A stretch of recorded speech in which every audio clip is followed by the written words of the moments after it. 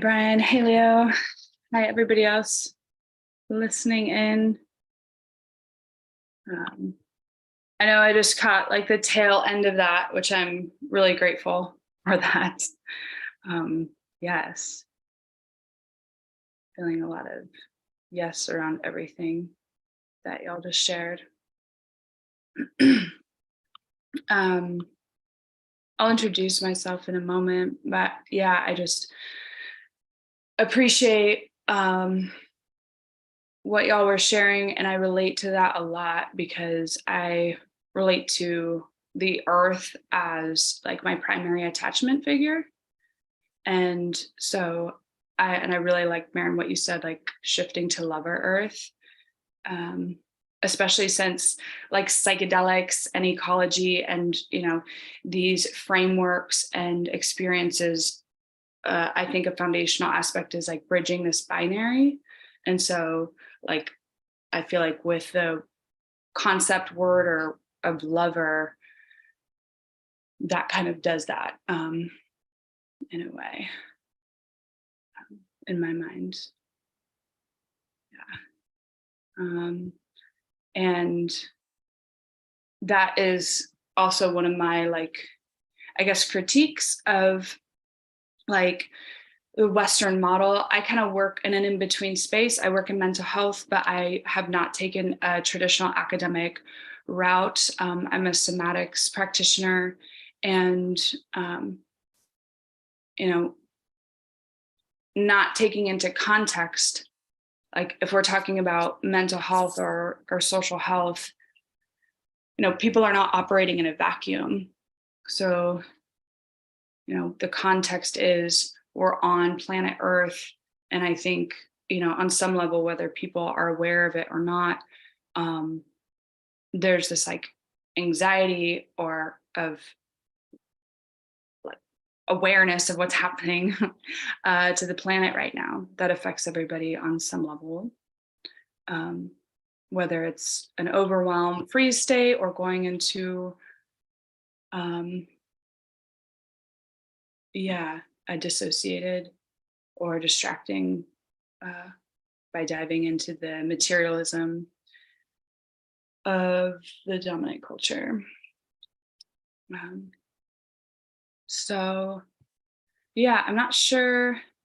I kind of want to just get a temperature gauge if anybody is listening like on right now, if people have a preference of like this hour. Maybe I'll introduce myself more and then kind of check in like how people want to interact for this next hour, because I have slides. I could do a presentation for maybe 20 minutes or something, and then also it could be a more open conversation the entire time. I don't have a lot of attachment, but I have options to offer.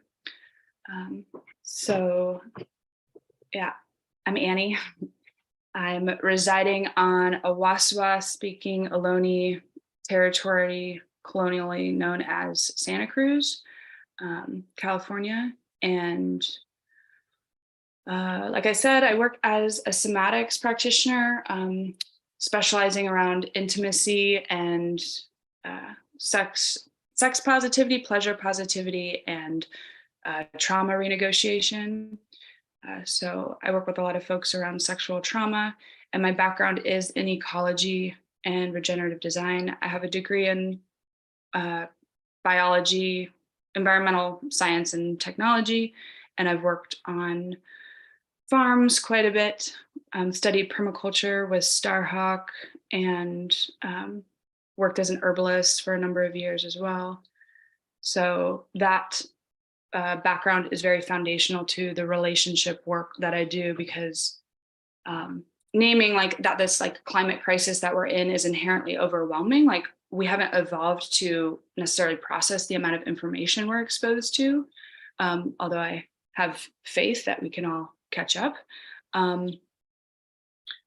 That if we focus on like how we relate in our most core relationships, how we practice relating is how we practice relating. So if we practice relating intentionally and with pleasure positivity in our core relationships, and question maybe how we're socialized in that way too. Gender norms, social relationship structure norms like monogamy, these things, I think it can affect how we're relating to the wider world. And a huge part of that for me in recent years, as I've studied like, or practicing in my own life, like practicing on myself, relationship anarchism is like,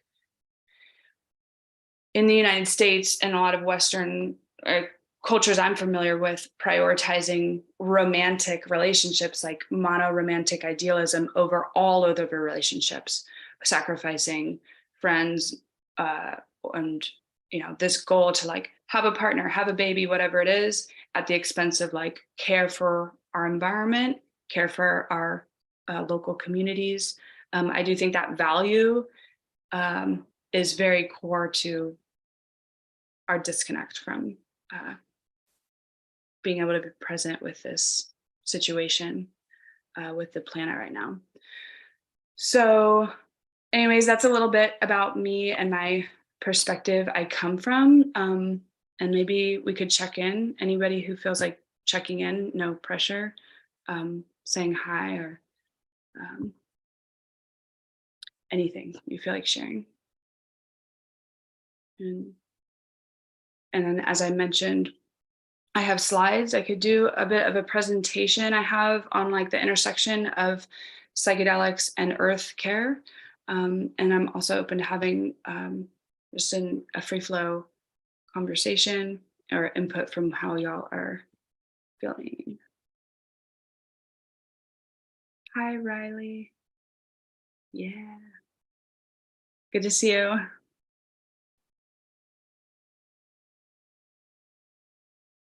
Brian, good to see you again. I know we've met before on these. Yeah. Leo, as always, good to see you. So I'm gonna go to bed soon, but I'm waiting for Rick to take over. But I'm still jet lagged from going to Asia. Yeah. And when I was in Asia, I just saw so much environmental devastation that like I feel like is hidden from our eyes in like the Western culture, because I live in like a rich, wealthy city where we're able to just like say goodbye to our plastic and all of our junk and pretend that we don't know where it goes. And earlier I had asked Sean and he hadn't shared, but he had worked at the recycling plant here in Seattle, and he was always commenting on how everything got like bagged up by Ethiopian workers and sent to China. And so it really wasn't being recycled at all. And I suffer from myasthenia gravis that I associate as being related to microplastic pollution and Roundup pollution, which I find to be like a predominant feature in a lot of these like mysterious autoimmune IBS kind of issues that people are having more and more, like where they think they have a wheat allergy, but I'm like, is it Roundup or microplastic pollution? And I'm just so angry because we're having to pay for like the cancer treatments. Like my treatment right now is $40,000 a pop. And that's covered by insurance, but like poor people don't have that option, right?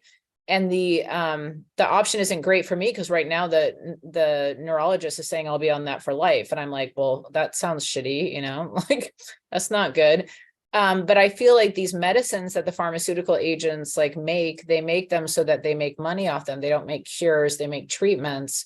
So they make so much money off these treatments, but my thought with that whole process is like, we're getting poisoned by the microplastic pollutions. We're getting poisoned by the Roundup, as is everything around us. But then we're paying for that by having to pay for that treatment. And so many of us can't. So it's almost like we're being poisoned to death. And then we're getting like financially, harassed or having discrimination because we can't pay for the treatment to survive, but they're the ones who poisoned us. And it's like such a fucked up system. And so I think people like disconnect and become apathetic. And I was speaking earlier to the fact that I just find the whole environmental movement in general to be kind of like a big downer, just because yesterday when we were promoting this event on Clubhouse, Danny was talking about how there's something in Brooklyn right now called "You're a piece of trash if you like throw out if you like toss garbage," or something like "you're trash." And it was all based on this shame model. And I keep coming back in my own like spiritual political enlightenment lately. I'm like, well, no one's learning from shame. Like we're playing high school in the psychedelic movement and shaming different people. And I'm not saying people don't have fucked up issues, but none of us, having worked with criminals for the last 20 years, are ever going to change based on shame, exclusion, being shoved out of our communities, being told we're pieces of shit. Like, and I feel like we do that with the toxic garbage that our culture creates. Like we tell that toxic garbage, like, you're a piece of shit. Do you know what I mean? You're the bad stuff. You're the radium. You're the whatever. But these are all things created out of our like magic and our alchemy, you know? And in some ways, like I used to have this thing with like prostitute, drug dealing, like moms on my caseload, where I would say to folks, well, she's savvy. She's a businesswoman. You know what I mean? And they'd be like, oh, ha, ha, ha, you're so strength based. And I'm like, no, she's negotiating. She's working with pimps. You know, she's got some chutzpah, you know, and that's so powerful to me. Let's work with her strengths. And so I think the strength of pollution, just like the strength of the dysfunctional members of our community that are part of us, because we're all connected, is that the strength is that whatever the plutonium or whatever the shit is that's sitting in some ocean and making us all sick and all that, we created that from our own intelligent devices using our own, the magic of alchemy. So if we have the power to create that, imagine what the power is that we could create for good, you know, and to change things and to help people. And I feel like free energy is like politically repressed, like these opportunities for free energy, because I feel like the powers that be, like the 10 people that control the world or whatever, they don't want people to not fight over basic things or have a basic income or whatever. They want people scrounging for money so they don't have time to think about things or care about the planet or get enlightened.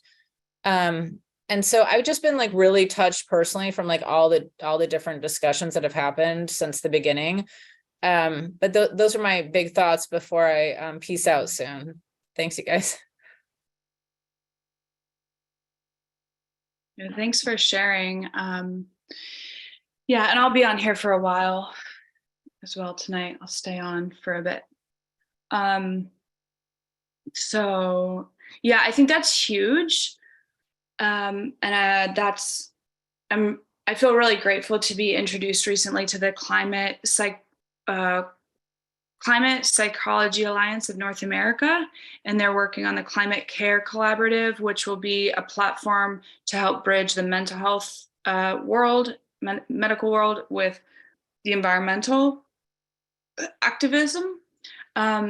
Because, yeah, it's one reason why I had to stop working on farms, you know, to some degree. It's like so many people who are activists and really doing this like labor. There's this like, it's so hard not to be burned out, and it's easy to go to that shame place because they're doing so much physical work, you know, trying to sequester carbon in whatever way they are.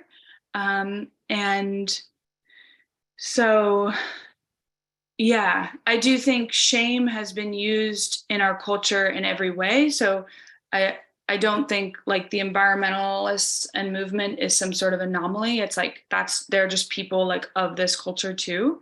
And then that's, you know, when a trauma response, like fight, flight, freeze, you know, the activists would be like the fight, you know, and then there's a lot of people in freeze, you know, denial or just overwhelm. And then the flee is, you know, maybe the dissociation or something, like my interpretation of it. But that fight, the activists, you know, if you're in that fight response, like, of course, like shame's going to come through. So just bringing, affirmation and empathy around that. Cause I know I was coming from that place a lot of my life as well. And yeah, it doesn't work. So you gotta meet people where they're at. Jessica shared, I would love to have a deep conversation sometime around the shame model and how to move away from it. Yeah, that's awesome. Yeah, I mean,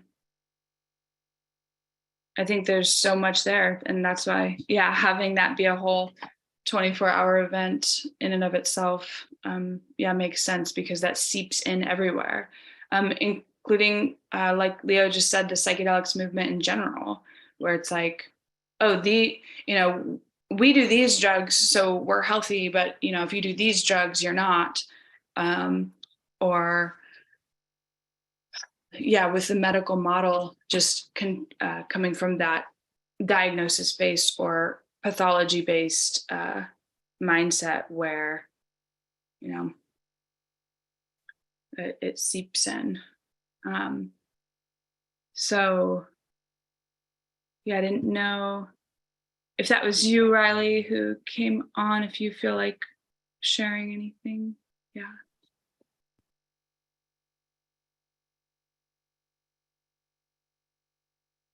Mm-mm.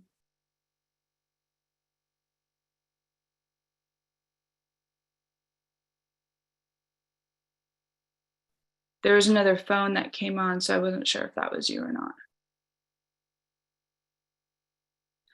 um hey.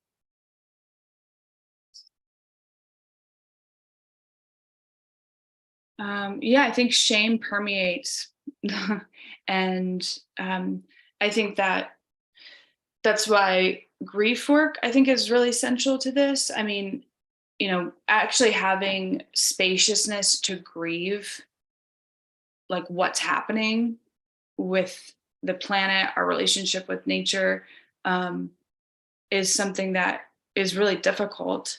And I think if we don't have that spaciousness to grieve, and I'm just speaking from my own experience, of course, you know, then I think that can get bottled as shame, like, or like, oh, well, what am I supposed to do? Save the planet? Like, that's a bit of an overwhelming, thought. I think, I'm in my 30s, this save the planet, reduce, reuse, reduce, recycle. That's a lot of pressure. Like, we're just going to save the planet. Like, oh, okay. As if we can recycle enough to do that. Um, so not that we shouldn't recycle, but like I think it's really important. After like studying ecology, I moved away from that because it's like, okay, the planet is fine. This giant ecosystem that's been around evolving for a really long time before we were here, you know, there are some, with the carbon situation, like a snowball effect happening in a way that might be different from ever before on the planet. But like our relationship to the earth is what is the thing. So, how are we relating to each other? How are we relating to the earth? Pele is erupting on the big island right now. Yes. She's like, yes, you're doing this. She's right here with us. What? That makes me so happy. I hope everyone's okay too. That's why I don't live in Hawaii. So you live on an active volcano. Gosh, risky. But yeah, health and safety for everybody. Thanks for sharing.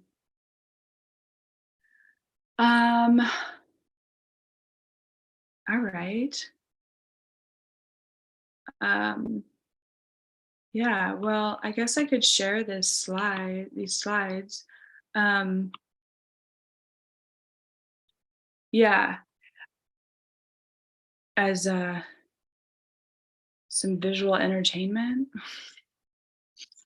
And anyone can feel free to interrupt me or chime in.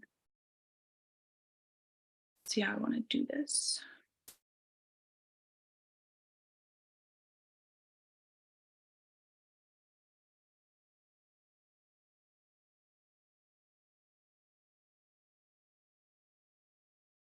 Okay.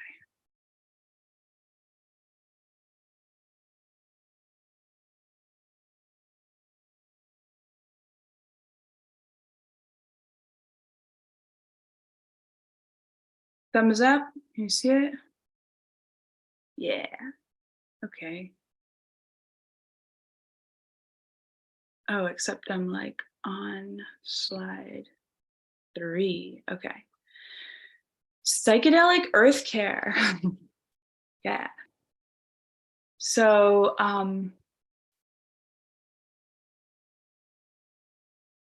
the herb here is Albizia julibrism. It's from Asia. It has naturalized on the West Coast, like California. It's also in Georgia, where I grew up. This common name of this plant is also collective happiness. It is also called the silk plant or silk tree, and it is an antidepressant and helps people with addiction. And this fluffy pink flower is like super soft. You can make a tincture out of it.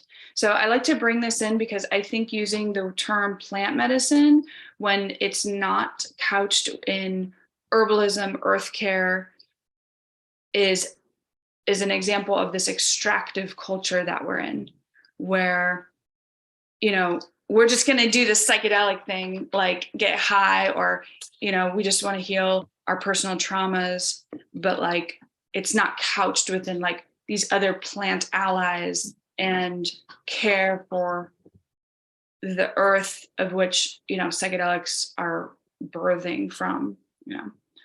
So I like to name that. And that's why I like to use the term for myself, psychedelic, as opposed to plant medicines.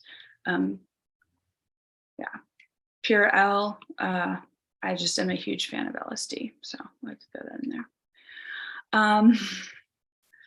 Favorite. What else here? Notes.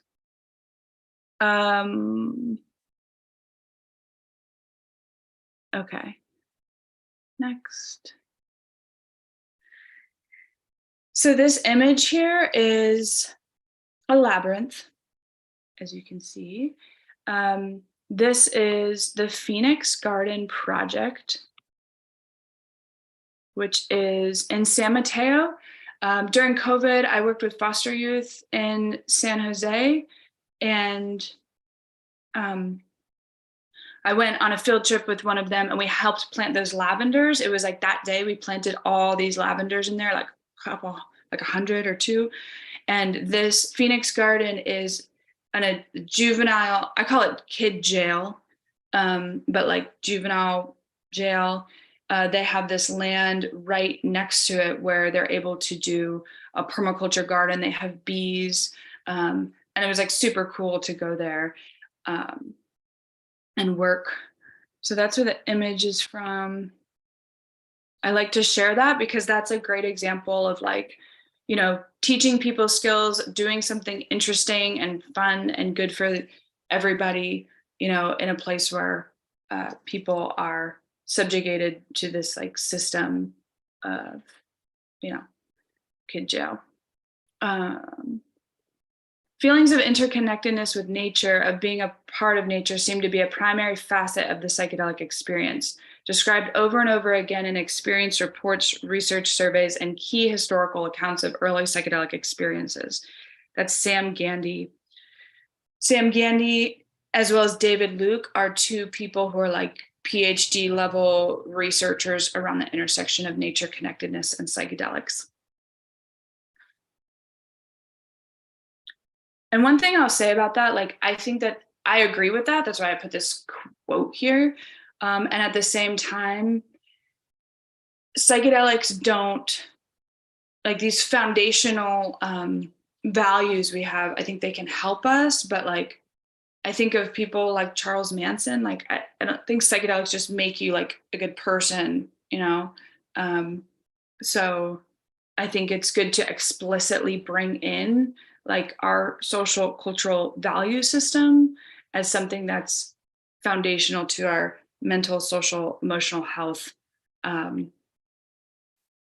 as opposed to this individualistic model of mental health care in our current system. The individualistic, like one-on-one health is very foundational to like enabling, because individualism our hyper individualism, cowboy culture of America is like a big part of this, which I kind of mentioned a little bit in the context of the romantic uh, piece I was talking about earlier. Why psychedelics? Well, I'm sure all of us here are already on board on some level. Maybe some of you are just curious who are tuning in. And that's MDMA, photo of some beautiful MDMA there, which I really like to bring in because MDMA is such a beautiful medicine. And at the same time, like I don't know where MAPS is on this, but they're like paying chemists to get like the cleanest, like least amount of negative byproducts as a synthesized. But a lot of it comes from say sassafras oil and these plants that are coming from Indonesia, and a lot of like clear cutting, for this. So it's like, yes, let's do MDMA, and also let's not do MDMA unless we're bringing in this awareness of like, where is it coming from, and how can we not be supporting clear cutting Indonesia for this. So to mention that, if anyone's got some source of MDMA, you know where it's coming from around that, feel free to talk to me about it. Not to mention the cathinones and benzofurans that you find in supposed MDMA in the US. Like if you look at drugs data, very little Molly is MDMA, which it should be. I mean, that's what it stands for. Ecstasy was known to be tainted with other drugs, but yeah, it's very unfortunate that seems to be the case with things like MDMA, because got a very different profile. But anyway, I'm glad you mentioned that. Can you explain what you just said? Like, what were those things you just mentioned? I don't know what you're referring to. The chemicals? Yeah. So almost very, very little street MDMA, quote unquote, or well, better, quote unquote, Molly, which is supposed to be MDMA, is actually MDMA. A very large percentage is cathinones. A decent percentage is benzofurans. Yeah. Okay. And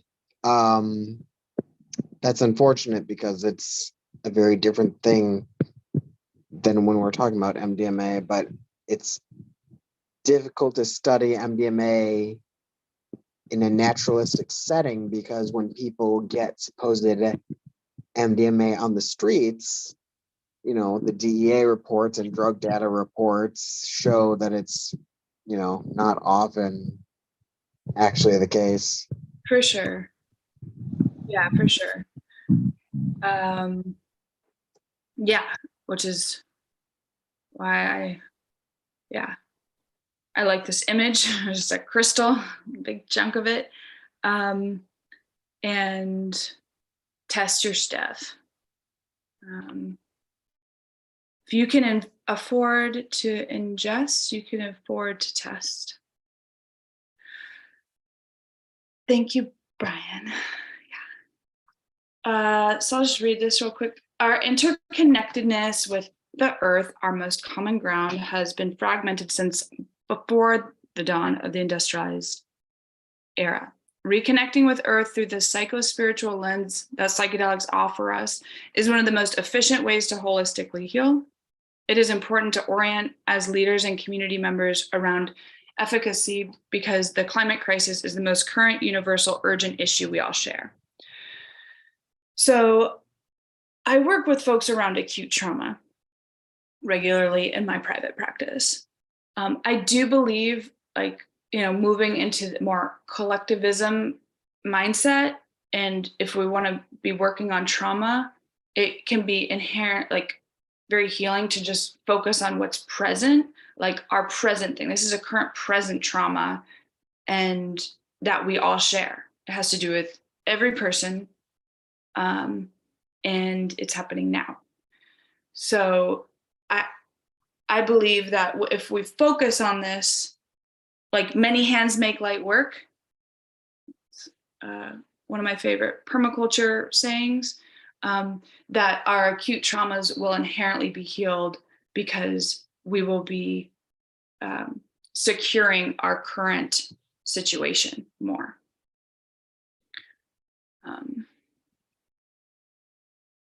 And I'm also this, by the way, this like these slides are designed for like psychedelic facilitator trainings. Like that was my audience for these as well. So like people working in the, but I just think it applies to everybody too. But just I'm gearing it towards people who have like come from this like academic track of like mental health and yeah, can use a little extra love with the stuff. Why climate care? The awareness of the climate crisis and current extinction event is inherently overwhelming and often causes a freeze response. Late capitalism is difficult enough for most people to live in, let alone saving the planet as many of us were taught growing up. So, and then I just have some bullet points of like helpful foundational things I think that are relevant. So if we think about like people's, once again, kind of like bridging like acute traumas to the earth care piece, trauma is a boundary, is either your boundary was broken or it was neglect of something that should have happened. That's how trauma can happen, or lack of consent. So just as much as we in our personal lives might have like a trauma because consent didn't happen in one way, shape, or form. Same with the earth.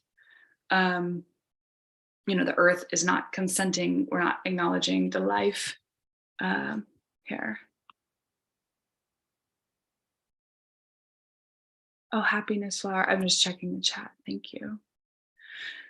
So yeah, consent work is boundary work, is trauma work. The policy of responsibility. So we have power as human beings, as like beings with frontal lobes who can like manipulate our environment heavily.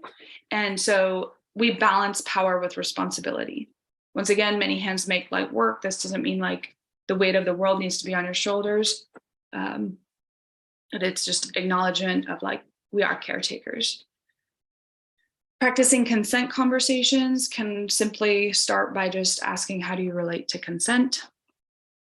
Transformative justice or process orientation versus punitive action or punishment-based systems of accountability. So that's where, coming back with the conversation earlier about shame, that's where that tool comes in and this work, because you know, we do come in from like a punitive punishment-based system. So people carry that on, even if they're like trying to do good with the environmental movement. It's like, well, you should be punished, you know, for that. Yeah. I would like to name something else here that's personal to me. So I'm very close with my brother. And my brother works in the oil industry. And I've had these conversations come up a lot with folks with like me being like this environmental activist type person, and like folks like questioning like my relationship with my brother because of the work he does. And that like to me is a perfect representation of this like binary thinking, or that like shame-based thing. It's like, I know very few people living without like beyond the oil industry in some way, shape, or form. I do think we're all equally responsible. And I think people working, you know, to make a living, you know, don't have, you know, they're just also trying to survive basically. And, you know, it's the supply is there because there's a demand. So that's kind of how basic economy works, just in case anyone didn't know that who might. And I just like to bring that in because like I'm so tight with my brother and I love him so much. And I want people who are, you know, doing that sort of work to not have to deal with that sort of like attitude, you know, like let's get all our shit together and put it in one big collective backpack of love. Okay, next slide. Okay, so shout out to my friend Alex Londos. I always like to share this. This is his photograph. This is downtown Santa Cruz, and he's an environmental activist. He's also like a guerrilla journalist. His, you know, Parho Valley recently flooded over the winter. His work was like on CNN. So he makes, I might need to do my headphones just in a second. Excuse me. So the GoFundMe there is just because he does a lot of activism work, including like micro tiny homes for people who live outside, like baby stepping stones for folks who don't have shelter, and other humanitarian work efforts.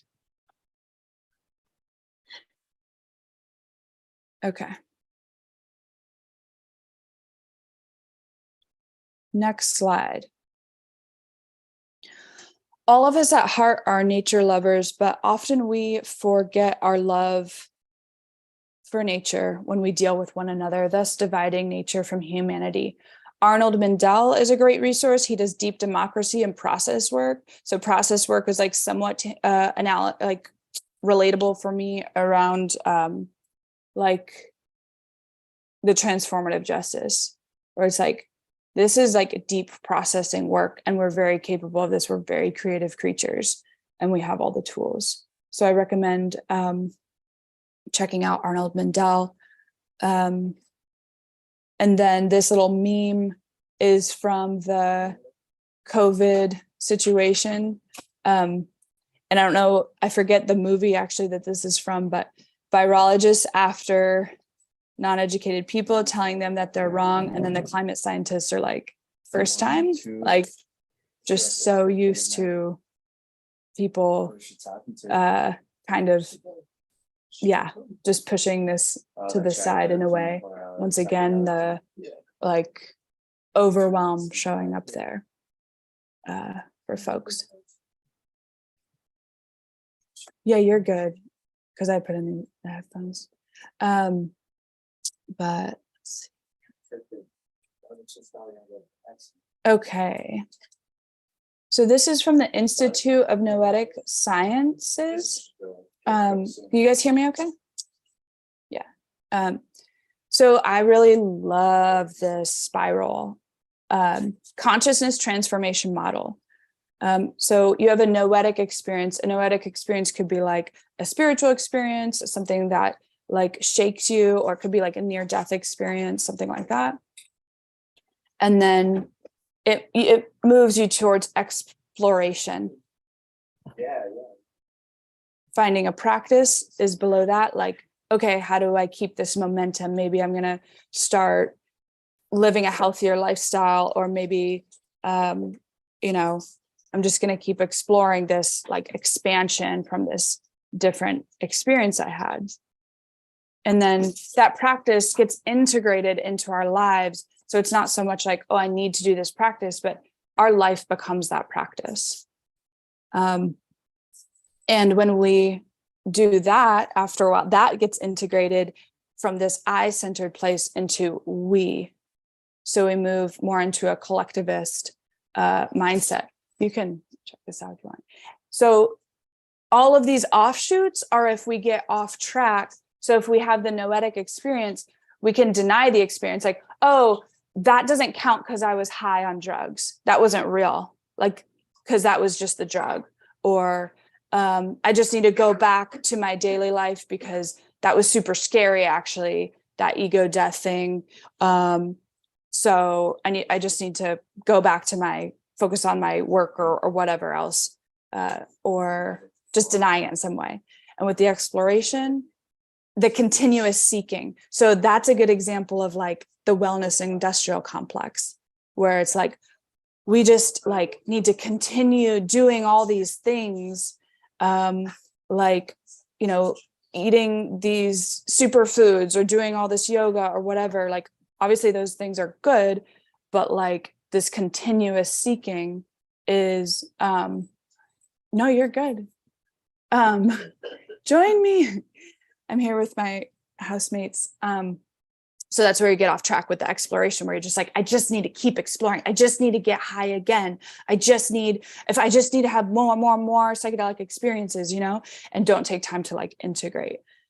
So, and then finding a practice when the practice becomes an end rather than the means, kind of what I was just referring to with that as well. And then life as practice, if you get off track, it becomes all about you and still staying in that I space.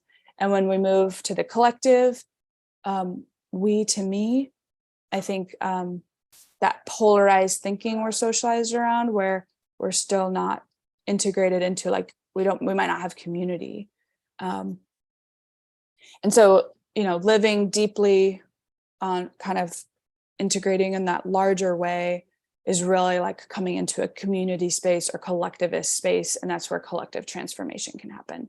This is a great resource. I just wanted to share that because I think it relates foundationally to this topic.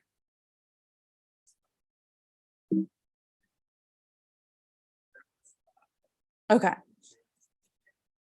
I shared about this earlier, the Climate Care Collaborative, which is it's like in a seedling stage of the Climate Psychology Alliance is how I got introduced to it. And I'm acting as a loose support. And yeah, bridging mental health and climate care groups. So these are three of like the main focuses in this kind of just umbrella topics. Moving from the individualist to collectivist model with mental health is foundationally important. We must bring in naming and addressing systemic injustices, intersectionality.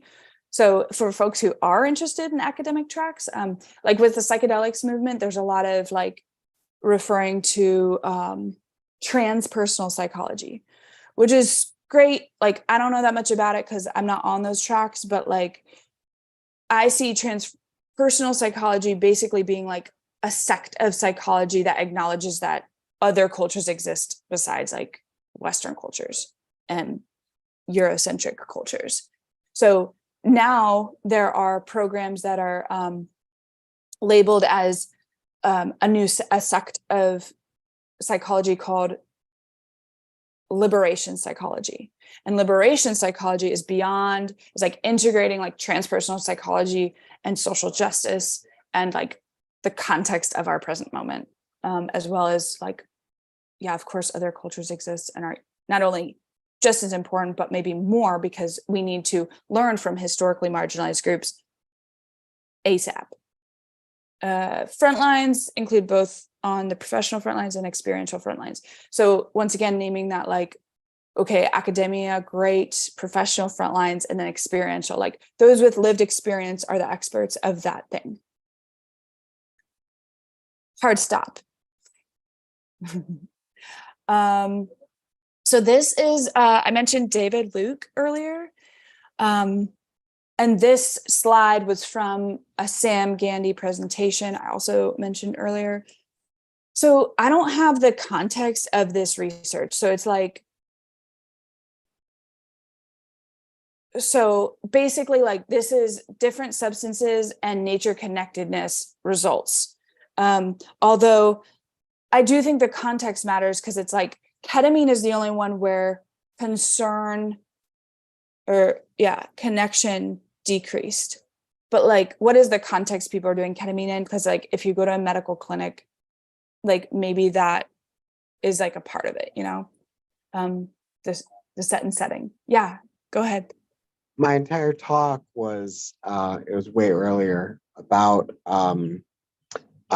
nature relatedness and the surprising increases with classical psychedelics, which was not expected because it was supposed to be a stable trait, like trait openness to experience, which has been found. And I love that you bring that up also, because yeah, it was a very interesting connection in terms of our relationship with nature and so forth.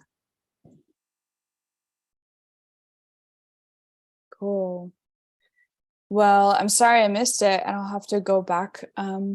Yeah, and it's huge. It's foundational to our psychedelic experiences, and it's something that's yeah, in a lot of the larger conversations not being brought in, because people who are given platforms like I don't know, in this I'm like not trying to harp on critiquing like the medical model, but like because it's like a continuation of oppression, it's kind of, I'm just like naming that like people who are of the ilk to go toward on those tracks they're not necessarily you know, bringing that in, because it's just like heal acute trauma, like help people alleviate from suffering, which is great, but it's like, are people depressed and anxious because they are missing psychedelics?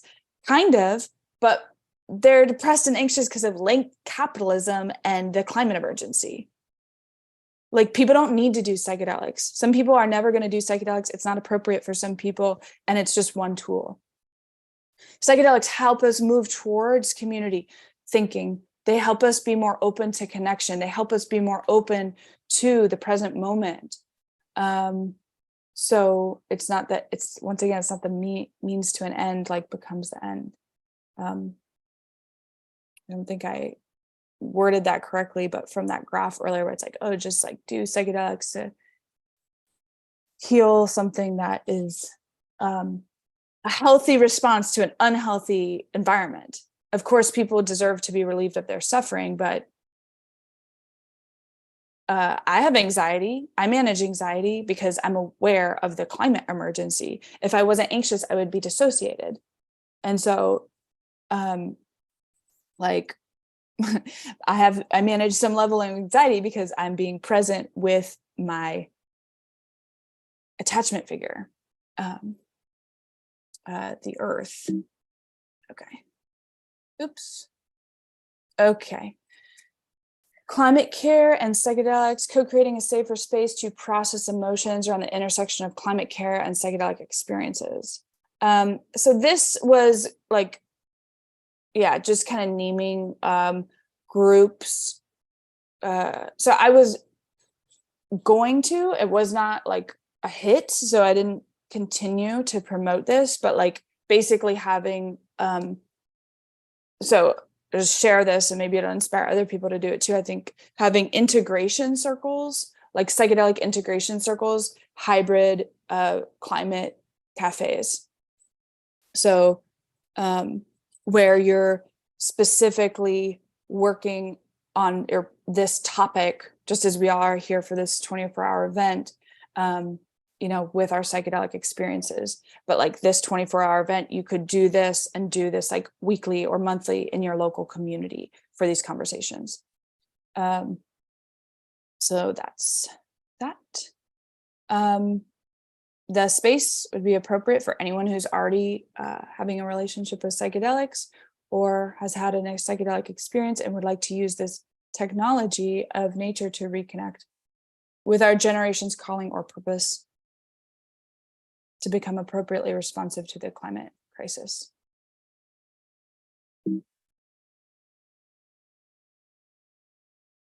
So this was like just the flyer sort of thing for that group I mentioned I hosted around that, which, yeah, did not launch well. If people are interested in it, reach out. I'll put my information and we could do it. But yeah, very interested in this topic, of course. So this was just something I wrote when I got really high with cannabis one evening. Seeking deeper truths distracts us from the present moment of love. Presence is love. all we have to do is be. So once again, the slides were geared towards psychedelic facilitator trainings. So these folks who are a lot of medical model mindset. So just naming that, like, all this energy going into research, like so much money and energy going into research, which is great. Like, for psychedelics and like the biopharmaceuticals, extracting things and,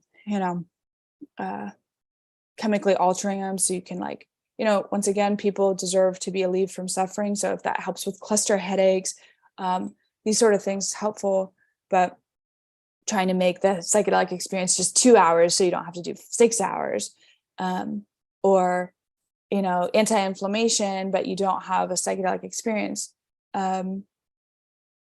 Mixed bag there.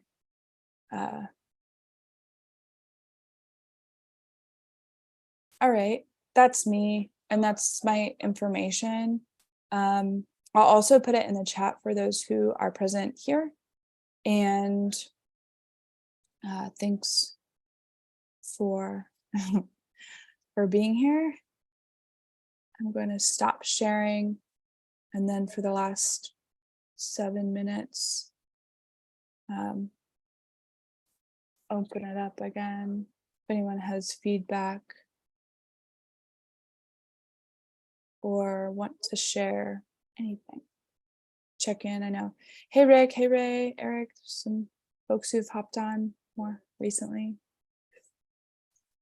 Yeah, I love earthwork being consent work. Thank you. Yeah, it really is. And I feel like I'll share one more thing around that because I have permission to share it. A friend had an experience with ayahuasca where she was healing from her rape, and she was able to heal from this rape experience because she was connected so directly with the earth through an ayahuasca moment where it was like, this is exactly the same thing that's happening with the earth, what happened to you.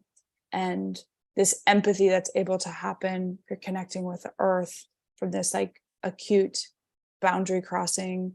It was extremely healing for her. So that is that. I like that story because that's like a great distilled example of that consent work.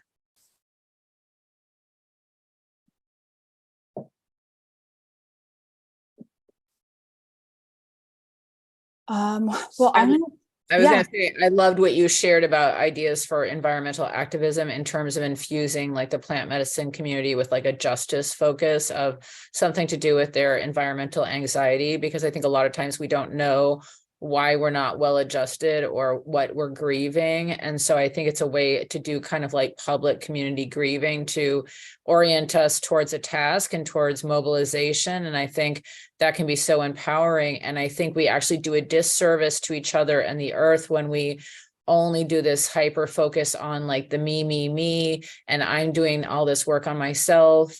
And, it's very isolating to have that be your focus, and it doesn't build community. I just loved your ideas.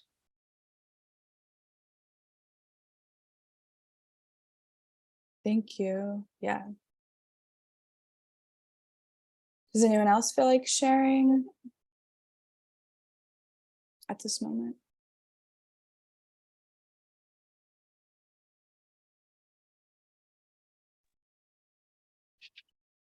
Oh, is my mic working now? I'm having a hard time with the app. You are, yes, on. Oh, there you go. Well, I'm sorry that I missed most of this. I've been hustling around and I just dropped in right when I'm speaking, and I really wish I would have been able to tune in earlier and see where things are, where they've been heading and everything. And I missed your whole thing. Here I am.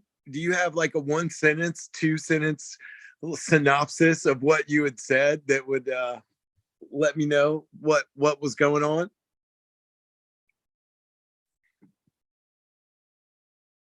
Oh, your mic is muted. There you're back. Yeah. Um, I know that's tough.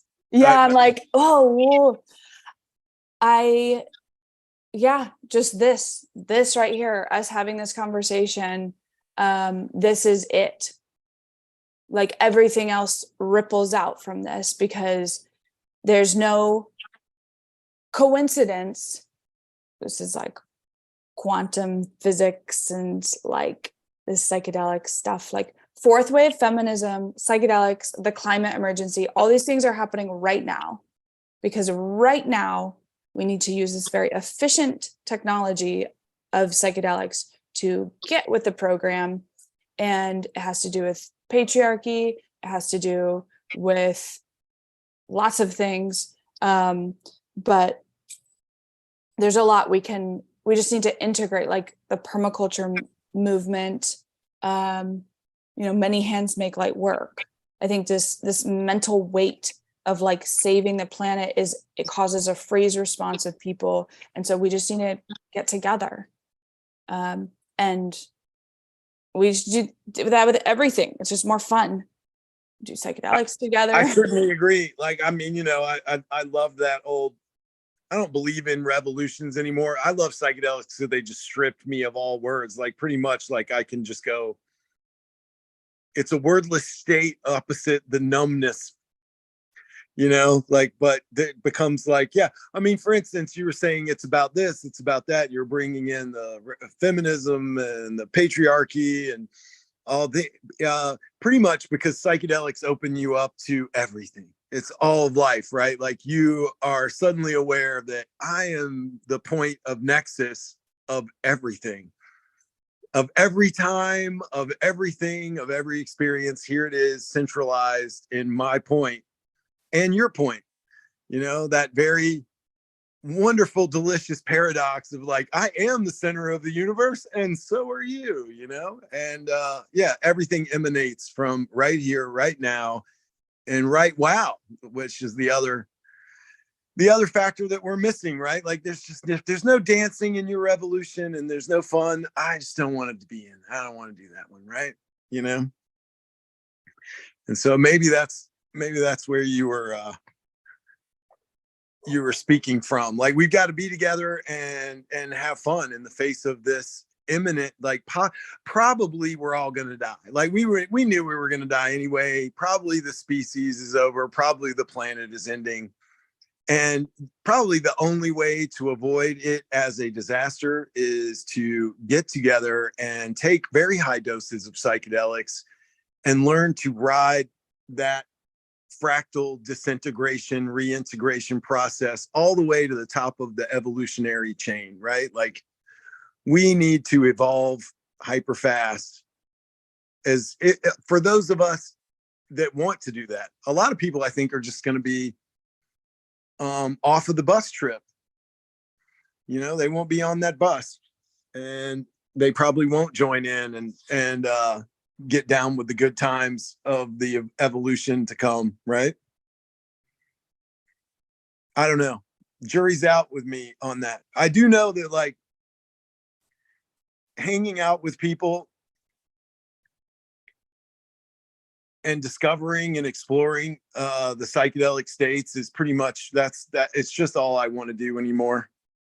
I've sort of lost the taste for anything else. Like there is no other endeavor. Like I want to spend all of my time stabilizing and integrating myself for higher and higher and higher states. Or I shouldn't even say higher because there's no upward bound. It's all every direction. I need more expansion in my life to include as many other people. I don't want that expansion to be alone. And I know that in this time of global threat, like we're really, the species is under threat. The other species are under threat. The planetary environment is under threat.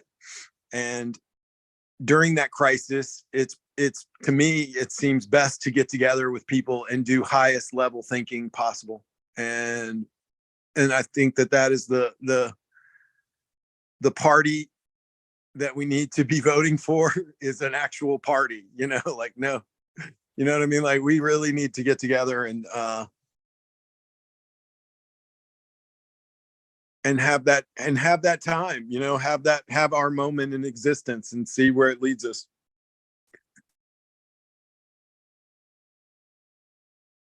Yeah, thanks, Ray. And my time's up here, but I'll say something real quick around that, like just bringing in play, like what you're bringing in. I'm hearing you like name like play, like Yeah. we need to just play and have fun, and that's creative think that's a space for creativity, that's a space for bonding, that's a space to connect with our more primal selves, and these are all extremely important if we're going to do anything.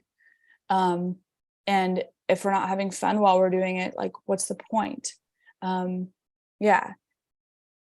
And so Yeah, some serious fun, some fun that might be challenging. You know, my idea of fun honestly can look pretty rough to some people, you know, like after you eat 15 grams of psilocybin mushrooms and it decides tonight's the night I'm gonna like give you a hard time, you know, like but for me that can be kind of fun too, you know, like I love the good kick in the pants every now and then that can happen. And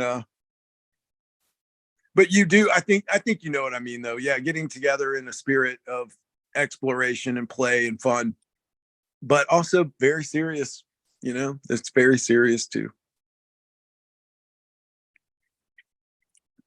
Because it's life and death. It's the beginning and the end, the alpha and the omega. It's gonna have all sorts of shades of pain and fear and trepidation are gonna work its way in. That's part of it too.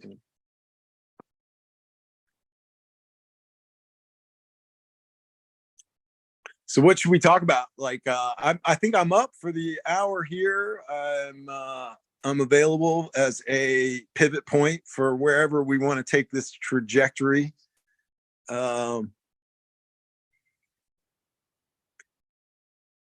Anybody got a push? Anybody want to blow a little wind into a sail and set us in a direction? I'm ready to roll.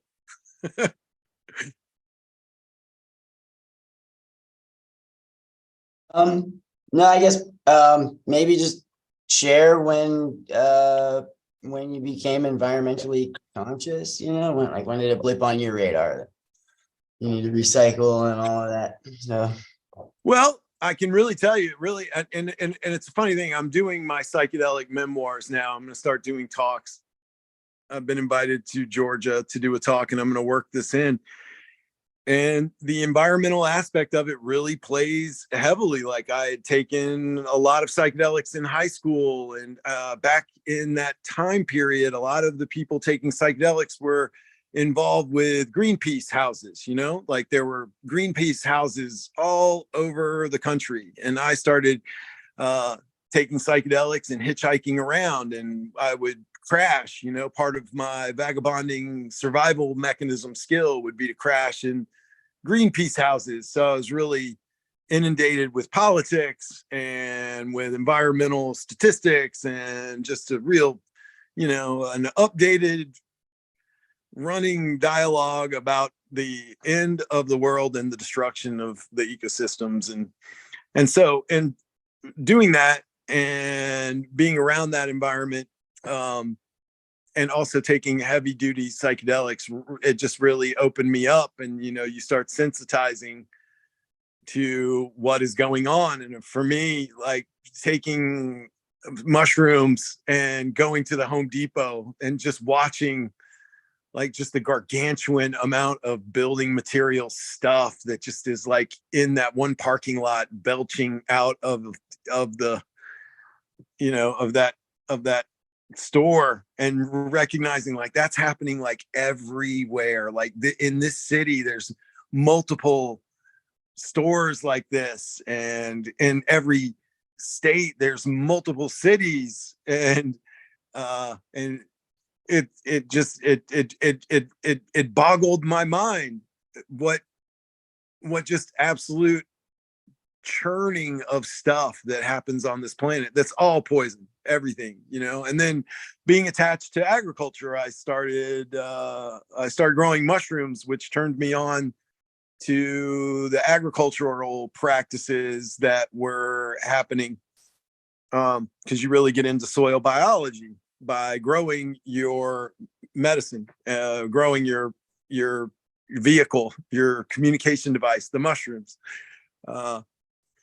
And that led me down all kinds of paths. If you're taking psychedelics and you're studying agriculture, and I went to a community college in Georgia and was taught very standard practices for agriculture. I grew up in a tobacco family. My grandfather was a tobacco farmer and then warehoused tobacco, and I would work. My first jobs were in the fields taking worms off of tobacco plants when I was a kid, like that. And so I had a real view of modern destructive agricultural practices and the amounts of chemicals that my grandfather would sell out of these warehouses where we would warehouse and sell the tobacco and every pesticide and herbicide that you could dream up. And I was in it. I mean, I breathed it. I'm probably going to die from the exposure to those chemicals that I got when I was only 11, whatever. But, and most of my teens were spent in a psychedelic state, and to have all of that early experience in seeing the destructive nature of our agricultural industry and the destructive nature of industry in general and the way we build houses, that is just not in alignment. It is not the Tao. It is not psychedelic. The way we are doing things is interesting for a period at best, but it is not the way to achieve harmony and balance. It's just very obvious. And I think that is environmental consciousness and consciousness are kind of the same thing. You start to raise your awareness above just being stuck in the cycling of what's going on and not questioning, of course, this is how we grow food. Of course, this is how we build houses. Of course, this is how we deal with, limited resources and finite supplies and finite space. And just like it really growing up with that psychedelic bent, also it leads you into the greatest thinkers of world problem solving, people like Buckminster Fuller, who I'm pretty convinced was taking a lot of LSD, even though it's not talked about, it's not promoted. But that is a very psychedelic person who really came at the population problem in a way that I found very appealing and very psychedelic, that there is not an overpopulation problem at all. Like, we actually don't have enough people. It's just that our resources are being used in such a foolish and unconscious and unintelligent way that we are not able to support a population with that kind of efficiency. And but in another way, in another version of doing civilization, we're not at a, there's room enough for everybody, and I think psychedelics really got me on my own tangent of thinking, because that in the environmental consciousness that I was exposed to, which to me was very caffeine fueled, like Greenpeace to me was very caffeine fueled and nicotine fueled and not very high consciousness. And there's very much a resistance and an idea of changing the world with monkey wrenching and doing, like real active stuff to bring the system down. And a view that we are the poison, that the human being is the negative factor. The human being is the problem. The human being is not the answer. The human is the cancer. And we are a scourge on the earth. And I see that just from one phase change, and I think that's the thing that we're awaiting, is a phase change of the human soul and consciousness and its collective.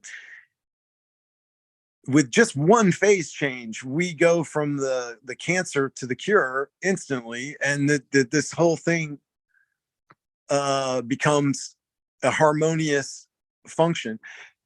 I do not have hope in saving the world anymore. And that's also another, like, the psychedelic view of the environmental crisis, because it is a crisis. I do believe that. I'm not sure that a human's function is to save things anymore. I don't know that we turn this around, but I do know that the way we meet it will define our souls eternally, because we don't, from my experience with souls and psychedelics, is like we never die. We're not gonna, this doesn't go away, and we're here forever. And the way we meet such a hard transition, it matters. Like, it really does matter. Like, how you face death matters too. And it is quite possible that we're facing the extinction of our species. It's quite likely, actually. And the way we do that, it matters. The way we face what we're facing matters. It all matters. Like, everything matters. Another psychedelic insight that I can't get away from. Like, it all matters, because it's all right now. Like, this is the most significant moment ever, because it's the only one, right? Yeah, I don't know. I've talked quite a bit there. How's everybody doing?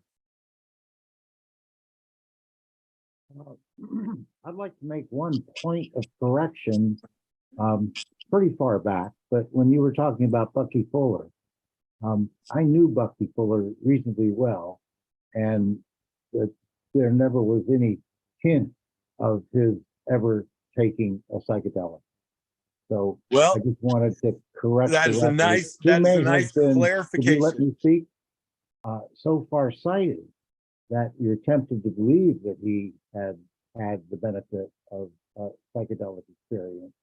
But I assure you, he didn't. He was just brilliant. I never, my sense is that Bucky Fuller is the only person who could begin to challenge Da Vinci in his breadth of interest, his discoveries, his advancing of so many different fields simultaneously, his invention of words.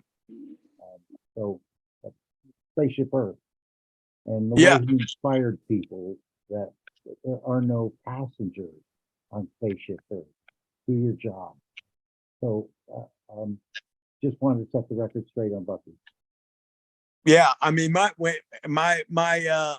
guess was just a hypothesis guess that he must have had the benefit, but I'm glad to hear that he did it on the natch, as they say. Yeah. I hold it as a great tool, and someone like Bucky might have discovered psychedelics, though he didn't do them, and I trust that you're correct, but he might have really enjoyed them had he had them.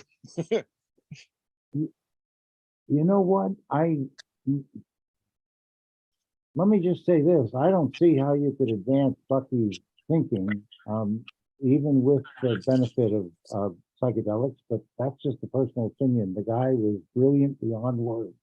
Anyway, yeah. Oh, I agree. Interesting fellow who really did advance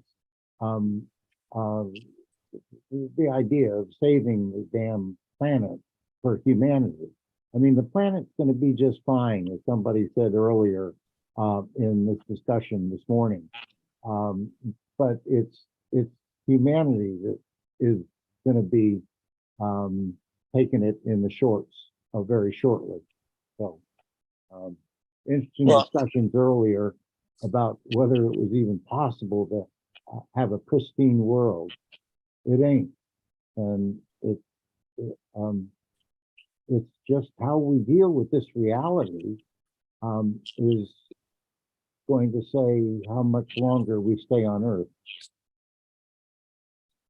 Right, and we have other existential threats coming in, in the form of genetic engineering, artificial intelligence. All of these things are smashing into us in a pretty accelerated fashion, and there are many routes where the humans cease to be fully what we were as we go forward. So, yeah, interesting times, right? So there's a wonderful line in a poet um, named Wendell Berry, a Kentucky farmer who also happens to be a wonderful writer and teacher. And the line goes like this: laugh. Laughter is immeasurable. Be joyful, though you have considered all the facts. That's getting tougher and tougher to do, but the idea of being joyful, though you have considered all the facts, Right. is maybe the challenge of our times. Well, I do think that psychedelics can help in that, because you can be joyful. I mean, they know this from the studies in psychedelic mushrooms with people with terminal illness, in spite of the most gloomy thing that for most people is, is facing your death. And people can learn to face that mortality with joy. And I'm pretty sure that we can do that even in the face of planetary threat too. It's just it's an even bigger challenge though. It is, I mean, that is probably the most grief inducing thing for a being that has achieved enough awareness to realize they're on a small planet spinning around in the universe, and then to have to cognize the end of the place at least you had in the planet. I'm talking about species death, ours, like the end of humans. Well, Because me at age 80,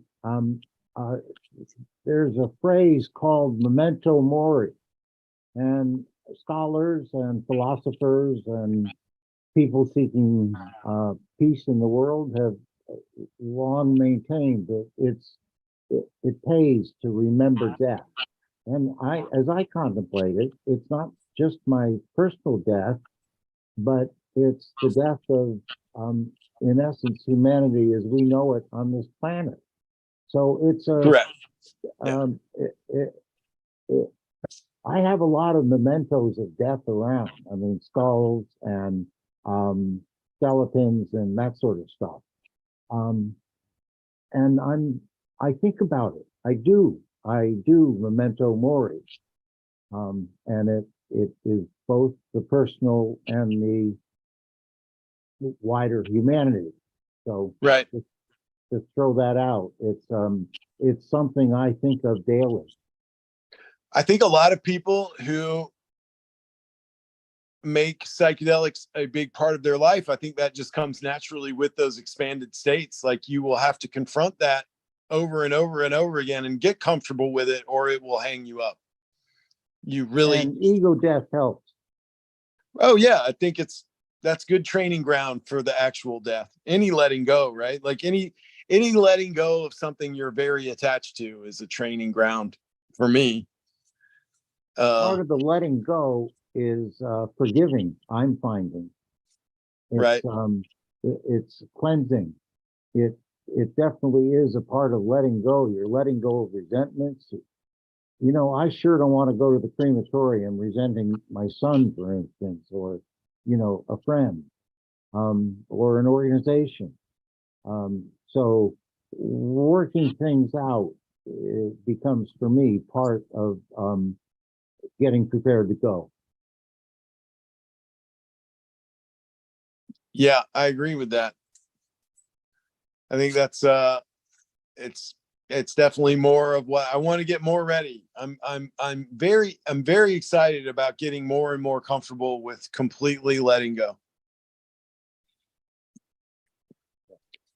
And working extremely vigorously in a flow state, and as much of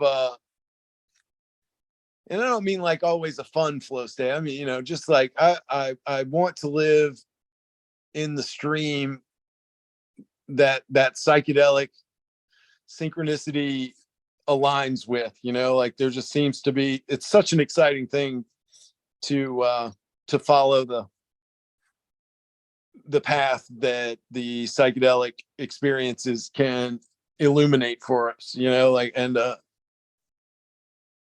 I'm ready to go bravely further. And I don't think I would be able to do that with bravery in that sense of exploration if I kept holding on. It's the gripping and the fear and the not relaxing and letting go that prevents a lot of the path from unfolding in front of you. If you're not going anywhere, it's not going to keep opening up the doors for you. Like this person is just staying put, and there's just so much more to be available to. I want to say, like, my habit of saying, like, there's so much more to learn and there's so much more to do, but it's not even that. It's just like there's more to be available for, and I think death will probably be just another thing to be available for. And I think this planet, as it transitions, even though it is definitely, and I'm all about fighting for making things as good as they can be, like,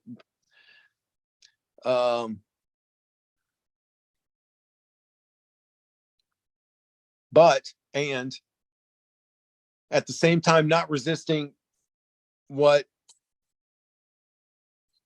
is coming. I just think that there's probably such a transitional event happening that is fueled by these psychedelics in a large part. I mean, gosh, a lot of the psychedelic experiences are fueling the artificial intelligence boom that's going on. These guys are just sitting around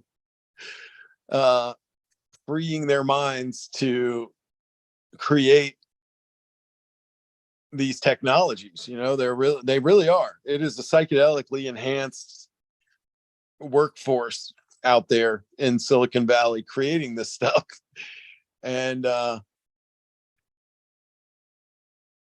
yeah, I am sitting more as a younger person. I wanted to have such a change. Like, I really felt like it, like we've gotta, like there's politicians are always doing that. They whip us up with, we've gotta do this and we've got to do that. And at this point, the psychedelics have really gotten me to a place of, I just want to witness, and I will be there and I'm available. If something needs nudging for a direction, I'm available, but mainly I am just watching and see. I'm witnessing. I'm observing what's happening. And I would love to do that with more joy, like somehow to fit into that observation of this, what is going on. Like, that's like, I just don't even know what you would call it at this point.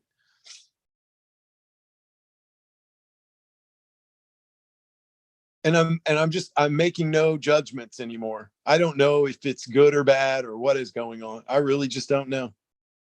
I feel the moments and I know what's good and bad in those moments. And I think that has been a skill that has been psychedelically assisted.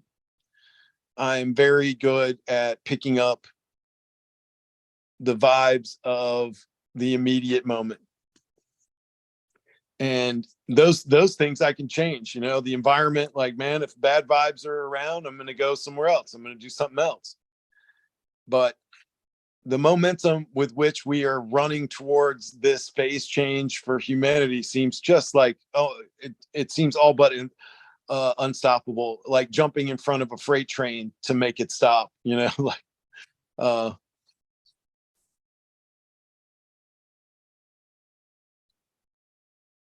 yeah, I don't know how many other people have gotten into that place, where it's gone from striving so hard to make an impact before the disaster to a state of, this is something to see.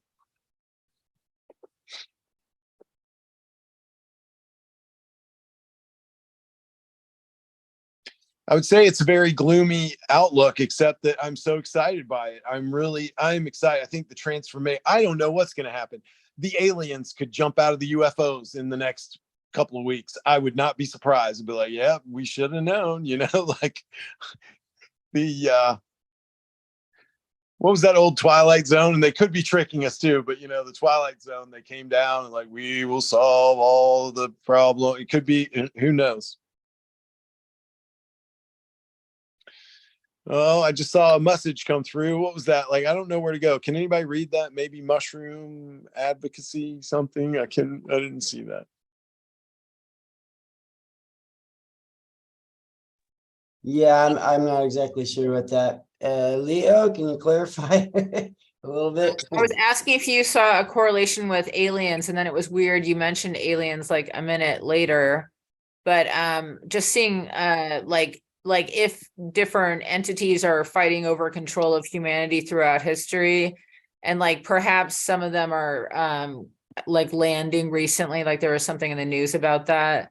So I'm just curious if you saw a correlation that there was some like plant medicine perhaps having been given to us before in a way, like coming to this planet potentially to help us as like a consciousness or something. Well, I don't know about that, but I do know that my psychedelic experiences seem to bring about more phenomena that I would attribute with whatever level of intelligence is behind the veil. I've also, I had this amazing UFO experience when I was a kid, and it was right next to the field of mushrooms. I was 14 when I had the UFO experience. And it was right next to the horse stables where, when I was 23, many years later, I would find the patch of cubensis mushrooms that really, it just altered my life completely. It was that 60 pounds. I dried it down to about 6 pounds of powdered cubensis mushrooms, and that fueled me and a lot of other people into some transformations. But I think that they're connected phenomena, but then everything is connected. So whether the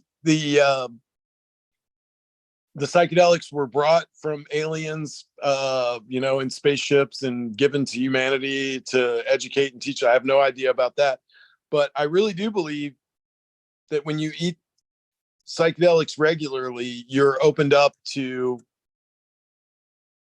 intelligence that is it's just above our reality. I think time gets shifted. For me, the synchronicities get so strange that it's almost like time fairies. Might as well be aliens. Like, it feels as though someone is going around and moving the props to adjust, like positioning everything, because some of the stuff that happens, it feels like a Twilight Zone. But there's like what it feels like, and then there's what it is. Like, it was psychedelic.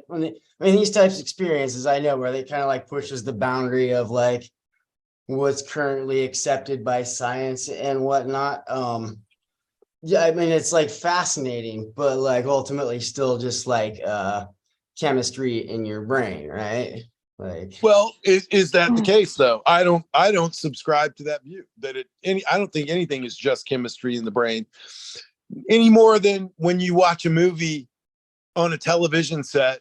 It's not just what are the little cells, the colored cells. It's not just the LED lights or the reception, like where the signal is coming from. It's not just that, although that's part of it.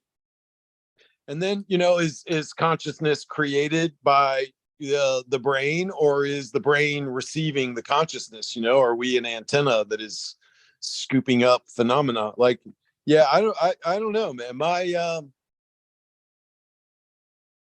My view is not mechanistic at all. And I think the things that have happened to me defy mechanistic thinking. right. Like Yeah, cause no, cause like and effect goes way out the window, and that's what's so fun. That is what's so fun, because the mystery deepens to the point where you just can't figure it out. Like, I couldn't tell you what's going on, but I can make a safe assumption about what's not going on. And that is like, we are just a reaction of brain neurochemistry going on. And, that I definitely don't subscribe to that. And the level of seriously profound improbability, like the odds are, it's just the things that I've had happen are not, it's almost not possible. Things that have happened are just not, like, that is not even possible. And so you have to have some sort of non-local, non-ordinary linear time function to reality. So that really disproves the sort of the Cartesian, clockwork mechanistic view of the universe, and it just blows it so completely out of the water. And these are just direct experiences I've had, and they're proof enough for me. I don't have a thesis that I'm defending or anything like that. So, May I interject? Like, I'm drawing some connections around what you're saying. I totally relate. I've experienced the synchronicity, and I jumped down that rabbit hole like a decade ago, and I haven't stopped. And Leo often says that people don't understand the way that I work because I'm always following my intuition and the breadcrumbs. But I wanted to share this really interesting story about aliens and mushrooms and my dead mother. Um, yeah, so let's do it. my mom, she always was going on and on about aliens. She said that she felt like Jesus Christ was an alien, and that he, like, resurrection, well, like that was really symbolism for him getting on the UFO. And she believed that she was abducted and she had seen UFOs and all of this. And,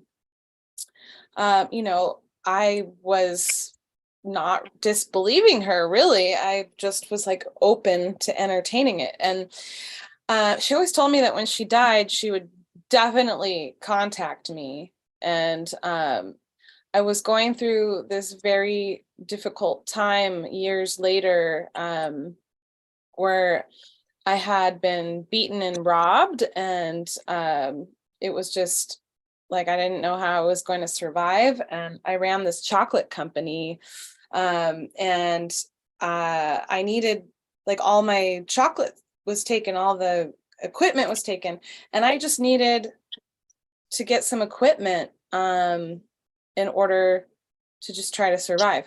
And so I went to this party, and I like prayed to my mom. I said, "You said you're going to show up. Like, I need to work a miracle. I don't have the capacity to deal with people right now. I don't even want to be at a party." And I went in, I had some handmade chocolates that I made, and I went in, and all of a sudden I just felt like this electric energy, and I was the life of the party, and everybody came to me, and I sold all my chocolates in like 30 minutes. And I left the party going, this is so awesome. Like, I can now get my Vitamix and my KitchenAid mixer. Woohoo! And right as I'm leaving, this guy goes, "Hey, would you like some art?" And I said, "Yeah, I would love some art. That's awesome. Thank you." And he gives me this art, which I still have. And it's this painting of a woman in the sky, and she looks just like my mother. And like, it's just Wow. this beautiful scene of like her heart has like a waterfall in it, and it's just like very surreal. And up in the corner are these little tiny aliens, and they're like, they have these nets, and they're like trying to catch butterflies. and like you almost miss them in this painting. Right. And I was like, I just got the shivers just even saying it again. It was like the most surreal experience. And I mean, I've had so many synchronistic experiences, but that image was uncannily my mother. And so That's I amazing. just, she promised me, she's like, there's all kinds of ways I can contact you. Like, you think I'm a weirdo, but it's going to happen. So that to me was like a postcard from my mom. So I thought I'd share that. So there's probably definitely aliens. Yeah. Yeah, I think there are. I think that we've had, I think life is probably out there in the universe pretty thick, you know, and I'm fairly certain that civilization has come and gone, and we've probably had interactions with the hierarchy of beings in the universe in some way. You know, I often wonder, like, I knowing what I know about reality from taking psychedelics, I do know this, that like we exist in such a very thin, little, teeny, narrow spectrum of reality.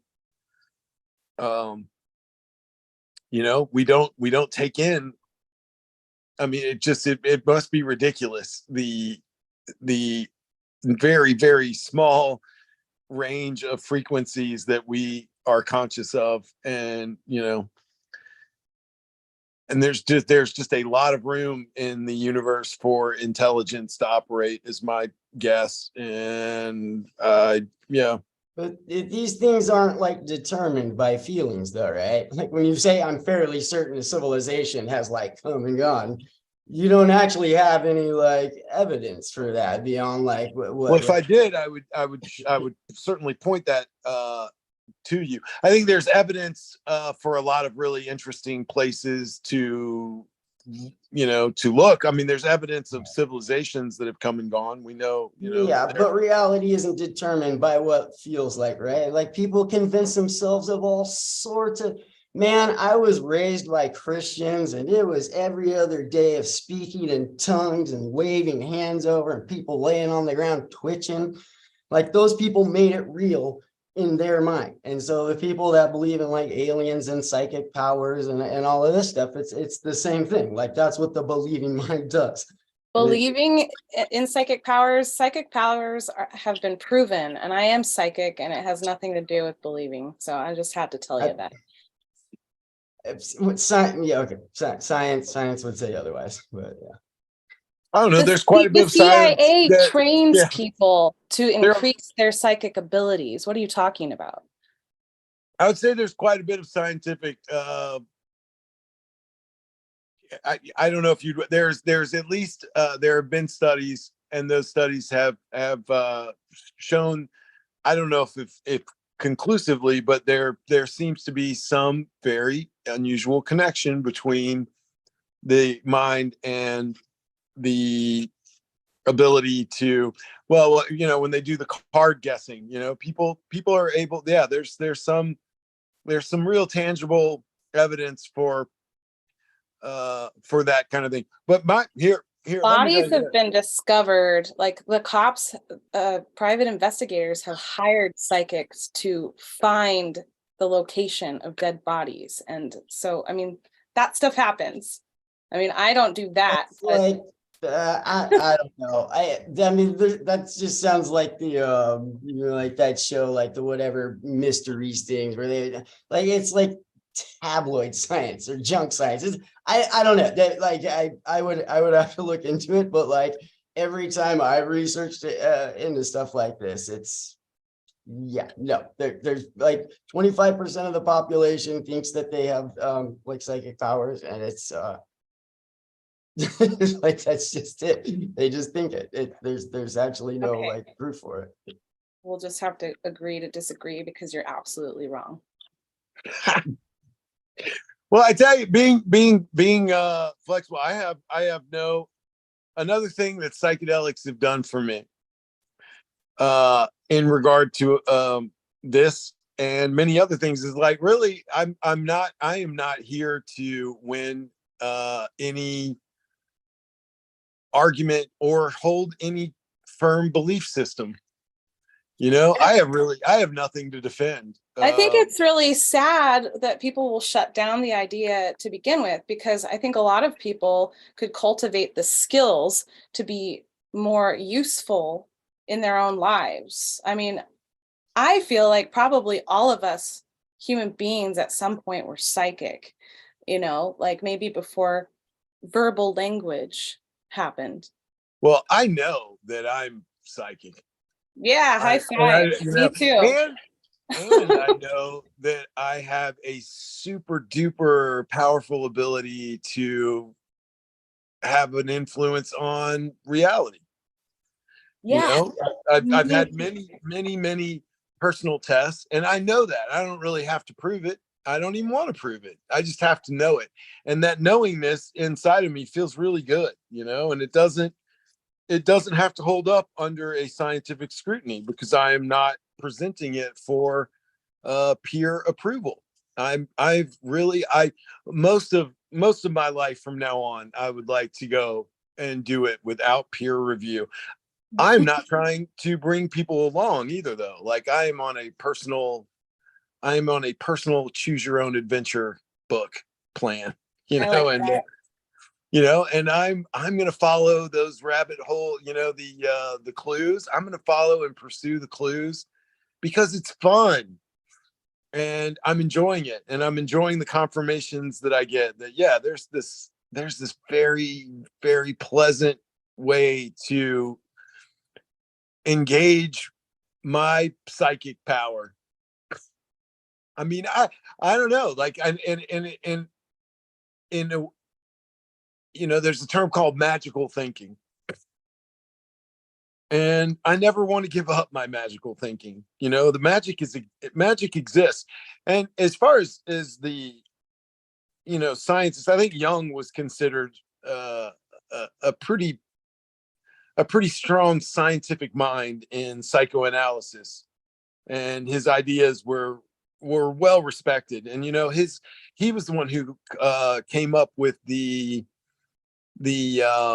term of synchronicity.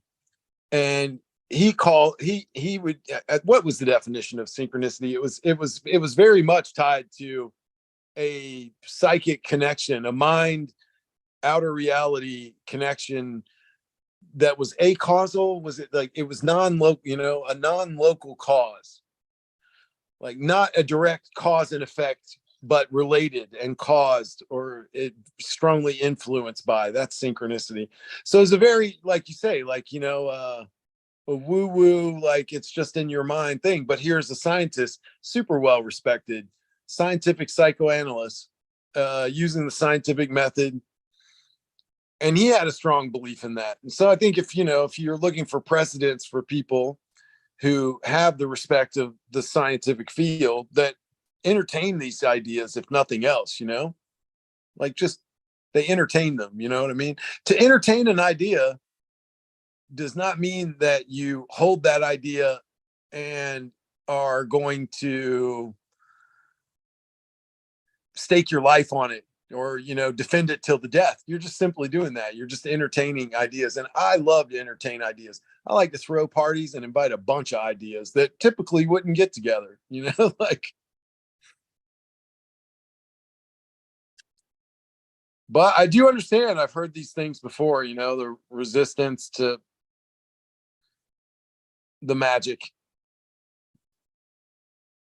I've Yeah, had, I think a lot of people are really just deep down afraid of it. like I've had, like I say, like, you know, like psychedelic experiences where it felt like I was like outside of time and stuff, or like occupying the consciousness of someone from like a different time and stuff. Like I've had these like experiences and stuff. I guess I just I guess I'm just like, I find it like just as like profound and meaningful that it is like chemistry in my brain telling me I've entered the realm of the gods. Like that to me is like just as freaking cool as like actually entering the realm of the gods. So sorry, I didn't mean to throw like a wet blanket on the party or anything? I don't feel wet blanketed. I know that really, like it when kind of the fun is in the friction too, like, so, just ideas can cause points of resistance, and it's fun. What's interesting to me is that, like, ideas, they don't really exist. They're ideas. And yet they can cause these massive reactions chemically, like some words, like I can say some words and like your brain chemistry can go off in a Right. very interesting way, not yours individually, but like we do have these abilities to control each other's consciousness states, or not control, but have a major influence, Well, that, like way more like psychics have been proven to be like frauds than there have been the real ones, for sure. That's like, I mean, like some of them have been exposed. Pretty much any psychic that ever tried to like become famous for being a psychic was eventually exposed to be a fraud. There's actually like interviews with people that like we're really good at being on the other end of the like psychic hotline, right? Where they like go through their whole spiel about how they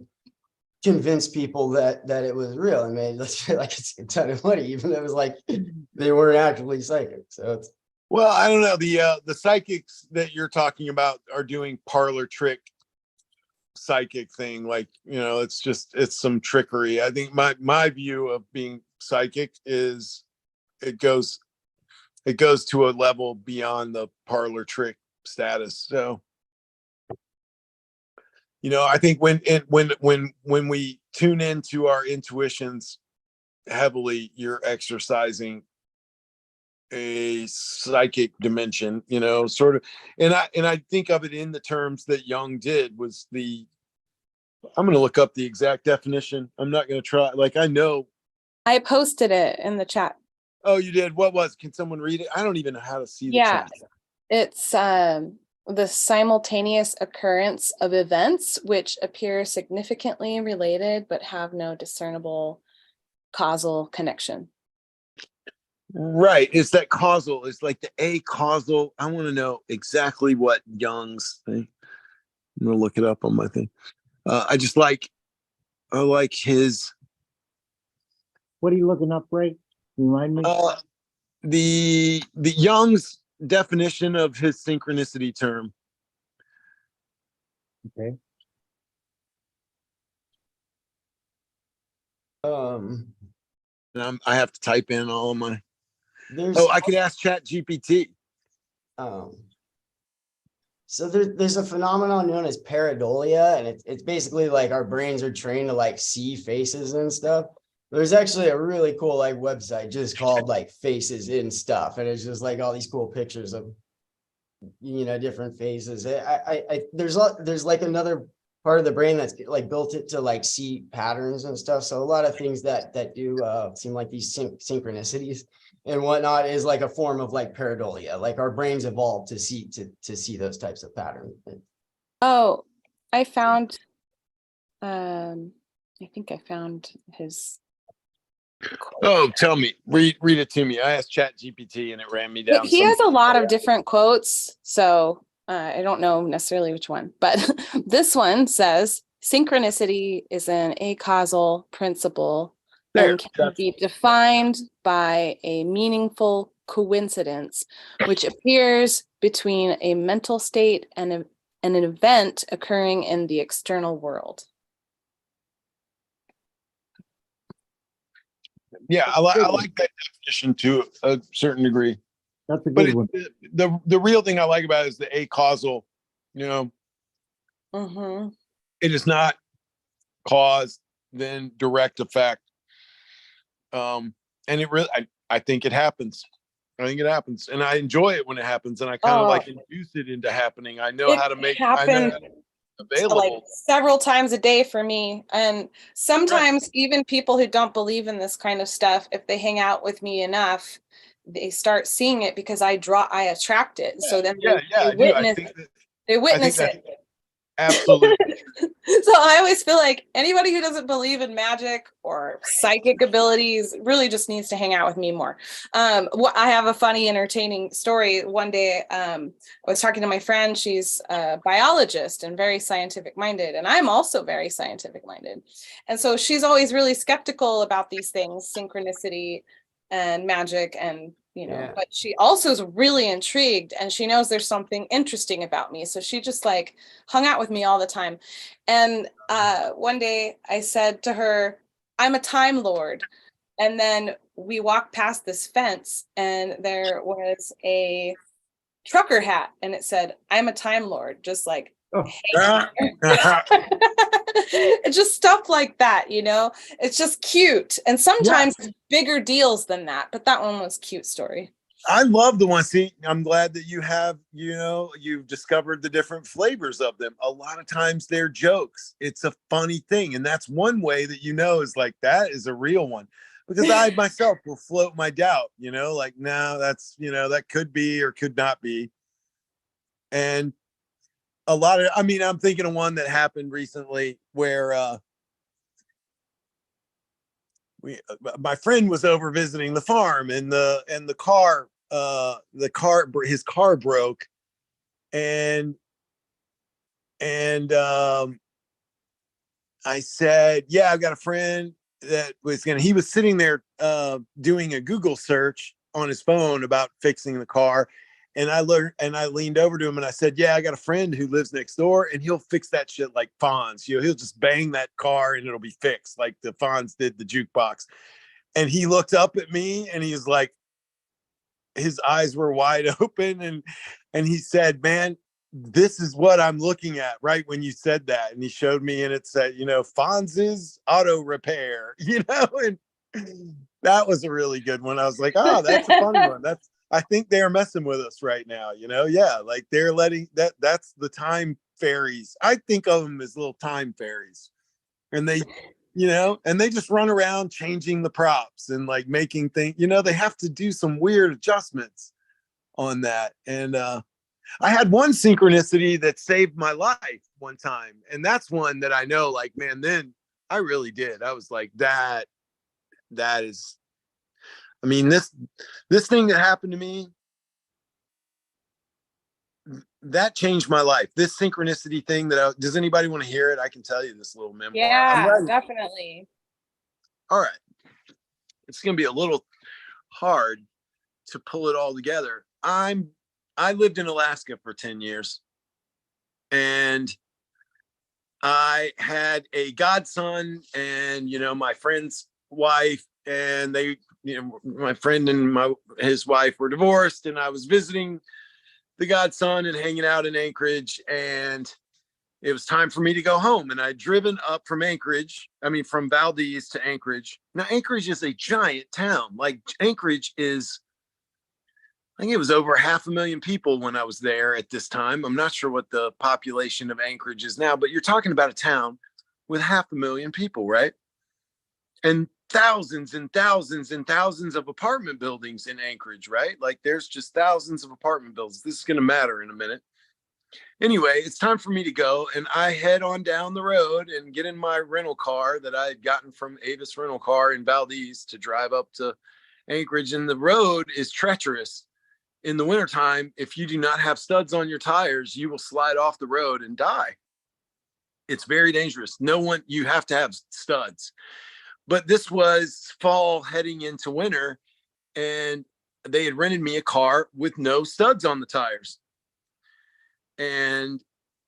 But they were all weather tires, and it started snowing right when I got on the road and got back. The snow started, and I slid a little bit, and 30 miles out of town, I decide I'm going to turn this thing around and head home. And the reason I know that this synchronicity that I'm about to tell you about saved my life is because before I turned around, I really had to fight myself. Like, I should make it. I was really on the fence. Extremely on the fence. Like, I just keep going. I'm really fine. I could do this. And then something in me clicked in. It was like, nah, just do it. Just turn around and try and get studs put on the tires. but I was almost ashamed, like, you're a wimp, you know, like, you should just keep going. And so I go back. This almost makes me cry, man. This really, it freaked me out. So this was such a thing. Anyway, I go back to my friend's house and I get on the phone with the Avis rental car place. And so the situation was, I'm in, and I often think about this, it was a giant apartment complex in and of itself. Like I said, there are thousands of apartments and apartment complexes in Anchorage. I was in one, and in a complex with multiple buildings, right? Like there's got to be like 20 apartment buildings in this complex with multiple apartments in each one. I go to my friend's apartment. It's on the second story. I call Avis rental car and I say, like, hey, I'm having problems. I'm sliding on the road and I don't feel safe. Can you give me studs? And this lady starts giving me a hard time. Like, you know, we don't put studs on cars this early in the year. You're fine. Just head back. And right when she was giving me this hard time, she gets called away. She's like, and I can tell on her end, something disturbing is happening.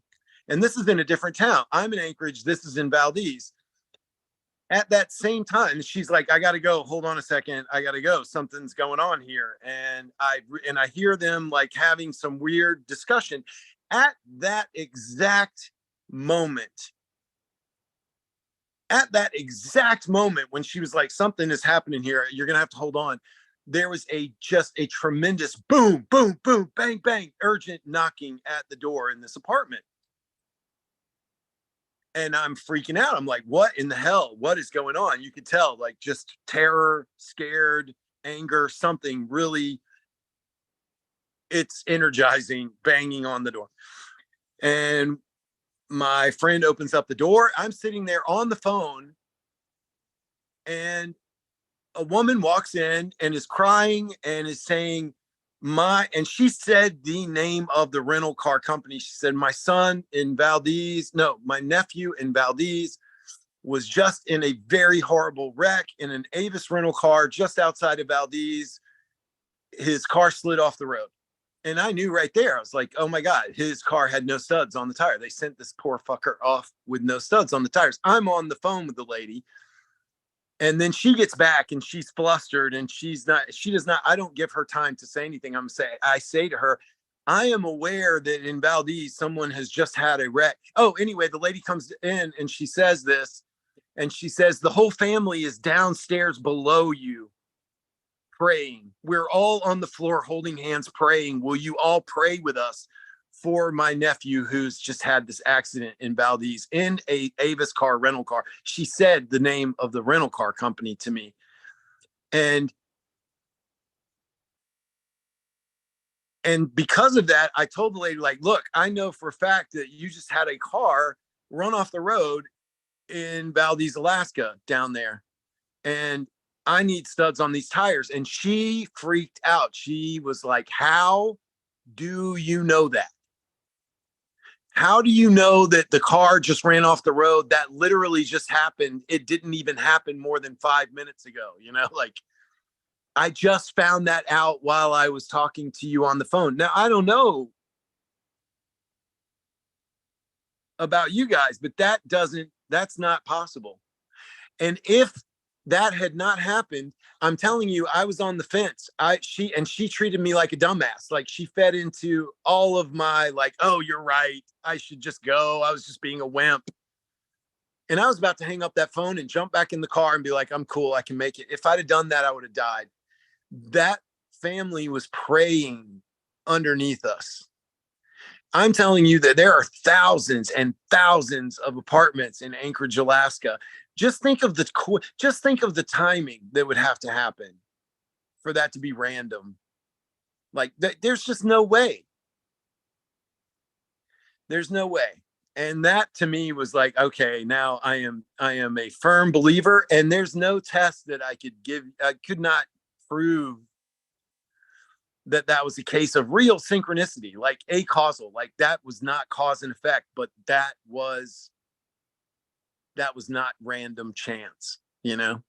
And That's just my belief system. From based on that, there have been many that were much more funny than that. That was like life or death, like that set of circumstances.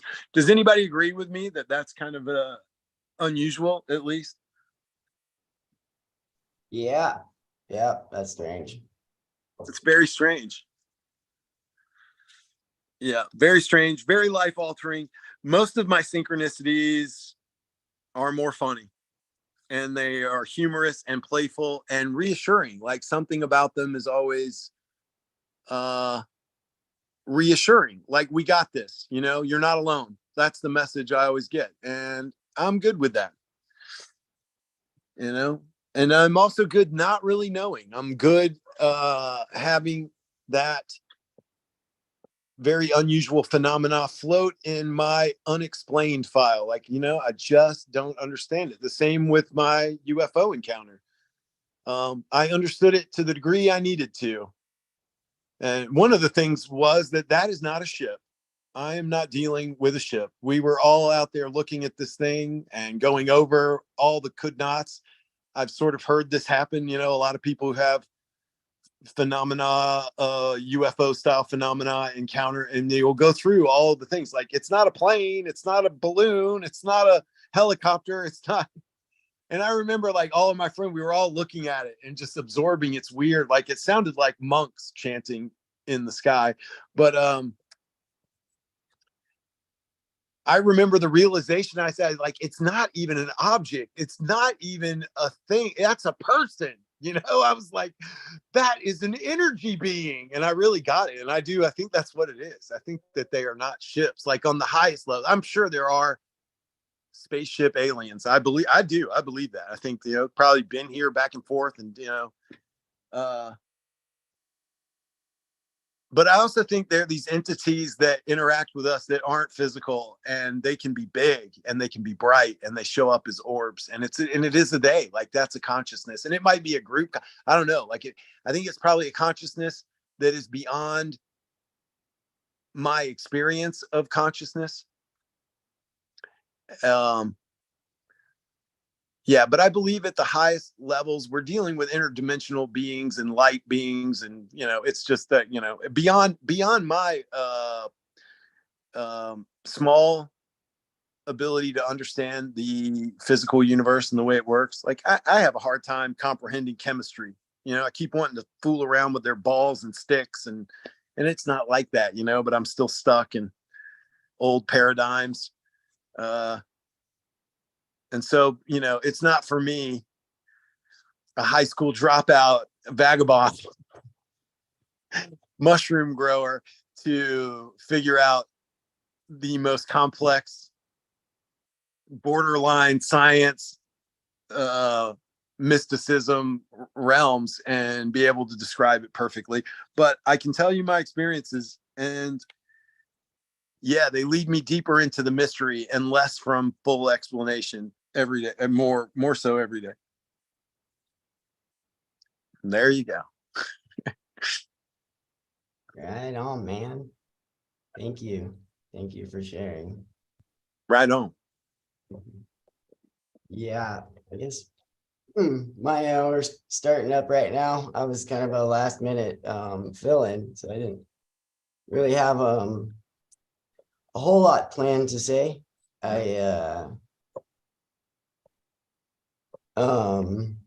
One of my first like very potent psychedelic experiences was like definitely brought on by like where I was.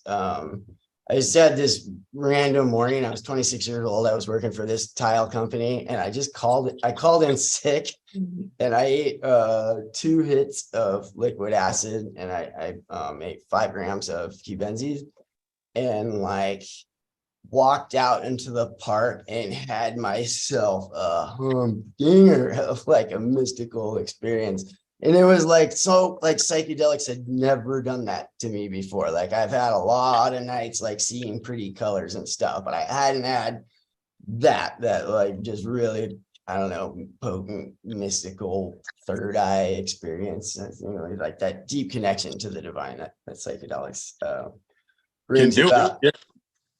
Yeah, it was the craziest thing too, because like I at the time was not worthy of that. Like I was on my like, late 20s. Kind of still like a scummy dude. Like I was like not enlightened or even very spiritually inclined yet. For whatever reasons, yeah, the universe decided to drop that one on me. But I do specifically remember, like, I walked out into Pony Park. This was in Santa Cruz, California, and like my connection to like the trees and the leaves and the bark, like that communion with nature was like what I was connecting with. And then I didn't really like mess around with psychedelics too much after that, but I didn't shut up about it for months. Like every person I saw was just like, you don't understand, you got like this mushroom experience, like this is not like no nothing. Like Yeah. But anyways, and so I too cultivate Q-benzes.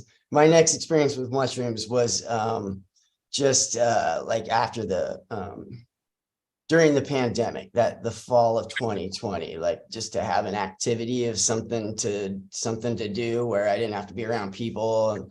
And I just decided to go looking for the psilocybe cyanescens. That's a little wavy caps, cold weather mushroom that grows up here out of the alderwood chips, and covered a shitload of turf and all these parks in Seattle, and then just fell in love with like mushroom hunting in general. Like it took me a long time to find the cyanescens, but like while I was out there, I just fell in love with photographing all different types of fungi. So it's something I do like every year now religiously from those first big rains in October until like the first like hard frost. I'm out there at the trails and the moss and the bark and stuff. Yeah. But between like I had also had like some really significant mental health issues throughout like my 30s, and like it really after having some these experiences of just the serenity and bliss and peace that brought about by these mushrooms, that's when I decided to start cultivating myself. So I've been growing mushrooms since basically the winter of 2020, or trying to anyways. And then I got just a ton of emotional healing and spiritual insight, and it's just made I was already doing some kung fu and Zen meditation and stuff, and started incorporating that into my journeys, and it's just like I really started to hone in on something really cool there. When it comes to the environment, I remember being a little kid when I was like 14 years old, so this is the early 90s or so, and it was like when recycling bins were first like made available in our town, and we had to like pay extra money to get the plastic milk crates, one for glass and plastic and stuff. And like I had to go through it, like sort it all out and drag it out to the curb. So even as like a little dude, like I cared and like wanted to do my part and whatnot.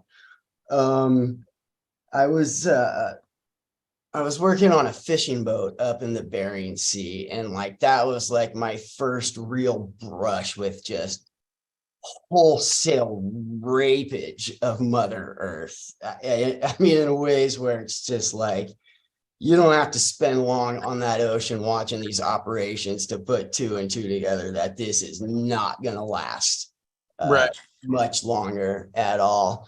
And this is even with the current federal regulations where started to get pretty strict. By the time I was out there, you had to have, depending on the size of your vessel, you had to have federal observers. That's, people that work for the Fed watching your sorting trays and bike, keeping track of bycatch and all of that stuff, as well as like 24/7 live feed cameras over your, sorting trays and stuff. So they're, watching what you bring on board and stuff like that, like and you know, it's like if you catch more than, you know, 3 king salmon in your little like fishing area, like they'll make you move too. Like, but even with all of that going on, it's still just not gonna last. And we're not the only governments fishing, right? I mean, Right. a lot Yeah. of, Yeah. there's a lot of people in this world. Right. I think we did share the Bering Sea with like, yeah, the Japanese and Norwegians and Russians and stuff. I think sometime in the mid 80s, we, you know, reorganized the treaties to where it's pretty much, yeah, US fishing grounds now. When I was in Dutch Harbor, like the like one hotel / bar there, they have all these pictures of just these monster halibut. I mean, these like 700-800 pound, just huge fish. They had to like winch up, like, you know, these things are like 6 or 7 feet tall, and like they fish them faster than they would, like, you know, ever be able to grow to that size. The biggest halibut I ever saw out on the ocean was maybe about like 21 inches long. And it sucks. When I was long lining for cod, like cod is a ground fish, halibut's a ground fish, right? And so you're gonna get halibut coming up on your screen. And even though the Fed is watching and they have the 24-hour like camera, and you could get, you know, shut down for bringing one halibut onto the boat to like eat or what. Right. But at the same time, when you shake them off your line, you fuck up their lower jaw. So they're gonna die. You have to throw this fish back into the ocean with no ability for it to, you know, fend for itself. Right. And wow, so even, you know, even with the laws of that, it's still just like there's, you know, a level of absurdity. And yeah, man, you know, it's hard to, you know, fathom sometimes looking at this, you know, school of fish like underneath the water, and it's, you know, 10 miles wide and 20 miles long or something. Enough we're like, you know, from port to starboard, I've counted 20 different vessels just like out in one area fishing off of this Right. pool. But yeah, that's just it's just not gonna last, you know. It's just gonna diminish and diminish to where it's like that happened to the fisheries over on the East Coast. So I think that I've done some deep thinking on the because it hurts me to not feel like I'm working to save the world. Like for me growing up, like the mission to save the world was strong. Like I'm going to save the world, you know, like that's like the big thing. And for me now, it is much more about witnessing it. And a lot of it is because I feel like the easiest way to stop something that's unsustainable is you just watch it, you know, because it's unsustainable. They can't keep doing that. yeah. I mean, it will eventually come to a halt because it's just by definition that's not sustainable. Yeah. And so there's nothing to stop. It's on a path to stopping. And Right. it's just, what kind of world, you know, like what kind of world do we build for ourselves once it's stopped? I'm listening. Just 1 second. I'm gonna grab a glass of water real quick. Oh, cool. I'll be here. I don't know how many folks are with us. It's so late now. I ate some pans. I ate some Pinolia cyanescens to stay awake. So I got a little bit of a mushroom This happening. evening. Oh yeah, I had some pans this evening. Like, well, like Nice. half a gram of the Paniolus cyanescens, not the Right. sloshly. You know, the Yeah. dung loving skinny ones that are. I love them. They're really nice. Yeah, I've tried to grow them like several different times. The pancyans, I just haven't quite made it happen yet. I just threw them in a bag. Yeah, I did a nice little grow with them. I'm figuring that out. cool. Yeah, they are lovely. I must Yeah. say, like it's my new favorite. It's quite a nice. Yeah, is that the Hawaiian? It is a Hawaiian like mush. You know, they grow in Right. Hawaii. Yeah, Yeah, they also grow in Jamaica and in Bali and Yeah, no, I didn't quite get my substrate material right. You know, I mean, you have to do like it's a manure based one and you have to pasteurize it, right? And like I'm not sure. I don't know. Yeah. I just got green mold every time I've tried to grow pansians. So Your manure. yeah. It's all about the manure. Get some horse manure. Right. And straw too. Like you got And a little bit of wheat straw. Don't use hay. You gotta use wheat straw, and the horse manure. And the horse manure is critical that you use good dried horse manure for, like, don't get some composted nasty horse manure. okay. Yeah. You got to get the apples. Like you're going just for the apples. Right, right. Yeah, and I really like you had a lot to say about the anxiety of like this oncoming like the sixth extinction, right? This thing Yeah, that we're all that being mankind- terrified all the time.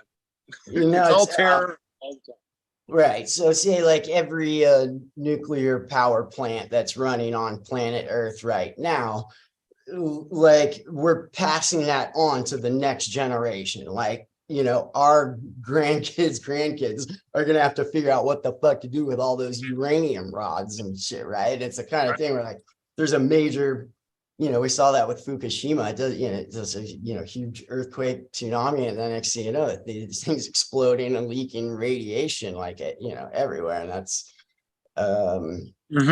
it's man, I'm always just like so equally marveled by, you know, mankind's ingenuity and you know, our ability to create fantastic things, and at the same time just the utter like insanity of like seems like they're hitting the gas pedal at a time when we're like obviously need to hit the brakes, you know. And Well, we're hitting the gas pedal and building some shit that is not very beautiful. I mean, like, I don't know. I'm not impressed much with the new worlds. I don't know. The architecture sucks.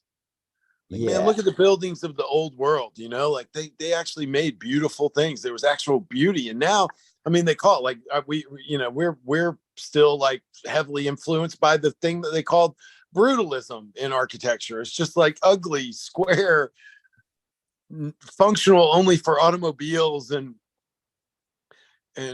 factory work, I guess, you know, like yeah, it's all built without the aesthetic advancement of the human, you know, like we're just absolutely not built for human development and enjoyment and harmonious functioning. We've built a hell, you know, like, and so technology has only rarely and in very specific instances pulled off beauty and amazement to me. Like, I don't know. At least, especially the new stuff. I'll tell you, man, the old world, there are parts of the old world and the building style. Like if you saw Germany before it was bombed, you know, like they bombed the shit out of Dresden, and that place, oh my God, the architecture, just the delicious onion domed buildings everywhere. I mean, it was everywhere. Columns and domes and spires and towers and just beauty. Like everything was so beautiful. And now we're just like ugly boxes and drywall and, you know. Yeah, I hear you, man. No, it's so amazing to see us kind of like you know, sometimes it does feel like we're entering this new age of psychedelic enlightenment, and you know, it could lead to this, you know, unity and all this stuff.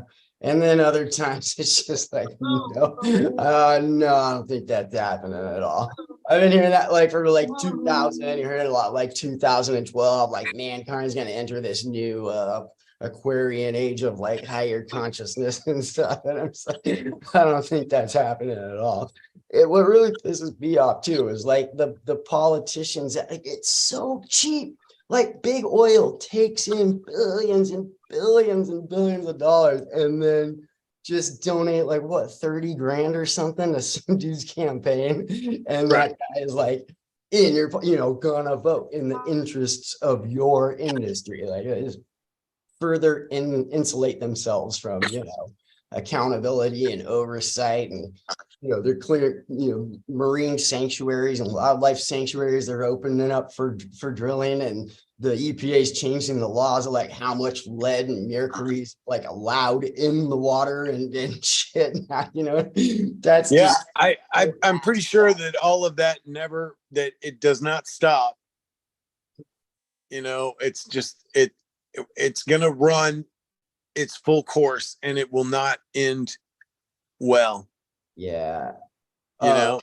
And that is the thing. Like, that's really hard to say. Like, I don't want to be not optimistic, but that's how I feel. I feel like we are going to run this thing aground, Yeah. and it will be out of the rubble of the destruction. Right. That the better thing is built, and it might not be human. Honestly, it just does not seem like humans have too much longer. And I'm saying from different vectors, AI, the whole like Neuralink, like cyborg thing, like genetic engineering in general. Yeah. All of that just leads to humans not being humans for much longer, like Right. we're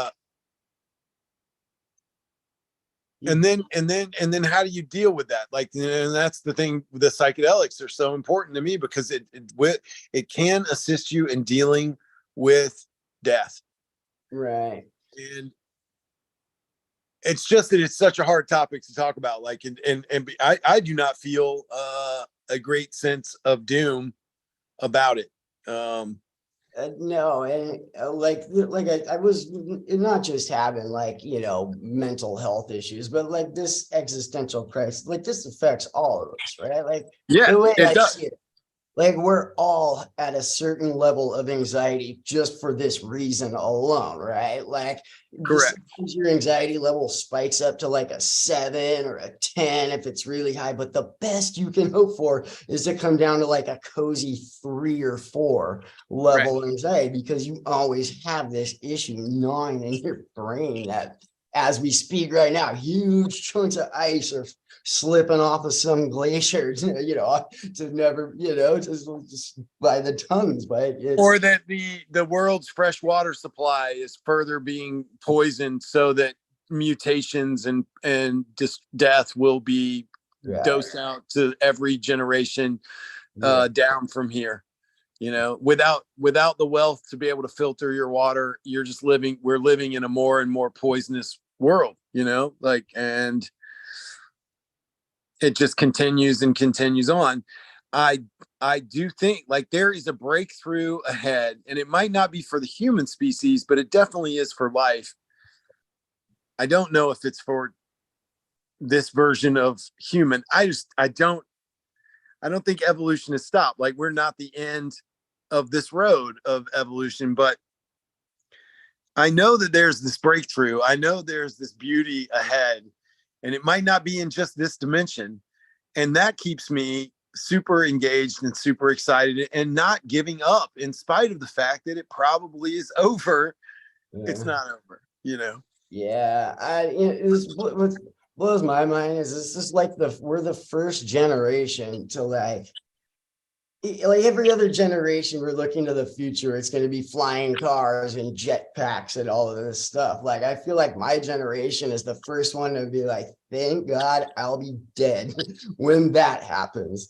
Like when the coral reefs are finally just like, toast, or the Amazon is no longer producing the, necessary amount of like oxygen or stuff. Like, all that shit seems like it's coming at us pretty quick. And the technology. I mean, I'm a firm believer in weather control, and it's already being done, and we're already sort of, in the midst of heavy weather control. And, like a lot of those effects could be reversed very easily and quickly. It's well, I hope so. I'd like to think like they're making like we got Area 51, some secret technology that's gonna fucking fix it all. Where they're spending their money though are like these luxurious bunkers, right? Like the world's wealthiest people like can move underground and live in luxury for like hundreds of years now. Like that's what that alarms me right there.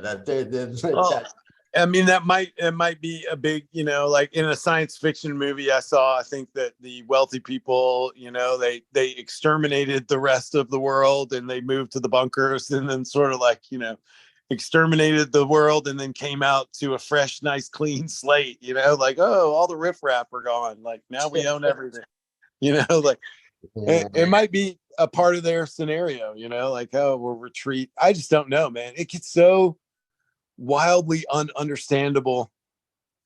But I do, in spite of it all, I have grand hope, man.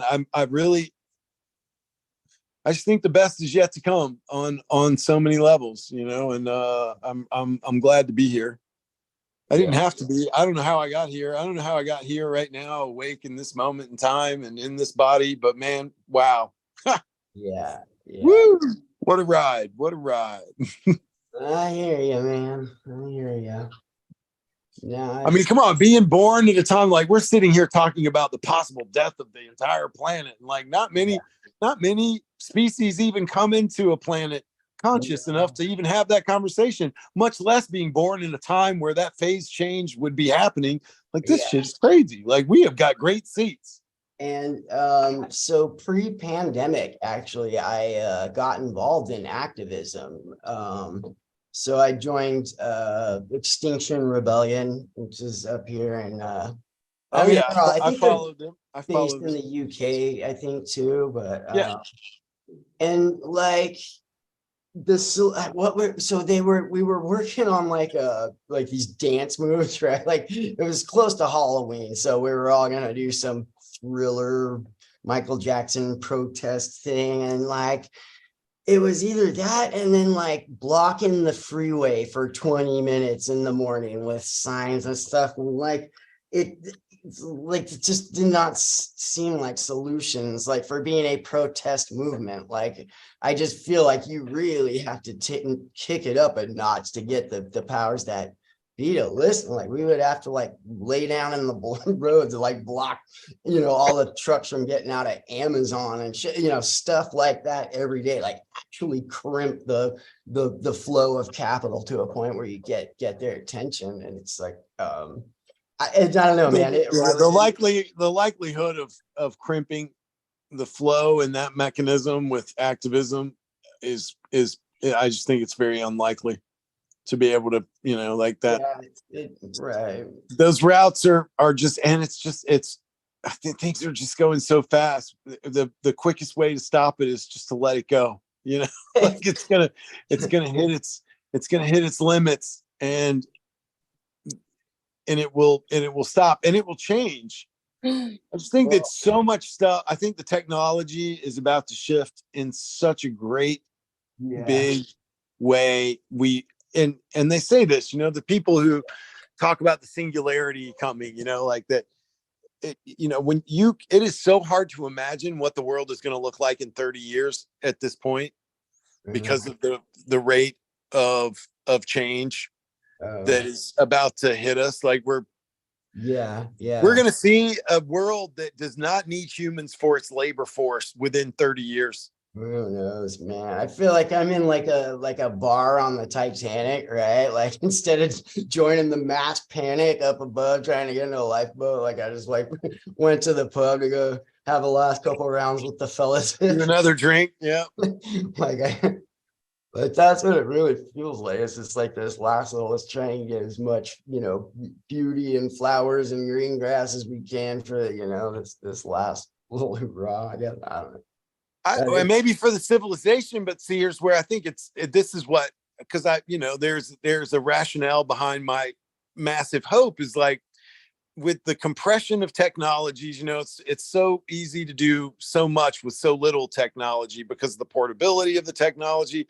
I mean, I see the dudes living in their campers with a few solar panels, and they got hot water and ovens and everything. Like you can do a lot with a little, like Bucky used to talk about, you know, like just a real efficient use of technology and resources to live lightly. It just seems like this big machine could collapse, but all we got to do is get together and learn to live together, and you know, with the emerging new technologies, and you know, like Did you see Michael Moore? It was called The Planet of the Humans. It was a movie released like straight to the internet, but it was about like the modern like green movement and how it's actually like controlled by corporations, right? Like people pay to have the little like dolphin safe logo on their like can of tuna, but it's not actually like, you know, that those types of like facade, the illusion that we're making things better with like recycling and stuff like that. But Yeah, that's also always went going on. into the solar panel and it, like all the metals that they need to mine to like make these solar panels are like really fucking up the planet too. It's I don't know, it was actually like pretty depressing. Yeah, the solar panel is probably not the best method of creating electricity from the sun. You know, they're really like Stirling cycle. I've studied it quite a bit, you know, and Stirling cycle engines are really good, you know, with solar concentrator mirror arrays and that kind of thing. There, you know, there are a lot of really good, amazing technologies, and nuclear actually being one of them, especially if you're at all familiar with thorium, which is a non-runaway reaction. It's nuclear, but it's not unsafe. It doesn't have the same, you know, ionizing radiation issues that and it's totally ubiquitous. And this is just one solution, man. There are so many energy solutions available.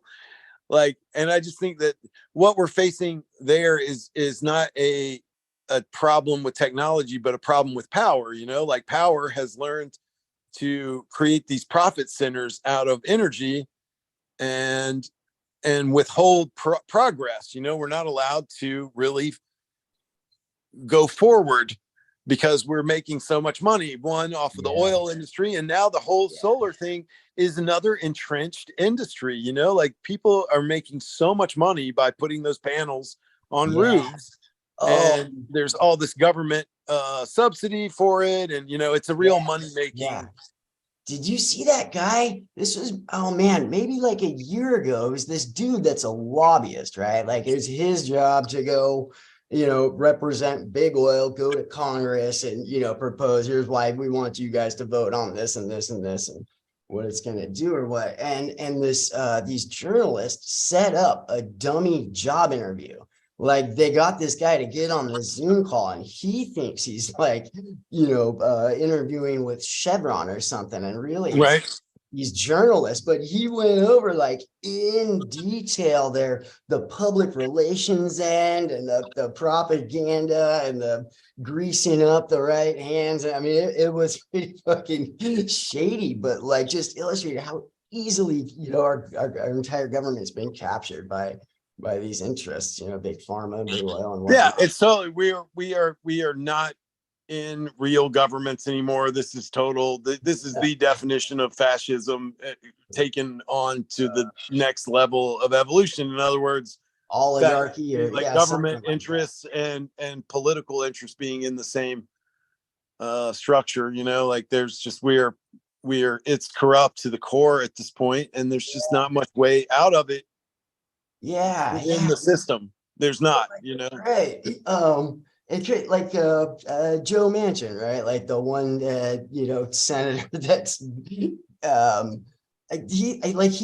owns part of a coal company, if I'm not mistaken. And for the last however long he's been in power has been like writing the laws of West Virginia or whatever, so that his company could continue to like, you know, just get those contracts. Yeah, I mean, that's most politicians go into politics to get influence and make money, you know, like it's just the whole thing is full like of their record on the stock market. Like senators and Congress people perform better than the best, like, you know, whatever hedge funds and equity groups, like on Wall Street, like their voting record, like clearly. Yeah, well, they get all the inside information, right? Like there are all these TikTokers that are like, we're gonna follow Nancy Pelosi's investments, you know. And then she's just like, oh, that's not me, that's my husband's stock. Right. It's just it's so crappy, and they're not hiding it anymore at all. I mean, it's just so obvious what is going on, and most people just don't have the energy to put it together or care. most people, we are so well kept, you know, we are a crop of humans, and they keep us so exhausted and so disconnected and so out of touch with our own guts and our intuitions and our minds. We're just, we are easy, we're easy prey, That's what I'm saying, dude. you Yeah. know, like, but in spite of that, in spite Yeah. of that, because I am not about to get depressed, my man. I am like, you know, all of those negative things being true, Right. this is the best spot. You know, we're in the best seats. Like, this is the Yeah. coolest. This is the coolest, man. Like, we're here now. Right. Man, the way the world is right now, I'm raising a little boy, and it is a blast. Like, you know, like we are, I mean, I don't know. He's learning so much. He's got the YouTube, and if I curate his experiences, there's so much cool stuff available, and I'm looking forward to the future. You know, I'm looking forward to tomorrow. Yeah. Do you have kids? Yeah, I've got a teenage daughter and an 8-year-old boy. Well, 7, and you know, this month, in a couple of weeks, he turns 8. Yeah. Yeah. Yeah. No, I don't have kids, but I have nieces, you know, and it's, yeah, this is just something I think about often now, you know, what kind of, what the world's going to be like when they're my age, you know? Yeah, I'm going to have a very long talk with him about possibly not having children.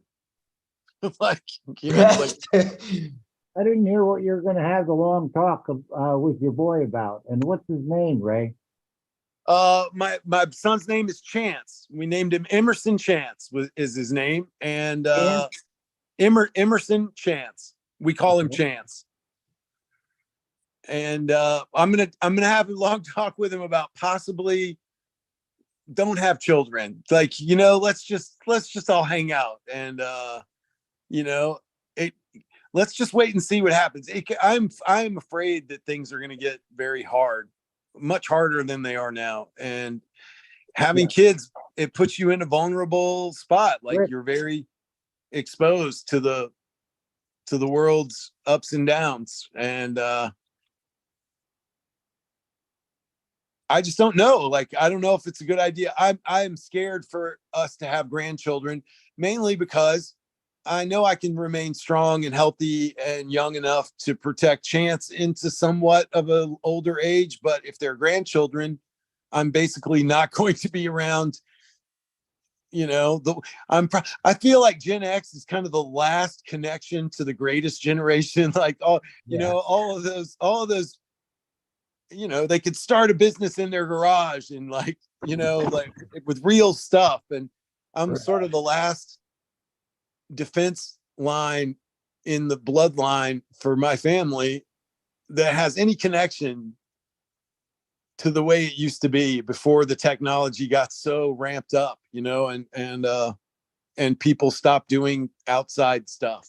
I remember like the late 90s, there was this like spirit of like revolution was kind of in the air, you know what I mean? Like, it was that last era of like punk rock type, you know, rebellion and activism. There's, you know, the World Trade protests here in Seattle, and the themes of like the Matrix or like Fight Club, you know what I mean? He's like, oh yeah, themes of like leave this life behind to pursue, you know, something actually like meaningful.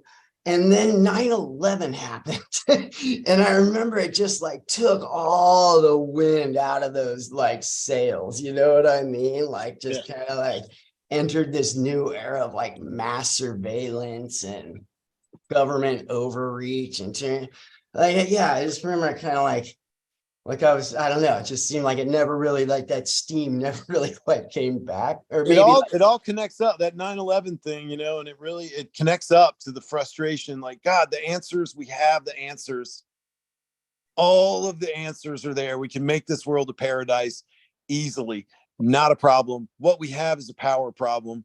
The people who did, like, you know, like 9/11 caused me to become suicidal, because I did realize, like, you know, that it's tough, man. I don't want to say something that will turn people off, but I just don't buy what they tell us, you know, like I don't buy that at all. Like not even a little bit do I buy it. Yeah. And it hurts. Like, and that hurt real bad. Like I was suicidally depressed. I was like, they have lied. Like that is some obvious lying going on. Yeah. And we are all supposed to just accept that and march forward and keep going to work and doing our thing, even though like they are lying. And to hold that in my heart and consciousness every day and continue to function, knowing that the world that I live under its reign is lying to me about something that's significant, and that like is very tough. A lot of dudes, like I know a lot of people that went over there and served, and just like I can't, like that type of betrayal, like just knowing that whole like weapons of mass destruction you know thing over in Iraq was just like total BS from the get-go. But having gone over and like killed people for that, like that's a mind fuck, man. Holy shit. Okay, Eric, what's on your mind, buddy? I saw a message. Yeah, sorry. Yep, I just got your messages now. Eric? Oh, well. Anyways. He's there. I see him. Oh, it looks like you kind of froze up. Eric, was there something you wanted to say? Oh, well, now we lost them. Oh, man. Tonight we were, so there's a story I thought of earlier when we were talking about, where I was telling you about like growing up in this like religious, it was like the big cult like evangelicals. It was that, you know, Satan is in the rock and roll kind of like household. Things like the rapture and the whole like book of Revelation was like, you know, like it was going to happen any day now and stuff. But right. I to escape it, like even as a little, you know, as like 14, like I just knew it wasn't for me, right? And so my dad was like constantly trying to like get me to come find Jesus or drag me off to church or whatever. So when I was about like 19 years old, like I was living out on my own now. And occasionally me and my dad would get together and like shoot a game of pool or go see like an action movie or something like that. And so we get together, this is in Santa Cruz, and he starts driving over the hill to San Jose. And I'm just like, all right, Dad, where are we going? And he's like, son, you got to hear this guy talk, man. And it was like this preacher guy who like, he used to be in rock bands back in the 80s, you know, with the hair. Super charismatic. He was the cool, cocaine and full of God and cocaine. right. But now I found Jesus and, you know, all the loose women and whatnot. But this dude was famous for like touching people's forehead and zapping them with the Holy Spirit. And so my dad got us there like an hour early so that we could be in the front row so that he could do this, you know, ziba zaba in the name of Jesus thing, right? And so I'm in the front row and I'm watching this guy. Like I got like 10 dudes to my left, you know, whatever, however many am I right. And I'm watching this guy like go down the line. And he's doing that exact thing. He's just zapping motherfuckers on the way down. And they would push back the guy's forehead and the person would lay on the ground and start like twitching and doing the fucking Holy Spirit tuna fish thing, right? And so like I now have like multiple grown men to one side laying on the ground twitching, including my dad. And this guy gets up to my forehead and I'm trying to give him the like, you know, like, and he goes in the name of Jehovah and pushes my forehead back. And I was like, no. And so he tried it again. He's like, I'll give it a see if it's that. And then I was just like, Matt, bet. And so he just like moved on. And like, I was the only one like still standing watching all of these grown-ups to my left and my right. Just succumb to social pressure to act funky like that. Right. Like if you're not twitching, you don't know Jesus or something, you know. You're not good enough. Like it didn't work. And that was be embarrassing because look, everybody else is getting it. And I'm not, you're going to get it. It's terrible. That's terrible. This was my dad's like Hail Mary effort to like try and get me saved, right? And look, I remember him asking me in the car on the way back. He's like, "Really?" So I'm like, "Not even a little? Like you didn't even feel a little bit of it?" So what is your dad? What did that evolve to? What's your dad doing now? What's oh no, he's passed away back in 2003 Oh, from like cancer. Yeah, that was a whole nother like mind fuck too, because he actually turned down chemotherapy for a while, or you know, he could have made some smarter decisions earlier on when it was detected. It was this tumor that had already like it was on his thigh bone and started to like kind of spread into his bone marrow and shit. And that's like that's some serious shit, you know. And yeah, you it's sad. like, you're gonna see, son, you're gonna see the healing power of Jesus.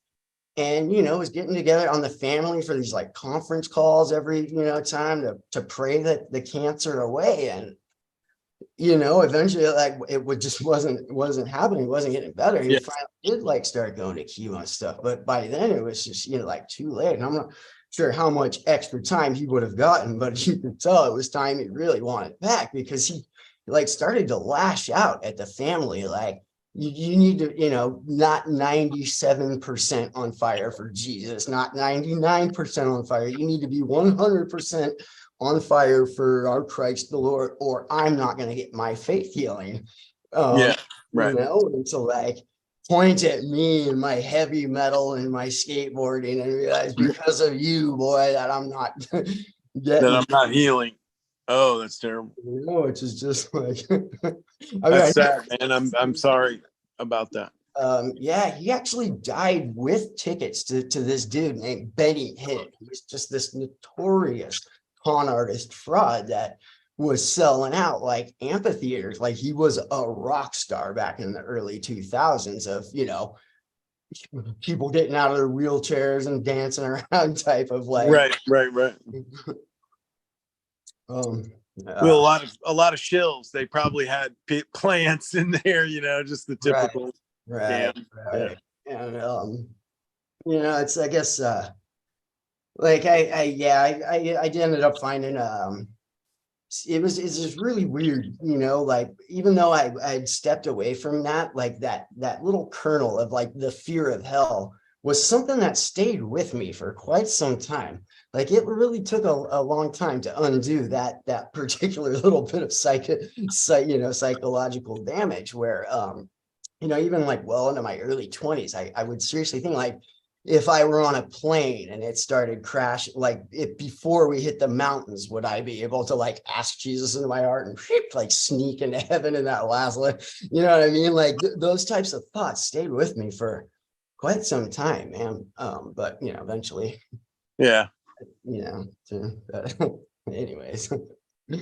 What do you think? Like, you know, to connect that whole thing up to the environmental thing, like I think that is one way that people are dealing with the onrushing lack of balance. You know, I don't know if most people sense like this is really threatening the whole entire world's safety, like what we're doing. I don't know if that hits people, but I know that they seek religion because it's just all too understandable. You know, like people really need that religion to make this world make sense, you know. And well, these Jesus people, and here's I guess how we connect it, because I was really raised with this mentality that like God handed the earth to man. God wouldn't have given us this a very destructive thing. Exactly. We're gonna kill, like a religious reason of like God wanted us to poison all of these rivers and put all this industrial sludge and like, you know, absolutely. Or it doesn't matter because Jesus is coming back soon anyway. So he's going to clean it all up with his blood.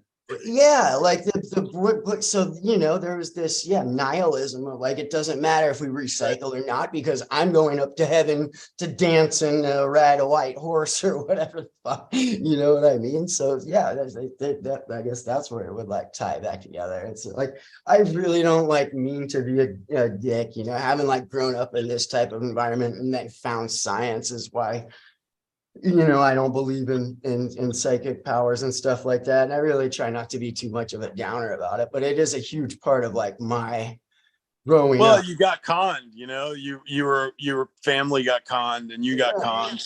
And they're definitely like, I think that's been around for a very long time. You know, in the Victorian age, there were the channeler, you know, the psychic mediums that would talk to your dead family, and that's just gone on. That's a game that's old as time itself. Yeah. And Uh, I think I think those phenomena do exist though, and they're so subtle. yeah. It really takes a sensitivity that is kind of unusual, and very few of those phenomena Right. are real enough where they'd be even worth proving, like, Yeah. and Right. like, but they're fun, and it is, So let's go back to the evangelicals, right? Like they'd already yeah, been tell me. sold on science denial via evolution, right? Like that whole Darwinian, I didn't come from a monkey, we were created by God, and that's just like it's in the book of There were Genesis. no dinosaurs. That's a government conspiracy. Right. So they're like, they're already like denying or the Big Bang, right? Like the Right. mountains of evidence we have now. The universe is 5,000 years old. Right. So if their minds were already primed to like deny that type of science, getting them to deny climate change was a fucking easy like that didn't take much at all. The Koch brothers just, ran a few fucking, segments on Fox News where we got our own scientists to look at this and they came up with a very different thing than these fucking tree huggers over here. So, you know what I mean? Skewing the consensus like that. So science is really important, man. And especially in this day and age. Yeah. Well, but then now there's the tricky thing though, because peer-reviewed science is a very controlled endeavor, and you can get a lot of bad science through the, No, and then just not effective science that is only funded towards the ends of a few accepted ways of doing science is not real. Yeah. That's not an open science. Like our system of science as it stands now is also corrupt. well, with things like climate change, where it's like 99% like scientists like are saying that this is definitely real, definitely man-made, definitely related to these types of fossil fuels or whatnot. And it's like many overlapping fields of science, right? It's not just one dude out there, it's the people looking at the oceans, the people looking at the glaciers, the people looking at forests, the people looking at the rivers and the estuaries.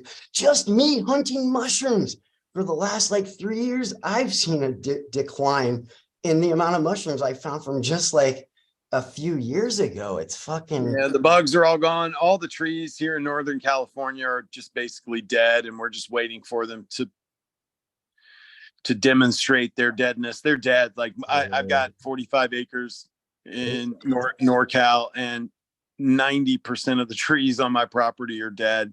wow. And most people don't realize it. They come in, they're like, "Oh, this is beautiful." I'm like, "Yeah, it's all dead."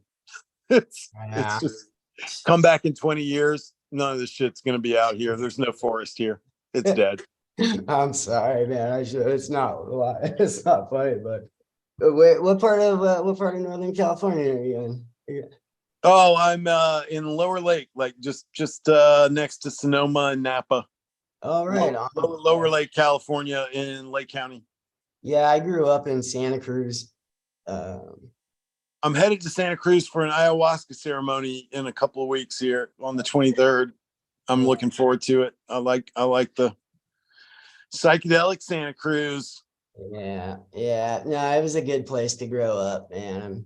Ultimately, I'm glad I left. People, it's kind of the dudes that grew up there kind of have this particularly kind of fucked up like Peter Pan syndrome. It's I like moving away from that hometown was a huge move, but it was also like a great place as a kid to grow up for sure.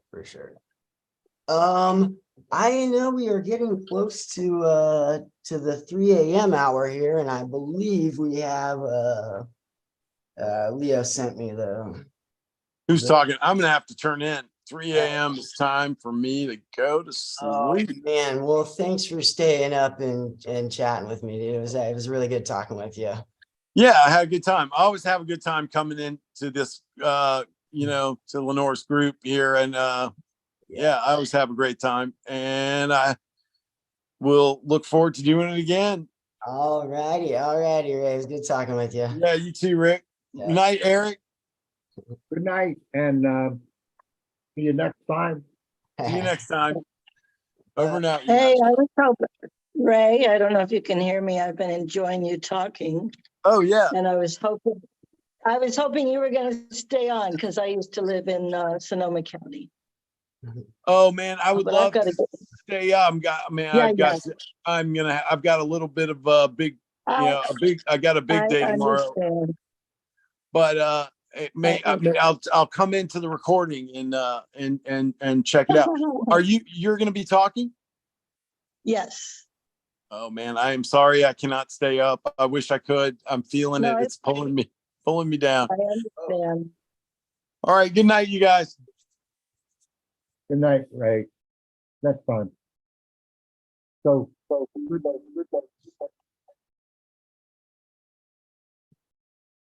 Jessica.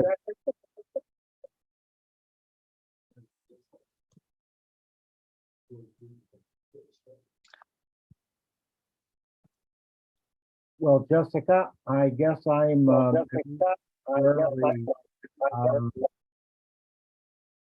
in charge, and I'd like to ask you to introduce yourself. And Rick's back. We'll have some questions maybe for you, but why don't you give us an introduction? And if you have any questions for us or for the group, let them fly. Wait,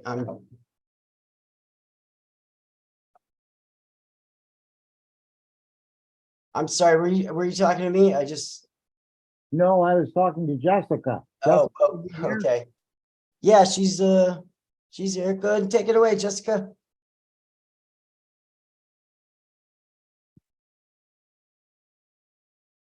You've got to unmute, Jessica.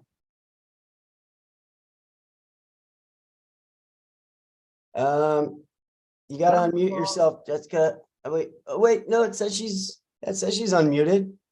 Yeah, something's wrong. Mm-hmm. Shit. I did hear her just not that long ago though. Like I do too. Weird. I don't know if there's anything I can do from here. Jessica, I'm sorry, we're having trouble hearing you. Is your microphone still on? All right. Sounds like she needs a second. It's good to see you, Eric.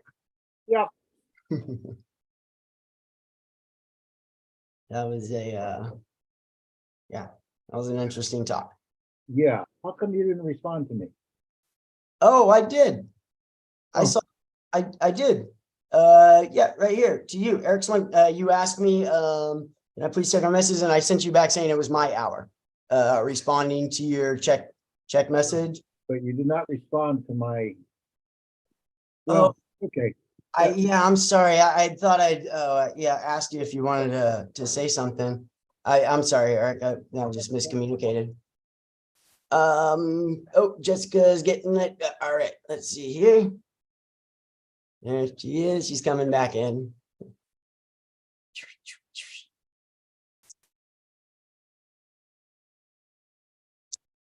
Well, Okay.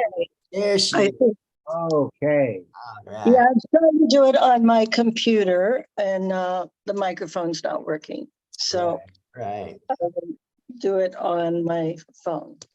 So good morning. I don't know if anybody's awake except for you two. No. We've got others that I believe are on. They just haven't shown their faces. Can you Okay. hear me fine, Jessica? Can you hear me fine? Yes, I can hear. So Okay. I think we have all that together. So I'm Jessica Barrio, and Lenora invited me to be a moderator on this. And we didn't even know each other except for Facebook friends, friends of friends. So it was kind of interesting to me. Psychedelics have been a big part of my life for the last 40 years. And so I felt like, yes, I would love to do this. And so I did some deep thinking about, the topic was environmental activism. And I also asked her why she chose me. And part of it is because I'm traveling. I've been traveling nonstop in Africa for the last year. And she's been following some of my postings. So I thought about environmental activism. So I just thought I would kind of give an introduction about myself and how I'm involved in those different things. And I especially want to talk about baobab trees that I'll share more later with. I have a long history with, first of all, depression and, like so many of us, difficult childhood. And I'd heard of psychedelics, but they scared me because I thought I would be the crazy person that would jump off the rooftop that a lot of us when we were younger heard about stories about that. I met some people on a trip to California who were working with psychedelics with a therapist, and I just knew that was what I needed to do. I lived for a while in New Mexico, and I connected with the elders of the Taos Pueblo with Native American Church was my first introduction. And it was all life-changing for healing. And it's a long, big story that I won't go into, but I believe very strongly in healing with psychedelics. It's I've had that story myself. I believe that I healed my cancer I had 25 years ago, doing deep work with healing inner stories in my mind. As far as environmental activism, I feel like I kind of owned and called myself an environmentalist since I was a teenager. My mother was of an age where we recycled before they talked about recycled. We were aware of how much waste we were doing. And also in Texas, where I grew up when I was young, they even had strong anti-littering programs back in the 60s and 70s.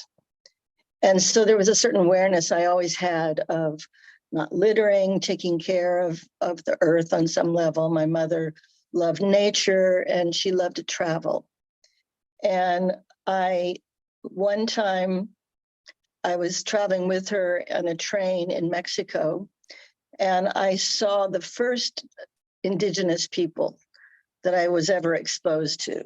I saw the Tarahumara Indians of Copper Canyon in Mexico, dressed in their native clothing.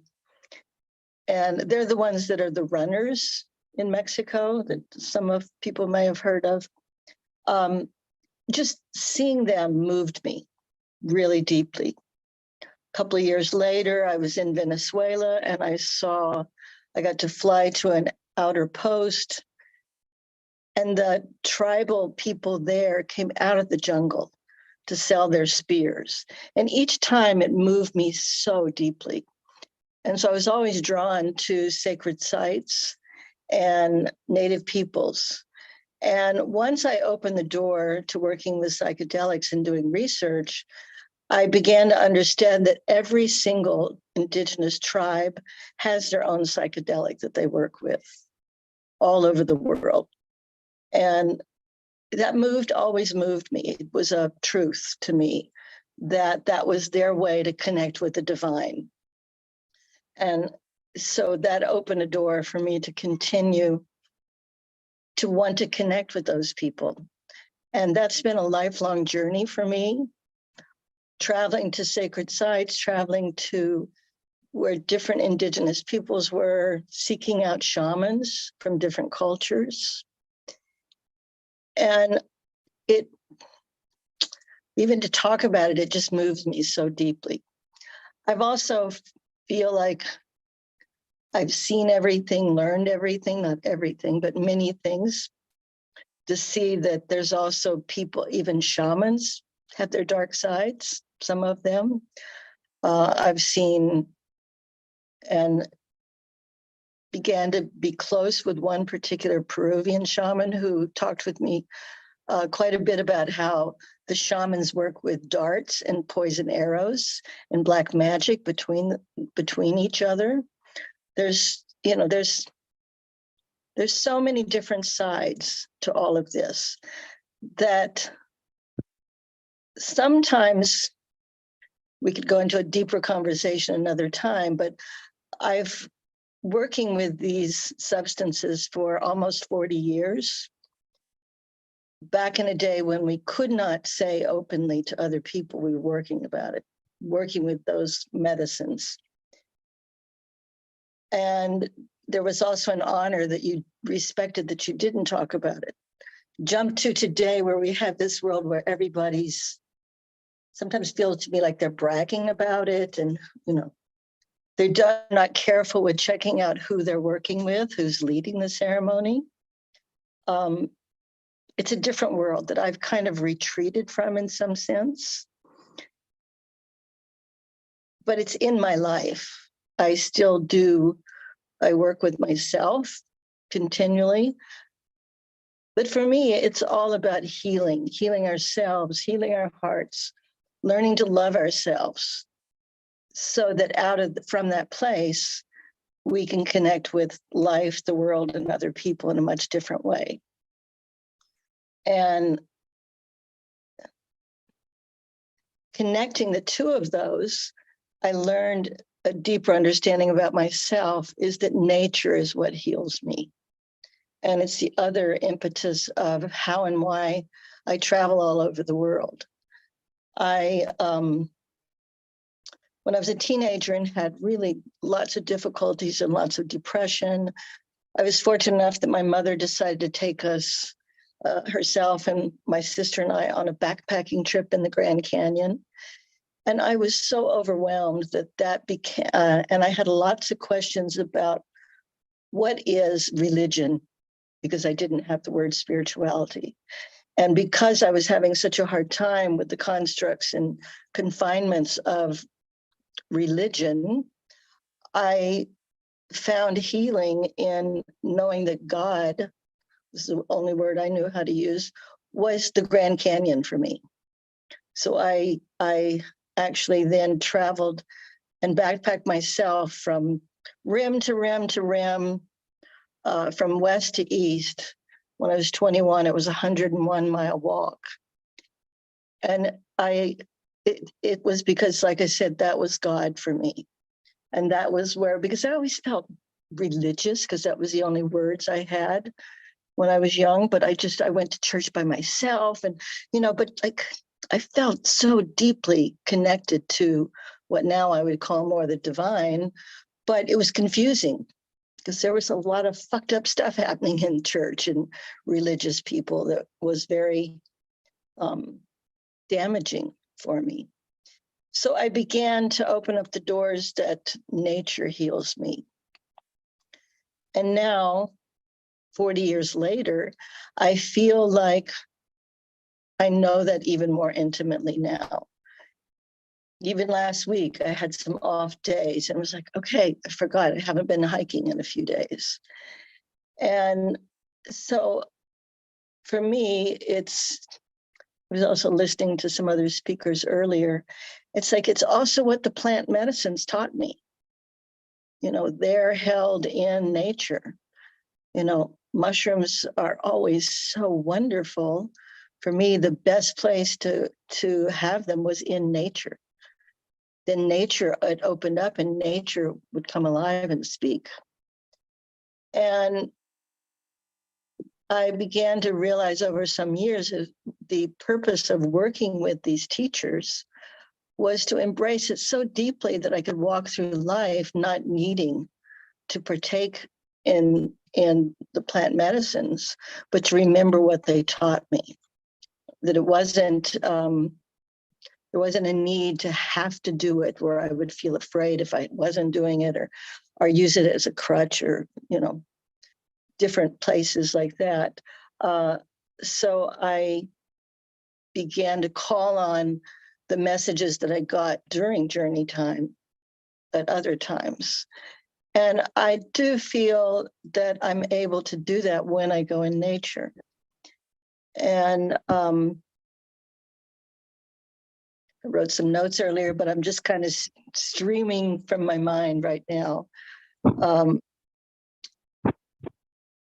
So when she asked me to talk about environmental activism, I had to think about it a lot, because I would call myself when I was younger an environmental activist. And all through this trip in Africa, I wonder what I can do to help, because I see there's need for that. And I feel for myself and other people I know for some years now, with the world getting crazier, politics getting crazier, I ask myself the question quite often, what can I do? Sometimes I feel guilty. I'm not doing enough. And different friends would do real activist political things.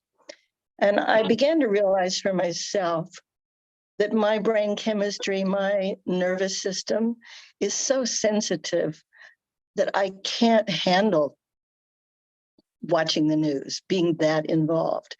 And I started realizing some years ago that I felt that the best way I could be an activist and to help was to do my inner work, to do my meditation, to do my connection with the divine, my connection with what I call spirit helpers and my unseen friends, that would keep me in a place of joy and happiness, that I could walk through life in a different way.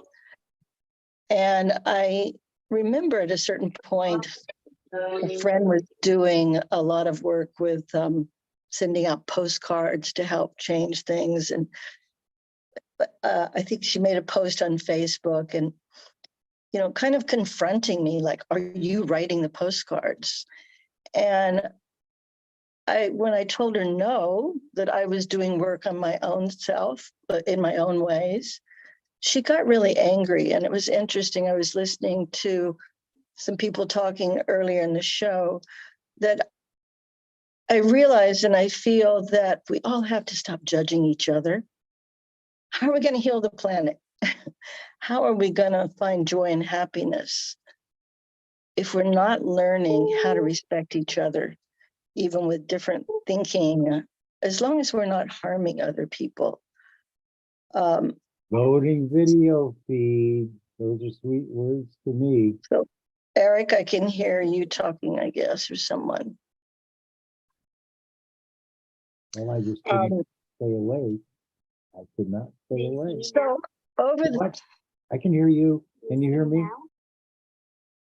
Eric. Okay. I'll continue. So over the years, I have honed for myself a really strong clarity about feeling good, about the best way for me to heal the planet is to be happy. That if each one of us focuses on having a good life, a happy life, is that for me? Eric, are you showing me something? Anyway, that the best way for me to heal myself and the planet is to be happy. That if each one of us are focusing on that, I believe in energetics. So many of us are studying things like the biology of belief and all kinds of things around how energy, we can change things just changing the energy, changing our thoughts, changing the energy, that how we're moving through life. And so that's where my focus has been for the last 5 years. And for me, how I'm healing myself is walking. I moved to Mexico. I started walking in the jungle 2 hours a day. And I really felt the shift of how life showed up differently for me as I went deeper and deeper into embracing that life. Because also when I'm in nature, the plants, the trees, they talk to me, they give me answers, which is basically what we're wanting to do when we do our medicine work, is to receive that clarity and those answers. And so I want to talk about this path that's helped me and maybe inspire you to find what it is for you. I believe that most people feel more joyful, more healing happening when they're in nature. But find what works for you. The main thing is to really dive into where can you find joy? Where can you find a place and a way to feel more calm, to let go of the distractions of the craziness in the world right now? I find for myself, not listening to news anymore, that there's a reality that all that is still happening and it's going to continue to happen. And I can dive in every once in a while and see the pain, the horror, the drama connected to it. And for myself, I dive in deeper to remember I have to focus on keeping myself in a good place.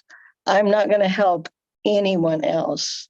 And I'm not going to stop a war by me continually getting triggered. It's what works for me. I'm not saying that anyone else should follow my path. But the truth is I'm too sensitive to listen to that. I've been traveling in Africa for a year, and sometimes it's really painful. And it's a similar thing. It's like watching the news because I'm traveling into some of the top 10 poorest countries in the world. And they can't listen to the news for many different reasons. They just have to stay with their life, what they're doing. And it's painful to look at. And once again, I can't heal all of them. They'll ask for money. I can't give everyone money. But what I've learned is that I can give them respect. I travel on local buses. I choose to live very cheaply, connect with local people, so I have more experience. And how I move through my traveling is as many people as I can, I ask them their name. Every one of us likes to share our name and ourself. And it's a way I've learned that gives respect to them and helps them have respect for themselves. Something so little as recognizing them as a person, that they do exist. And I can see it really changing people. And environmentally, it has been painful to be traveling through here because there's so much litter everywhere. At the same time, I'm looking at it with eyes of not judging them, but trying to understand what's happening here. And talking to local people, and some of them telling me, oh, it wasn't like this 10 years ago. It's much dirtier now, especially like in Zimbabwe, where Mugabe destroyed their whole culture there by stealing, a megalomaniac political leader stealing all their money. But then I look, sounds like the United States these days. We want to try to act like we have so much better political system, but I'm traveling through and seeing some analogies with all over the world. The money stolen from in the political system from a group of people. They're fairly rich countries with minerals and other good things. And yet it doesn't trickle down to the poorest of the poor people. And once again, I can't change all that, but I'm choosing to observe it and talk to whoever I can. In the same way, I can't, plastics has always been a really hard thing for me. My mother was concerned about plastics. So it's been something that's been with me, and I carry my own bags everywhere I go. I have 3 great little stuff in my pack bags I carry everywhere I go, and I'll show and share with whoever I can. See, you don't need plastic. And on one hand, some days I can feel it's so futile. I'm only talking to a few people about that. But for me, I try to remind myself to not go into my guilt and shame that I can't change the whole world. I can't change this country. And I think for so many of us, we do go into a feeling of futility. It's like the problems on the planet, the problems in each of our countries. They've become so huge. And yet we're all still walking through life, and what can we do? And my answer for myself and what I want to inspire other people is to connect with the divine, whatever that means for you. Very simple ways. You know, so many of us talk about meditation. It does help me take, I'll stop everything I'm doing just to release all the negative thinking and clear my mind. But the fastest way for me to move into a place of feeling good is to walk in nature. And it amazes me every single time I do it, that it's such a simple thing, and yet it's so powerful and so easy to do. To take a walk, and there's usually trees everywhere. And, I'll talk to a tree or just sit with a tree. And it's truly amazing how that can shift and how much we forget those things as many years as we do it every single day. And I think it's connecting with some thinking like that is what most people are wanting to reconnect with by choosing to work with plant medicines. There are teachers for things like that. And it's all about choosing to open to receive those messages. And then for me, I keep learning more and more that it's really a simple choice constantly. Want to share one story about trash, because it's definitely a hot button for me. I was traveling similar way in my early 20s in Mexico. So that was back in the 70s. And I traveled on public buses. I was a young hippie and wanted to connect with local people. And there was so much trash everywhere, and I love traveling with the local people and the chickens on the bus. And, all these old ladies would invite me to come and sleep on their porches, and they'd save every plastic bottle. They'd travel from one village to another to save a plastic bottle because that's what they could hold things in, so they didn't throw those away. But they threw trash out the window all the time. And it was difficult to watch.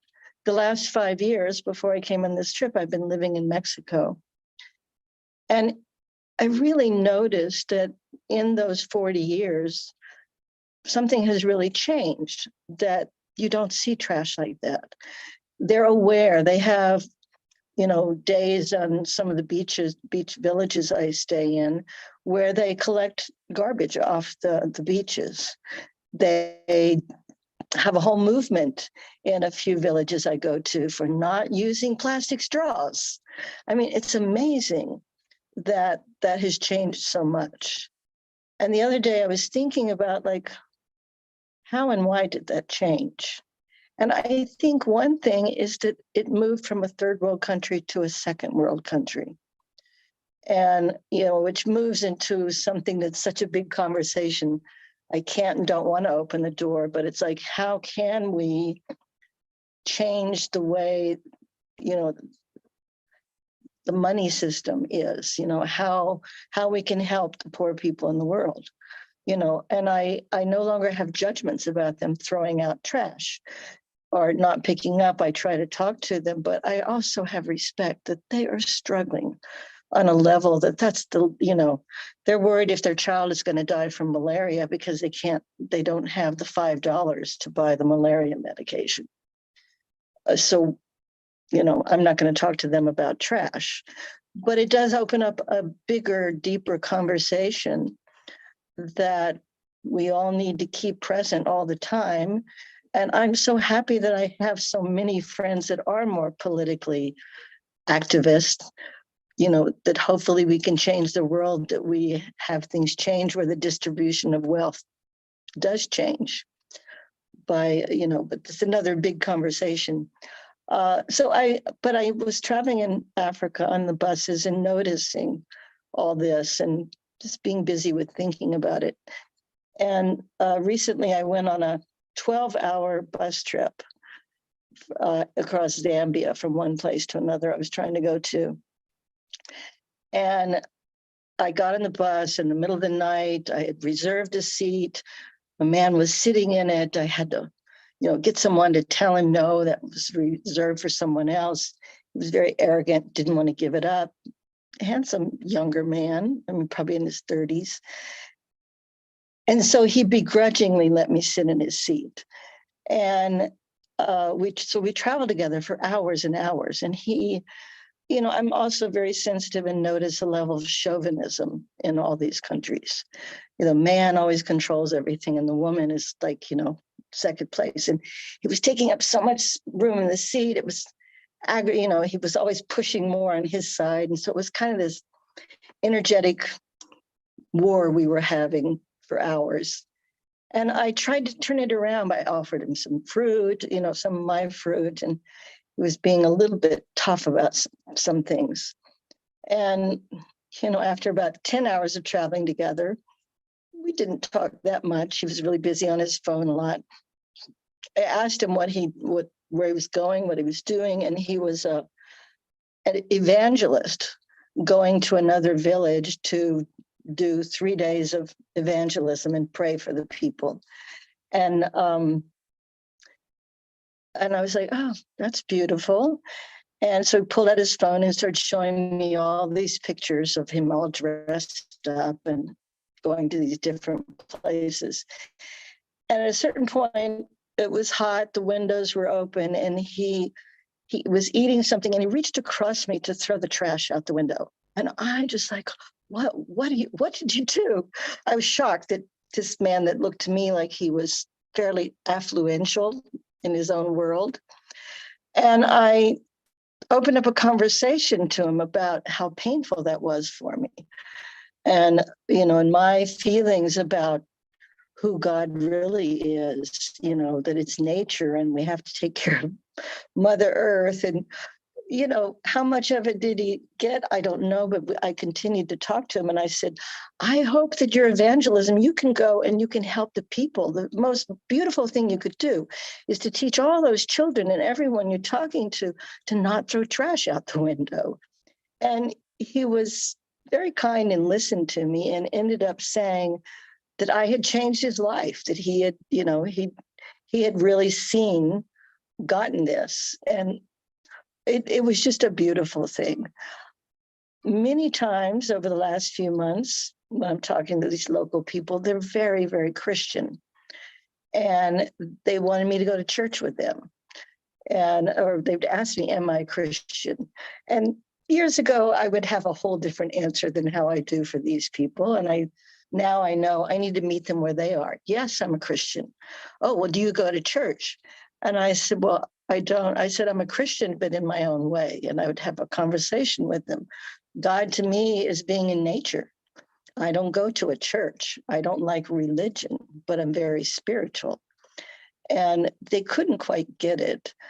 But, I would openly talk with them. God is the trees. That's my church. And once again, if they got it, I don't know. But I also believe strong that we never know how and when we change someone's life.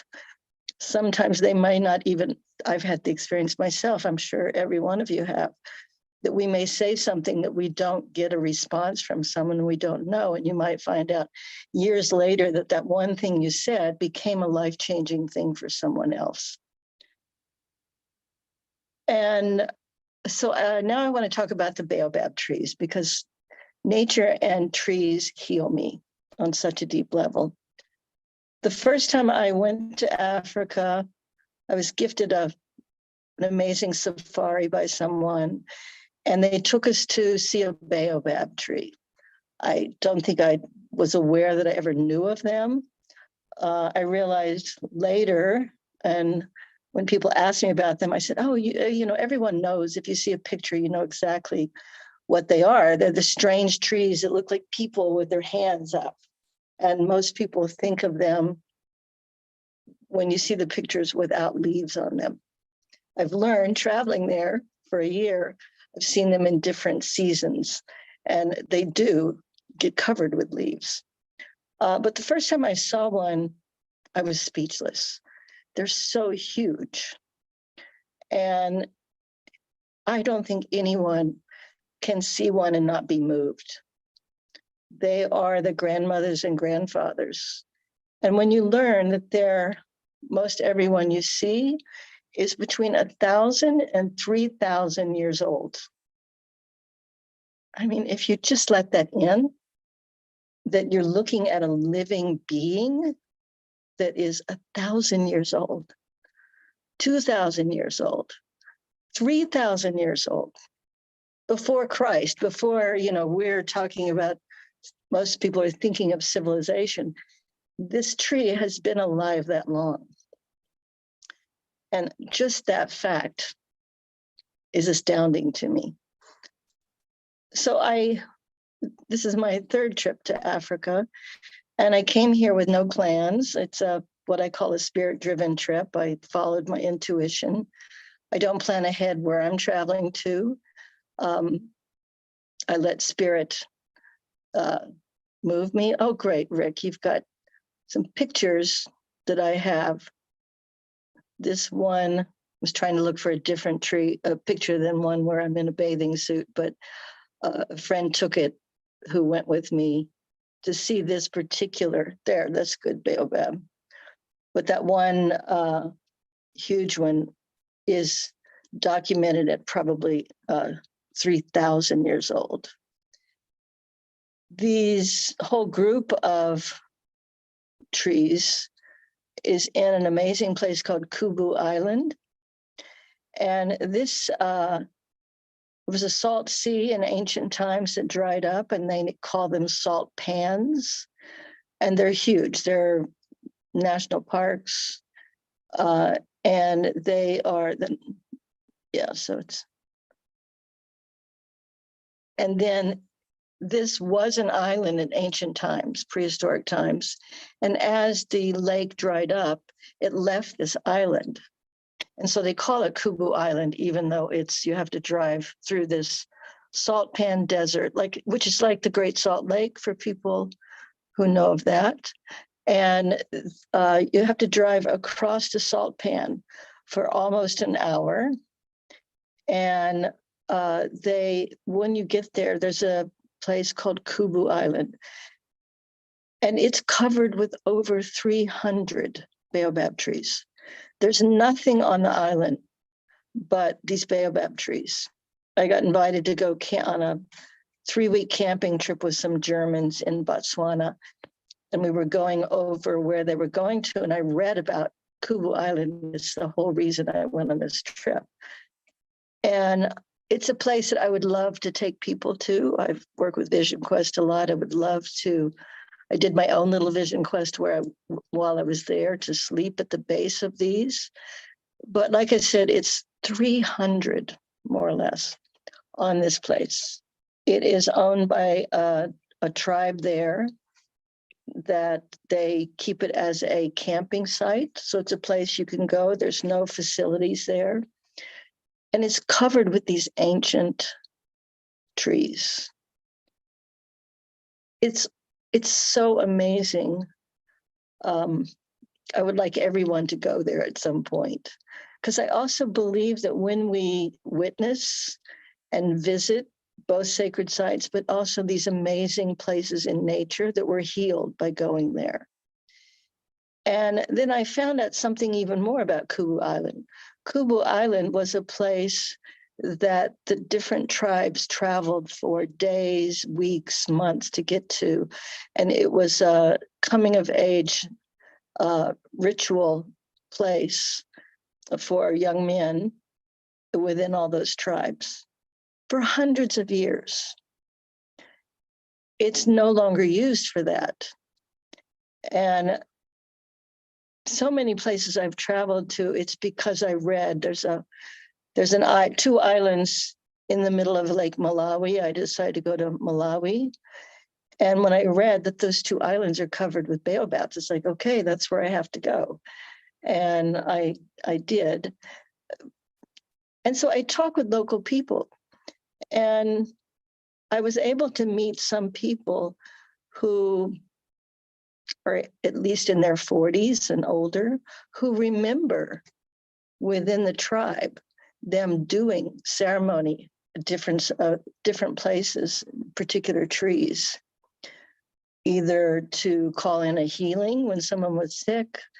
They did rites of passage. That's where they held marriage ceremonies. And they're no longer doing this. The trees are not honored in the way they used to be, which is a whole nother conversation. You know, how the world is changing. We're losing native languages. I read one time that it's the most endangered thing is that we don't realize, you know, we have lists of endangered animals, but the truth is the languages for many tribes all over the world are being lost every day. And, you know, there's so much to be said and thought about all that. And for me, it also represents how far we're getting away from our tribal societies, our tribal connections, and the connection with nature.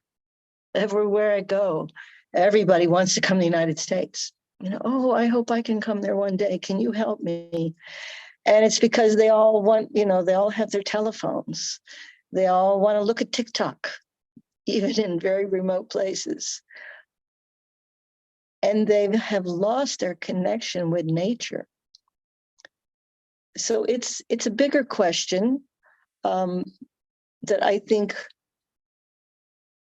I would love to invite people to continue to look at this, to have some conversation about it. And I could share much more about the baobab, so I wanted to share a couple more stories. And then I thought I would open up a conversation about the baobabs and about how each one of us connect or don't connect with nature and what brings us joy. So I went to these two islands in the middle of Lake Malawi. They're actually closer to Mozambique, and they're in Mozambican waters, but for some reason, the country of Malawi was able to have them remain as belonging to them. They're covered with baobab trees. And I heard about an amazing lodge that was a short boat ride away in Mozambique. And I went there for the day with some friends. And I heard that they had one of the oldest trees.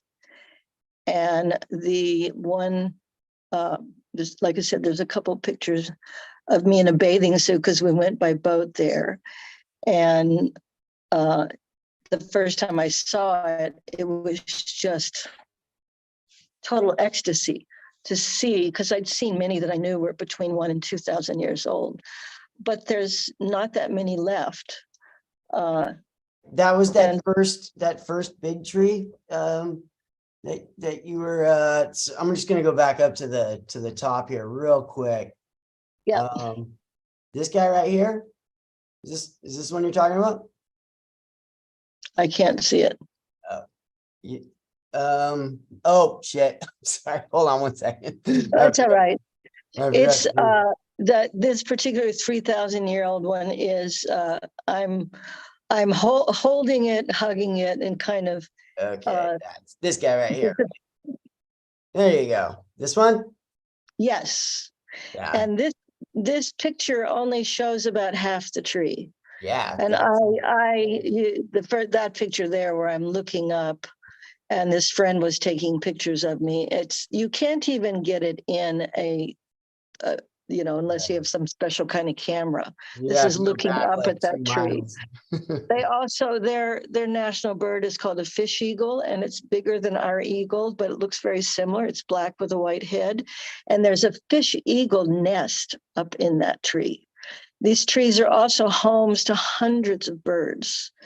And that they now scientifically age the trees by 1 meter is 100 years. So that's how big they are. So that 3,000-year-old one is 30 meters. So wow. yeah, just that's around. Yeah. I have some beautiful pictures I wasn't able to access to put up here. But first of all, they're just amazing to look at. I think there's so many pieces to who they are and what they are. And the skin is smooth. And every single tree is like a person. It looks totally differently. And they have smooth skin. I've seen many of them that particular 3,000-year-old, when there's the way it's almost pieces of the trunk come down, look like legs and feet of elephants. So each one is so beautiful to see. Yeah. They also, because most of us, first of all, where they live is Madagascar. They're different, a little bit different ones there than East and Central Africa. But that's the only place in the world they live. East, Central Africa, and Madagascar, which is all in the same general area, just Madagascar is an island. Right. But they are just, like I said, just to think about the fact that something is living that long on the planet. You know that they hold stories. You know that they hold truths. And for me, they also represent how, if you can ground and root yourself in one place, everything else keeps going on. Wars happen, people live and die, big stories happen, Jesus lived, everything in life is happening, and they're just there. And the trees are the birds are coming and going, and life is happening, and they're still there. And they're still there. There's also another interesting fact about them, because I had never seen them until I was there long enough for spring to happen and to actually see them covered in leaves. Because all those pictures of Kubu Island are where they're in the dry season, where they have 9 months out of the year, they have no leaves. And they have very beautiful leaves, and they have the most beautiful flowers that are, 8 inches across. They're beautiful. They have a beautiful smell to them. And they produce a fruit that hangs down off a stem, and the fruit itself is very strange looking. It's like a big pod. And the seeds inside of those trees are baobab seeds. And there's only 2 things, I think this piece is interesting. There's only 2 things in the world that have the highest amount of vitamin C. One is a seed, in the moment I'm spacing out the name, from Peru, where ayahuasca comes from. And they make it into a punch, and it's known to be one of the highest amounts of vitamin C. And baobab is the same thing. And I'm hoping to actually go back and help local people start marketing this even more. There's one small company that's making some juice, but I have a vision of doing something like this. But it's the highest amount of vitamin C of anything you can get. I buy the dried seeds and just put them in my water bottle. But I just wanted to share my love and my knowledge of the baobab trees. I've just been spending as much time as I can with them, and calling in me to receive guidance and learning from them. And I think the biggest thing I'm learning for them is to be a watcher, to know that things come and go. And within that, life keeps going on, but we keep ourselves grounded. So do we have any people on that could participate in a conversation? Possibly. Is anyone interested? Eric, you'd like to say something? Yeah. So what I would love to hear is anything you want to share, but I want to hear how you connect with nature or healing, or any ideas you have about things I've said about how we can be environmental activists in whatever way moves you. I photograph mushrooms out in the wild. That's Been my thing for the beautiful. last few years. Mushrooms are great teachers also. Uh, Eric, you're Eric, buddy. talking, but there's no, you need to unmute yourself.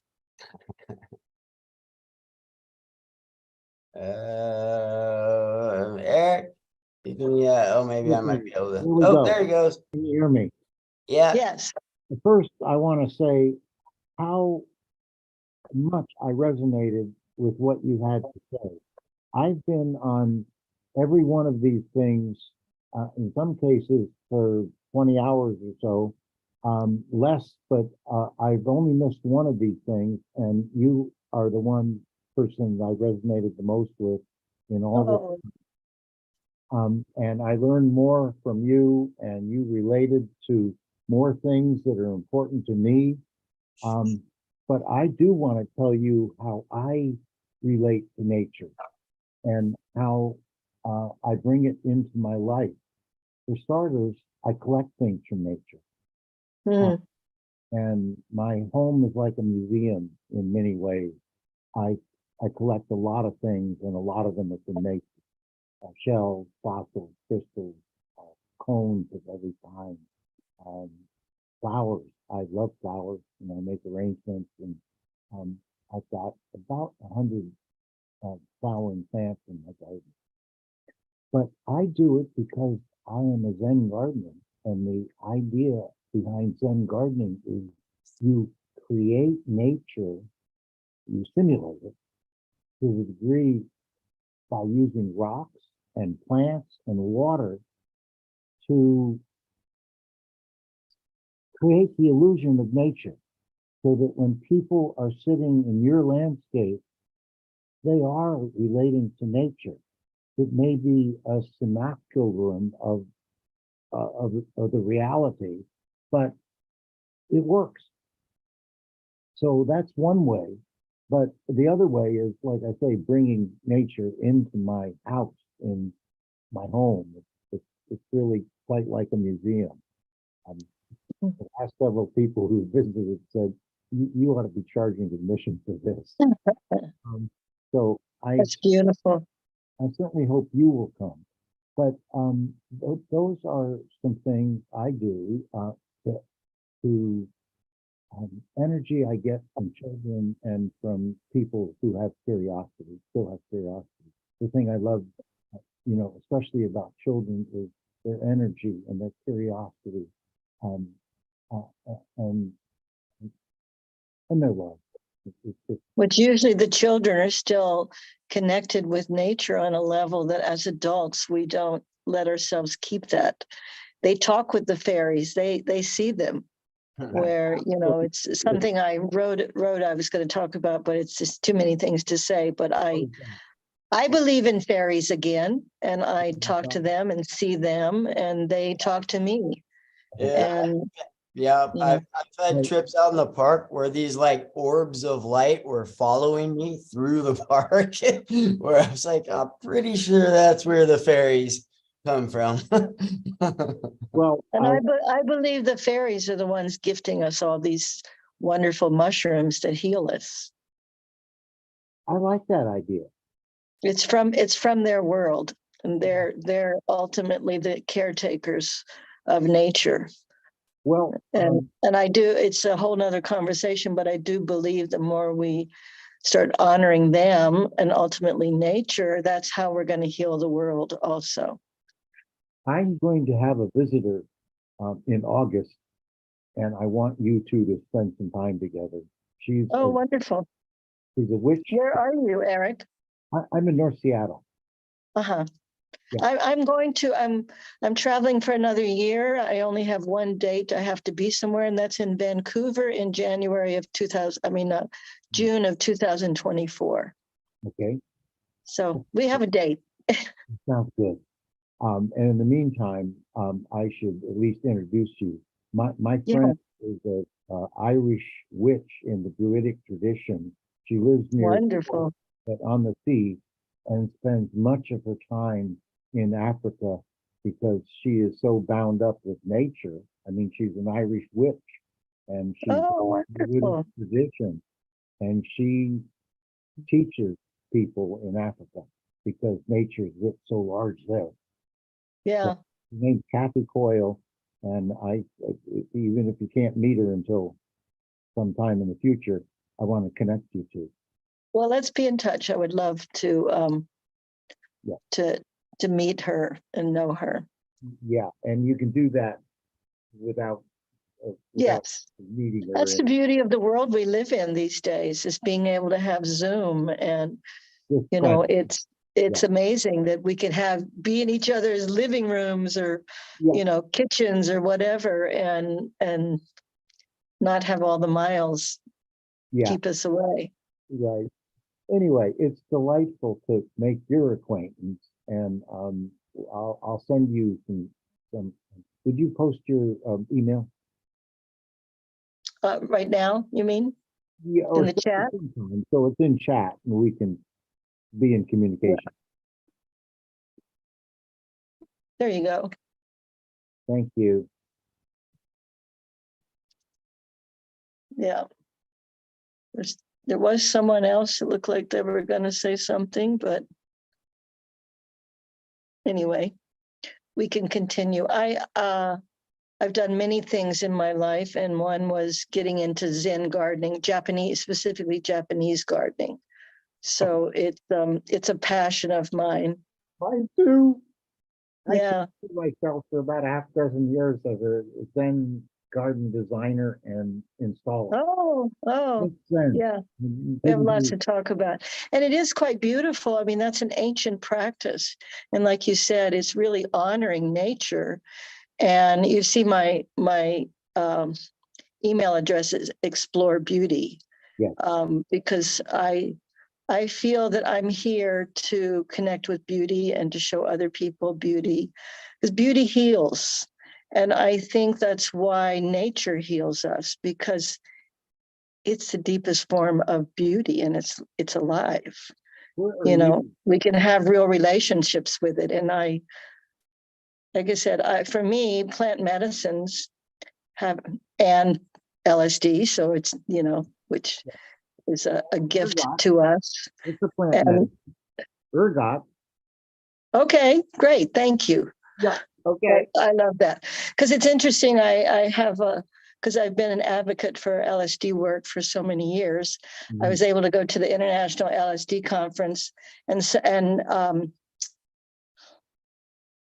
Albert Hoffman's 100th birthday was that year. It was held in whatever his city. I'm having brain fog in the moment, but he actually came on stage at 100 on his birthday, 100th birthday, and he was treated like the biggest rock god in the world. And he walked out with his crutches and held them up in the air.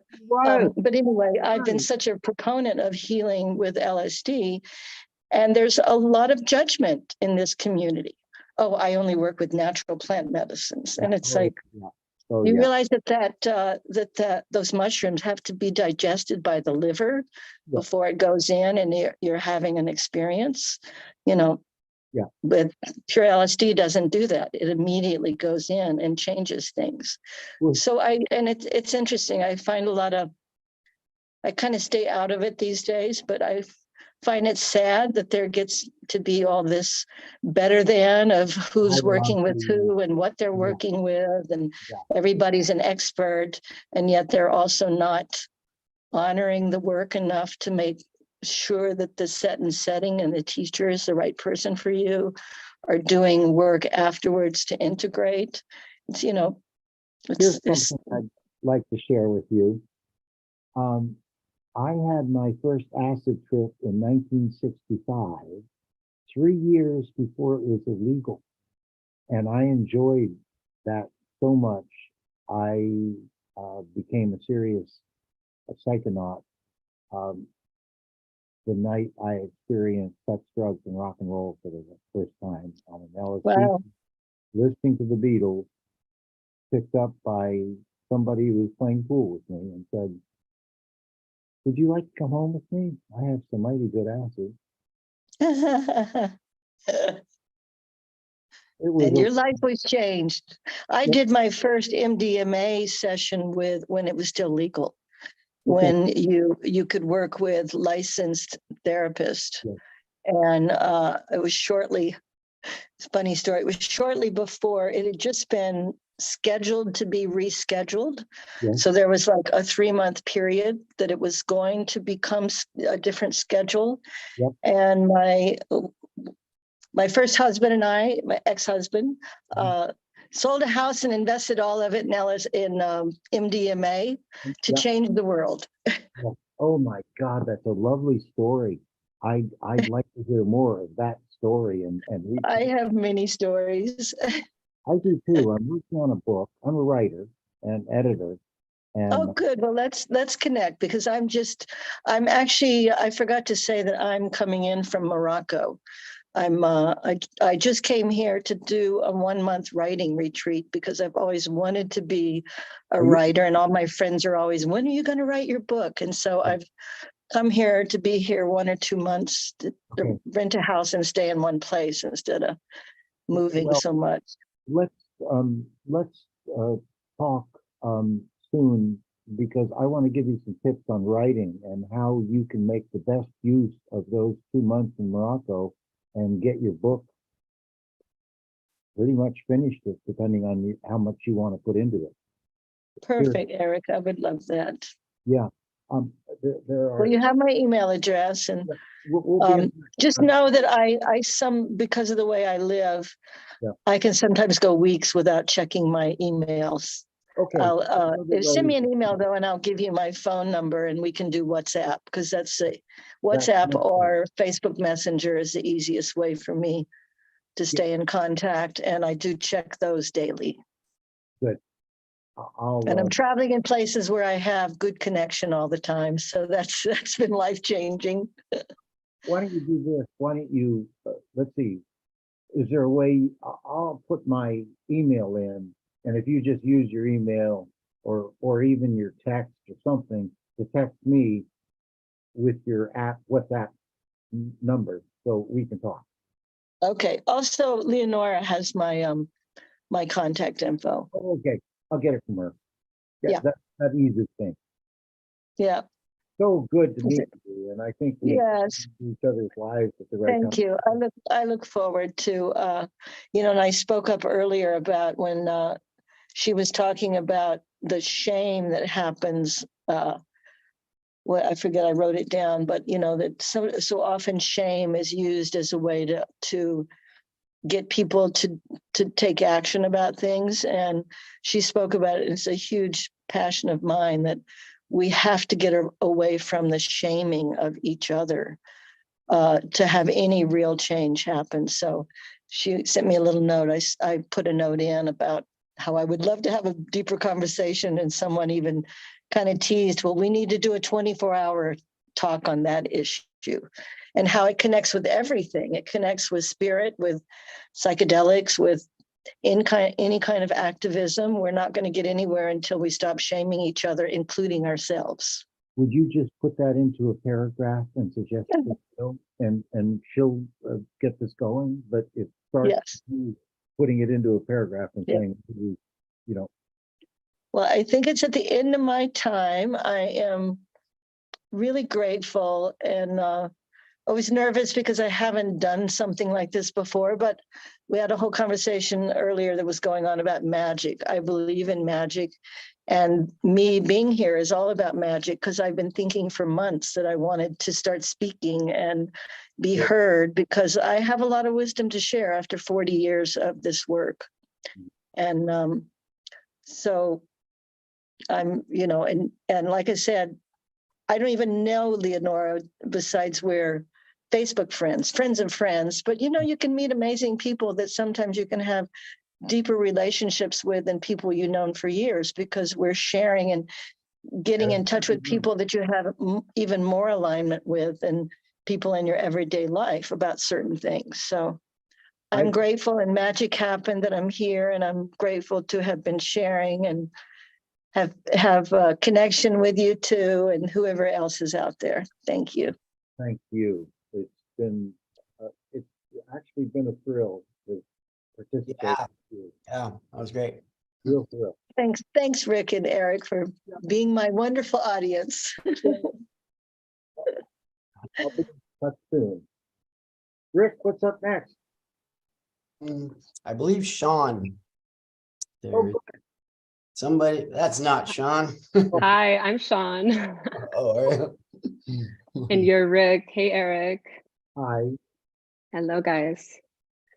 Oh, good. And Yeah, me, is it? not just And here, guys. Jessica's still hanging around. Hi, Jessica. I caught on to the end of what you were saying. I like the fairies. Thanks for sharing that.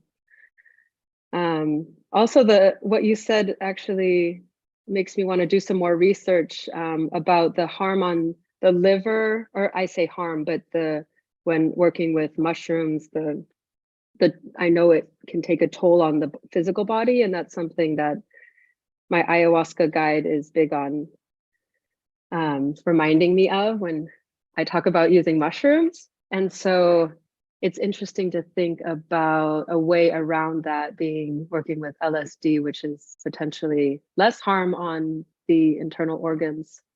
Sounds like that's what you were saying.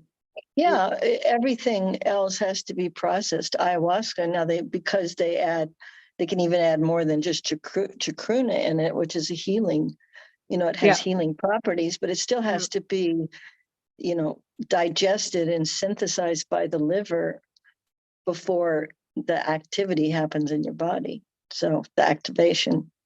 So it's a fun thing to dive into and research. Right. Yeah, it's a lot. But yeah, it's good to explore what works and what doesn't, and the toll it takes versus the benefits, because obviously there are so many benefits to working with any of these medicines. I'm interested in what you're saying about the downside of psilocybin. It's usually evaluated as among the safest and most beneficial of all the psychedelics, and the safest of all trips. What are the downsides that you're referring to? Honestly, I haven't gone too much into it, but my ayahuasca guide, who is actually flying to Seattle any day now, and he's going to be doing a retreat out in Washington. He's been working with a lot of these master plants for 25, 35 years, somewhere in there. And he says that ayahuasca is the safest by far. And that mushrooms would put, what does he say? That mushrooms take a toll on the adrenals. And basically, there's certain organs that he's named to me before, but that it hasn't really registered, that are having to do some major processing to release the toxicity of the mushrooms. And I haven't delved into it. What's that? I'm asking Rick if he knows anything about this or has heard anything about this, bad effects on the adrenal gland. I mean, my sense is, Sean, and I don't want to sound imperious or whatever, but my sense is that your ayahuasca guide is prejudiced, and while he may know a lot about a lot, I think he's off base here.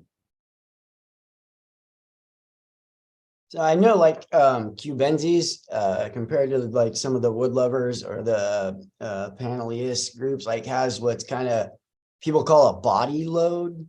I think Cubenzis, compared to other mushrooms, it kind of has this little something that makes your skin kind of feel like it's crawling a little bit or whatever, but it affects everyone a little bit differently, and you kind of get used to it once you become a frequent flyer. But as far as like how it affects which particular organs, I'm not exactly sure. That's why I've always been more akin to like the heroic doses. Like in my mind, if I'm gonna feel a little bit squirmy like this, well, like, let's make it worth it, which is why I'm, do like 8 grams or higher type doses. But that's just me. Sean, who's that wonderful young man behind you? Oh, young lady, actually. Okay.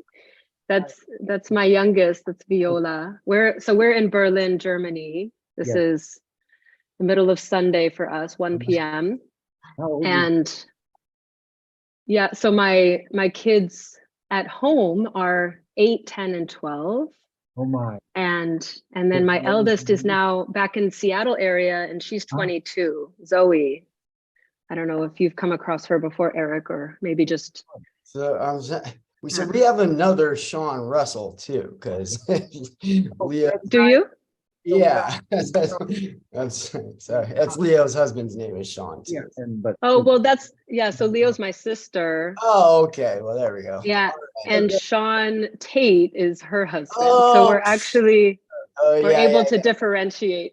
Okay, oops, I'm sorry. Yeah. No, that's okay. I got them. I was gonna say, who's the other Sean Russell? I'm Yeah, interested to no, know. right. I got my Sean's confused. Sorry. Okay. Yeah, no, but that's the ironic thing, or maybe not ironic, that now Leo's husband is Sean. So now we have to be very specific which Sean we're talking about in the family.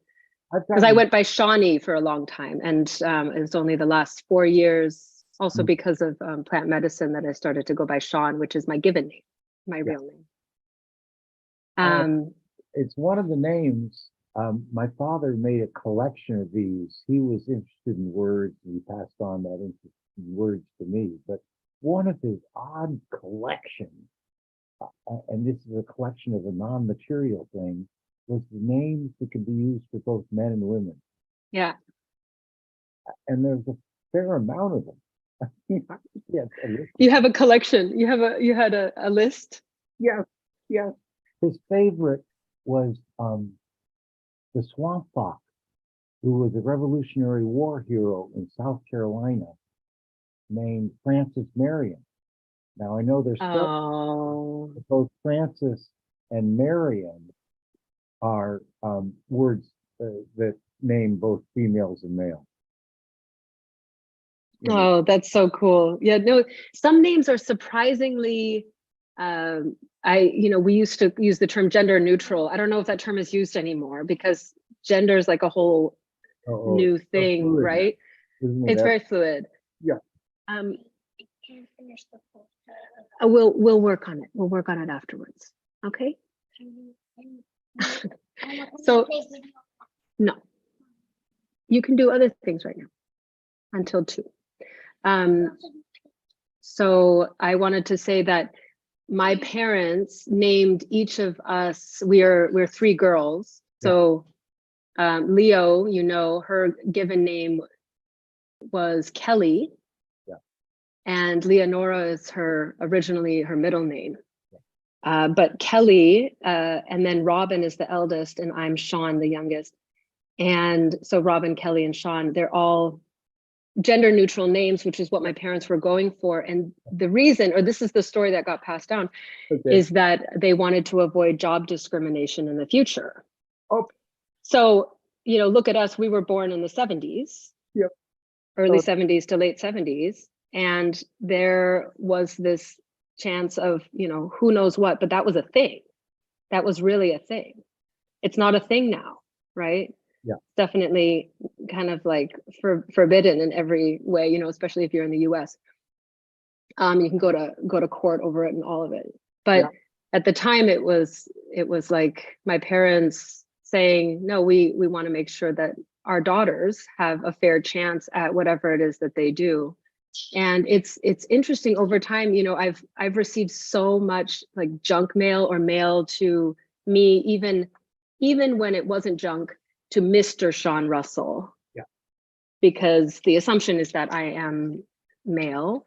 And then and Robin and Kelly, they maybe are more in the female category, but they also easily, I know people of both genders with those names. Sure. And I think only once or twice have I met another woman named Sean.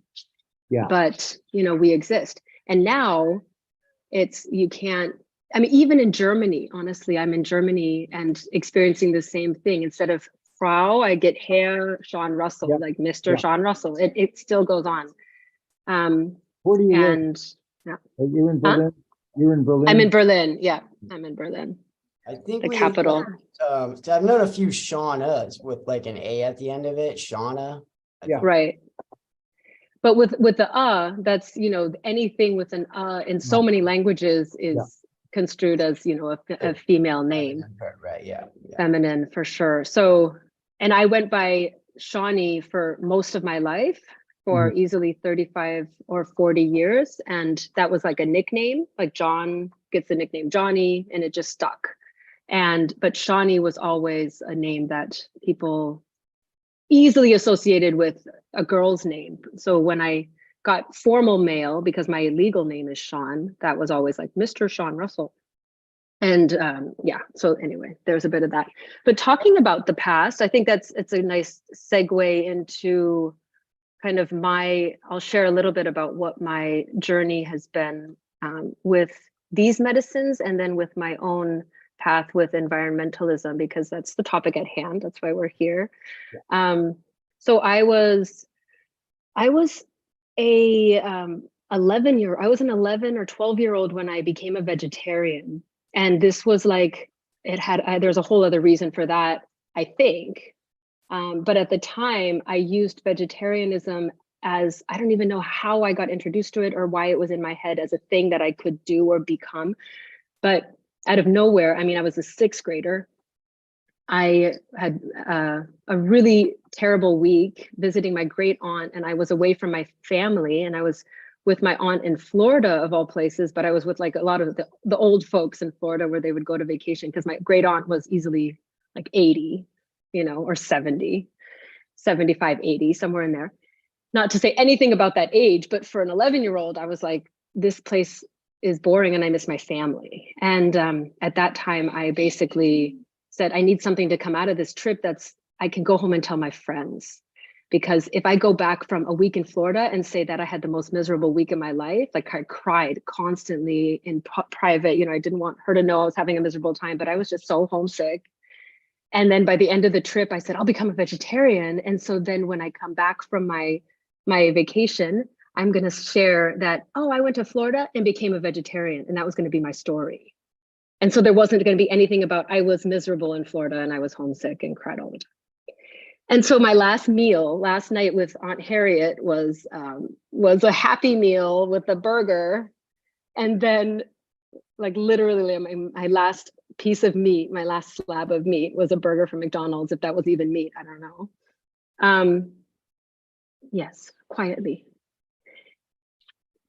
And yes. And so by the time for quite a while, it's interesting how it all intersects, because in my teenage years, I was really all about, for those first few years of being a vegetarian, all about like this, being on a vegetarian crusade, and drilling into everyone's minds, people who I was coming into contact with, how important it was to eat vegetarian and how we should save the planet, because, you know, I was researching all the statistics, and to produce a pound of, you know, a pound of meat would take up X amount of, you know, days and water and energy and all of this, versus a pound of wheat, which would take far less energy and resources. And I said, we need to save the planet, and this is what is important.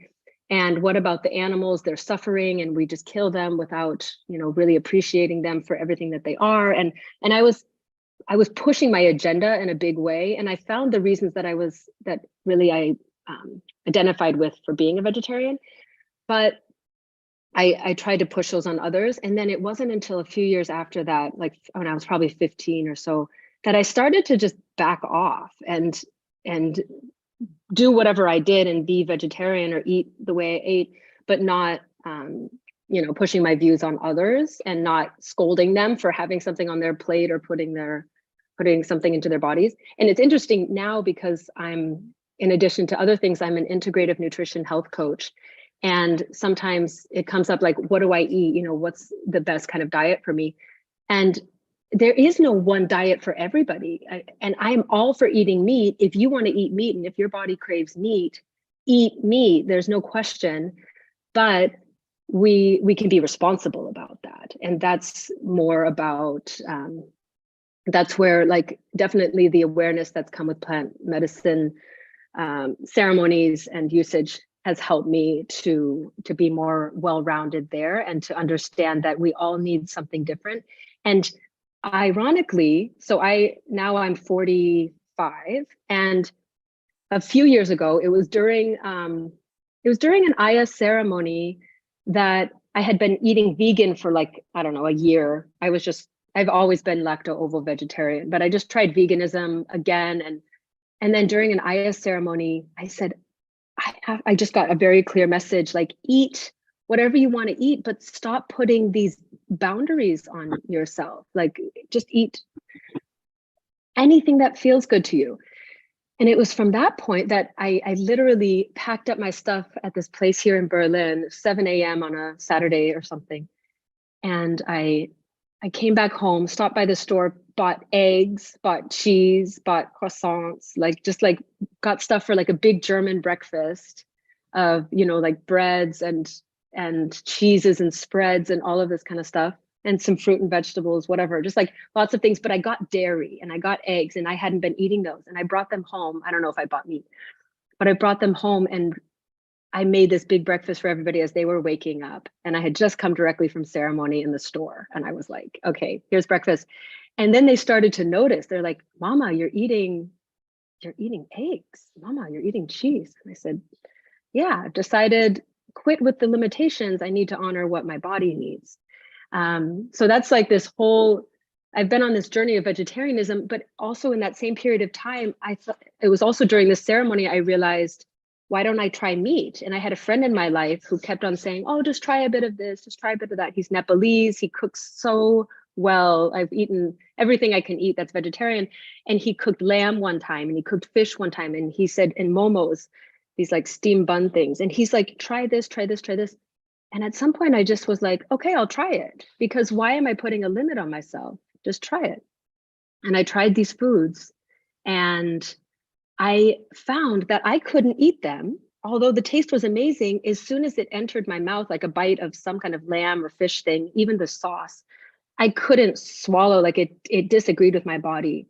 And I unfortunately was not able to partake in eating meat. But from that early age of 11 or so, I made the decision to become a vegetarian. And there was something that was so intuitive in that. And, you know, during my first use of plant medicine, which would have been probably around 15, 16, LSD and mushrooms and smoking weed and all of this. I was at boarding school. I got exposed to lots of good things, and forest, just exploring things in the woods. But that was a time where it made really good sense to be eating the foods that I was eating, because I got the clarity that went along with the medicine.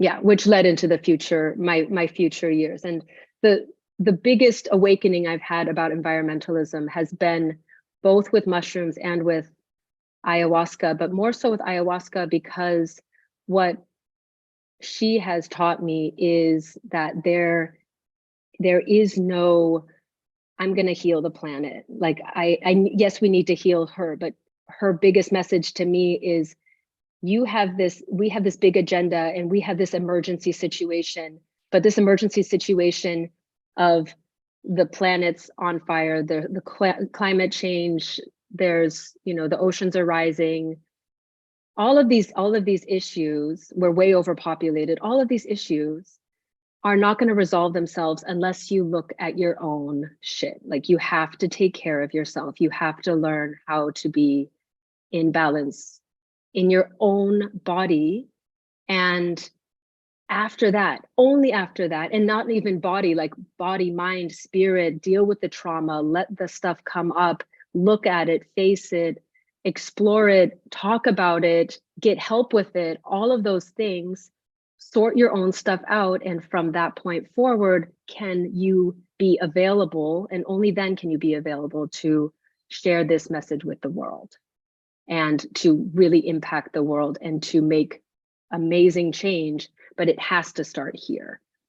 And with the food and with the vegetarianism, that was kind of my entryway at an early age, and I didn't even do it so consciously. But it was this journey of understanding up until today, and it continues day by day. Is like, okay, how can I better take care of the environment around me? Well, how can I look in the mirror and better take care of myself and nurture my own physical and emotional and mental, spiritual bodies, energetic bodies, all of it, and then help, beyond myself, in my family, in my community, all of this. And then that can impact the greater need, which is our home, is our earth. So this is in my experience, it's all connected. I mean, what isn't connected? If you're working with plant medicine, I feel like everyone gets that, the connection of all things, that there is no separation, and I'm going to deal with this thing and not with that thing. Like, it affects everything else. So the positive impact that we can make on our world starts with the awareness of our own stuff. And that's where the plants help out one hell of a lot, because you can't do it alone. Although you could do it alone with a lot of meditation, or a lot of therapy, or a lot of time in nature. There are ways, but the plants kind of speed up the process.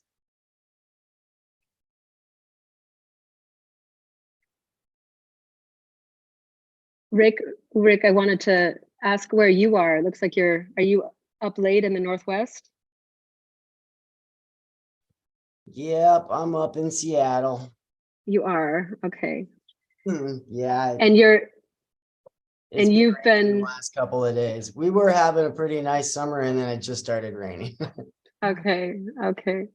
Yeah, the summer, it's funny that it's really hot here and it feels like summer, but my kids were just asking, when is summer? Well, summer starts in 10 days, technically.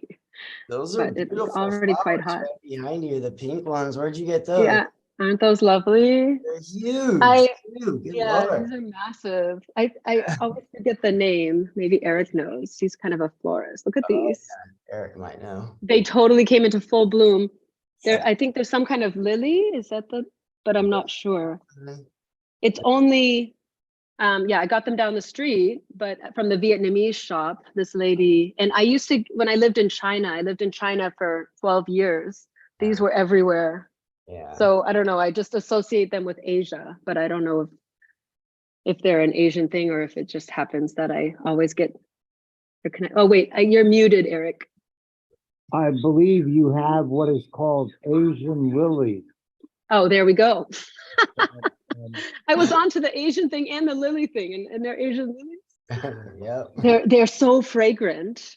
And if you have a sensitivity to the fragrance, it's a very strong fragrance. It's lovely, but it can be very intense if you're sensitive to that. A memorial service in Portland today, but this is what I came home to when I came home. Oh, these are in your garden? Yeah. Oh, gorgeous. They were blooming. Yeah, it's just so nice to come home to. Oh, what a nice welcoming. You were down in Portland today, and then I went for a memorial service with a dear friend, including the one who introduced me to Burning Man. Oh, really? Yeah, and it's just. Oh, which friend was this? If you don't mind saying. No. Her name is Na Young. She's an oncological nurse who taught me a lot about these wonderful substances and introduced me to Burning Man. I've been 16 times. This year 16.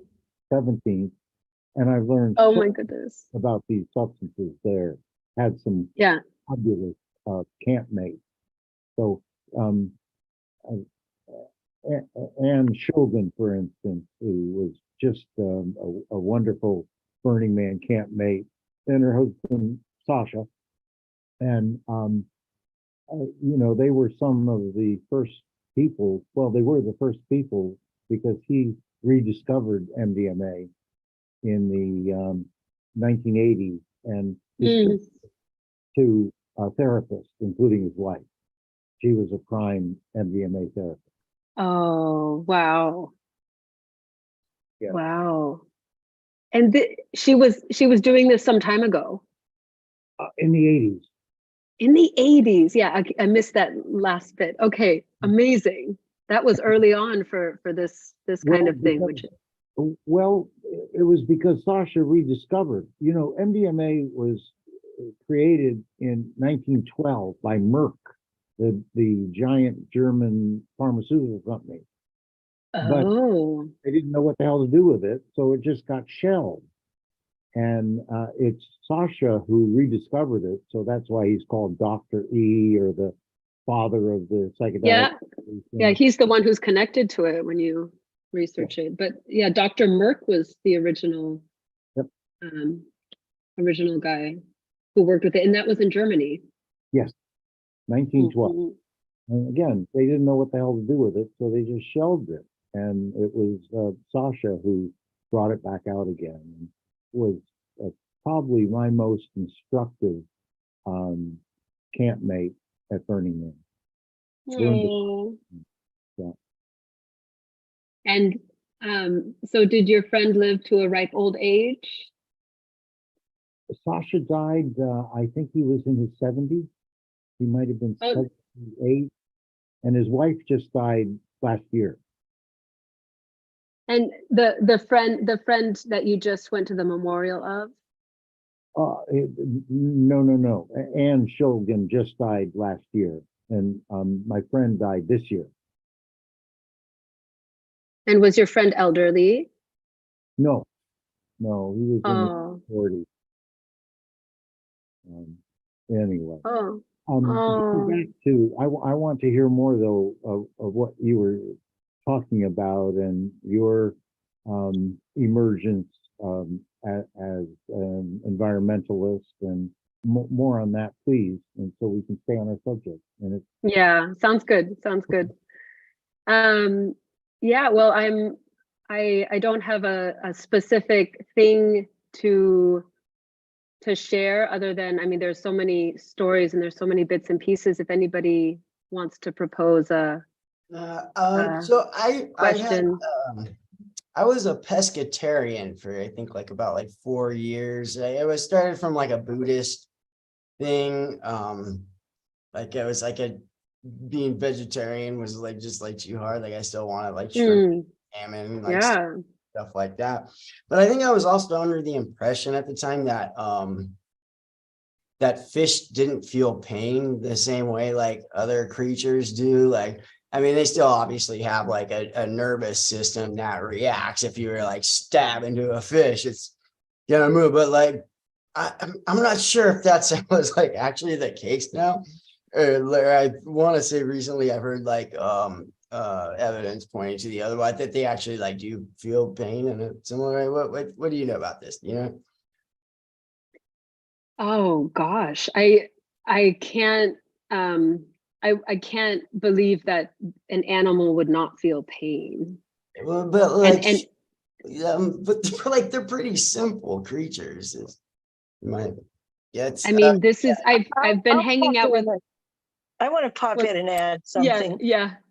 Way back when I got into holistic health 40 years ago, I did study with some well-known macrobiotic teachers, because back in the 70s, that was kind of the first big food fad. And these teachers talked about how and why choosing to eat different things, and that it's hard for me to put into words, but it went something like this, that, for instance, cows, mother cows are, so connected with their babies. Yeah. And also chickens also. Yeah. I just looked it up. Fish definitely feel pain. Yeah, let me. Sorry. Oh, okay. But the thing that's all right. The thing that how they separated fish versus those others, protein, were that fish, for the most part, give birth and leave the babies. they don't stay and take care of the babies. And that was where there was a delineation of how and why you made choices. Now, I Yeah. personally was a vegetarian for 11 years, a long time ago, and then got very, very ill and had an Ayurvedic doctor say, you need to eat chicken livers. And I did and got healed, and piece of the healing. But I was part of my being a vegetarian for many years was my love for animals. And now I mostly eat meat and vegetables. That's my main diet, and I feel good about it. And I love animals. And I had a farm and raised my own animals, and I would never eat them. But there's a whole lot of levels to that kind of conversation. But I do think it's about each person making their own choices for what's right with them. And I love your story you shared, Sean, about, because I do think, and I made a little comment, I know when you're talking, you can't see them, but I do think the more we let go of those restrictive boundaries we put on ourselves around everything in life, is the more we just tune in with how real healing happens. Yeah, good stuff, really. I mean, and it's not about just like your diet. That's just one place to practice it, right? And then you let that unfold into other areas of your life.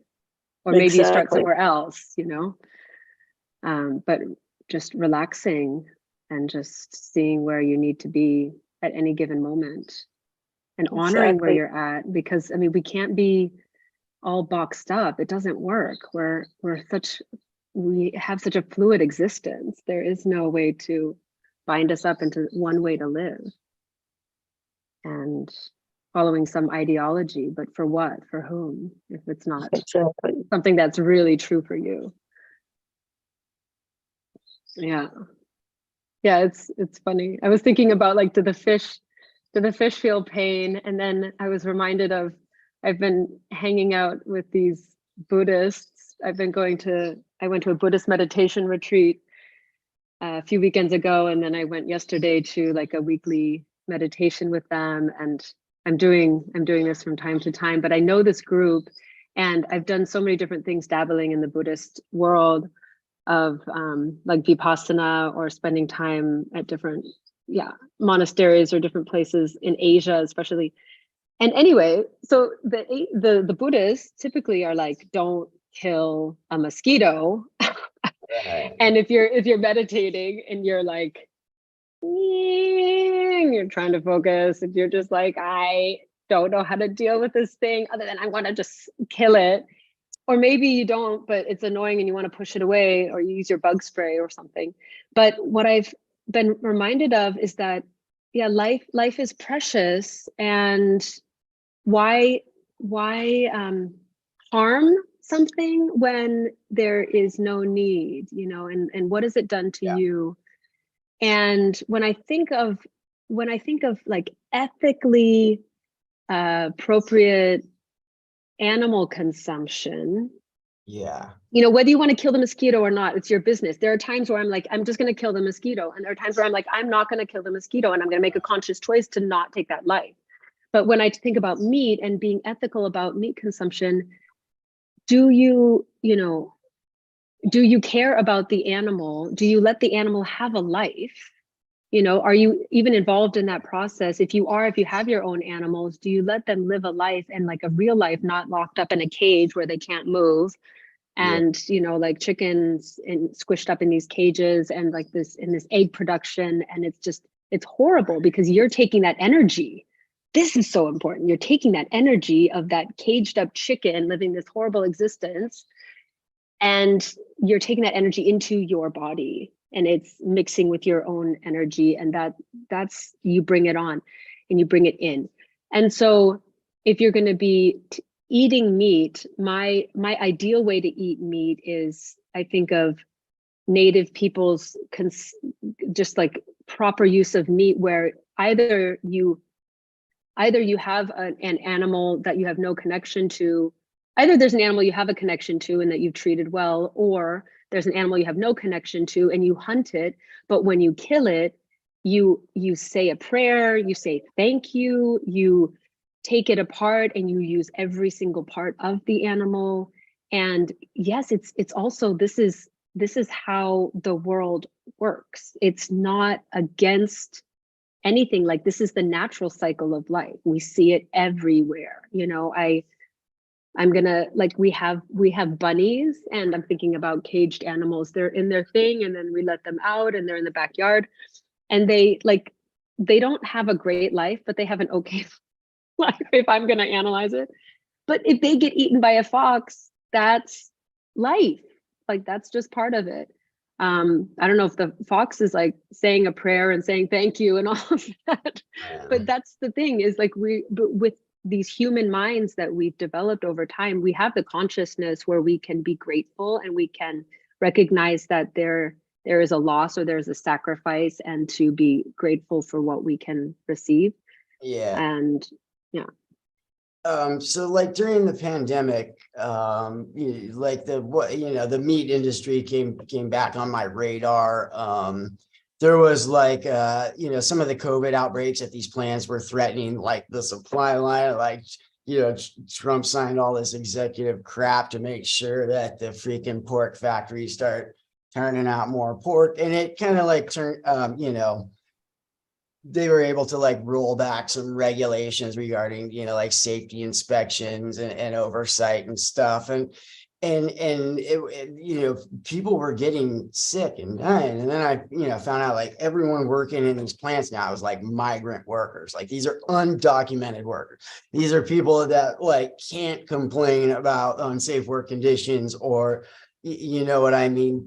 Because they could get deported. You know what I mean? It's it's pretty messed up. And there's a history with this in our country. Like, there was back in like 1901 or something, I want to say, there was this book written called The Jungle. I can't remember the exact year. Upton Sinclair, and he had been working for like 9 months undercover in like one of the hugest like slaughterhouses in the country. And it was just absolutely disgusting. There was just like rancid meat getting, all kinds of weird mystery additives and unsafe chemicals. And like, it was just the worst. And like, that book led to the, founding of the Food and Drug Administration over here, like safety inspections and whatnot. And then, at like one point, like working in these like factories was like, some of the highest paid union jobs in the country. But of course, like, capitalism has intervened. And, in this day and age, we're like heading back to that age where it's just like an incredible, if these companies are allowed to police themselves, then, it's just a matter of time before these, God knows what's discovered in this stuff. So it's a good time to like stop supporting the meat industry right now. Just, yes, the treatment of the animals, the treatment of the employees, the, health concerns. So, yeah. I'll shut up. Yeah, no, but there's an endless effect. I mean, it's everything affects everything else. It's just, it's back to the same understanding that we are all connected, and every decision you make affects something else. So when you're choosing to get the McDonald's hamburger, or this has such a tremendous effect on the world, and it's supporting the industry. And yeah, the meat industry I don't know about all over the world. I've lived in 3 countries, and I know a bit about it. But what I love I know it's a big problem in the US, and factory farming is like such a huge thing. And it's just so unethical. I gotta draw the line. It's so unethical. But in China, what I really love, I'm just gonna touch on that, is I lived in China for a long time. And although I didn't love seeing dead animals at the market or even on the street, the alley where I lived for a few years, just the fact that there are animals, whole like dead animals lying on a, just like a board propped up by a couple tables or something. And there's just like huge, not only slabs of meat, but like big dead animals, like a lamb or a pig or chickens, and they're just like laying there, but there's so much understanding and connection to what this is, like what it is you're eating. Whereas you could be, wow, you could be anywhere in, I mean, honestly, in the States, it's a big one. I feel like it's more transparent in Germany from as far as like Western countries where I've lived, but you don't necessarily know what meat you're eating, you know, like something could be put into a patty or be put into some kind of slice of, I don't know, sandwich meat, and it could be a combination of various things. But in China, when you buy meat, it's like even the names like niu rou, that's beef, which is cow meat, and then zhu rou, which is pig meat, and ji rou, chicken meat. Like there's no question about what is this, like pork. What is pork? There's no like how do we know that it's pig? You know what I mean? Like even the language around it, it's just so dissociative. It's not, you're so far away from actually knowing what it is. Whereas if you live like, I don't know, it could be like traditionally thousands of years ago, it could be a hunter gatherer, and you're like, I need meat. I need to eat a meal. I need to bring it home to my family. And you're going to go out and you're going to kill the animal, and you're going to know exactly what that animal is. But we've come to this day and age where we're so disconnected from what it is that we're actually putting on our plate. And so there are all these degrees of separation from the actual thing. And there's this long process that we're affecting every time we buy something or consume something that, you know, maybe it comes from a factory farm, you know, but that's so distant. Like it could be that that meat was like chopped up and it's mixed up with other animals, or maybe different cows are all coming together to make this one beef patty. You're like, how many different animals am I consuming in this one thing?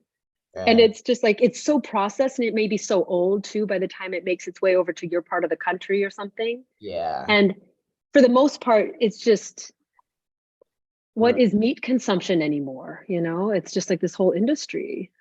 Yeah, I can't remember. It was sometime within the last year here in the States. So come here to Morocco. I went to buy a chicken the other day. Yeah. And you go to the market and you pick out the chicken you want. Yeah. And they chop the head off in front of you, and then Right. run it, you know. I mean, Yeah. I being in third world countries a lot, I've seen lots, but that's the first time I've, you know, bought a fresh chicken that you do not buy them already slaughtered. You pick out which chicken you want. Amazing. And then they cut the head right there in front of you. So, Oh God. Yeah. I mean, I've had it when I was in East Africa. You know, a neighbor might bring a chicken over that they picked out and snap its neck in front of you. But like to go to the market and you're the one who picks out which one.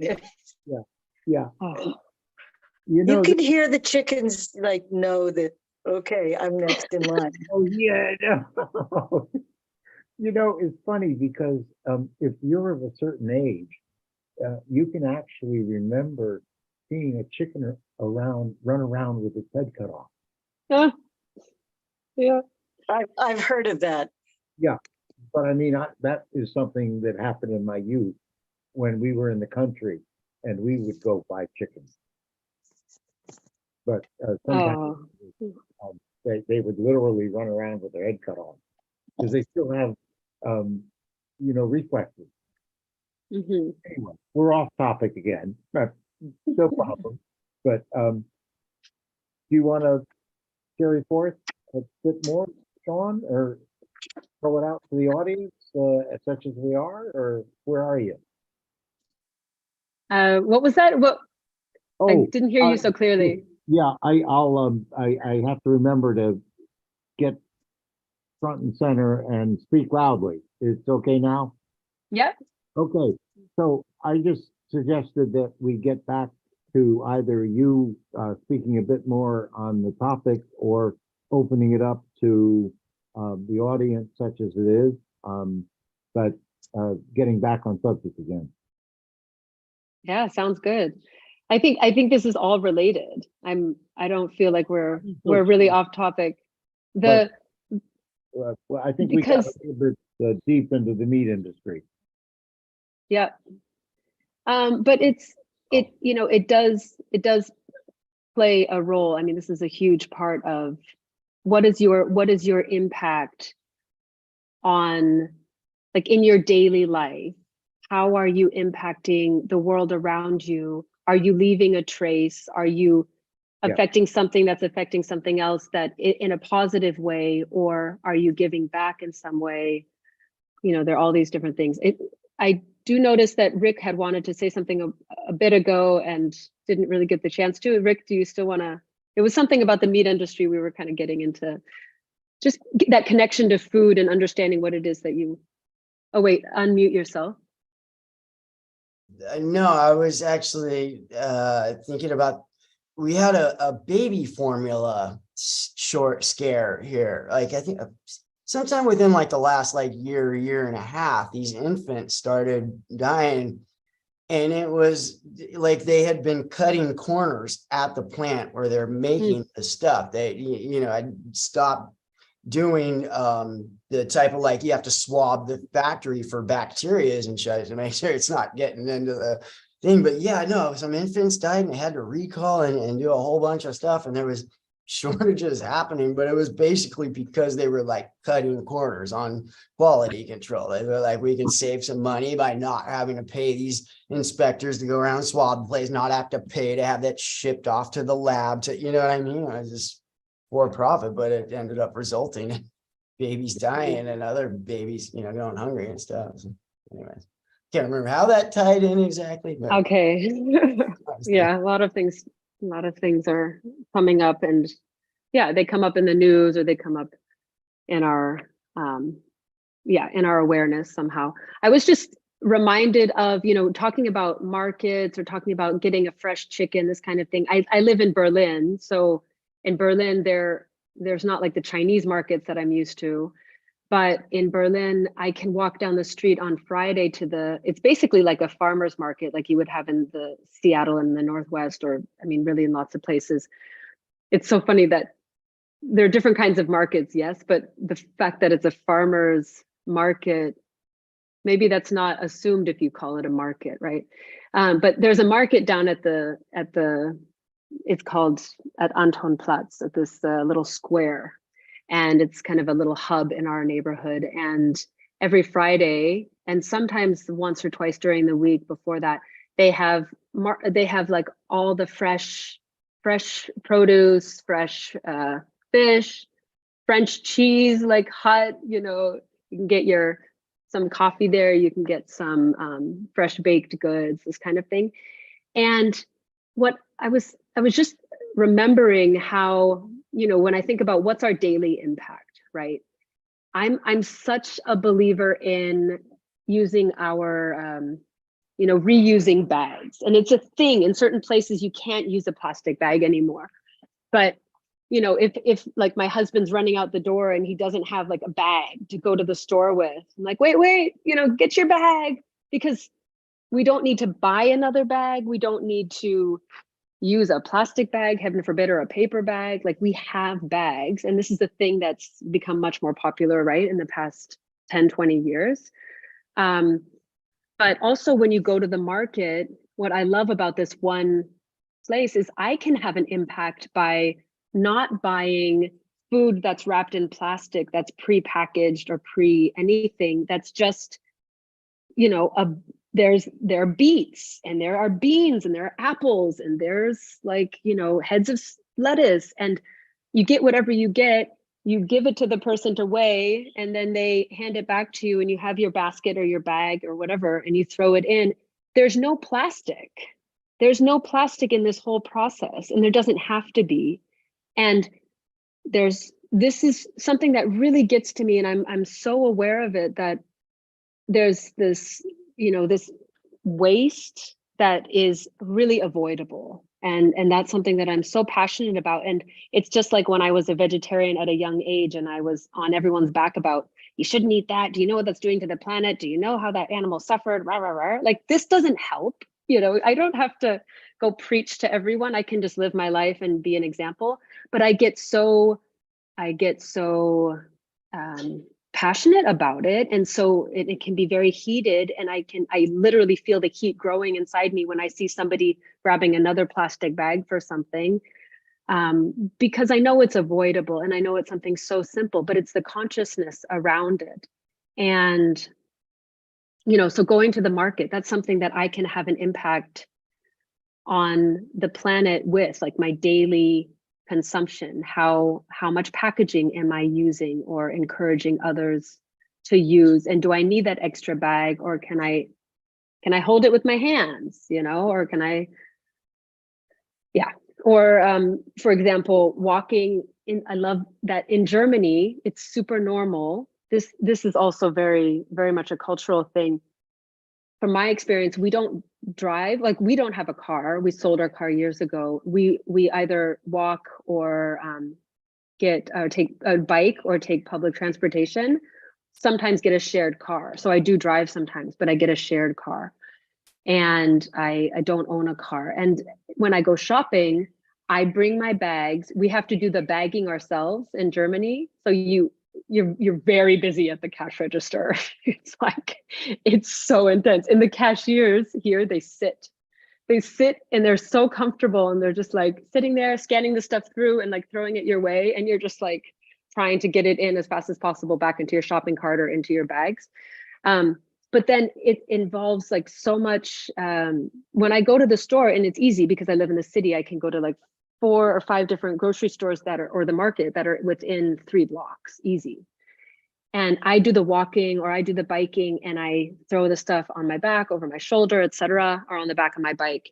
And I'm not using a car. I'm not using gas. There are no emissions, even in an electric car using electricity. It's none of that. It's just like me and my power as a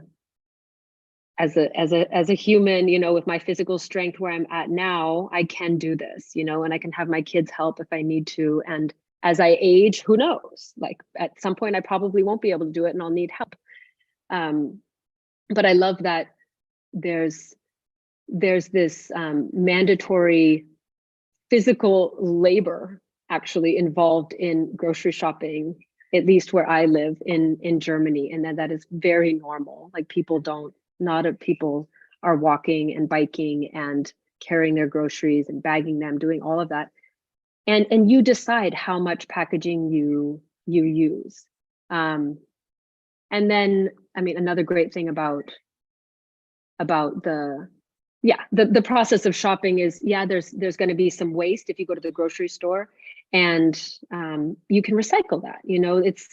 It's not better than, it's the next step. If you haven't avoided using any kind of materials like packaging to begin with, then at least you can take a step in getting them recycled or reused somehow. And so what I like about the stores here is there's a recycling kind of station as you exit the store, so you can throw all your stuff in your bag, or bags, or even shopping cart to bring out to the car if you're doing that. But there's a place to recycle the paper and the plastic or foil, those kinds of packaging, and a place to recycle batteries. So hopefully those batteries are not just going directly into the soil and causing damage. But there are these little things that we can be conscious about or build consciousness around, the producing of waste when we consume food, which all of us do. We're all eating, unless you're fasting, you're eating all the time. This is one thing that we have in common, that we eat and we drink. And so how much waste is going into that, and what small impact can you have to change your behavior? If it's just like using one, even at the store when you can bag stuff up, can you use the reuse a bag, or not put, like, don't put your apples in the bag, just put them there and they can weigh them at the thing. Yeah.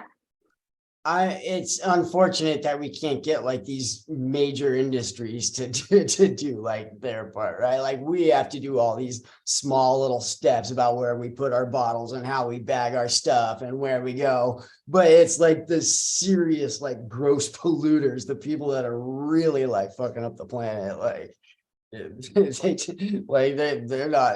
not doing anything to clean it up on their end. It's just it's incredibly like frustrating, and it seems like it's fallen to us citizens to like Hmm.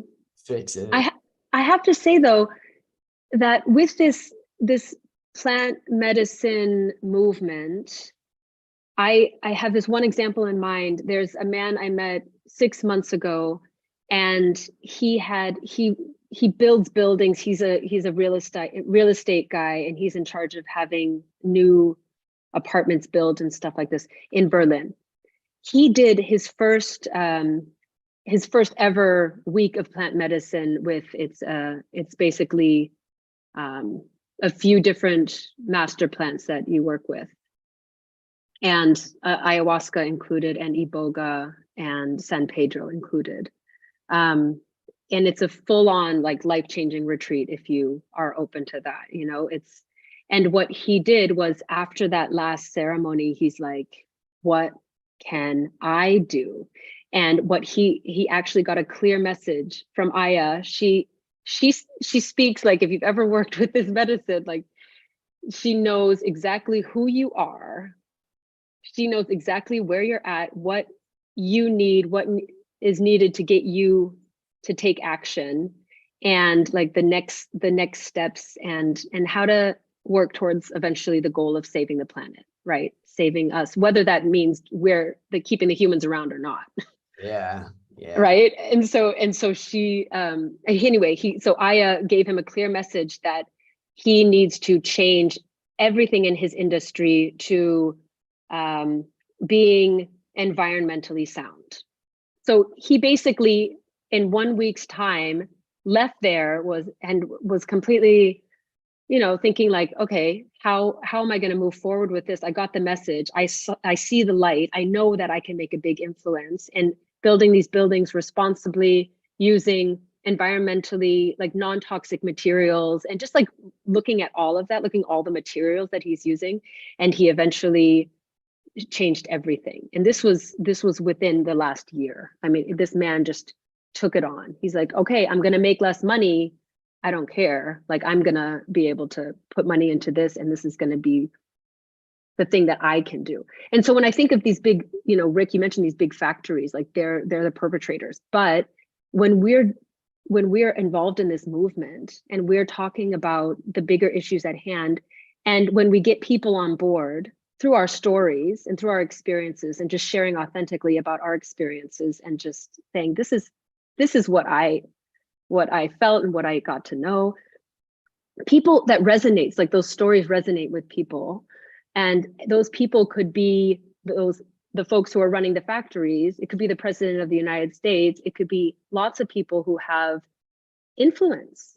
And when you have influence and you understand the big picture, then you're going to be the one who takes action. And so just the fact that we're on board for this movement, that has an impact, because once the medicines, like lots of different options here, reach these folks, then those factory owners are going to make some different decisions. That's what I see happening. Yeah, take some perseverance. Who's up next? Because we're going to draw my time to a close, wrap it up here. It's been so nice to hang out with you guys. I don't know who's coming on next. If it's hey, but you're muted there, Eric. But if anybody wants to chime I have in, the list somewhere around here. I'll find it. Give me 1 second. Oh, come on. I have access to some information too, but I have to scroll through it. If you find it faster, that's great. But we have a beautiful sunny Dr. day. Ben Johnson is Okay. right.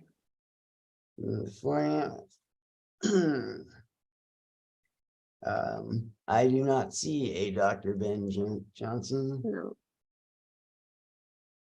And I know it's in the middle of the night for at least a couple of you. And how are you feeling? Are you ready to take a nap? I'm doing pretty good. I caught a little nap between like 10:30 and 12:30. So Right on. And you, Eric? Should be good for another You couple know, hours I'm, at least. I it think the looks like sun's I'm just pulling starting an to come up here. Um, looks like I'm pulling an all-nighter. Okay. All righty. An Steve's got all-nighter. something. Steve, you want to say something, buddy? Yes, please, mate. How are you guys doing? Has hands up, has that gone out the window overnight? Has That it? was you. Yeah, no, we were supposed. There's supposed to be a Dr. Ben Johnson supposed to be coming on. Right, wow, the one and only. Oh, is that you? The playwright. No, I just had a really quick question for Sean, because hey, Sean, I'm in London. Oh, hey. One We're of the both in Europe, not the EU, but this Europe. is sophisticated Europe, and one of the gags I always make in these kind of situations is that global warming is a very hard sell in this country, because like we have our own, you know, wine now, and it's quite good. And so telling the Brits that it's going to get warmer and sunnier is like a really difficult. And yeah, people are already talking about the tourist economy and what that can do to a country. It's not necessarily a good thing. And I wondered, is there a similar conversation going on in, you know, in Middle Europe?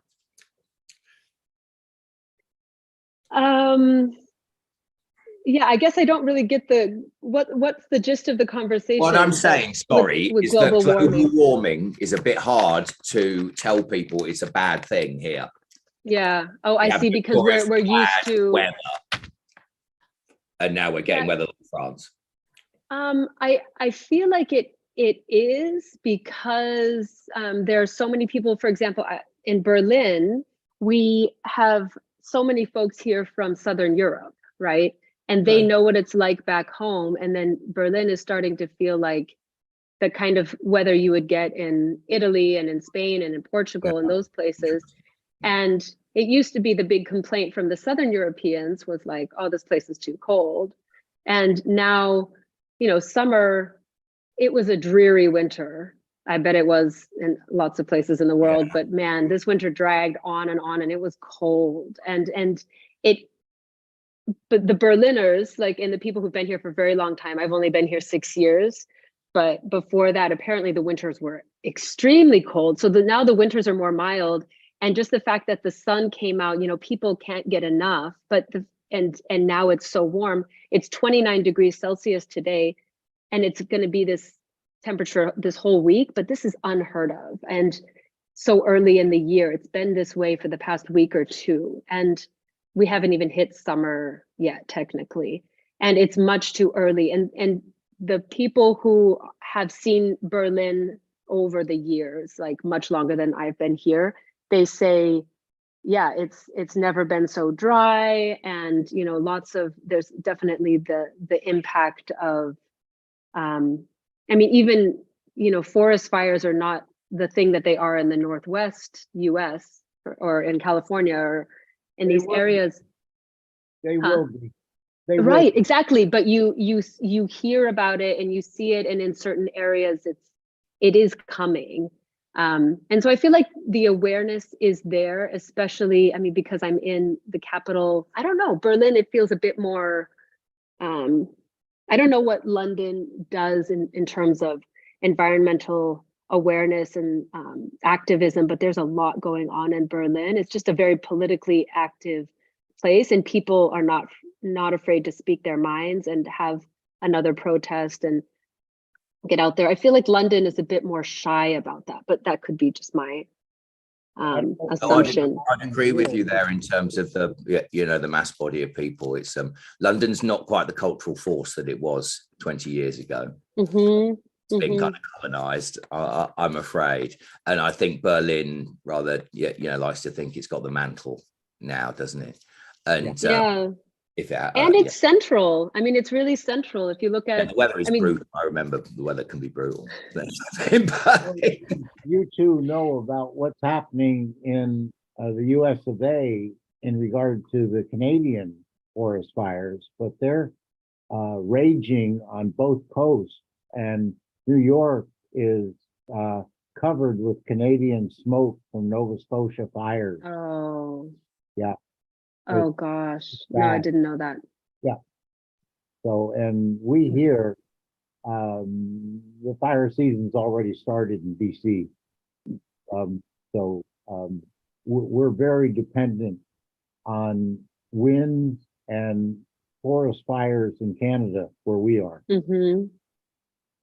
But you know, I think it's an interesting conversation in that I understand the thinking between, you know, oh, Londoners, you know, we're just enjoying nice weather.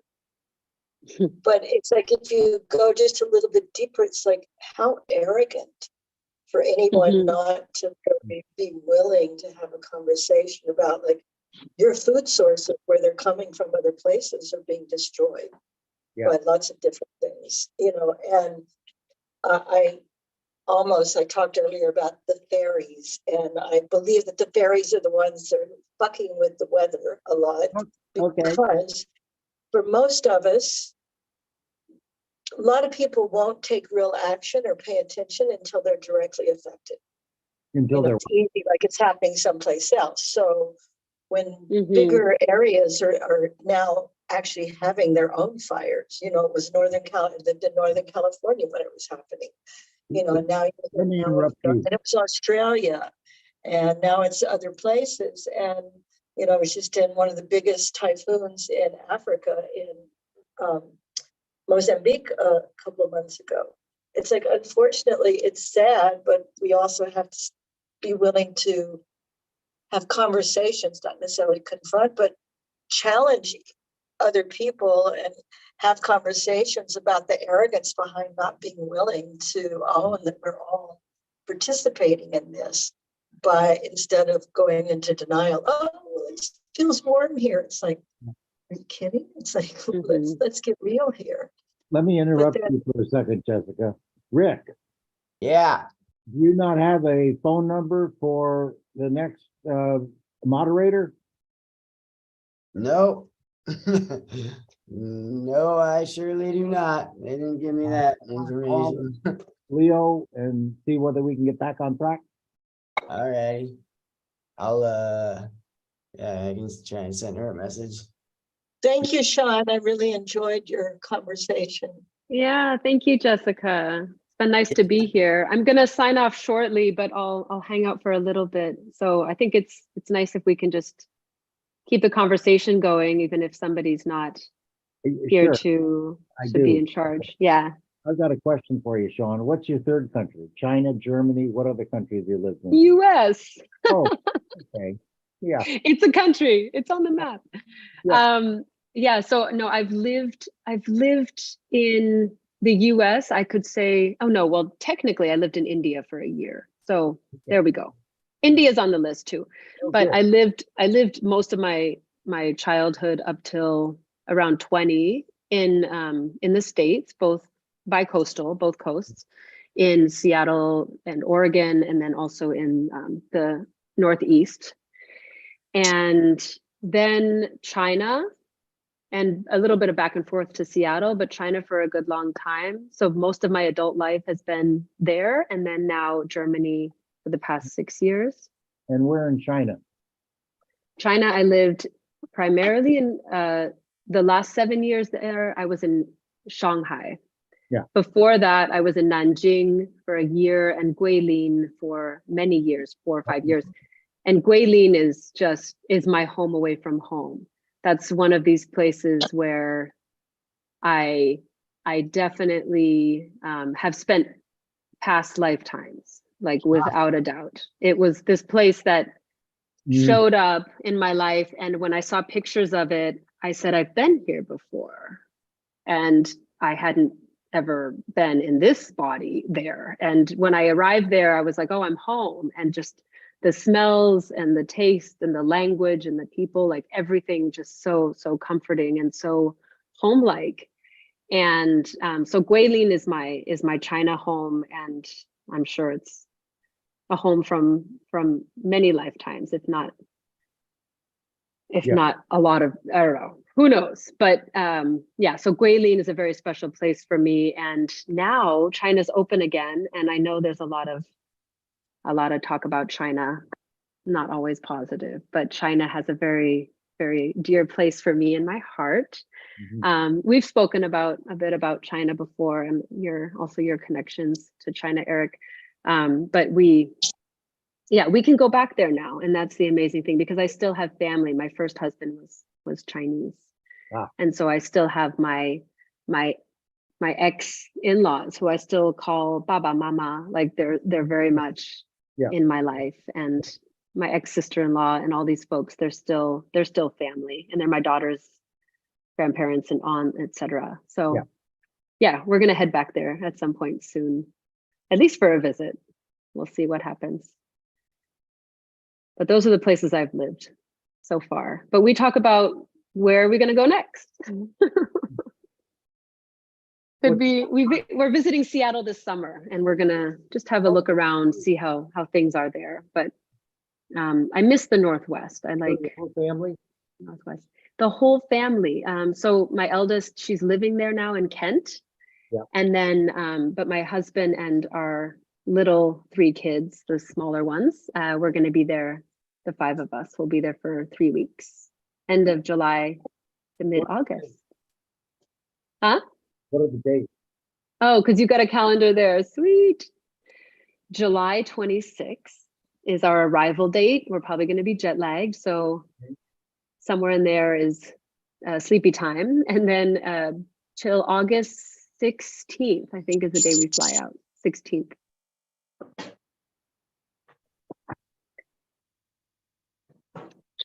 Yeah, it'd be great to see you, Eric. Maybe we can stop by. Oh, no, just wanted to stop by, especially with the children. What's that? I said, more than a stop by, Oh. especially with the children.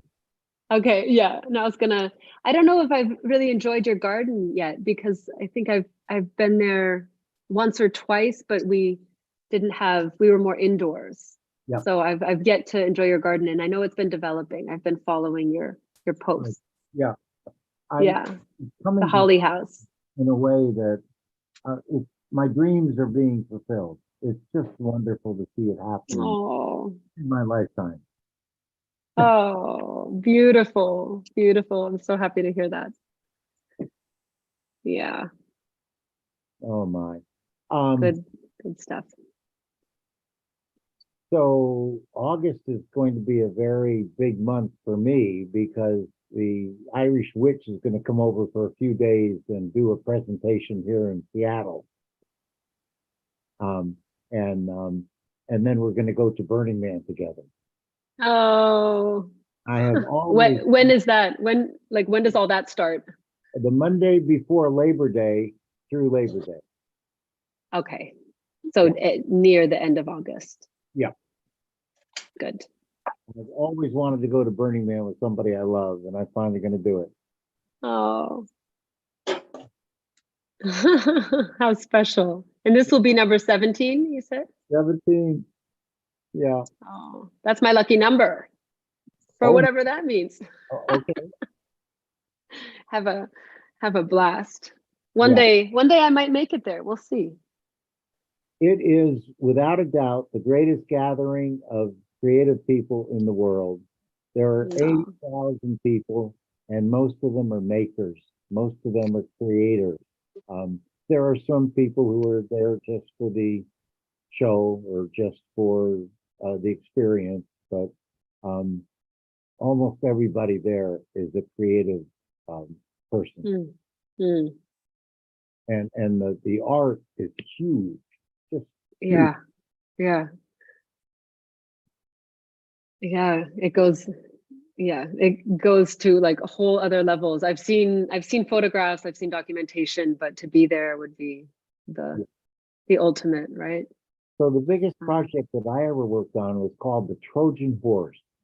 It was 50 feet tall. It weighed 28 tons. It took 6 weeks to build and off in Oakland. The cart was built in Reno. It was reassembled in 6 days at Burning Man. It was dragged across the desert floor prematurely by 550 mostly toga-clad slaves who revolted and pulled the thing early and amidst cries of slaves rule. So we had an uprising on our hands that I was pissed about to begin with, because our plans were ruined. We had 200 costumed gods and goddesses, and Greek and Trojan soldiers, and nymphs, and satyrs, and all sorts of folks all costumed up, all the gods and goddesses, plus the soldiers, plus a band, plus little bands of things like the band of Dionysus. And when they ran with it, they spoiled the funeral dirge, and I got all pissed that all that work was for naught. Then I thought, are you kidding me? This is the essence of Burning Man: spontaneity, mere anarchy.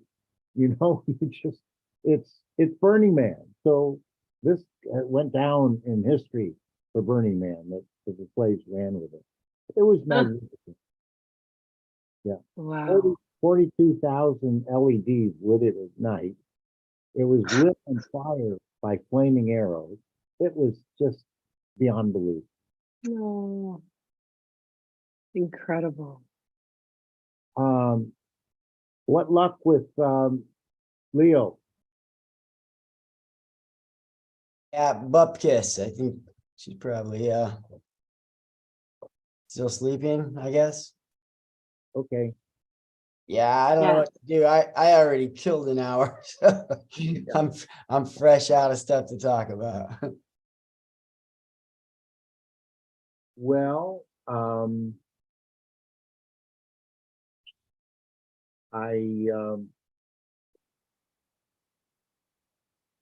think my breakfast is calling me. Yeah. That's where I'm going for the next 5 minutes. All righty. Okay. You could maybe try Sean. I think would it be worth it? Oh yeah. I feel like he's more reachable All Yeah. right. at odd hours. He's always called me at like the oddest hour in Yeah. Seattle. So That's to find out. whenever he calls me, I'm like, what time is it there? This is not a time where I talk to people on the West Coast. You even know who it is. Yeah. What's the name again? Dr. Ben Jason? Johnson. Oh, Yeah. Steve, I really enjoyed talking with you the other night at the other event. That was a good one, man. I went back and listened to it again. There was some gems in there that snuck past me the first time. Like it's kind of being, I don't know, I must have been distracted, but no, you had lots of really good stuff to say. That's very kind of you, mate, because I think last time I had the classic 1 hour's sleep for emergency moderating and woke up to like text messages going, where are you? At 7:15. So I'm very glad you said that, mate. I had a bit more to draw on for that one. I'm afraid my my ecological credentials are pretty low. So I was hoping to like play the everyman in this conversation and sort of just ask the obvious stupid questions that the everyman asks and give the speakers the opportunity to platform their ideas. Yeah. Well, if there's anything on your mind now, we got, I guess, 40 minutes to kill.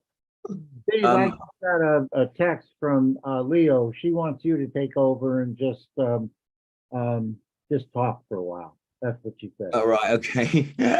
I've got a jazz festival to go to in an eco park, actually. Oh. And I can tell you the story of that. It is it's just about 10 minutes walk up the road, and it is where, with apologies to everyone living in Germany, where the first intercontinental ballistic missile landed. Whoa. Yeah.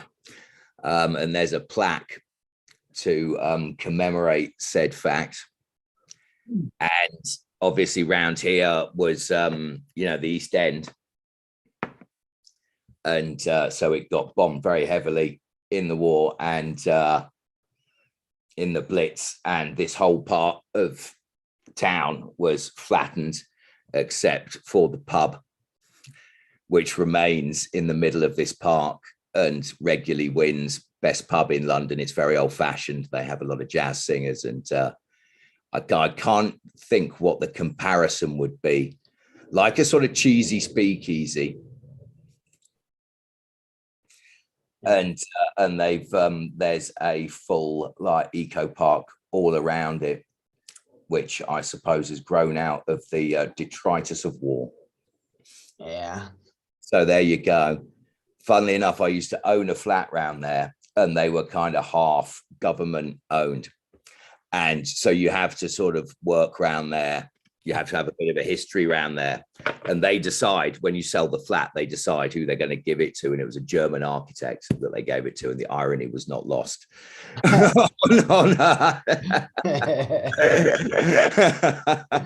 get it. I get it. Right on, man.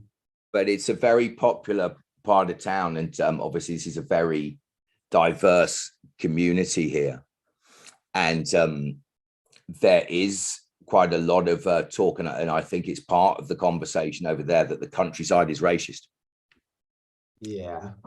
Or rather, there can be a very, very, you know, stuff white folks like aspect to it. And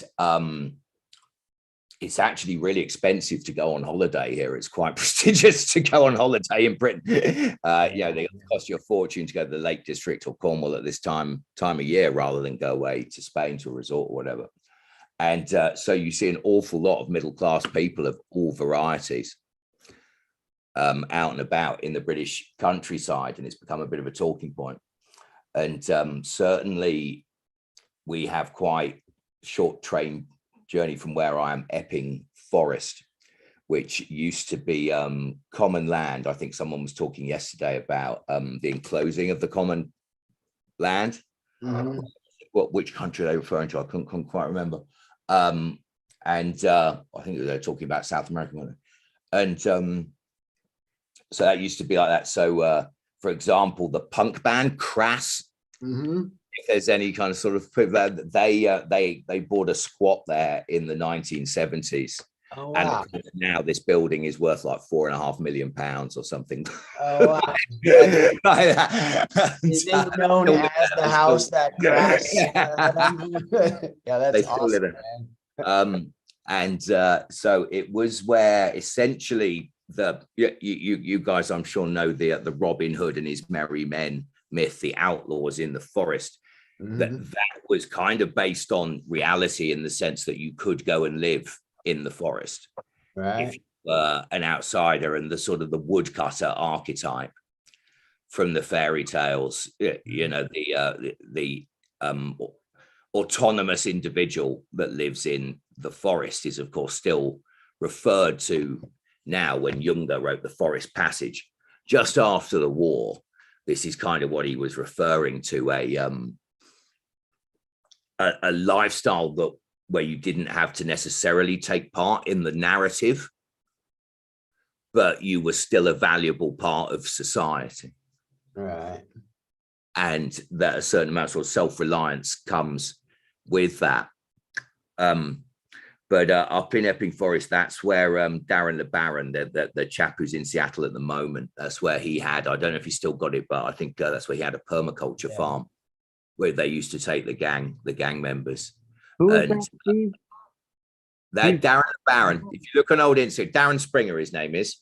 So here in the state of Washington, actually, I went to visit this monument last summer, but they have a life-size replica of Stonehenge, just like on the Oregon, Washington border there. And it's like up on this hill, and you know, they lined it up with the solstice and everything.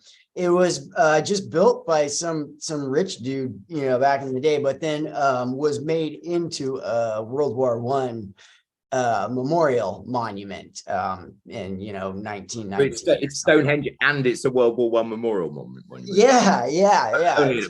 It's really cool. No, I went to go see it last summer. Yeah, it's like, you know, that Stonehenge, what it would have looked like in its prime when it was.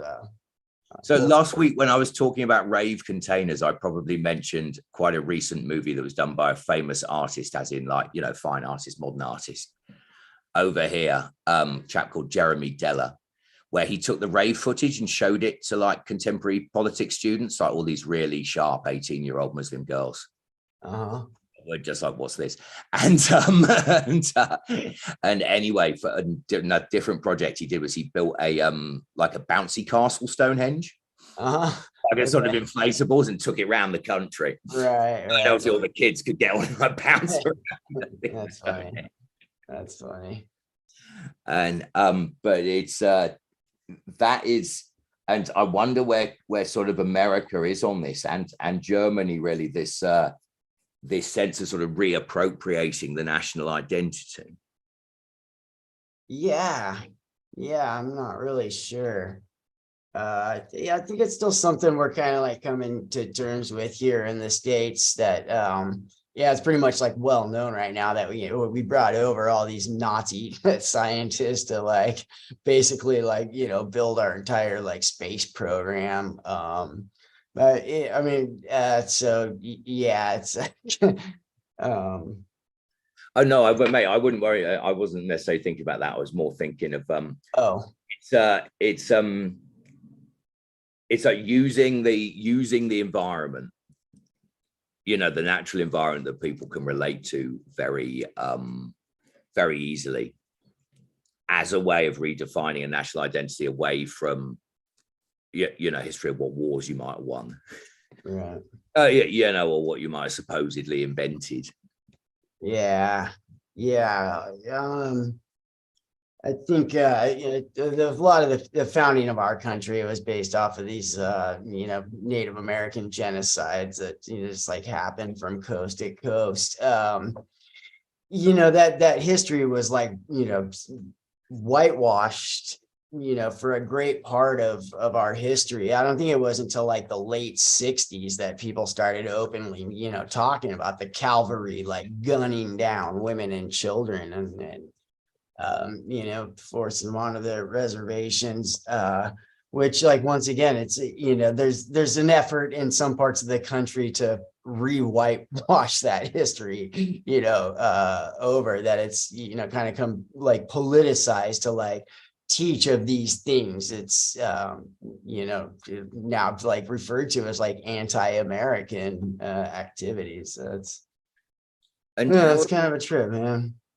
How in terms of I mean, someone earlier, I think it was Jessica, was talking about yeah, you know, the arrogance of yeah, you know, folks are, you know, it's too easy to get interested in sort of better weather than it is wildfires. Right. And where, I mean, obviously a lot of that arrogance comes from privilege, I think. Or you know, not that I'm trying to politicize the conversation, but I think it's like, well, I'm all right, so I'm not gonna, you know, think about the bad stuff. Right. And that there's a crossover, I think, between folks who go, you know, folks who go hiking, but privileged folks who go hiking, yeah, and kind of permaculture and you know, an environmental. That the environmental movement kind of growing. Yeah, yes, it was this lady, Jessica. Yes, and the what I'm getting at is how to get the privileged class that don't need to change, which I include myself in, and you know, could certainly include maybe some members of, you know, more established generations. Yeah. You know, and how does the message get out in a way that isn't, like Leo referred to, kind of shaming? Because if I had my Eric Byrne transactional analysis head on, I'd say the whole idea was you know, privileged folks saying there is no environmental crisis because, you know, in the same sense that they try to say we're not privileged. Right. You see what I mean? And how does what, but at the same time, I know all kinds of inverted commas privileged folks who are, yeah, you know, they'll do their bit in terms of, yeah, meaningful, practical environmental action. It just might not take the same form as the contemporary movement. Yeah, they're not going to get dressed up for Extinction Rebellion any day soon. Do you guys have Extinction Rebellion over there? Yeah, I actually joined for a little bit just before the pandemic. I was Have you kind of moved your disappointed. path to any roads yet, mate? No? Well, like when I was joining, it was like close to Halloween time, and so they were orchestrating this thriller like dance. We were gonna like all of us, recreate the dancing from the Michael Jackson video as like a form of protest somewhere. And then I really wasn't like down for blocking the freeway. I don't know. That's just like, Yeah, that hasn't gone down very well over here, if I'm being honest. There's all these like school run mums going like, look, I'm stressed enough already. yeah, right, exactly. Like I know what it's like to put like my last $5 in the gas tank to try to make it to a job interview. Like, yeah, there's a bunch of environmentalists. Like, I don't know. Yeah, I just don't think it's cool. But yeah, it just really like it didn't inspire me. Like it seemed like I don't know. It's just such a daunting, hopeless mess sometimes, the anxiety related to the environment and the we were talking about earlier, it seems like people are stepping on the gas pedal at a time when we like so obviously need to be hitting the brakes, that it does psychological damage, man. It's an anxiety that never goes away now, so Because I think they did a very good job of sort of making the protest movement a bit more colorful. yeah, that's kind of relatable in that way, because it wasn't just a case of we're okay, you're not okay. all right. Yeah, and it really is hard to imagine like the type of people's movement that would be necessary to like actually rein in big oil and these types of like industries. It's just something so colossal that it's hard to imagine it's even like possible, I Yeah, guess. that's a whole another level and possibly out of my pay grade. But, yeah. But my take on that would be that right. And it was kind of like, it was like, yes, I'm glad that this protest movement is here, and I'm glad, they're doing the thing, but at the same time, like Michael Jackson, dance choreography isn't gonna like, what I mean? It's like, I just don't see anyone sounds like a bit of a lightweight version of what right. they've been doing over here. I mean, what are they called? All the girls in the red dresses. Have you seen those? Oh, red yeah. And it's like protest as spectacle. Right. I hesitate to call it entertainment, but there is an element of that, I think, or it could be related to on that level. But that is kind of meeting people halfway. Yeah. And as I kind of fell asleep last night, someone was remonstrating with Doc about speaking from the heart rather than from the head. And I think there's a degree of speaking from the heart with Extinction Rebellion. Yeah. And that comes out in its kind of conceptual and visual nature that is primed to engage and to stimulate and to inspire. Yeah. Rather than to kind of take the moral high ground. Right. On kind of a different subject, but just one thing about it. So I didn't even like realize like how clean the commercial airline industry was until you compare it to like the pollution caused by private jets, right? Like it's not the commercial, flights going that's like causing the most damage. It really is the rich people. That because of the particular engines, like the commercial flights have to be regulated, or the commercial flights are right. Yeah, and then they fly up high where the air is like so thin that you know what I mean. That anyways, it's not even a comparison. I also found out too, like just one of these like cryptocurrency mining things uses as much energy as like 10,000 credit card transactions. So the whole like the supercomputers that need to be kept running to make cryptocurrency possible. Yeah. I mean, the thought of needing fossil fuels So Right. create digital currencies. Right. I mean, that's perverse. It's just, yeah. I mean, I get kind of why they do it, but is there another way they can do it without using quite so much effing electricity?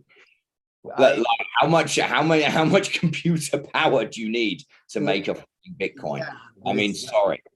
It's more than can be like, I don't know if you could like use solar panels to run that instead, or wind or something. I'm not exactly sure, but geez, man, it's yeah, it's frustrating. I think the generation before us, they had to worry about the hydrogen bombs, the mutually assured destruction. You know what I mean? Like I think. Yeah. That's for our generation. It's just like knowing that the Greenland ice sheet, like right now, big monster truck sized chunks of ice are falling off of it into the ocean, never to be seen again. So yeah, it's keeps you up at night sometimes. Well, I'll tell you, it at least contributes to making it very difficult to follow the advice of one of my favorite poets, Wendell Berry, who wrote, "Laugh. Laughter is immeasurable. Be joyful, though you have considered all the facts." That is getting harder and harder to do. Yeah, I can never remember as Sartre or Camus said one must imagine Sisyphus happy. Sisyphus who had to push the rock uphill in hell, and it would always roll down. And he had to go back down and get it all the time. And one of them said, Camus, I think it was, said you got to imagine him happy. Is that is the only chance of surviving life. Just putting a very brave face on it. But I mean, where does putting a brave face on end and proactivity start taking place? I mean, I don't know, I'm a bit too old to lead from the front these days. Yeah. I'm having fun leading from the back. Oh my. Yeah, where does yin and yang mix effectively in environmental activism?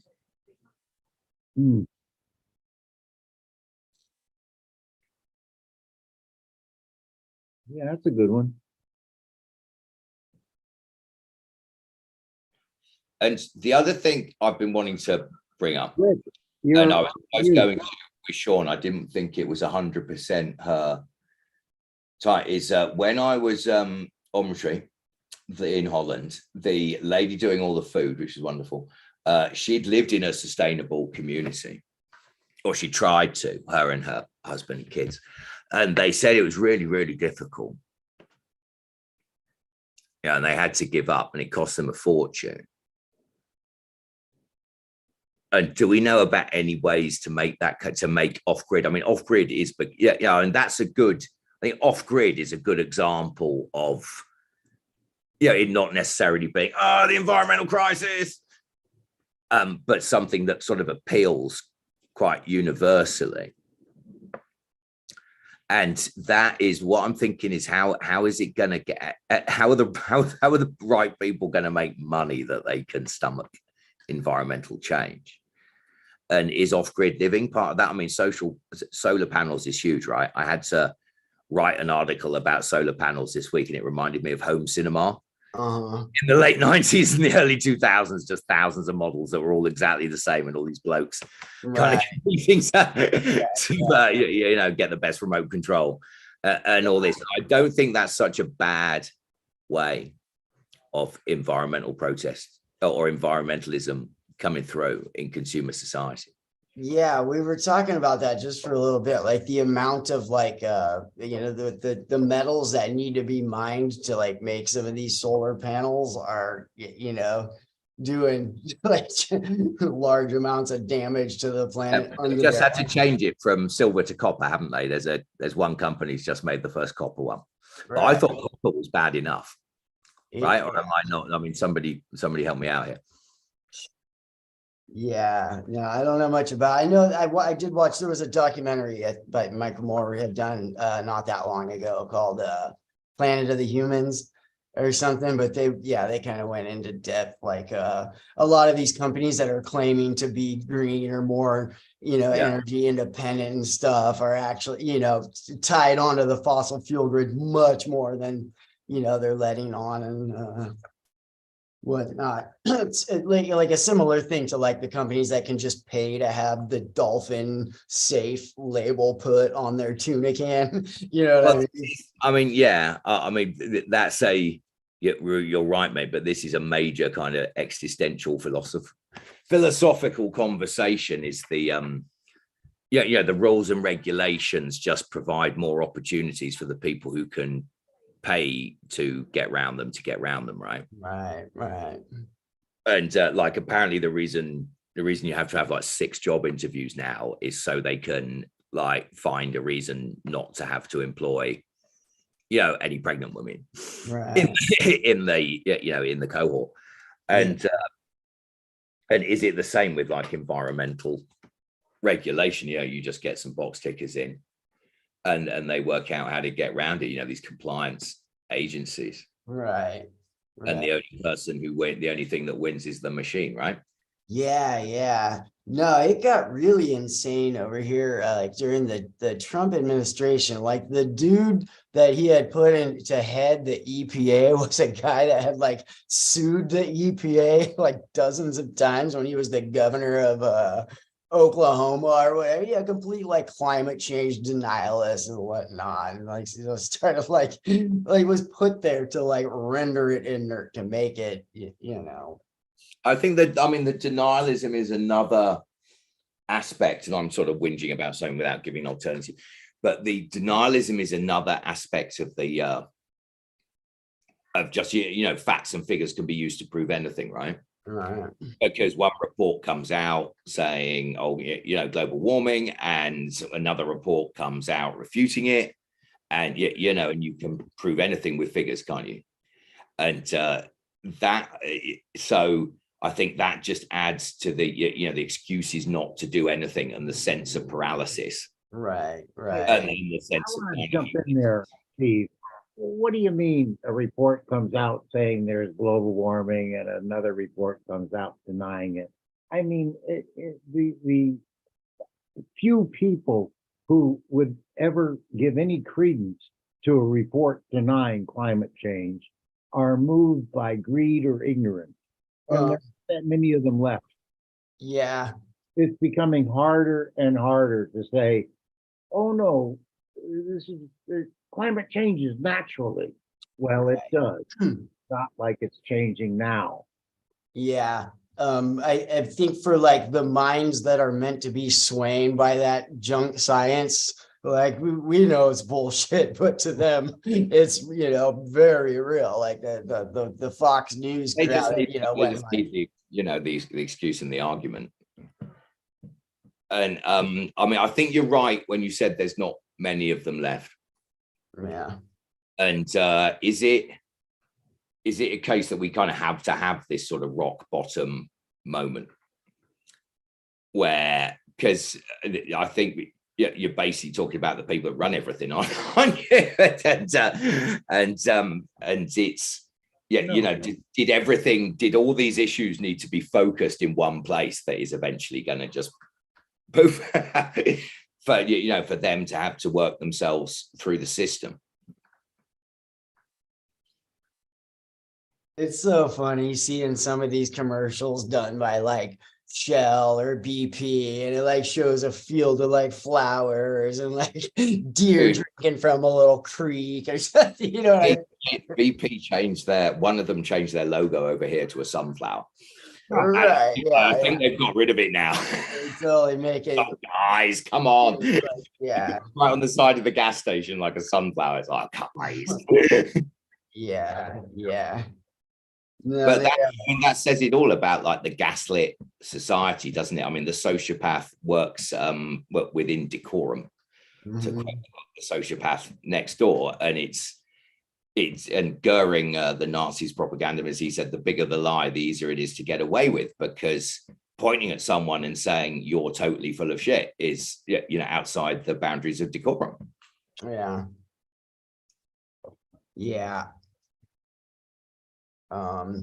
It seemed to like really gain traction over here around like 2008, I think. I remember it's like the weirdest thing. There's like these Nancy Pelosi and Newt Gingrich. This is back in the mid 2000s, right about like, you know, the opposite. And the thing had actually gotten together to do a bipartisan commercial talking about the need to address climate change. And it was like right around that time, the Koch brothers over here just started pouring billions into climate change denial, right? Like they basically like, you know, we hired our own scientists to go look at, you know, this and this and the other, and, you know, came up with evidence to the contrary. So now you can't say that there's any scientific consensus, you know. It's like we need to have the debate. Oh, these guys over here say this, and they're, you know, it's kind of like same thing with systemic racism over here. Like we can't have the talk of like how to address systemic racism because people, you know, screw with the conversation to make it like, well, now we first need to have this talk about whether this racism is real, whether it exists or not. So we can't address the problem because we have to have the fucking debate, even though it's, you know, stuff that's not really up for debate. Finding ways not to do anything. Right. Is the new kind of oppression. It's like a passive oppression. Right. Yeah. Exactly. Just make it seem like, oh, it's gridlocked at 50-50 and it's nobody wants to budge. And yeah, there's no right. Exactly. It's the illusion of, yeah, I mean, it's very relativist because it's like, oh, what we've got to do is we've got to find the one solution where there are no unintended consequences whatsoever. right. And it's like just going through all the options until you find a reason not to use them, because but there are going to be unintended consequences for every single action. But in our very dualistic society, we like to think otherwise, and it's because we've started our post-enlightenment culture said, oh no, we're just going to get more and more knowledgeable until we've sorted everything. But actually life doesn't work like that. And philosophers have been saying the same thing for 300 years. It's nothing new, but yet we acknowledge it less and less as time goes on. Yeah. No, it's really frustrating too. Like, so just this last summer, some like documents leaked where Chevron back in like the late 70s had done some very sophisticated, predictive models that are like, they nailed it. Like when you look at like where they, predicted this climate, the CO2 levels and whatnot would be by this time, they were like, they had already some very like accurate models of, way back then. So they've known for fucking forever now, Yeah, like the smoke, like the cigarette companies and like right. Facebook. Yeah, exactly. They're always going to know better than anyone else what's going on. Yeah. I think it really like in today's political climate, like they were able to get lead taken out of gasoline was, in the late 80s, they finally made that law. The aerosol CFMs that were burning the hole in the ozone layer, like the global community came together to like, put a ban on these types of like chemicals or whatnot. This day and age, I'm not sure, like had that same, case been presented to today's political body, I'm not sure if they would have taken the lead out of the gasoline to, today, I'm just not sure. Mate, that's a good point. That is a good point. Lobbying is an issue that is another issue I think that's gradually sort of getting through. I think the thing is you've got two sides in or you've got these two mindsets within a economy that is a zombie economy, right? In the sense that we could actually build houses and feed everyone tomorrow, right? But we don't. They are actually trialing universal basic income here. Yeah. 30 people Yeah. are going to get it for 2 years. And that this sort of, it reminds me of the psychedelic medicine legislation. It's like, oh, right, in 2 years, we'll have one survey of 30 people and then we'll take another look at it. Yeah. 2 years is too long. Yeah. And is it connected to the old non-psychedelic fear of death? Where, oh no, we're just going to live forever. It doesn't matter. Yeah, eventually universal basic income and the environment will all be sorted by the time we're about 96, and we can when it happens. Right. And there's like some stuff, right, where it just seems like such common sense, basic solutions are available that like you have to be trying to like avoid doing anything about it or pretending like it's not an issue. Like you have to really go out of your way to. I mean, psychotic addiction, certainly in the old addiction side of things, they'll say that that these things almost have to reach a point before we could do, we have to reach a point of discomfort, right? But before what we'll do anything about it. And we have such comfort at the moment, especially with the blinking money printing. Don't go, that's maybe a bit too political, but we've lived in this sort of last 15 years of this sort of fake, this zombie comfort, right? And now we got everything's coming home to roost, as everyone always said it would. But when they did, they got shouted down by the people who didn't want to feel uncomfortable. It is. Yeah, right. Like addiction is saying it's short-term gratification, right? I mean, these short-term profits and reward versus these long-term, consequences that are. Yeah. I mean, I think it's almost like you need a disaster, because then the comfort obsessed. Yeah. Well, we'll say, hang on, we're uncomfortable. Just make us comfortable again. We don't care what you do. Right. And that seems to be how history works.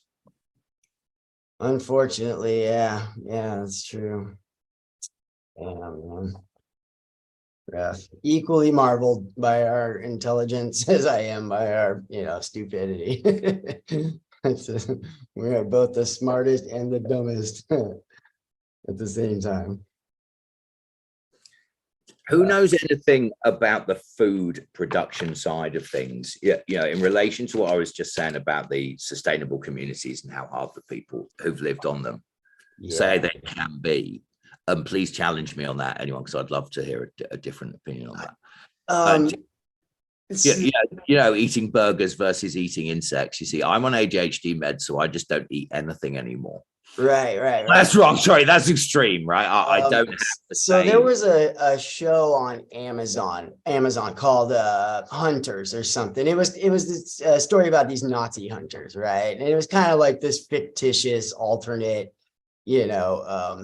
history, but basically like the Nazis that have like infiltrated the US government, their plan was high fructose corn syrup, right? There's this like later where this Nazi lady's touring this factory and she's like, we couldn't have even fathomed like something this, nefarious back during the Holocaust, like, high fructose corn syrup has killed, more people of color in this country than all of these like chemicals put together. But yeah, even to like right now, like there's I read the other day about these lobbyists that are working right now to get like labels taken off of like breakfast cereal so that nobody's allowed to know like how much processed is or how much like sugar and crap is going to say, like what good could possibly fucking come from that, like that could only benefit like one group of people.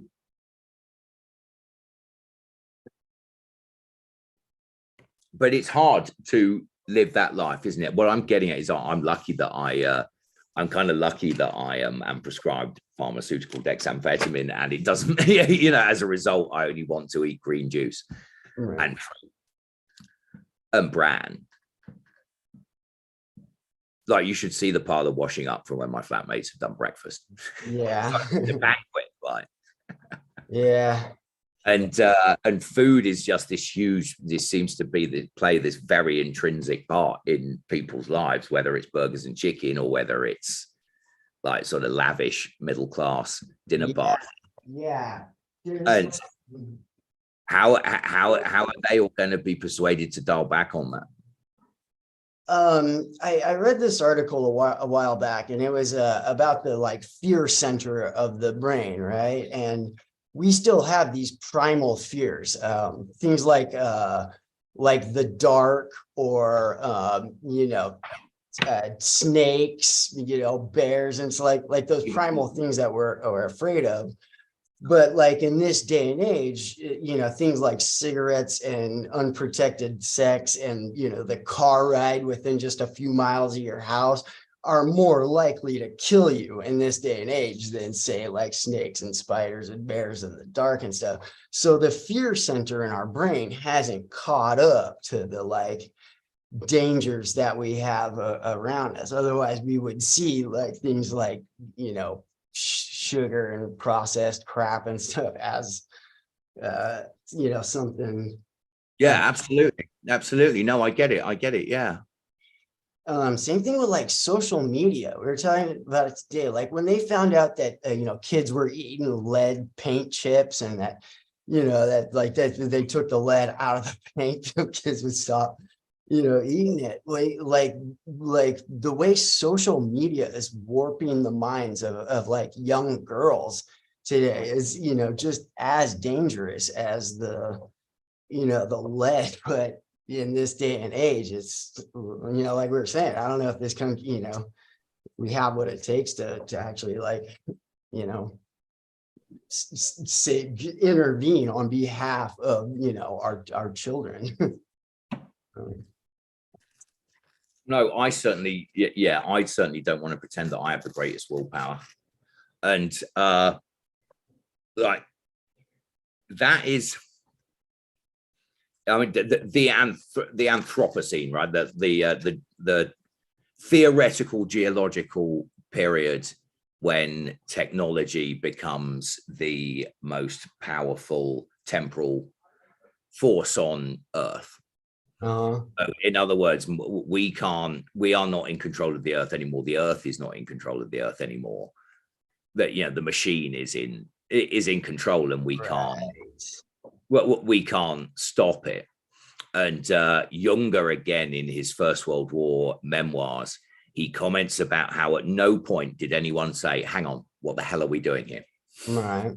And at no point did it, and it wasn't even that you wouldn't even thought of to say something like that. Yeah. And he uses that as the example of us all just conceding to the progress of the machine. Yeah. We can't do anything, a sort of fatalism. Right. I just see all those soldiers in those trenches looking up to the powers that be at the top and just be like, this is fucking madness. Like, what did they called it? Lions being led by donkeys or something like that. Right? Yeah. Well, absolutely. They were all upper class fools. If you've ever worked for like a billionaire's son, I mean, that's a bit unfair on all billionaires' sons, because I have worked for one or two quite good. But if you've ever worked for the children of the super rich, which is apparently the fate that awaits us all, then it's you'll know a bit about.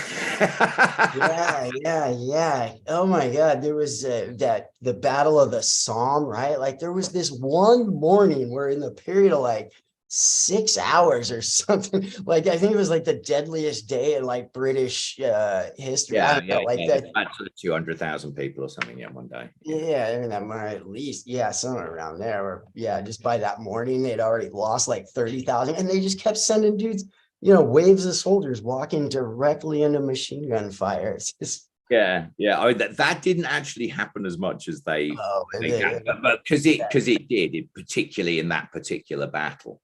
Then it is a very good diorama of what of the whole thing that was going on, which was just this completely sort of senseless senseless approach. yeah, out of touch, as they call politicians. Right. Yeah.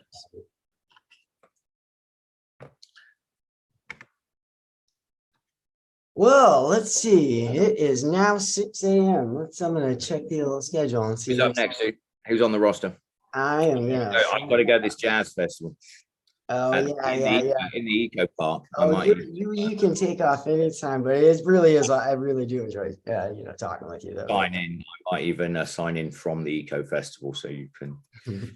sorry, the jazz festival in the eco park. Let's see here. Okay, up next we have 6 a.m. Mariella.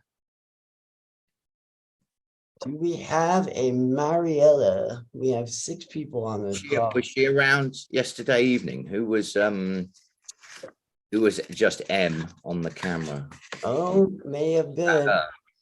Wow, that would be 2 no-shows in a row. That's never happened before, I don't think. They got the have they all got a schedule?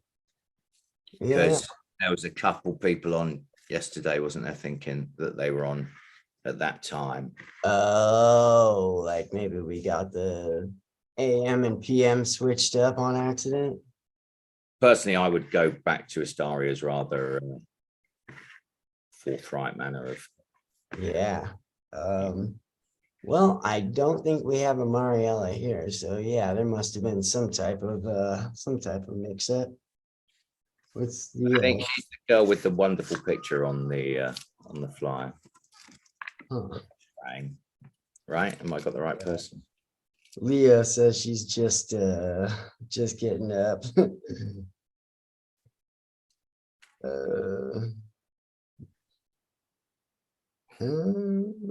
So do you guys, I mean, where my folks are and where I'm moving back to pretty soon in the West Country here, they have really, really rigorous recycling, and you'll get prosecuted if you don't recycle properly. Is it the kind of same over there?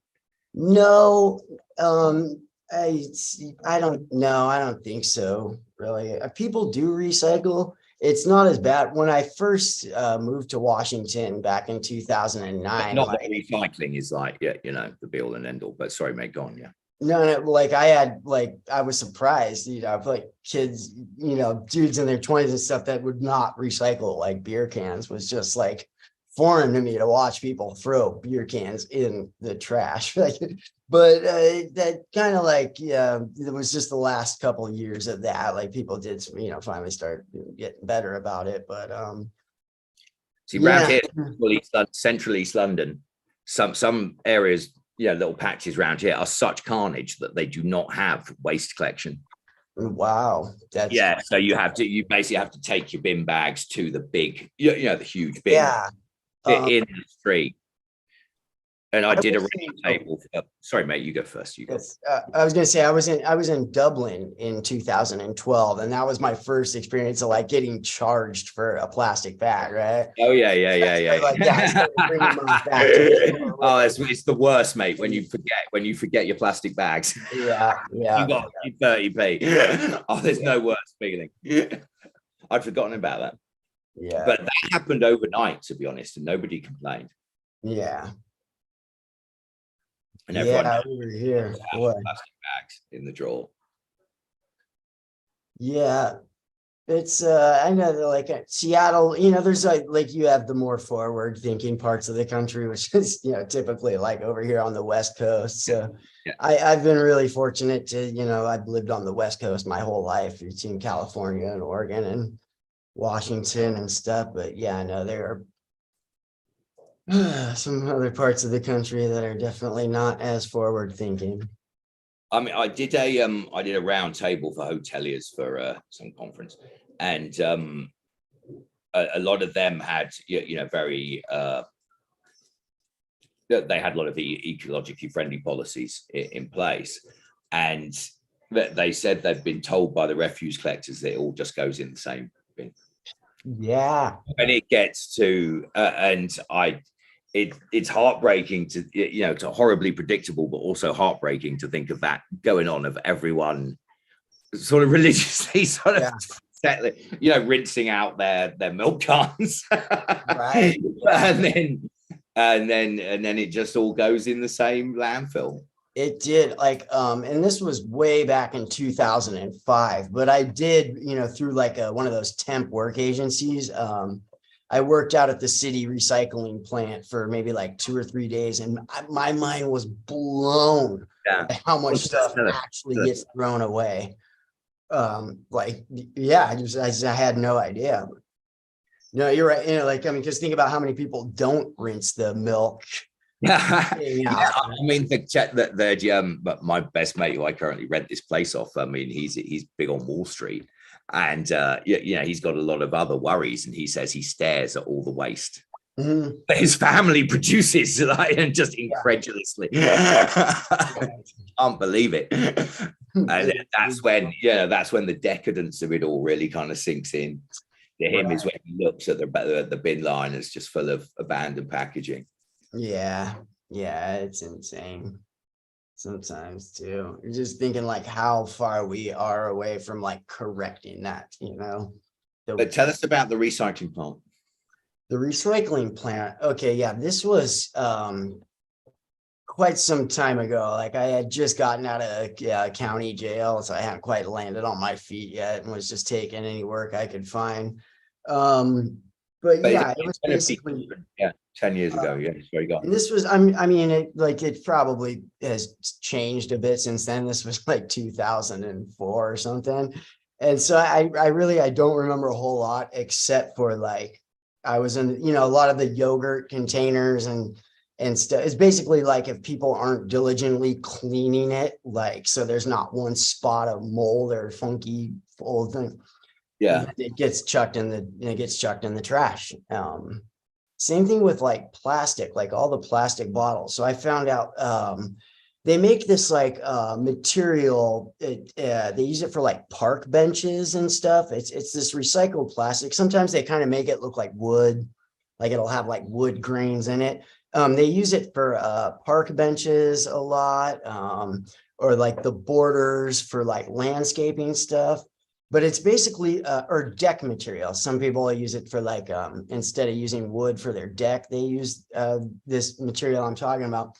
But it's the only thing that recycled plastic can be made into. That was the other thing I think I'd like, you know, was under the impression that they could recycle plastic and make all new wrappers and all new this and all new that. But that is not the case. Like, there's only a few like select things they can actually do with recycled plastic. Okay. I had no idea about that.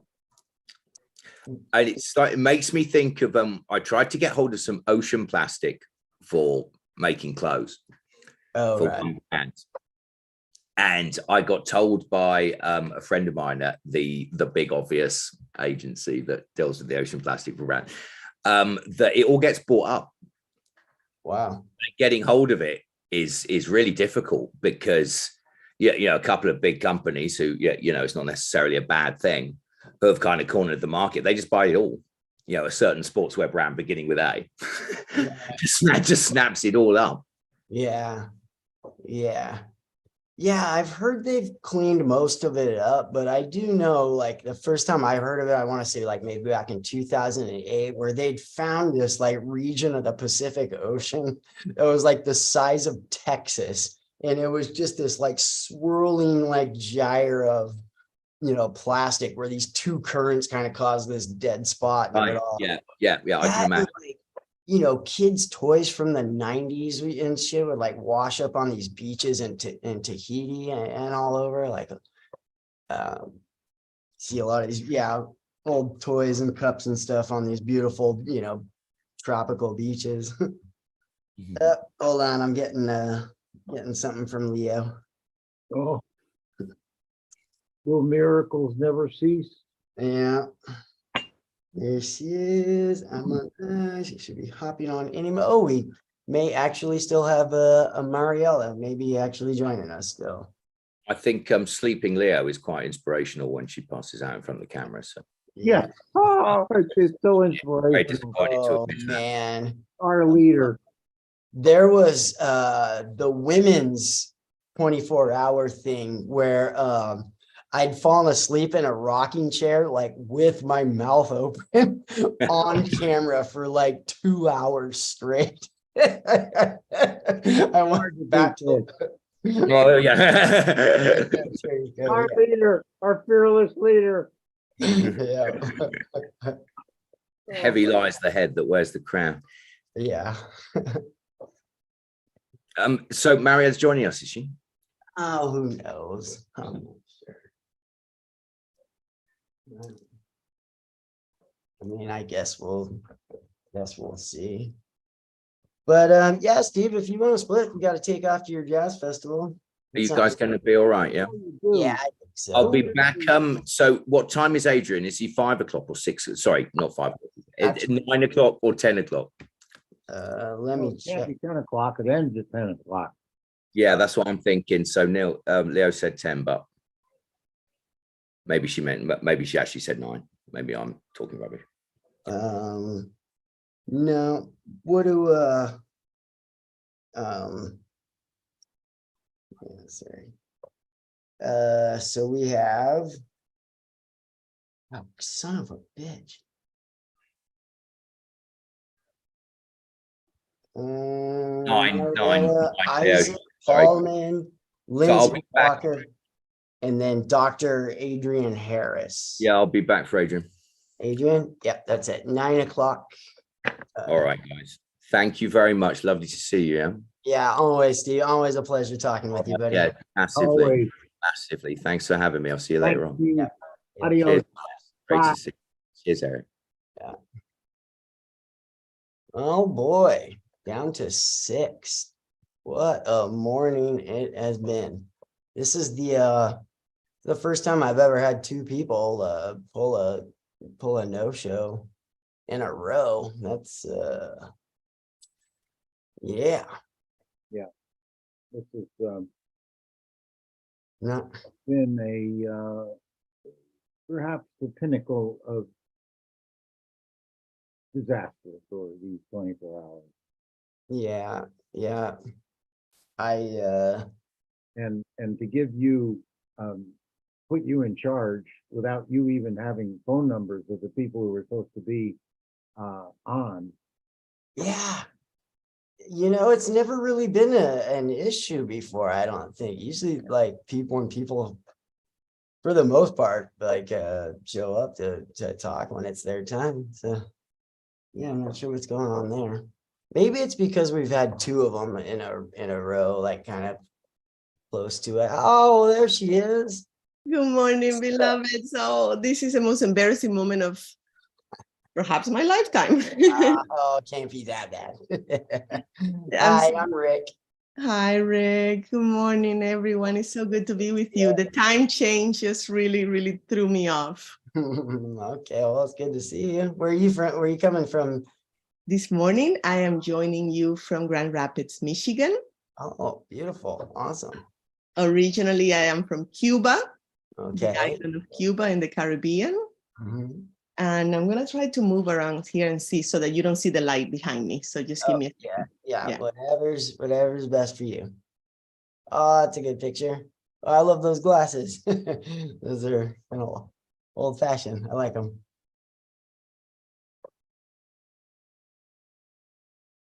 I am going to mute myself.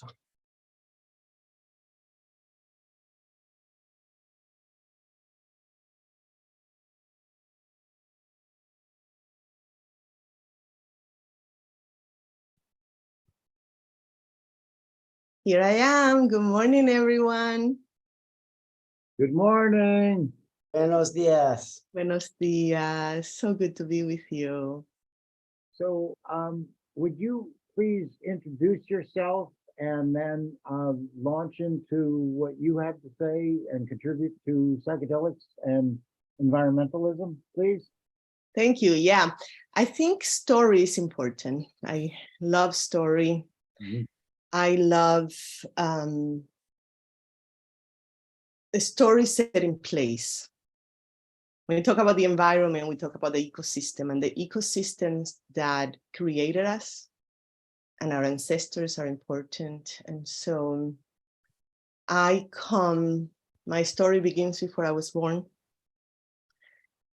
I want to say 500, if we can, of course, it's much longer than that, but I think 500 years before I was born, in that island of the Taino, Arawak. My Taino Arawak ancestors lived there in a matrilineal society. I know that sometimes we romanticize our ancestors, but the land, like these were gentle beings because the land made them so, right? So there was no, we don't have even poisonous snakes, right? We don't have bears, so you really, my Taino ancestors invented the hammock because you really could lay on a hammock and you didn't have to be afraid that a bear was gonna come and, you know what I mean? It's just, the worst thing we have is like, you know, the scorpions, you know, and the hurricanes.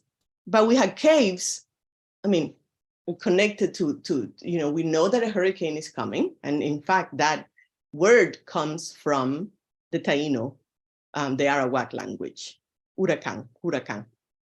And so when they would come, we would have the caves to protect us. So we could grow food year round. These were very gentle beings that live in me. And I'm so grateful for this lineage, for this bloodline, for my Taino ancestry. Then I have also Spanish ancestry. The colonizers were brutal. Their blood also lives in me and I feel it anytime I feel like I have to conquer my day. I have to do a 5-year plan. I feel that force and it lives in me and it has, you know, I've had to come to terms with that part of me and to forgive myself every time that colonizer energy arises in me. And then I have African ancestry. Yeah. For which I owe a lot of my fire, a lot of my power, a lot of my joy, a lot of my ability to dance and be embodied in my body, to be alive in my body.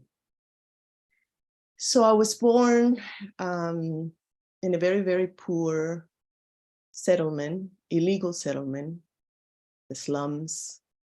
My mother built a house where I was born with the help of my 5-year-old sister, who would hand her pieces of wood or the palm trees, how do you call the leaves from the palm trees, you know, to build a hut. There was no electricity, no running water, no inside bathroom. I didn't have shoes for the first couple of years of my life. And, you know, I never thought anything about it. And then I come to this country and I would tell people that story and they was like, oh, poor you, oh my God. And I was like, the first memory I have is of me connecting after a tropical storm that came by. The earth was warm and the mud was warm. Me feeling my toes, feeling the mud in between my toes, and the deliciousness of that and the connection of that and the beauty of that's my very first memory. And so I was very connected to that land like that, right? Imagine 2 years of earthing, of grounding, that now, you know, it's like people talk about it and I do it, but it's like science found out how good that is, but it's like, you know, that's for the first 2 years of my life.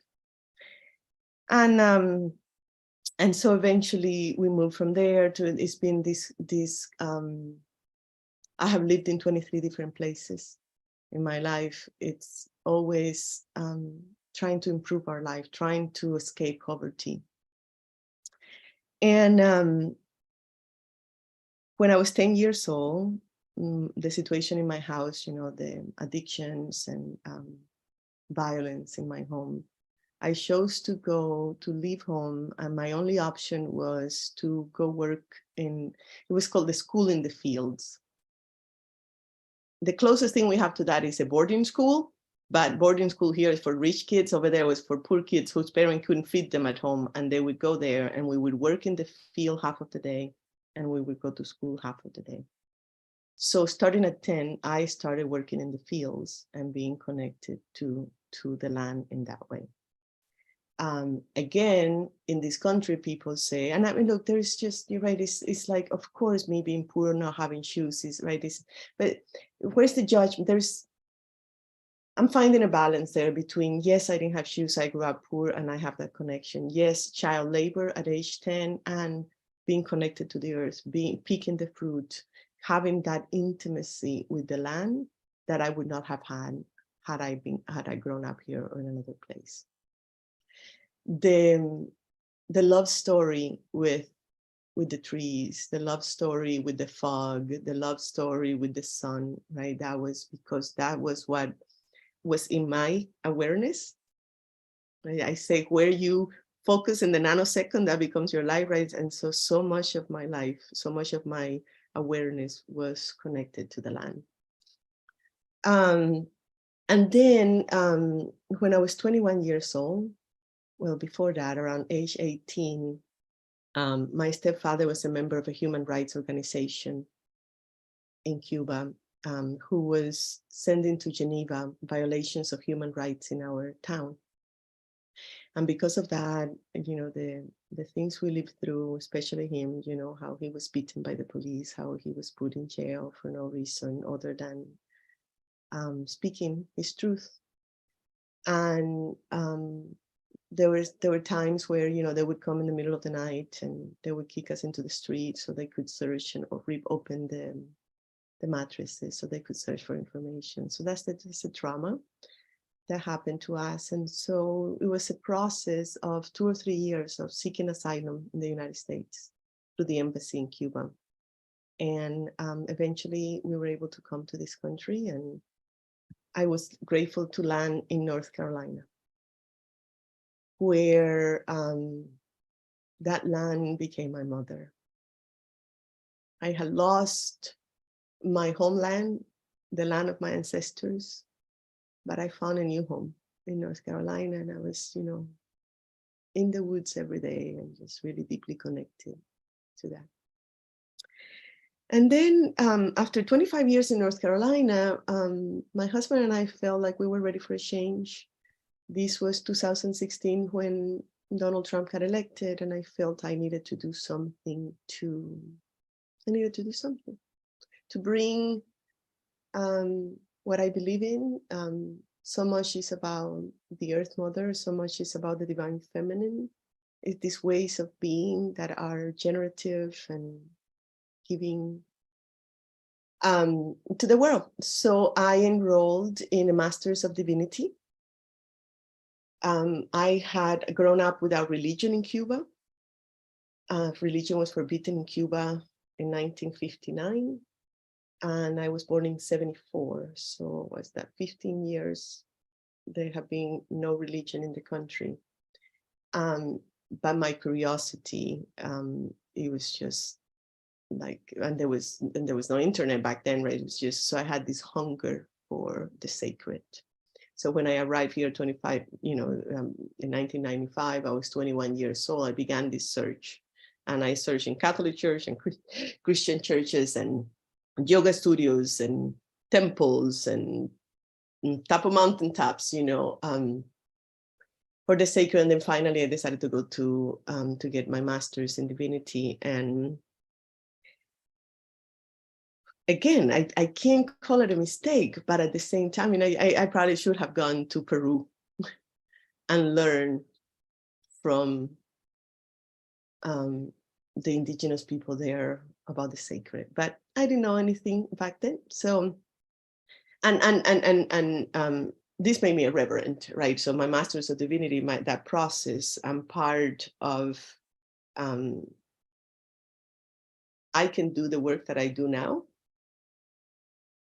as something that the system, considers legal because it's but whatever that, and so much more, right? I learned and I grew and I understood a lot of things, but it created deep trauma for me. Is academia.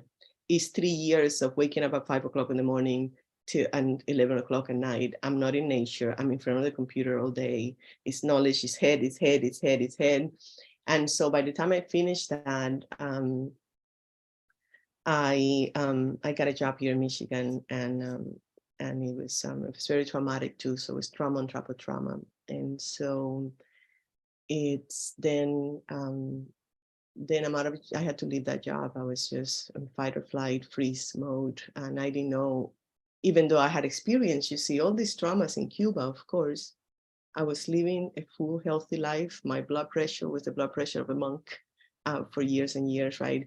My culture had given me tools of movement, of dancing, of joy, of, you know what I mean, that I was able to manage I was so much in my body. There was community, there was connection, there was just so much that facilitated. And then that process of the Masters of Divinity and getting ordained was really traumatic to me. And then my first job. And then I'm left without a job, without money, with just my body is falling apart because the constant dysregulation of your nervous system for years causes severe damage to, you know, it affects your blood pressure, it affects those cortisol levels pumping in your bloodstream.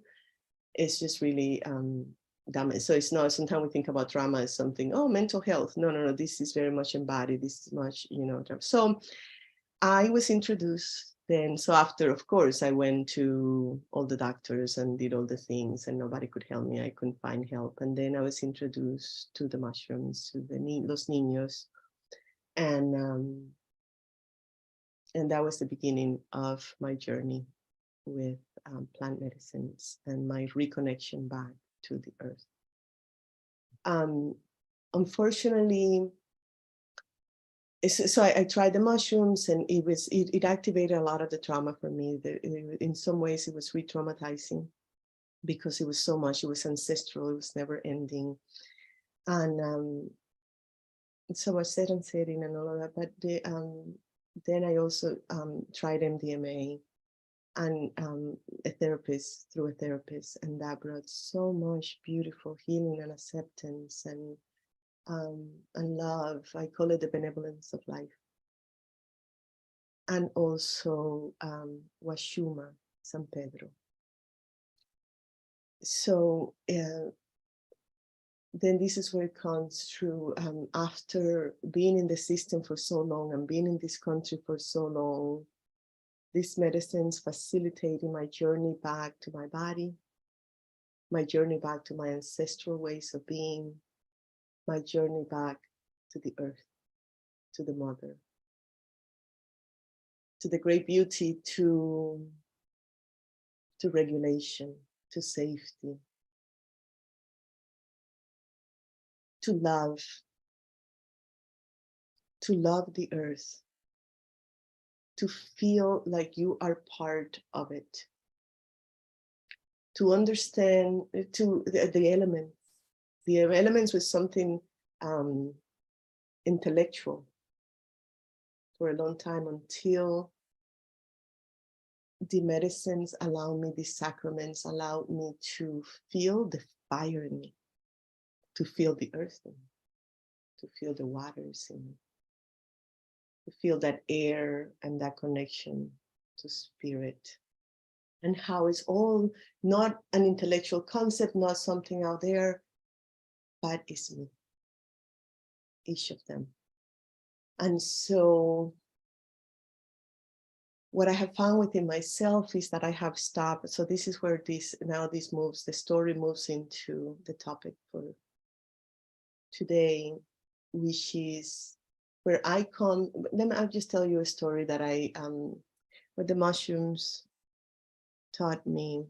So I did a session, and I was able to see how it felt very much like the Lord of the Rings, and how the systems that I have been part of was cutting trees, and it's just the brutality of what's happened to our nervous systems, what's happening to, it's just, and how nature is trying to help us. And it's, as you know, this is when you are in an experience like this, it feels so true, it feels so real, it feels so large, it feels ancient. And it's hard for me to explain it, but I think after that experience and after all my experiences with the medicines, is like I was saying, like I don't even travel anymore. I can't, because I feel like the pain of the earth, I feel, right? Because I'm so deeply connected to the earth and so deeply connected to the elements. The pain of the earth, I have reduced. I have, and this is me and this is everybody in my circle, right? So we have stopped consuming as much as we were consuming. We have stopped traveling. We have stopped causing harm as much, as much. And so we have, to become so mindful about this. And so this is so much of again, the experience is, again, this experience of love, but it's not something like the earth is out there and I'm here and I love the earth. It's this connection that I am the earth, that the earth and the elements live in me. And whatever harm I do to the earth, I feel it. It's just this, this is also why I work with my deep love and connection is with the heart medicines, because of just, it's just this love, okay, it's intimacy. Intimacy. It's a bond and it's a connection, right? So once it's intimacy, if I do something that hurts the earth, it hurts me deeply, somebody. And so this is part of these two has been, part of the journey has been grief, right? So because when you love something and that something is hurting, you hurt and you ache. And so having to grieve the earth, having to grieve how society sees entheogens. And again, I mean, entheogens is just our connection to the divine. It's a desecration of the sacred. It hurts me. It hurts me. Even things like cannabis that is legal here in Michigan, the level of, even to see it within myself, the judgment, I had to deal with that, right? I had to, and then seeing it all around it. And it's, so I've had to deal with grief in that sense, from that place of love. So again, I come to this feel from this place of love, from this place of intimacy with the earth, from this trying to get people to understand that the earth lives in us, the elements live in us, and how sacred that connection is, how sacred that bond is, how I think that what had happened is spiritual warfare to disconnect us from this love, to disconnect us from this source of nourishment, from this source of spirit, our connection to the divine. How dare you? How dare you? And now anger comes up, right? So I allow myself to be human and to feel the grief of the earth and to feel the anger, because how dare you? I say to the systems. And then the love, and then, okay, and then there's this other piece that, my goodness, the earth is still very much alive. It's here. Can we please feel the sun on our skin? Can we smell the grass? Can we be human with all of our senses? Can we experience the joy of being deeply connected to the earth? Can we walk barefoot? Can we experience the expansiveness of here in Michigan, the Lake Michigan, right? The expansiveness of that. I watched a show, I don't know, a couple of years ago about how the earth was dying and people were moving to outer space and live, and so they're aching for the earth. And I'm like, we have it. Can we please return? And so we cannot hurt what we love. So I come at this from this place of love and intimacy. If we can get more humans to deeply connect and be intimate with the earth, with everything that comes with it, right? As being human. For a long time, I was like, yeah, I understand there's multiple realities. Yeah, I understand all these, like, all of these spiritual things. The one thing I cannot understand, though, is suffering. When I meet my maker, I'm going to demand some, this was a few years ago. And then I had a dream in which my maker said, you're human, you have a heart. Do you rather be a tree? I'm like, yeah. It's like, no, but you sign up to be human with a heart. And to be human with a heart means that you care, that it hurts, that if someone is hurting, it hurts you. That if the earth is hurting, it hurts you. And that pain propels you to do something. Propels you to protect what you love. It tells you, not on my watch, not on my watch. And so I come at this from this place of being fully human, feeling our feelings, and then doing something, using our humanity, using that force, because there are forces that propel us to do something. So I think that's what I have for now, and I'll be happy to have conversations now.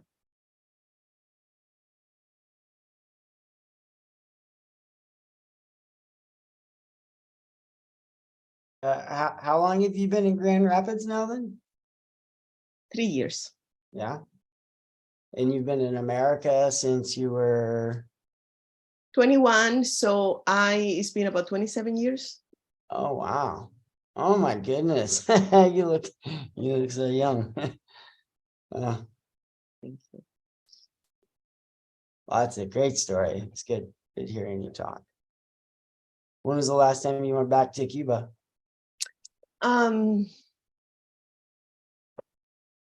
Was 7 years ago or so, about 10 years ago or so. So this is the other piece too, that by my not participating in the system, like, it makes it really hard for me to travel. Yeah.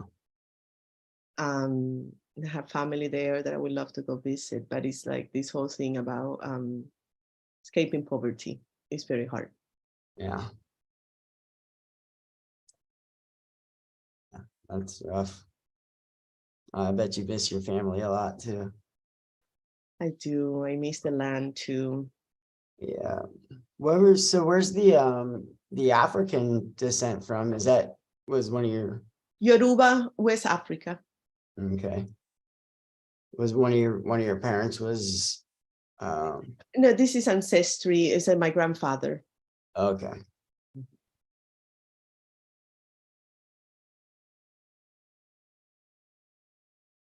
Cool.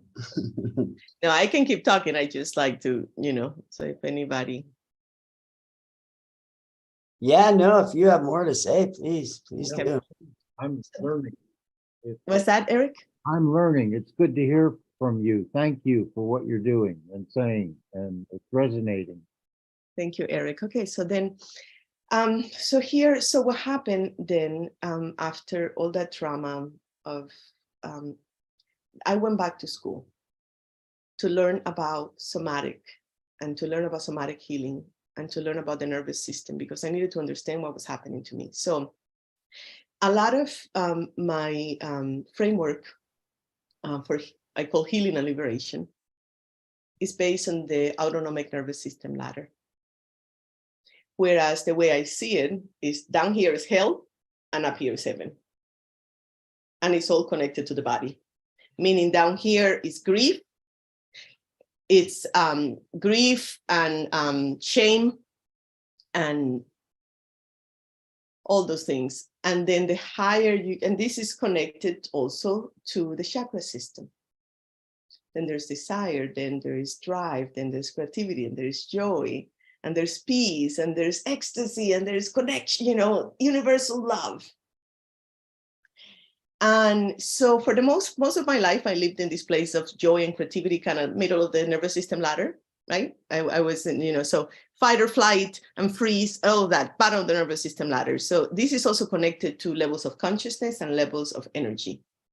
When I crashed, I was in a freeze state. I could not move.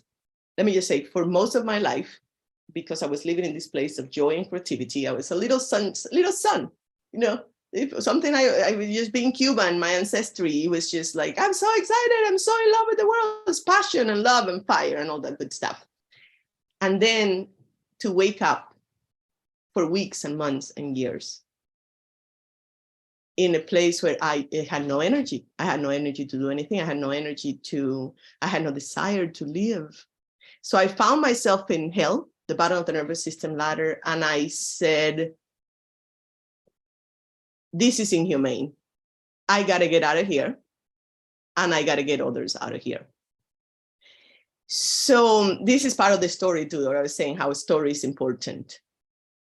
So I went back to that somatic school. I understood all of that. And then I was able to make my ascent in a way, right? So to be able to do the practices that get us out of fight, flight, freeze into a more place of creativity, into a place of love, into a place of connection. I say that the way out of hell is connection.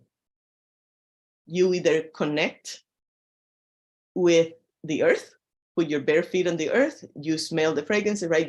The compounds and the trees releases, all of that is regulates your nervous system. It helps you to get out or fight or flight and freeze. Or connection to another human or to a pet. This is called regulation. Or the work with the medicines as well that help us to feel resourced and connected. The other piece is the connection to our bodies. So much of what colonization brought, I mean, it is this, it's intellectual, it's this focus on the head. And for me, it's so much of this work of healing is being connected to the body, asking the body. I think that we are using power over our body. Many of us are abusing our bodies, our minds are saying, okay, let's go to the gym without asking body, how do you feel about, right? Do you have the energy? And many different things like that I am guilty of doing without asking my body. Meanwhile, my body, which is the nervous system, like I'm deeply spiritual, I'm deeply intellectual, I have 2 master's degree. Meanwhile, the disconnect from the body was just shocking to me. That's another one of the grief. I could cry a river for days and days and days of how I was abusing my body. And so much of these two, I'm saying this is part of, because we are part of this larger ecosystem, because the earth is us, we are treating our bodies the same way we're treating the earth. And even in some spiritual communities, you know, the spiritual bypassing thing that it's just so much a concept, is so much, it ignores. I say that when we are regulated, we stop chasing, we stop consuming as much. We find a fulfillment here and now that we don't have to extract from the earth, that we don't have to do all the things we feel like we have to do to be satisfied, because we're already satisfied, we're content, we're present here and now.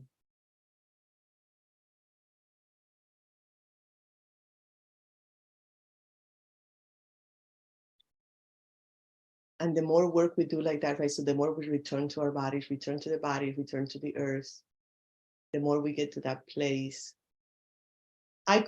Sometimes I call this work the rise of the fallen ones. We were never supposed to be, and we're all traumatized.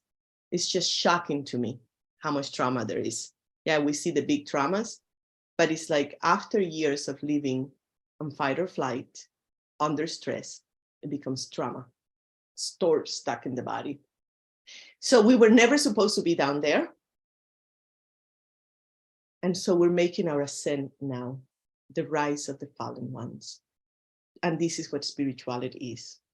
It's the journey of reconnecting with spirit. And I believe that the more density and the more trauma, the more like, oh, it's coming from anywhere, that we can be at ease in the moment, the less access we have to love, to spirits, to the benevolence of life.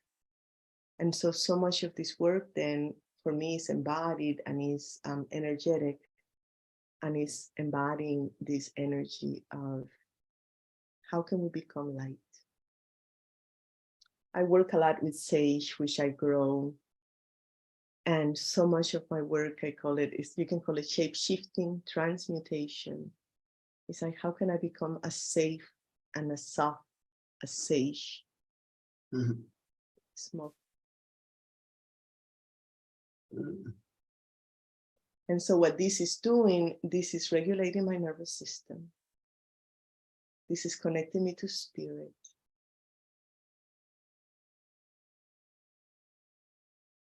This is moving the energy through my body. So the freeze is like, oh, it's this panic, right? And so when we are able to, so this slowly and slowly, so I feel, so there's goosebumps all over, right? So the energy is moving. So here's something else, some more theology here. This is, okay, so I believe in the life force that moves through me, through you, through a tree, through everything, right? That life force. The moment that life force is gone from this body, I cease to exist in this realm at least. So the cultivation of this energy is essential.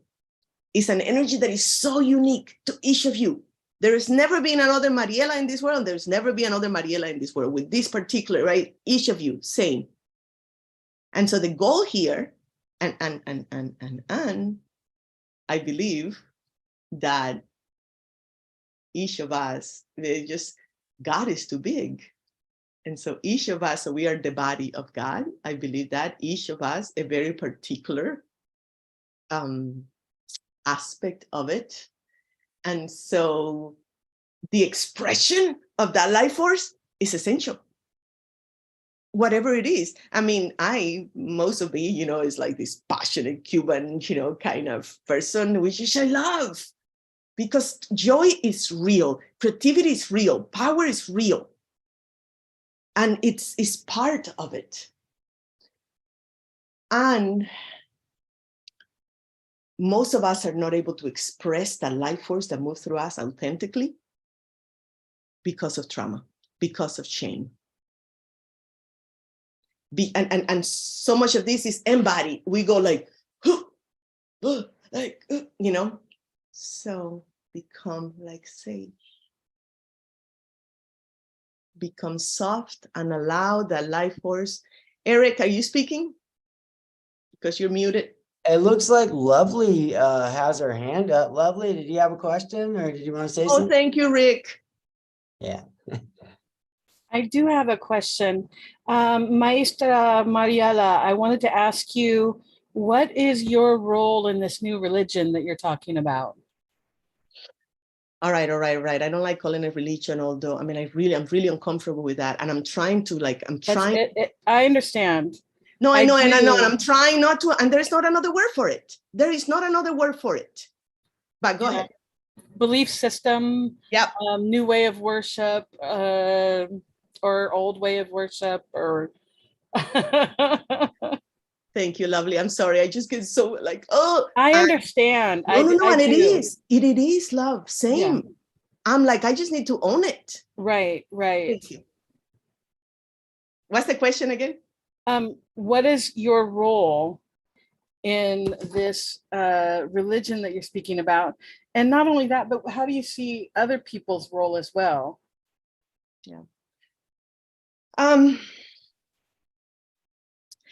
I follow a system that is called human design, and that is, I've been following it for about 15 years, and it's a combination. So first of all, I'm a cultural nomad, which means I have lived in so many different cultures, and I have studied so many different cultures and the religions of that culture, and that's my Master's of Divinity too, right? So I was already learning about that, and also ancestry, right? I come from all these different traditions, and so human design has been able to express some of these. It's my own. This is my own. But what I'm saying is, what I'm talking about checks through is astrology, it's quantum physics, is the Kabbalah tree of life, is just so much of that. And I'm not answering your question. And I think, but according to that system, my life work, I am a divine scribe.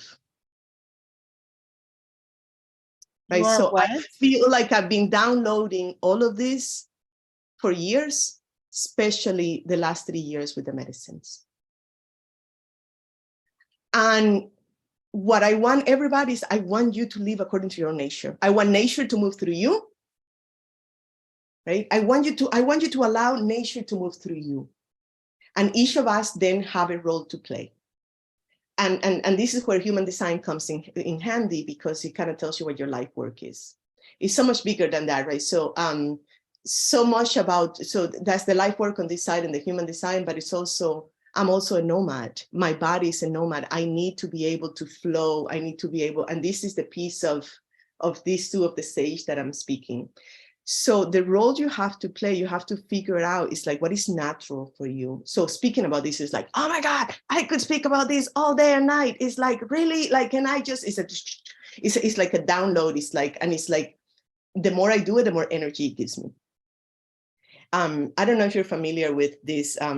There's this model and framework that we can be operating from our zone of incompetence. For me, that's numbers. Like, I can't do numbers. I mean, very basic numbers I can do. Your zone of competence, your zone of excellence, or your zone of genius. And so many of us are, the zone of competence is like, it's okay, we do good here. And then the zone of excellence is like, I do very well. People, call me to do these things, whatever. But your zone of genius, this is what I'm talking about. This is when you freely allow that nature to move through you. And the more you do it, the more you want to do it. It's like, I really could do this all day and night and not get tired, right? To talk about these things. And so what I ask people is like, try to understand what that is for you, because that is energy. So, okay, back to the things. It comes, this is me being more scientific, right? It's like, that energy is everything. Energy is everything. And everybody wants your energy. How can you give of your energy in the way that is more sustainable? Now let's talk about sustainability, right? It's like, in a way that it doesn't take from you. The systems have taken so much from us. It's like depleting. So the whole idea of the Lord of the Rings, or what is it, Mordor, right? That place where it's dark and all of that, cutting the trees and all of that. I feel like that's so much of the system is extracting from the earth and extracting from us. We are the earth. We have energy. We have resources, and they have taken it from us, continue to take it from us. And so what I'm asking of myself, what I'm asking of each of you, what I'm asking of the world is like, find out what is that thing. And then it's a renewables resource, right? The more I do it, the more I want to do it, the more I do it. Find that and give of that to the world. That is your job, to allow nature to move through you in the particular way, in your own nature. Does that answer it, lovely? Yeah, pretty much. I think so. Ask me more. I don't know. Ask you more. What do you think, as a person like coming and learning about this, what's their first thing that they need to do, to become one with nature, let nature move through them, so that they are able to grasp this wisdom and this, way of worship, and the way of spiritual beliefs and values, to move into something more, powerful in their life? I'm getting ready to, I want to create a class, not a class, I don't do class, I do, it's like a hammock. I call it healing hammock. I want people, so you cannot get to this place unless you are relaxed. This is what I'm saying. So embodied, so if we are tense, if we're ashamed, if we are all of this, right, we're not allowing the life force to move through us. And so I asked, one of my biggest healing things, it has been being on a hammock, resting on a hammock. After the cortisol pumping through you for, years of whatever, decades, now the body needs to be able to relax. We need to learn to relax. There's a movement by a Black woman, I think she's in Atlanta, it's been a while, is the nap ministry. The importance of rest. and restoration and renewal. Our bodies have been abused for so long. Okay, we're six weeks old. What do we want to do? We want to stay with our mothers. We want to stay with our caregiver. And we want to, our nervous system be soothed, but no, we have to go to daycare. We're 5. We want to be climbing trees. We want to be, we want to, just be playing. No, now you have to go to school, be in a straight line in military style, restricting that life force inside of us. How many of us are in like, we don't want to go to work and we still have to go? It's like this forcing the body to do what the body doesn't want to do. Out of alignment, the body is our nature. Our spirit, our consciousness is different. Our body is what I'm talking about, our nature. And so rest and restoration and renewal, like the earth does. Sometimes there's a period of the winter of our lives. We go into a cocoon, and that's why the hammock can serve as a cocoon. And in there, we allow ourselves to rest. We allow our cells in our body, the energy to come back and restore in order for us to do what we have to do. Even this work of activism can be deeply draining unless it's rooted, unless it's grounded, unless it's sustainable. So rest, restoration, I highly recommend a hammock and this period of cocooning. So that from there, our true essence. I mean, the butterfly, this is one of those things, I don't like calling it religion because it's just triggered, and it is. And the butterfly, I'm like, is there a better example? We've used this example so much. And I can't find a better metaphor for the butterfly and the cocoon.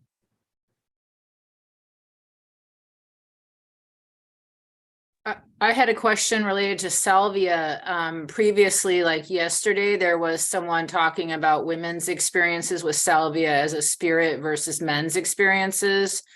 And we were just kind of talking about different plants having different spirits attached to them and so forth. And also like the hard work of those kind of spiritual healers that we were just kind of talking about the disconnect between what can feel almost like spiritual bypassing sometimes with like light workers that are like, let's just be positive and let's just be happy, versus like the shamanic role of going into evil, like having to understand evil in order to fight evil, and maybe dealing with demonic possession or dealing with different things, entities that are on people in ceremony, and just really recognizing that the shamanic role is kind of different than that light worker role, if you will, in that sometimes that shamanic role might have to deal with entities that that attach to them or that are scary or what have you, and that sometimes you need to be a little bit crazy or you need to be a little bit kooky, you know, kind of how like maybe some of the most valuable shamans have like one eye that's kind of kooky or just whatever. And so what does it mean to maybe have to walk through a very fiery life in order to understand the pain and suffering of others? Or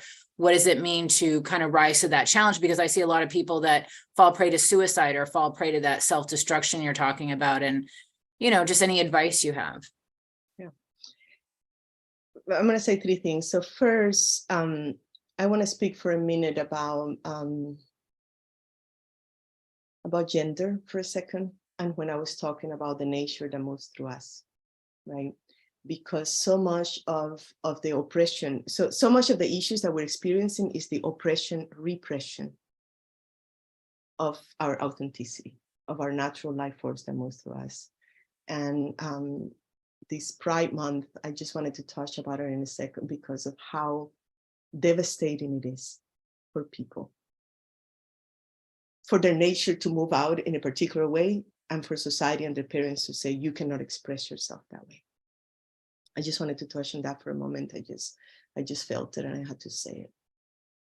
To salvia, I just, this is what I'm telling you, right? This is also why I'm very human and very just a love. I don't just love something gently. I just like, you know, it's just, I love salvia. I don't think salvia is for everyone. And so my experience with salvia as a feminine person, the first time I remember was like the voice, and it feels like Maria Sabina to me. And what that means is it feels like a Mexican shaman to me. to the point that she's calling me Marielita. Only like my grandmothers would call me Marielita. It was just so beautiful. It was so beautiful. And this is one of those pains of how so many people are just the desecration of this, like Pastora, the shepherdess, you know? And so that was one piece of the salvia experience, but a big piece is the salvia of the seers. Now, so much of this I actually attribute to salvia, of this religion, of this belief system, of this framework that I'm using for healing and liberation and connection to the divine. Salvia has allowed me to see the matrix in play, and how so many of us are here in the bottom of the nervous system ladder, trapped in hell, in prison in a way, and how so much more is possible. Like, I mean, salvia has connected me to the field of endless possibilities, not in a scary way, but in a way, because of the way that if it's done in it properly, with the proper, so I just wanted to say that about salvia. And then the other piece, I don't even know where I find myself between, you know, I don't call myself a shaman, right? So I just feel like I'm mostly a creative. I'm just downloading and I'm just creating and I'm just, but this is when I say too about how easeful it is for just for me to become a safe and the transfiguration. I'm deeply spiritual too, that I can just get to that place of, right, with like sage, when I can be, sometimes I feel like my spiritual name, I want it to be dances with sage. I just want to dance with sage. I just want to be a song, right? But that's not my human nature. My human nature is like this fire, is this sun. I'll just finish in a minute, Eric, about to talk about this. Leo was asking about, I believe I had the ancestors I had, and my ancestors lived what they lived. And that, like, right, it's like very few spiritual people have the ancestors that I have. And so very few people know the level of trauma. I say I am explorer of the human psyche. I'm a guide of the human psyche. And I'm well-versed all over the place. I know trauma, I know shame, I know grief, I know all these things, and I also know, and I know creativity, and I know power, and I love, and I know universal love and spirit. And so I don't know if I'm answering your question, but that's my take on it. All righty, Eric. Muted, love, beloved, you're muted. We're actually at the end of our hour, so I wasn't sure if he was following up with his last question or what have you, but just want to be conscious of the next moderator's time as well. Eric, you're muted.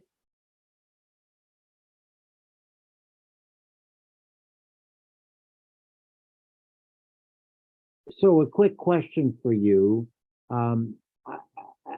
Is your experience with your drug of choice here smoked or chewed? A big difference between the experience. How do you use it? Yeah, for the most part, I microdose smoked, and I know that's not necessarily. I've tried different ways, and this is the way that has worked for me. And I don't make recommendations. I don't ask, right? So much of this, my whole thing is about experiential, right? I want us to develop a relationship with everything, including the medicines. But yeah, it's smoked, and it's very, very like microdosing oftentimes. Thank you. Beloveds, what joy. I hope to join you next month again. Thank you so much for being here and listening and sharing. And I'll stay for a little while, but thank you so much for having me. And I'm sorry I was late. Well, you were good when you came. Thank you. Thank you. You're an amazing preacher, for lack of a better word. Thank you so much. Isaac Paulman is up next, and we thank you and we're grateful for you, and thank you for everyone. We're in the last birthing process of our 24-hour event. We've got 3 hours to go. And some of us are tired from climbing the mountain, but we've all been carrying the load, and it's just so beautiful to be part of this movement with everyone. And I know that when I woke up this morning and I was like, oh, the numbers aren't as many as we had for our sacred sexuality event. Maybe nature isn't as sexy, you know, but when I was going to bed, Maren was talking about the sexuality of nature and having a sensual relationship with nature. So I don't want to grieve that we aren't in the hundreds for this particular event, because I still feel like the conversation's been so rich and so developed, and in a good way. And so I just want to remind everyone that we're in our last 3 hours. Please share the event. Dr. Adrian Harris is rounding out our birthing process, and we're just so grateful for everyone. So thank you for bringing your joy and your pain and your sorrow and your hope and your inspiration, your honesty, all of it. Just love everyone. Thank you.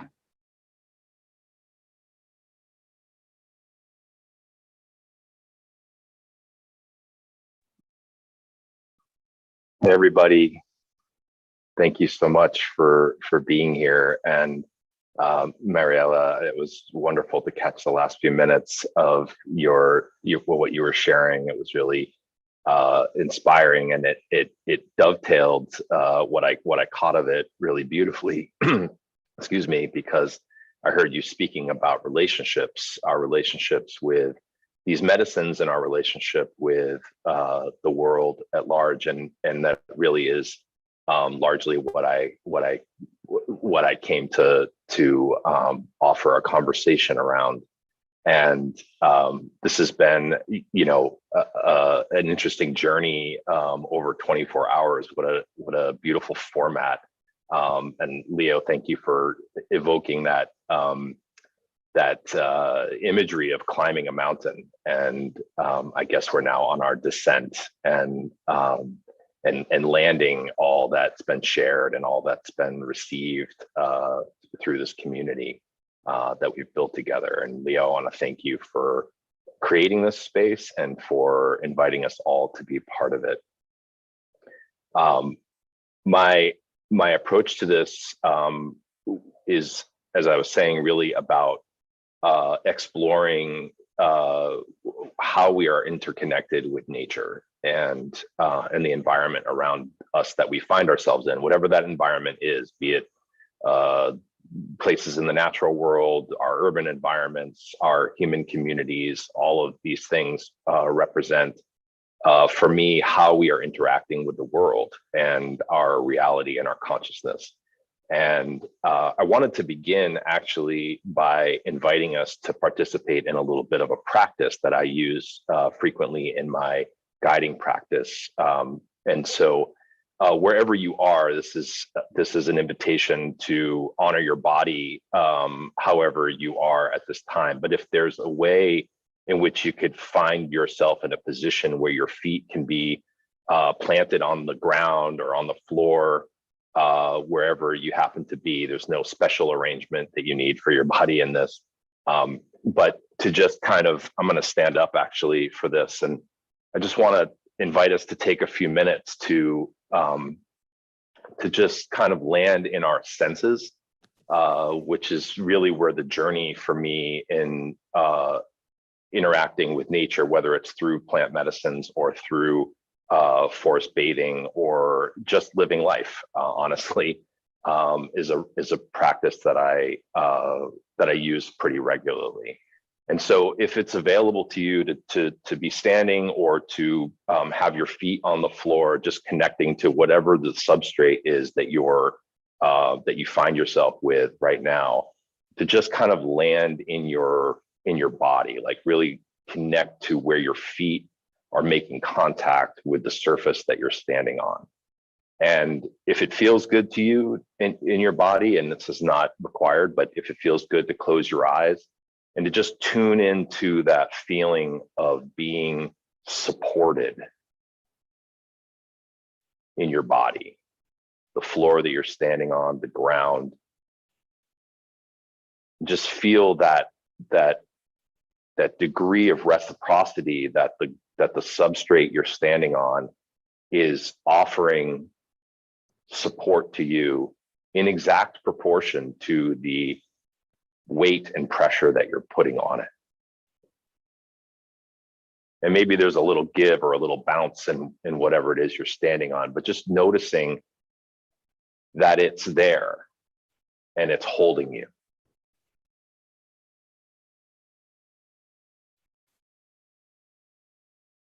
And you might wiggle your toes, or, you know, find the position for your body that feels most supportive to you. And just really draw your awareness down to your feet.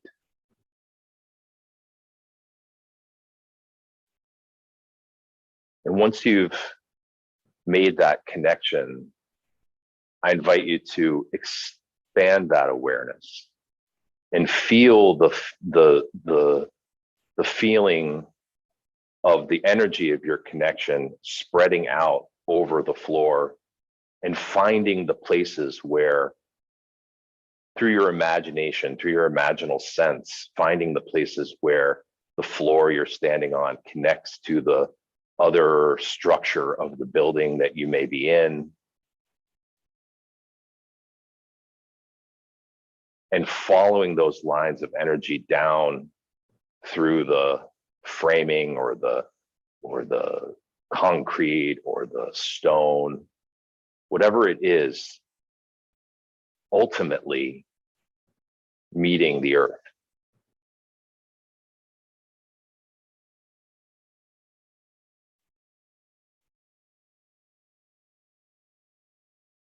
And you might imagine playfully that your toes, your feet have little tendrils that can extend out from them, little rootlets,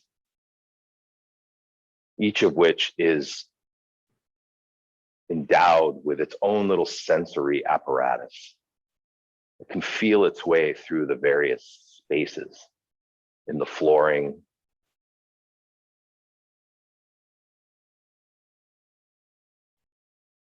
and noticing each step along the way, what it encounters as those tendrils make their way, just like roots penetrate through each little crevice. It always finds its way through the spaces and grows and expands and makes more space for more tendrils to come in.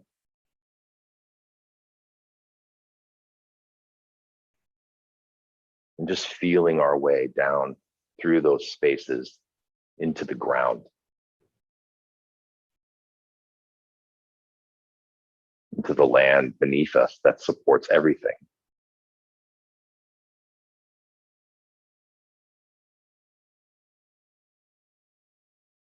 And once your imagination has allowed you to extend down through all those spaces and find contact with the ground, the soil beneath, the rocks, the places of moisture or places of dryness,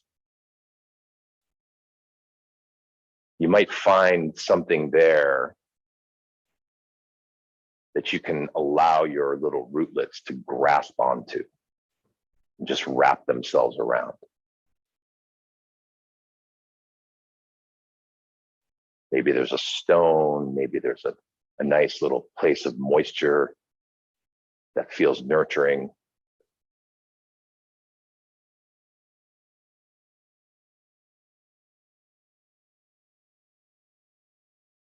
Once you've found those places, really allow yourself to grasp onto them, wrap around them.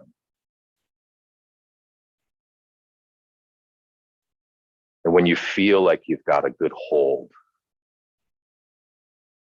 to draw that energy upward, backward, through all of those tendrils, all the way back up to the structure that you're in, and just root yourself.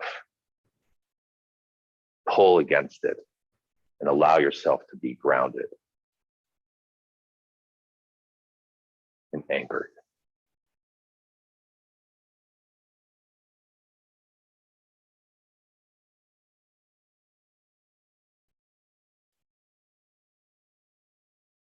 And once you feel like you've really landed in this place that you're in right now, wherever that is,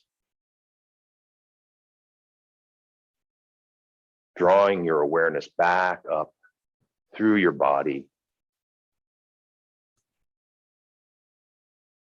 back up to the very center of your being. However you experience that, your heart center, your chakra, whatever language you use is not important, but just the natural awareness that we all have of our core, our center.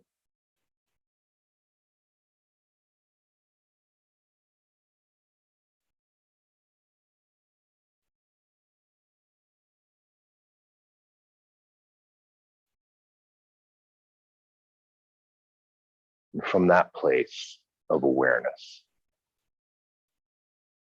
I invite you to draw your focus to your ears.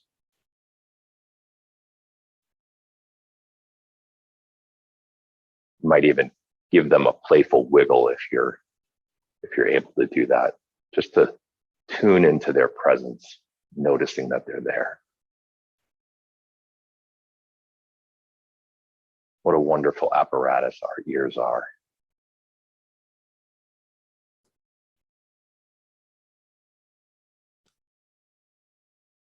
And I invite you to just expand your awareness of your hearing out from the place that you are, as far away from you as you can, gathering in all that is there to be heard. What is the most far away sound that your ears can detect?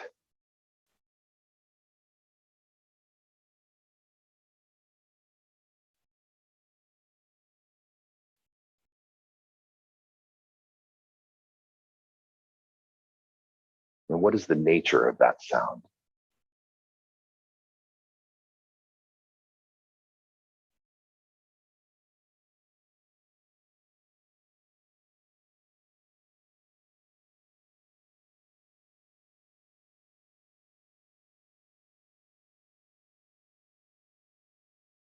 What is the closest sound that you can hear? Maybe it's the sound of your own breathing.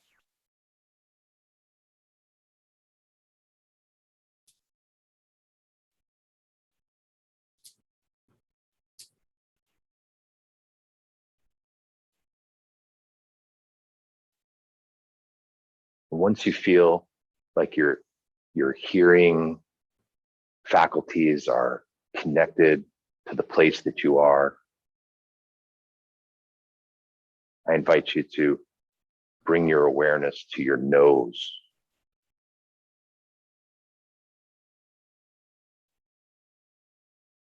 What is the smell of the place that you're in?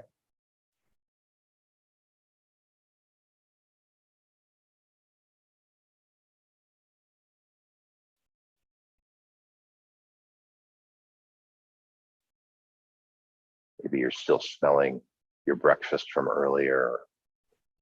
Maybe there's a smell wafting in your window. What's the story about the array of smells that are available?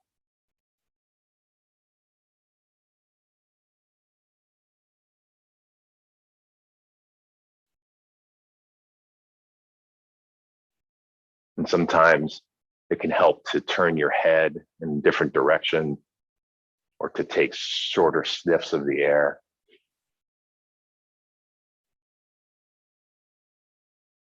In order to catch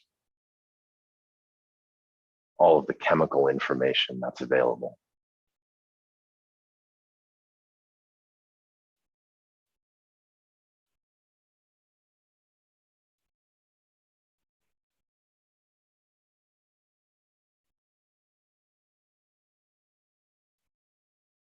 And because our sense of smell is so intimately interwoven with our sense of taste, I invite you to activate your sense of taste alongside of your sense of smell. What are you tasting right now?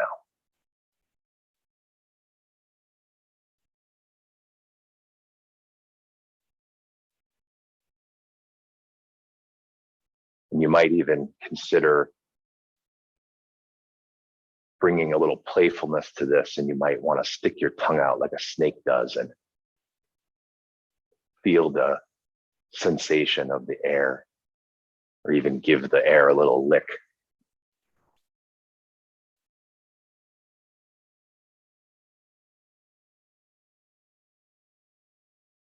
Like you are catching snowflakes on your tongue.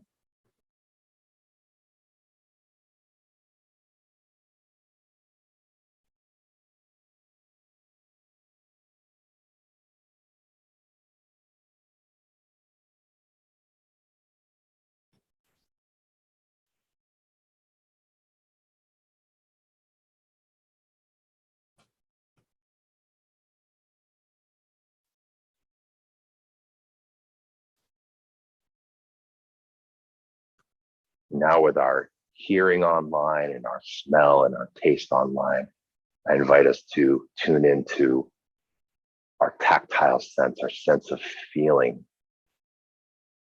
And maybe even begin with your own body, just feeling the skin of your body, or even noticing the sensation of the fabric you may be wearing. What does it feel like to be inside your body?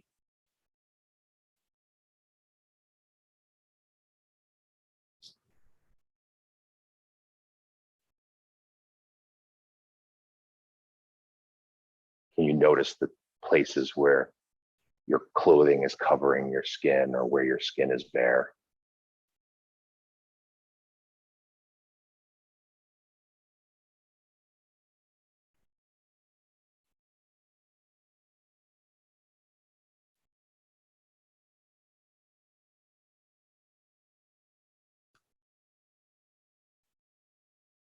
And really offering a sense of gratitude and reverence for these senses that we've been given.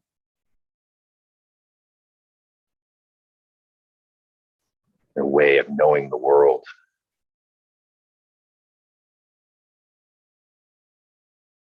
And receiving information, communication, and relationship.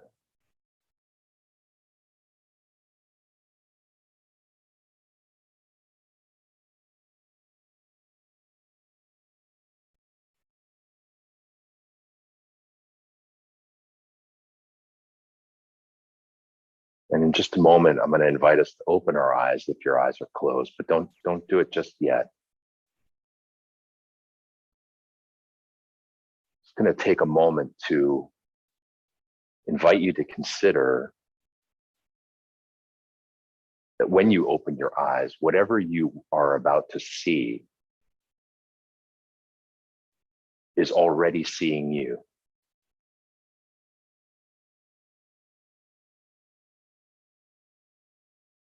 And when you're ready and you feel prepared, go ahead and open your eyes very slowly. Take a look around your space.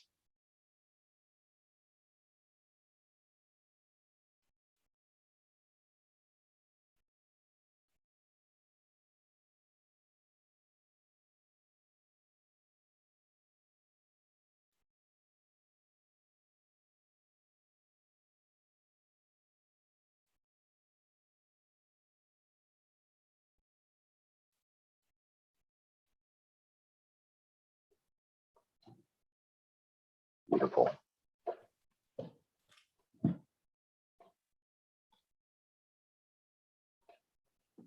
Thank you, everyone, for participating in that, indulging that with me.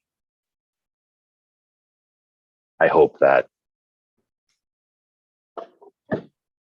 you find that helps you to drop in a little deeper and connect to this moment, because it's really through our senses that we are connecting with the world and with each other and in relationship with ourselves and other beings.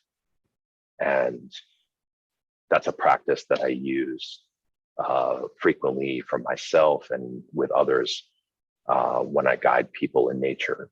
And so it's yours now. And if it feels supportive, I invite you to take it with you. I wanted to start with that because I wanted to create the opportunity for us each to notice that whether it's the space that we're sitting in right now, be it indoors or outdoors, whether it's the clothing on our bodies or just our bodies itself, all of it is comprised of the natural world and serves to land for me just how interconnected and interrelated we are. And I wanted to share, I hope my technology can work here, but I wanted to share a slide. I'm not going to do a slideshow here, but I wanted to share this one slide that I prepared because it, and hopefully you can all see my screen, because it really serves for me to, as the jumping off point for really what I feel. It really captured for me what I felt like Leo was communicating to me when they invited me to participate in this. And so I'll just read it out loud. This is a quote from Christopher Wallace, who's a spiritual teacher that I work with. And he says, all our political, social, and environmental controls are simply attempts to compensate for our lack of awakeness. And as external superimpositions, they ultimately fail in exact proportions to the degree of unawakeness in the people that they aim to control. And what this really means for me is that in my 30 years of working in both the natural sciences and then ultimately a career in renewable energy and being very familiar with the environmental movement as it has been practiced over the last 50 years or so, where we have largely attempted to address these issues through technological advances like renewable energies or policy that has been sort of impressed upon us in various ways, whether it's recycling programs all the way to our attempts to drive policy at a global level around environmental controls, that we've sort of created a set of divisions and a notion of identity, right? There's people who are environmentalists, and then there are people who are not environmentalists. And as if this was something that is based on our identities. And identity really, for me, largely reinforces these notions that we're separate from one another, right? That you as a conservative or this other person with a different identity is somehow a different kind of person than I am, because I have an ethic that guides my actions in a certain way. And what really I want to sort of seed this conversation with, and I want to do a lot less of the talking and invite people who are participating to really share about their experience, is that when all of that is stripped away, whatever it is we're wearing as an identity, that we are all ultimately the same and ultimately entirely dependent upon the natural world for our well-being, our spiritual well-being, and our body's well-being. And there's a way in which, for myself, the use of plant medicines and psychedelics has aided in my ability to find that sense of place and connection to the natural world. And I want to share a brief anecdote about a recent experience where that was true. And then I'd really like to open it up to hearing from each of you about similar experiences where either with psychedelics or without psychedelics, through some other means, that veil of separation between ourselves and nature was lifted for you, even if it was just for a moment. And so the story I'm going to share is one of a recent experience with psilocybin, and I was experimenting with a new variety that I had not used before, a variety called Avery. And whenever I've used psilocybin, my experience with it is always that there's a little bit of a kind of an onset period where it feels like I'm almost going over a waterfall, and it can sometimes be a little scary. And especially when I have not, don't have experience with a particular variety, I feel almost a little braced for that experience. Like I'm not sure how much it's going to affect me, and there's this little bit of anxiety. And so I was experimenting with this variety called Avery, and I was seated at a picnic table in a campground, and I was sort of waiting for this moment, and I was reassuring myself everything was going to be okay, and but I was really feeling this anxiety. And sure enough, that feeling was upon me, and I felt like I was like kind of falling in a certain way, and it felt a little bit out of control. And just as that was happening, there was a little girl on a tricycle who was like speeding. She was pedaling I've never seen a child pedal this fast on a tricycle before. She was just blasting.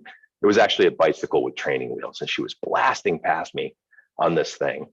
And shortly afterwards, what I presume to be her older brother came chasing after her on his bicycle, yelling, "Avery, Avery, you're going too fast, and slow down." And he was clearly afraid for her well-being.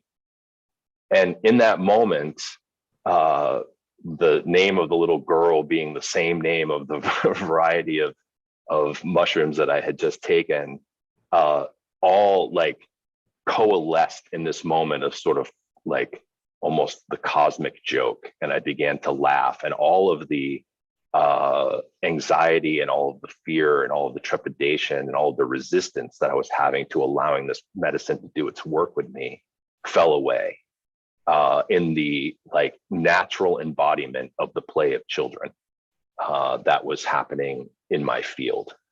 And that led to a journey that day with the friend that I was with, of feeling a deep sense of connection to the natural world that we were at. There was a little stream there, and we were playing in the stream, and everything just opened up, and I began to receive these very powerful messages about my place in nature, and about the inherent power in the play of children, and how it embodies everything that I feel like there is to be known about the natural world.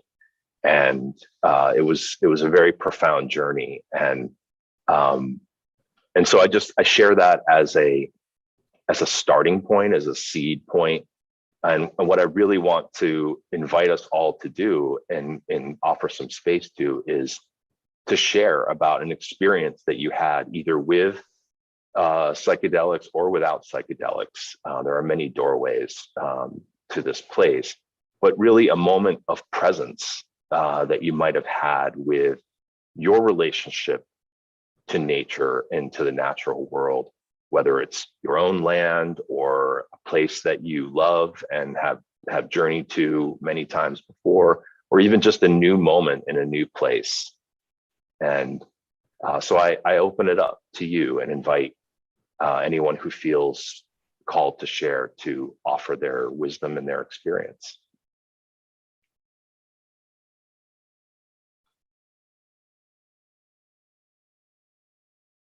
I don't know if this relates, but there's been a lot of talk about grief in the last 24 hours. And it's kind of beautiful to me. I've learned a lot about the concept of letting yourself recognize you're having a somatic experience with grief that relates to the grief of the plants and the animals and the rivers and the creatures that are so vulnerable all around us.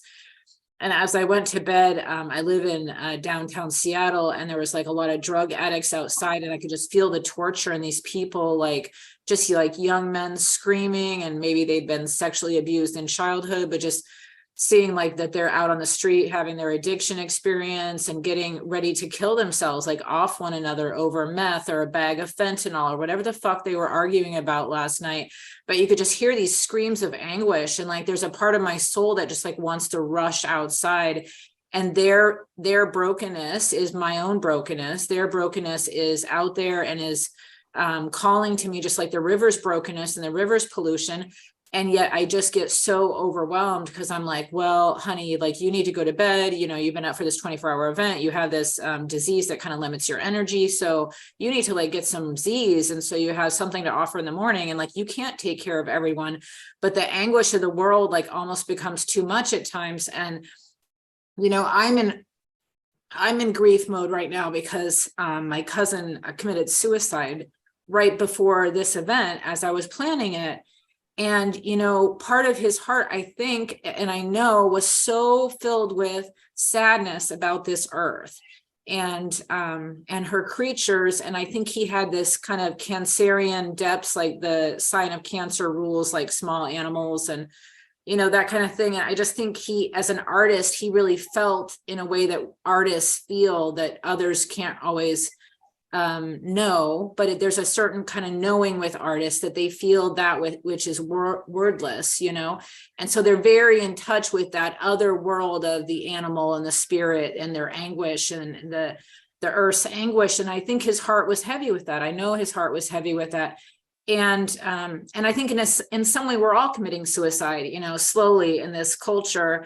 And I want to take the shame away from suicide, but I also had to like ask myself, like, oh, can you show up for this event feeling broken or feeling, I don't know, just shitty, like life sucks, you know? And the message I got was like, dedicate this 24-hour event to him and dedicate yourself to showing up authentically in your brokenness, because, you know, meeting the earth in her brokenness, and she's part of you and her brokenness. And so I don't know if grief relates really to what you're talking about in terms of asking and so forth, but what has been comforting to me is seeing people bring up this kind of untouched grief or unacknowledged grief. Like so many people in the event have talked about like, oh, we're having like all these autoimmune issues, or we're having mental health issues, or we're just becoming more isolated as a society or whatever. The psychedelic movement is very me focused and like focused on, you know, building our career on this new psychedelic frontier. So like lots of like colonizer mentality going on, and, you know, capitalism and all that. And where do we make space for grief in our society? And so there's something very beautiful, I think, to the concept of like growing together through our grief, acknowledging the planet's grief, but not having it be this depressive downer that immobilizes us. And I do reflect on the fact that we all need rest, we all need replenishment, that kind of thing. But I also think that we're in like code red mode, and we need to be like mobilizing like an army. So however we perceive that, to see like the investment within like this connection with Mother Earth and the planet, that we are part of it and it is part of us as a living organism. Because I feel like within Western society, there's such a disconnect because we don't see like the impact of our garbage or our pollution. You know, maybe it gets carted off to Africa or China. And so we get to export some of that. And I feel like that's deeply symbolic of our kind of dealing with our shit in the Western society, like our depression, or not feeling acceptable, or feeling isolated. Like I feel like a lot of that we just discharge into some kind of vacuum place where we don't want to see it, because I think there's some shame in our culture related to vulnerability. Thank you. Beautiful. Leo, can we know the name of your cousin who passed? No, Javen. Javen. Thank you for invoking him and bringing his spirit to this.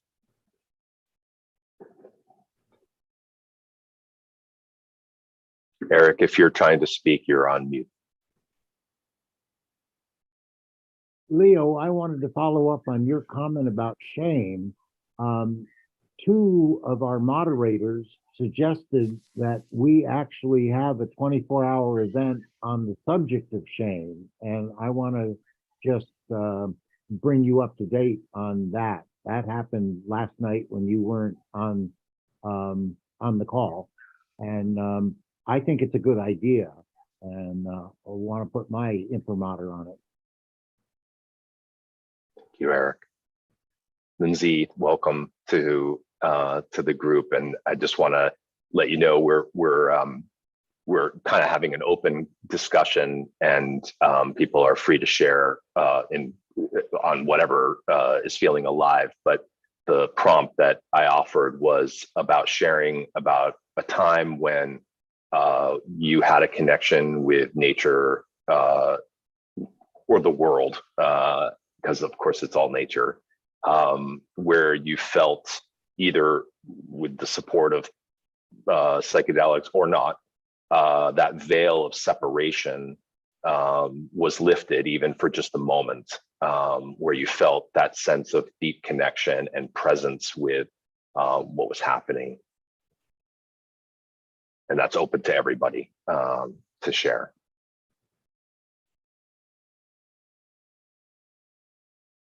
Hi, thank you for that.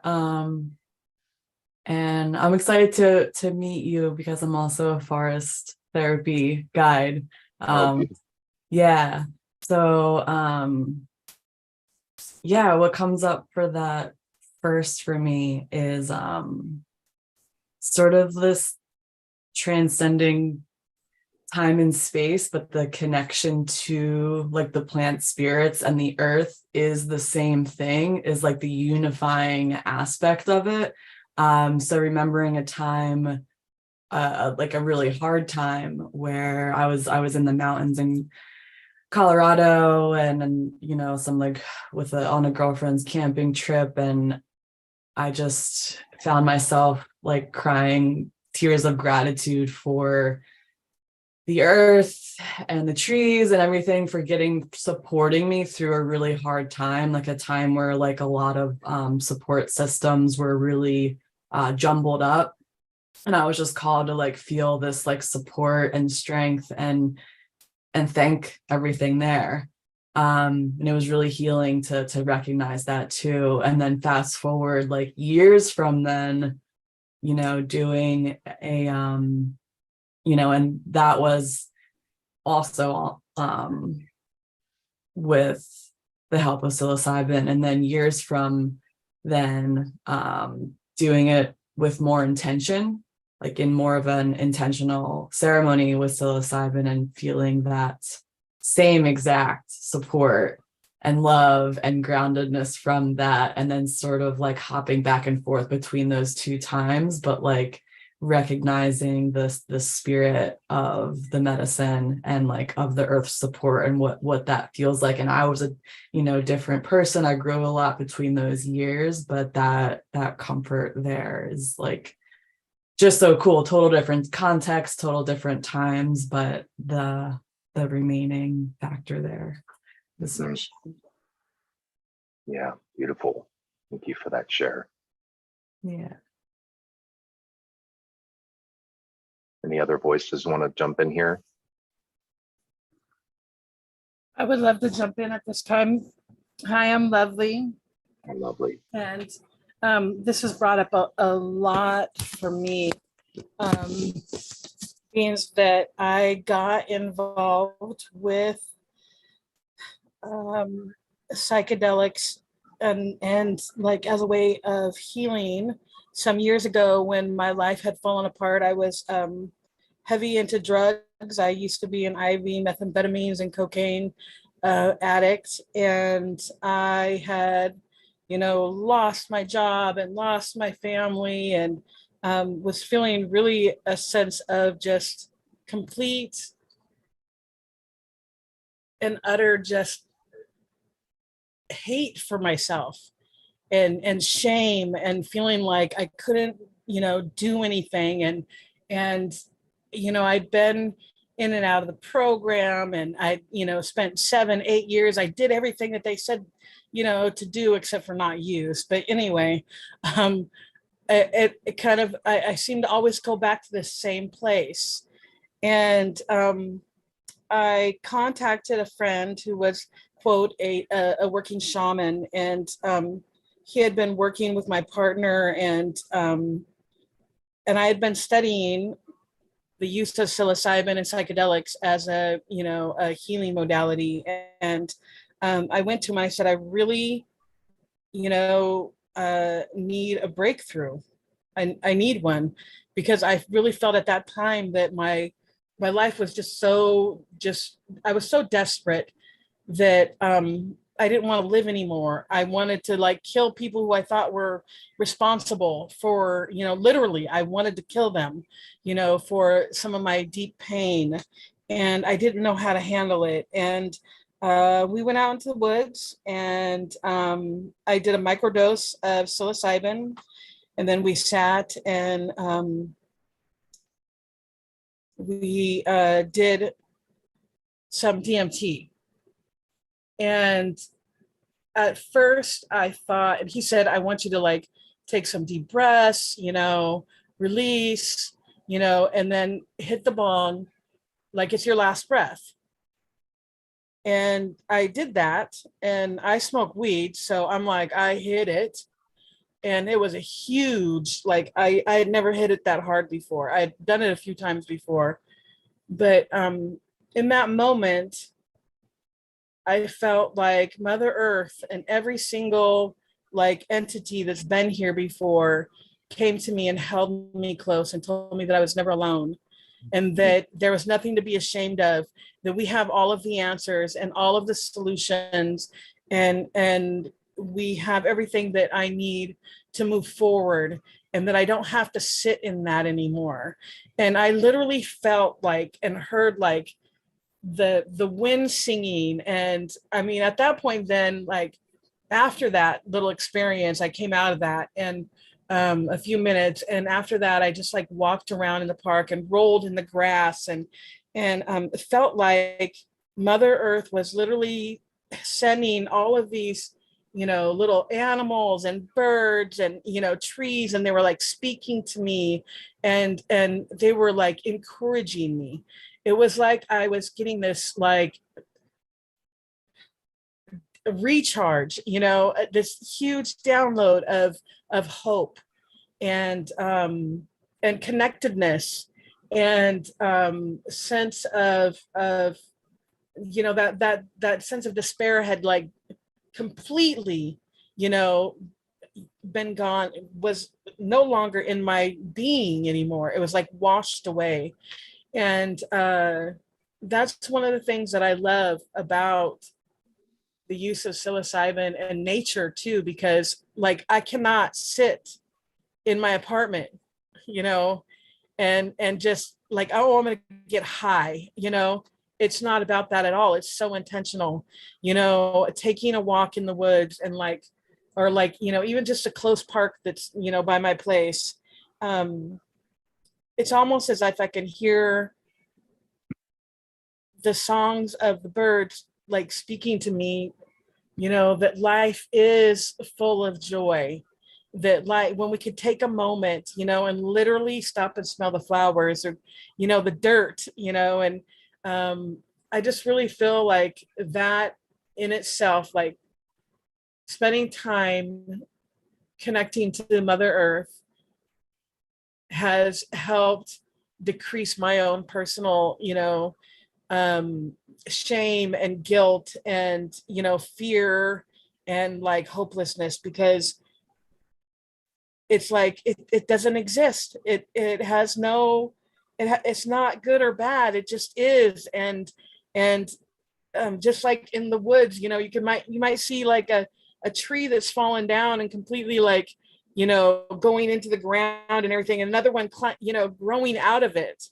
I felt like Mother Earth was saying so much can grow out of your waste, out of the waste of what I've done, or whatever, that if I lay that down, and I allow the changes to happen within me. And yeah, I just really wanted to speak to that because it has a tendency to creep in sometimes, you know, like asking who I am, you know, my own personal, you know, feelings about myself and my, you know, what I've done in my life, etc. And all I need to do literally is like walk outside, even if it's just to the park that's like across the street from my apartment complex. You know, it's not like a big park or anything like that. And I will literally like do grass angels or dirt angels or, just connect, you know, and it's all of a sudden like all of the worries that I had, you know, all of the fear, all of this, you know, feelings of guilt or shame, because it gets, you know, thrown in my face sometimes, you know, all of the tears that I've cried are like nourishment, you know, to me, and that I don't have to allow it to quote be a waste, that it can be turned into, you know, life, living healthy, you know, and growing, and that I have all of that, all of those resources available to me. So I just thought that I would share that because it really has helped me. And I don't know about anybody else, but in the city, like I didn't realize this until I started, you know, pulling myself out. In the city, I literally get this I think I feel the electricity and the concrete like bouncing off of each other or something like that, and like it sends my body and my insides into kind of a anxiety, you know, and not knowing how to hear my own voice, not knowing how to hear, you know, the voice of Mother Earth or my, you know, my quote God, because of everything going on around me. And when I just, even if it's just, I've been at a rave before and went outside and found the closest tree and just like leaned my face up against the leaves, you know, and I started to be able to hear my own, you know, truth coming up from like this pit inside of me that I tried to cover up for so long with all of these other things, you know, in life. And when I would get quiet, you know, just sitting in the grass, just get quiet for a moment, and away from all of the, you know, concrete and electrical lines and stuff. It was almost like I could hear everybody, everything, you know, and it was saying good things to me, not those bad things that I felt were happening in other places in my life. So I really appreciate you all being here, and thank you for hearing this little story of mine. Thank you, lovely. I want to jump in for just a second because I want to tie what you just shared back into what I heard Leo sharing about the experience of witnessing from afar the rantings and the suffering that was happening on the street in her place of the people who were suffering from drug addiction. And of course, this is everywhere in our environment now. And I'm in recovery from alcoholism and drug addiction for the last 5 years. And what I've come to learn and understand through that journey, it really is that addiction in all of its forms is really a disease of separation, a disease of disconnection from one another, from society, and from our true nature of connectedness. And there was a famous study done on rats and cocaine. I don't know if people are familiar with this, but essentially the way that the study was done was rats were like kept in cages in a laboratory and offered 2 feeding tubes, that one of which had water and the other one had water laced with cocaine. And in that environment that was crowded and just didn't provide the things for a happy rat life, they quickly succumbed to addiction to the cocaine laced water and all killed themselves essentially on the use of it.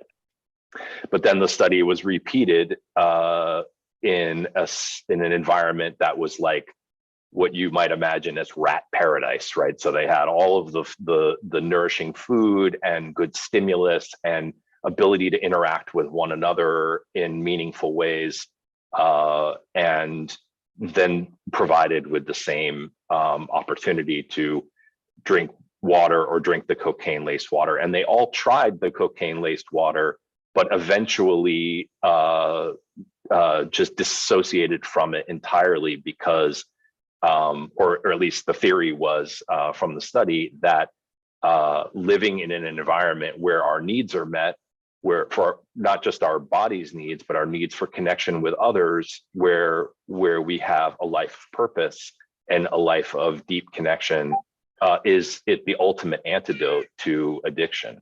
And I know that that's definitely been true in my life and so many of the people that I know in recovery.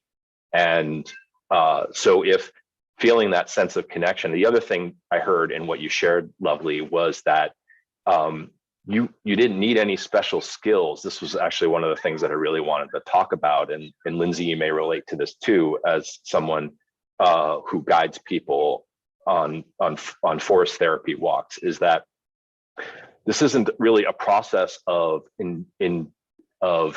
providing a set of skills to another person that they didn't have already, right? So sometimes in the past, I've done more naturalist work where I've taken people out and, you know, we've been birding, right? And so I'm identifying birds for them, or I'm identifying plants for them. And so they came with a certain absence of knowledge, and then I bestowed that knowledge upon them, right?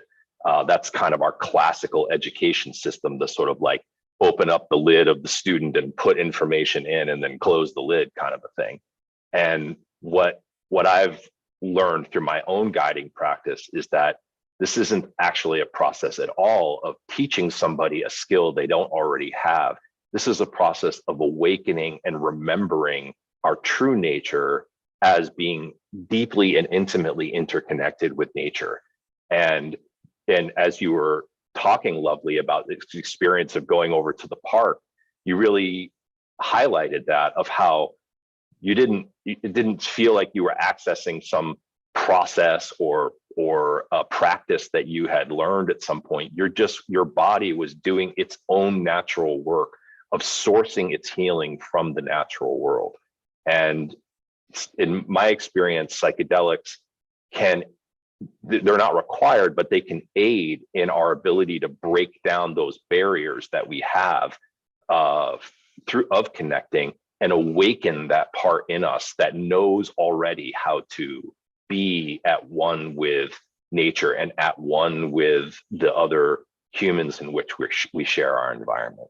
So thank you for sharing that piece. And we're coming close to the end of our time, but I do just want to give another moment for another voice of anybody who feels a burning to jump in here.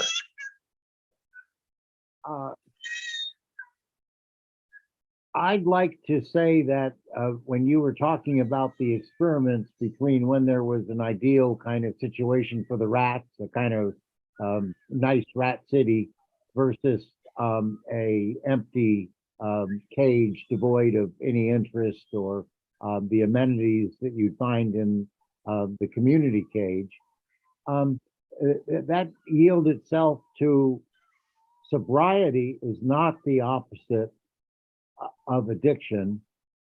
Community is the opposite of addiction. Beautifully said. Yeah. I think we have time for maybe one more voice to jump in here if there's anybody who hasn't shared yet and would like to offer themselves.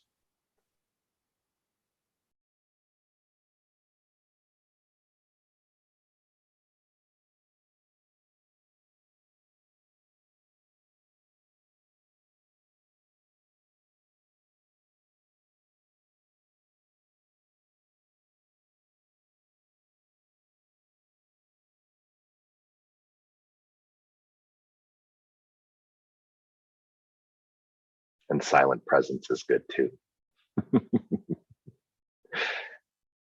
Lovely. Well, folks, I would have loved 3 hours with you all, and I hope that the practice that we opened with serves you through the rest of this journey together, and then the rest of your day. And it was a real honor to be able to join you and to hear your voices and to hear your stories. And I wish you all the best day ever.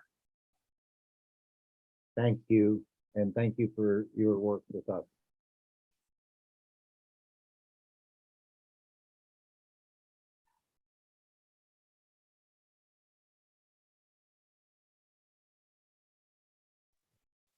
Thank you, Isaac, very much for being here. You're very welcome. Thank you.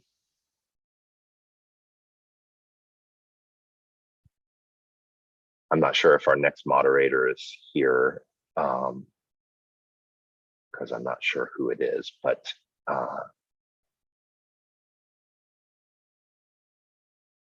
we'll allow them to step forward if it's them. Yes, I am the next moderator. Oh, wonderful.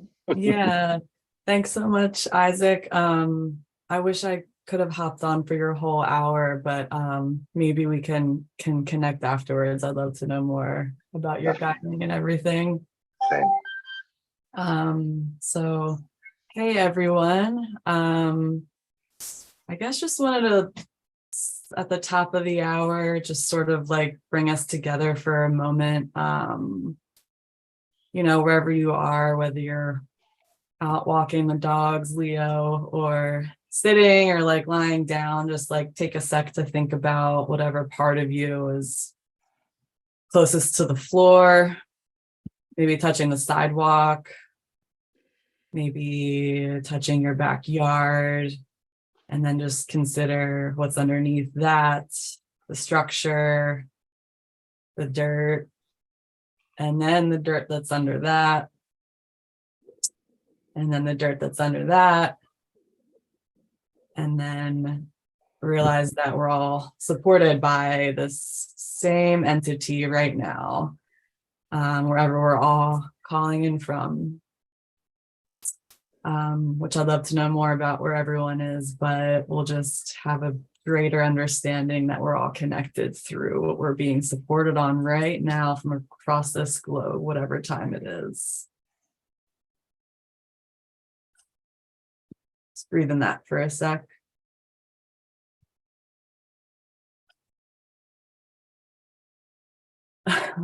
My dog just sighed in and out with us too. All right. So my name's Lindsay Walker. I am a clinical holistic herbalist using herbs as medicine through a holistic lens of the whole person. I'm an integrative wellness and life coach, and I'm a Yasai Shinrin Yoku practitioner and guide, so wild forest bathing. I'm also a board member of the Entheo Society and volunteer. And I'm additionally in the second cohort of Vital, which is a program from Psychedelics Today for psychotherapy and integration.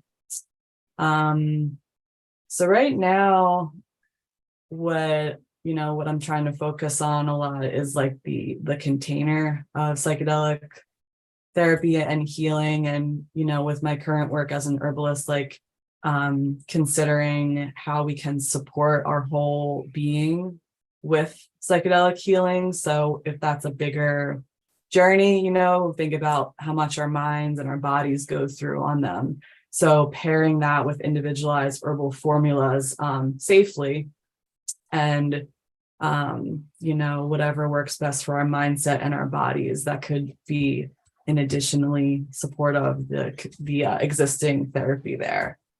So having that going, and then also psychedelic therapy, or psychedelic integration through forest bathing. So I've had some profound experiences with myself and with some others on their integration experiences with the forest.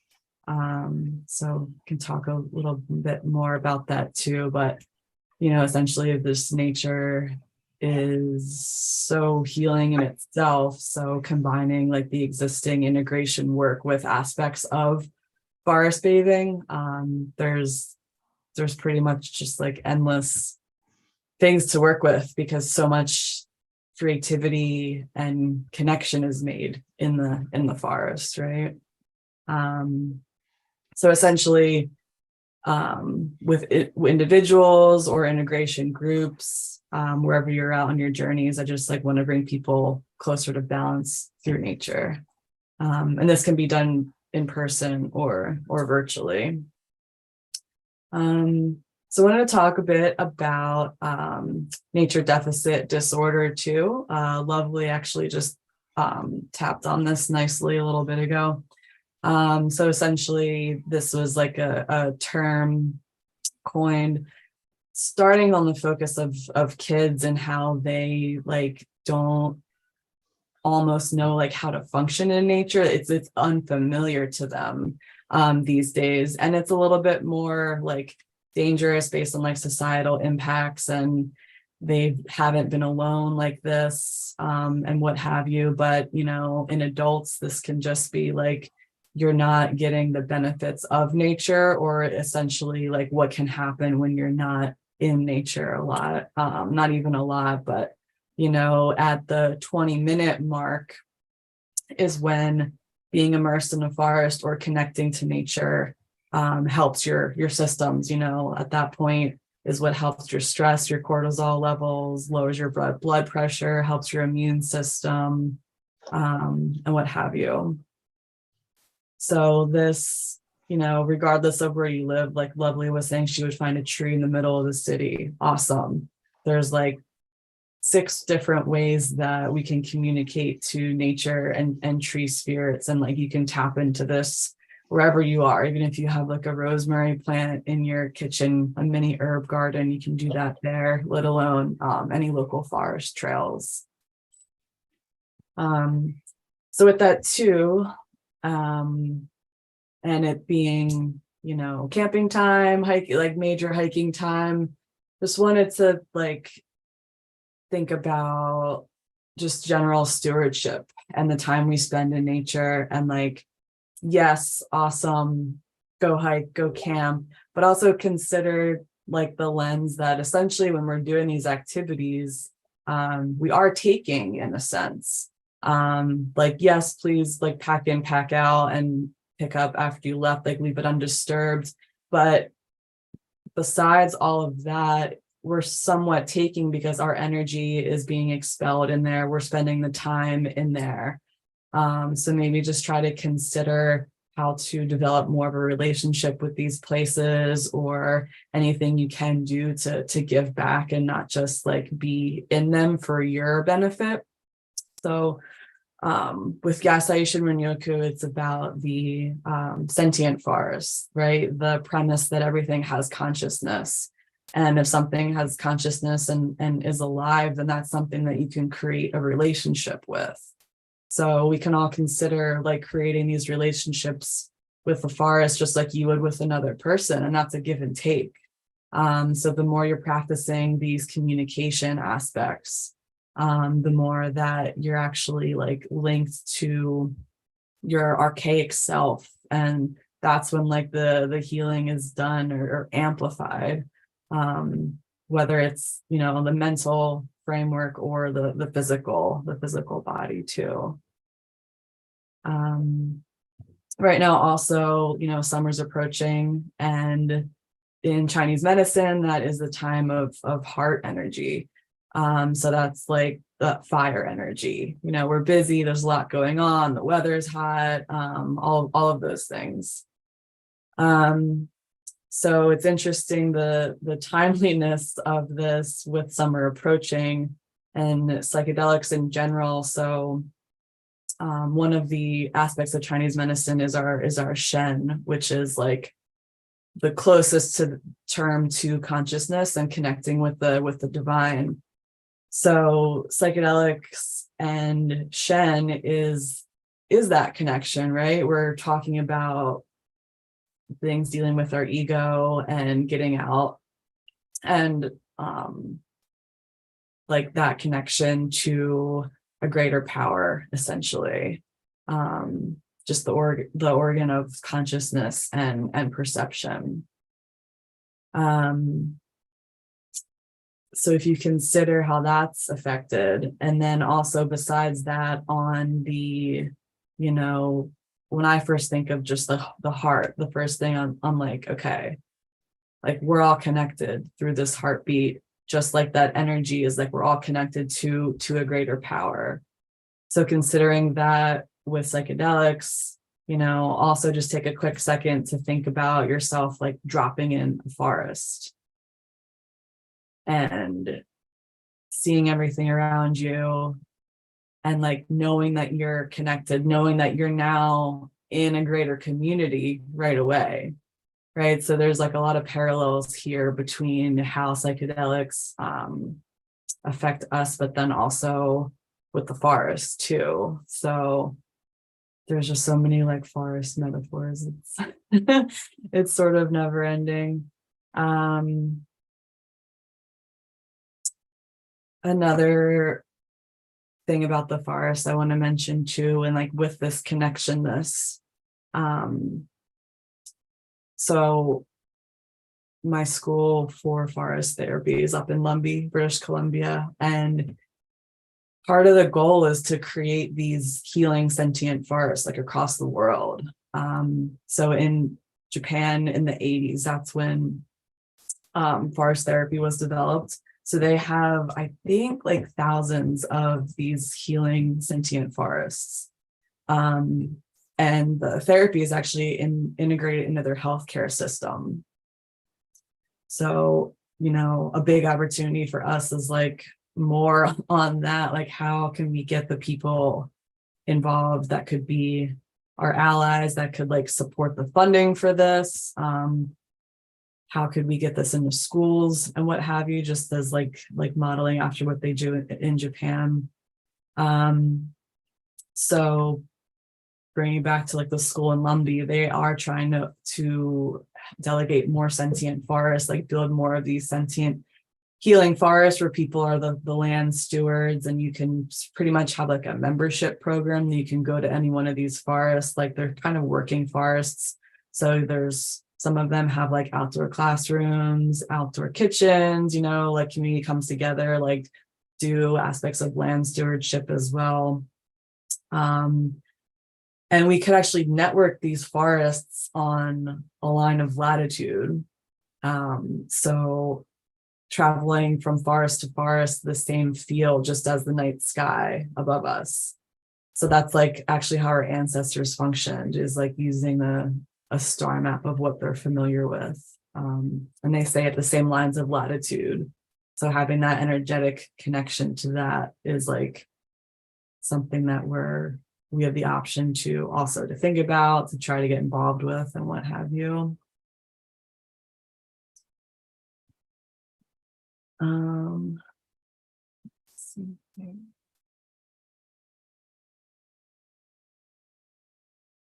I'm just looking at the chat. There's some really beautiful pictures in here. Cool, love that, Keith.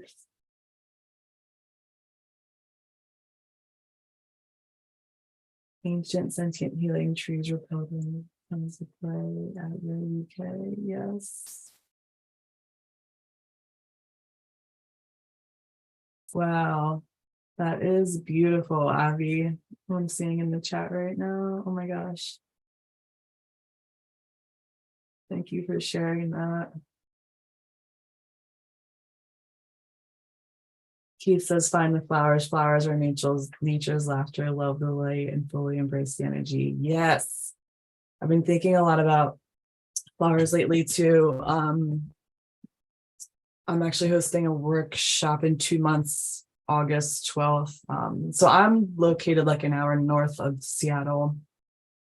And there is a sanctuary in Bow, Washington called Bow Sanctuary. So I'm doing a flower essence and yin yoga workshop on August 12th. I'll put the link in the chat. But to get back to your comment, Keith. Yeah, so with flower essences and that medicine of like finding the flowers, flower essences are like, you know, I think the coolest plant spirit, some of the coolest plant spirit medicine out there. It's like just because they're so vastly different. And what makes them different is literally their vibration, their frequency, and that you only take like 4 drops up to 4 times a day. And it's not like your typical tincture or tea where you have a couple, like, you know, 4 to 8 cups or a couple dropperfuls. It's about the like smaller, it's about the energy, the tiny bits of it. So with the essences, you essentially harvest them when this frequency and vibration is at the height of it, which is in the morning when they're waking up. And then it's a sun infusion for a couple of hours. And then the water actually gets bubbly, and you can see the essence that has come out of the water, and then you strain. There's a whole straining process after that. So each flower has its own unique vibration, which is amazing. Yet they're all flowers, but they all have the same thing to bring. And like, you know, that's how I feel like psychedelics are too, is how they affect us. Is like we all have our own vibration, but by, you know, changing our neural pathways and, you know, dissolution of the ego and everything, it brings us back to center so we can keep our own vibration, but yet bring us back towards community. My voice just started to crack a bit. I'm going to pause for a second. I know I just brought up some different things. If anyone has any comments or anything, please While jump you in. pause, can I just take you into my garden and we can flower you? Yeah. So like, this is my garden. Just gonna start here. I love these purple guys. And they're a little protector dragon because I'm trying to get the slugs to stop eating my primrose, but they really like the primrose. And then these are my lilies, and the sister lilies are here too. And there's all sorts of, spring is ebbing and going away now, but summer's in full spring, so there's always a transition. Some days are more hot. These are yet to come. Oh, look, we have a strawberry. You see them? But before they fruit, they're flowers, and maybe if we're lucky, we can see where the flowers come before the fruits. I freaking love the blueberry flowers. They're just the cutest to me. These guys here, they're just so adorable. I can't help it. I'm like, oh, I love the blueberry flowers so much. And then as we go kind of this way, the honeysuckle, it's not quite time for the honeysuckle yet, but the honeysuckle's coming. And the jasmine are just starting. There we are. There's some more lilies. It's starting to rain. Got these big guys. Yeah, oh, and this year, these peonies, I coaxed them. It's been 3 years I've been trying to get these guys to bloom. And this is the first year that the peonies have decided to come out, and they're just slowly starting to open. So I hope you enjoyed the flower bombing.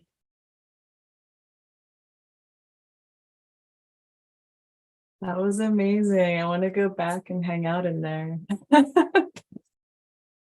Thank you so much for that. You're welcome. The rain isn't really congruent to my laptop. Oh, that was so lovely.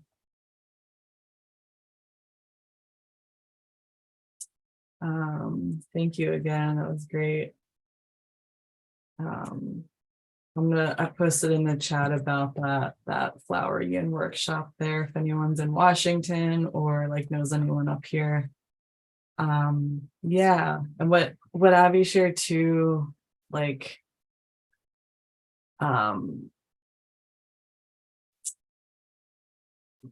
you know, the feeling that I have right now from seeing that virtually is such a feeling of connectedness and like wholeness. And that's like, you know, part of our vital health in holistic medicine is like connecting all of these things within us, these different like pillars of our health. And connecting to others is one of them, right? So I feel like more connected to you. Connecting to nature is one of them. And, you know, using that connection to nature, like there's actually been studies showing that psychedelic users like rate higher on the measures of nature connectedness. And they're more likely to engage in pro-environmental behavior because like they're able to like self-identify with nature. So if you consider like with the healing that's done with psychedelics and like taking away the external things like bring us back to ourselves, then we can like bring us back closer to nature essentially. Yeah, I'm gonna like pause on there because there's so much. Can I add, can I yes and you? Yes, totally, please. So I live in the UK in the New Forest National Park, which is on the south coast, kind of near the Isle of Wight. And since moving to this forest, where I happen to live has been a settlement on a hill fort since the Neolithic period. Just so happens. And what this forest and this land has really taught me over the last 5 years is everything that you've said. And it's the bracket mushrooms that decompose the wood and the slime molds that eat the flesh of the dead animals that show me how we live on the bones of our ancestors. And how when we really sink into the forest and go into that communication that you so eloquently spoke into, we really begin to commune and be supported by our ancestors. So not just the earth and the earth body, but all those who came before us, such that when we are ready to birth into spirit, that we give our body back to the forest or whatever our environment is, because everybody has their different kind of environment that they connect with. You know, some are desert people, some are forest people. I'm definitely like forest river person. Like, I love it so much. You know, some people are sea people, and that's where they want their bodies to return to feed that ecosystem that nourishes them.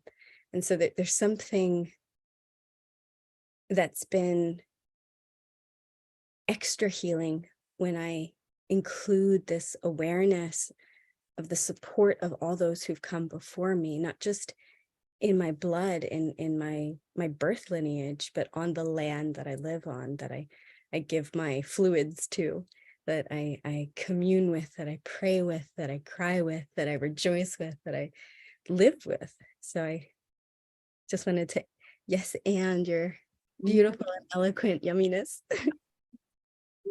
Yes, I love this.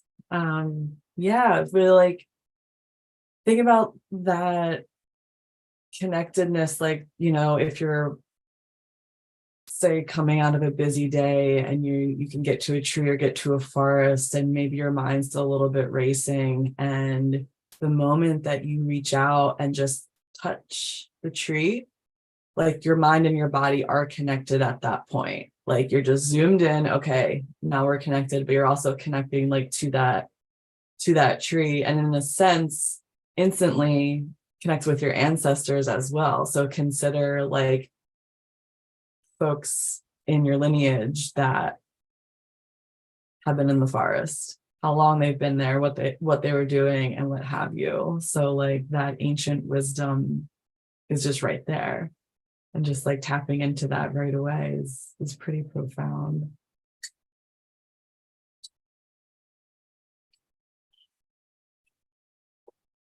Yeah, I love that, Keith. Keith says, grow the gardens you want in your life, have heaven on earth. Your mind is the soul, your thoughts are the seeds. You can grow flowers or you can grow weeds. Blessings and growth to you all. Yes, blessings and growth to you as well, Keith.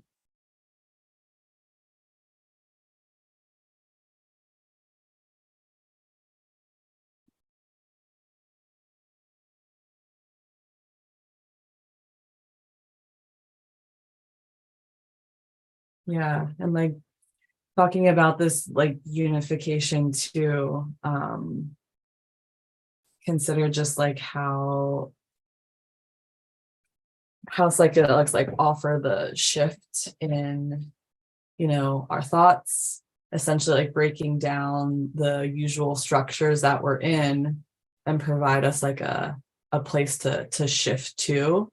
So if this opens up for all of us, it really like opens up for all of us as a collective.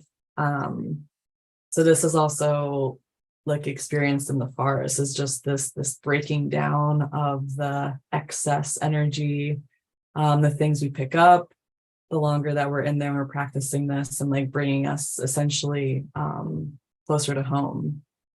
So like when we're in alignment with our true natural selves, we're not in competition mode, like we're not speaking from our ego, and we're in more of a place of like natural understanding of like who we are, what our purpose is. And the more that we're in this place of that understanding, then we can like know what we need to bring more into the world, and like how we could help this greater unit of community.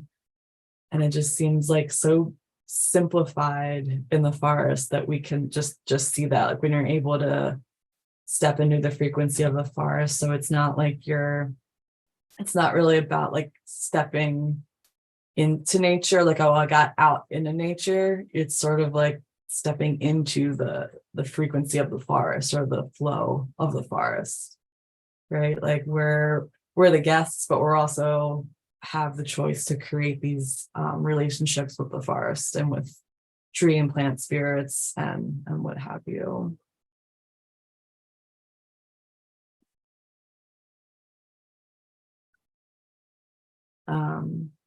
Yeah, curious of anyone's thoughts just around like any experiencing with removing any of the barriers I kind of talked about, whether like I don't know, any like interpersonal work or anything in your social circles, or anything you've realized in the forest about just like these like removers of the barriers at all. I'll happily chat with you. Sure. I actually, so I love that as I grow with the forest I live in, more things are just kind of revealed to me in the most wonderful mundane ways. So instead of like these huge, big, like, whoa, mystical experiences, like I'll just go down to the river and I'll like happen to meet somebody, and we just get into a chat, and then I'm invited to a sauna, and then suddenly I'm meeting, like it's kind of like it's kind of like this. So exactly what I just said happened the other day, because I was doing some integration work, because the main mushroom I work with is Amanita muscaria. And so that's a really sort of deep inner learning teacher. And I find psilocybin to be more of like my connection to nature, the nature that I am, my connection with one another. So it's more this inside, outside, outside, inside ally, whereas Amanita muscaria feels more like the learning and the teaching that like it's all within me. And it gets quite dimensionally and spatially trippy in non-visually trippy ways. It's more somatic and emotional. So I was integrating a journey I did, so that I was using it as a migraine. I felt a migraine coming on, so I took some Amanita muscaria, and then I went to the river to integrate and let it go. And while I was at the river, beautiful Avon, super sacred river, been used for thousands of years for many a purpose. And I get into this conversation with this guy who's 5th generation on the land there. I'm like, so cool. I love stories like that. I'm like working out, like, so that's like 150 years your family have lived here. It's like, not that long. I'm like, oh, let's count this out, right? And he's like, wow, that's really long. And of course, obviously the conversation goes into mushrooms, and we have liberty caps that grow around here wild. They flush in the spring and they flush in early winter. And the ones that grow around me are quite gentle. And I love these libbies that grow here. They're like sweet and like pixies and like, hi, let's go on a journey. And like, that's the energy of the libbies that grow around me with all the wild ponies. And I don't know, that's sort of the journey space that I find. But we get into this conversation. He's like, oh no, over by my farm where my family have lived for 5 generations, the libbies will kick your ass. Now, the libbies are like tiny. I could show you, but I'm not sure if I should. I could. But they're like really like the size of my pinky nail. Yeah, with a tiny thin stem, and maybe getting as big as my thumbnail, but that's a big libby. So they're tiny little psychedelic mushrooms. And he was saying how, you know, he's foraged across the forest, north, south, east, and west, but the ones that really kick your ass, like you take the same amount as you would say over by me, but these will take you on like a really deep journey and like make you face your fears and like bring out the warrior in you. It's like, so this forest isn't that big. You can drive across it within a half an hour, and like maybe up north to south in 45 minutes. It's not a huge forest, but even in this forest, the same medicines are different. And I'm like, okay, so I wonder if the mythologies are connecting the energies of the land with what grows. Because I have a theory that the earth will always grow your medicine. And if you ask the earth and you pray with the earth, you'll find the medicine that you're looking for. And so I'm like, okay, well, that's really interesting. Maybe God's Hill is traditionally a land where there's more of like a warrior clan. I don't know. I just kind of start looking for the mythologies, the sort of energies that may begin to create a coherent story of the medicines that grow in the forest. And then, of course, around the world, because, you know, no two psilocybe are the same, even in the same genus, you know, and no two Amanita muscaria are the same, even in the same like area of the woods. So there's something really interesting that I'm exploring. And the more that I sort of allow that intuitive, you know what, I've been walking in the woods for like a month now, and I just need to jump in the river. Okay, let's go jump in the river. And then all these connections and stories unfold. We float down the river telling stories.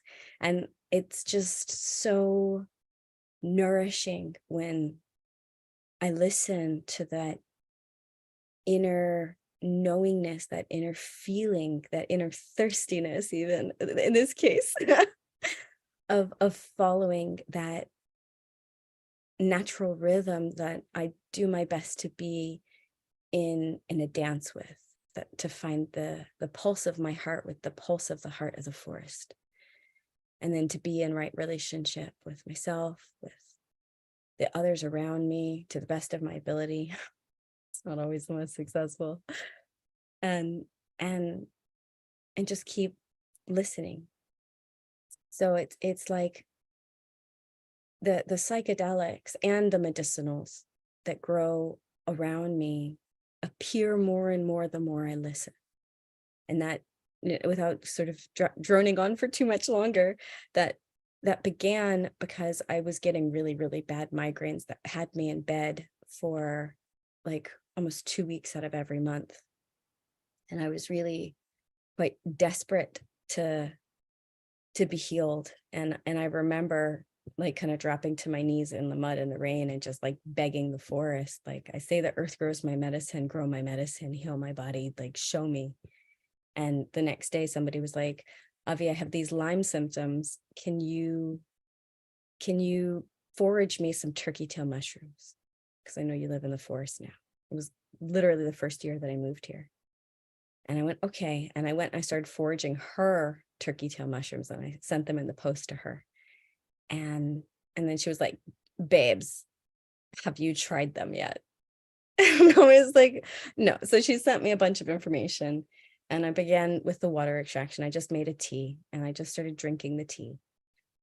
And within 3 months, between the water extraction and creating a dual extraction, my migraines went from like 10 days twice a month down to 3 days once a month, down to one day once a month. And then by the end of 6 months, they were just not coming.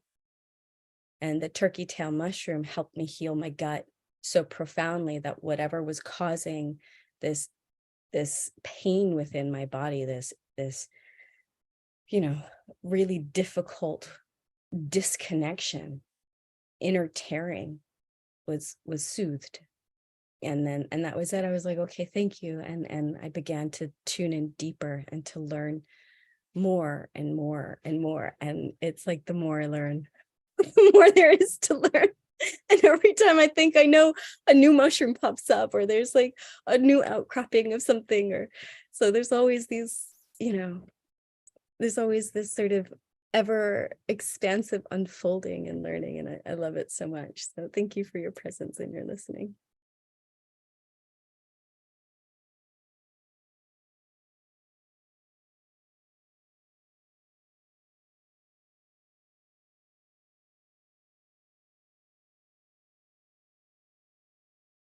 Thank you so much, Abby. You're such a good storyteller.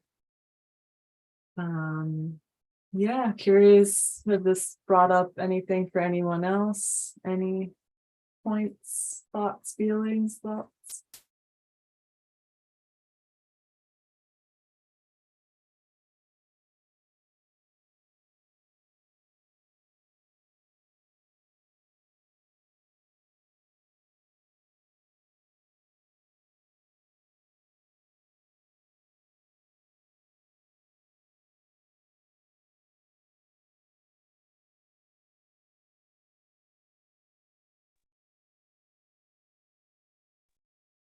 Hey, this is Jared.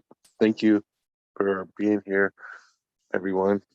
That story, the turkey tail thing, reminded me of a quick story I'll share. I was in Alaska hiking, and I went on like just a short hike, but I didn't have much supplies, and so I had a little bit of water and not much to eat. It was just going to be like a 1.5 mile hike in to see this waterfall. And I got there and it was nice. It was a beautiful day, and it was just too short of a hike. And there was this sign that said another 2.7 mile hike further up. And so that was like an extra, 5 miles round trip on top of what I had done. And I don't really have anything with me. I don't have enough water, and I'll just go kind of up the trail a little bit, and just kind of feel it out and see if I can see, what the trail condition was like. And I went around the corner and there was a bottle of water, like an unopened bottle of water there. And I was just like, oh, cool, awesome. I'm going to keep going because now that I have some water, I keep going. And then I found hen of the woods growing on the tree. And, I was like, all right, well now I got something to munch on. And it was actually so delicious. It was really fresh. And it sustained me for the whole hike. And it was just this most epic view of looking over the small town of Wrangell. And I sat at this lookout spot and just really vibed and connected with that space, because that's like my ancestors' hometown. I was there for a Native American convention with my father, and I went up on this hike by myself. But yeah, just super connected with nature and the space and my ancestral hometown. And I just wanted to share that because it reminded me of that. Thank you for being here, guys. Love you all.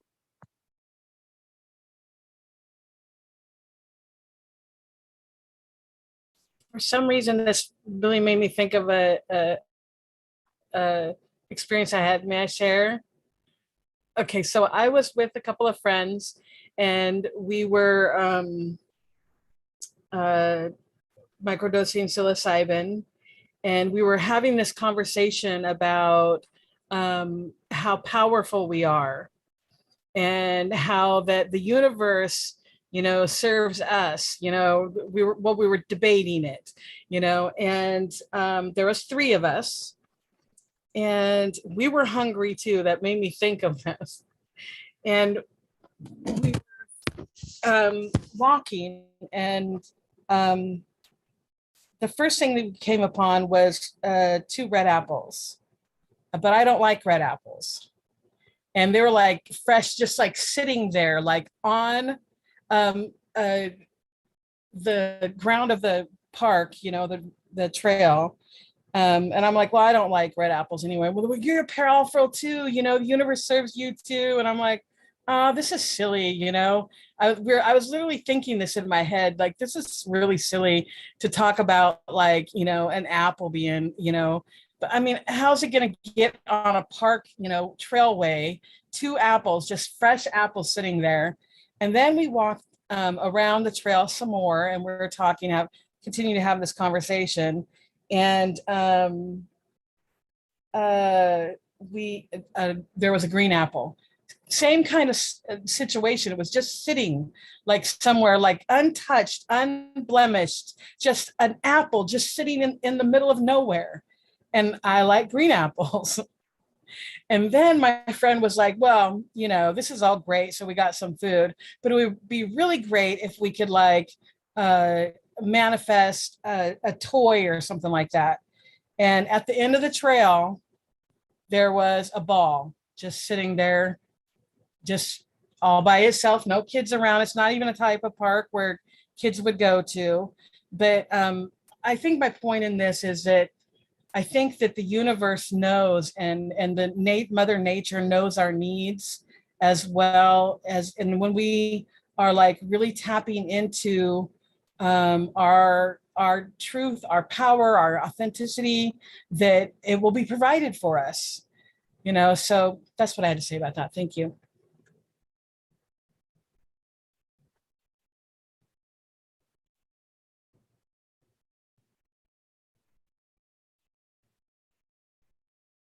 Love that. Thank you, lovely. It reminds me of what I was taught about that providing, and supposedly, like, as our country was settled further and further west, whatever disease was going on, being passed around, what have you,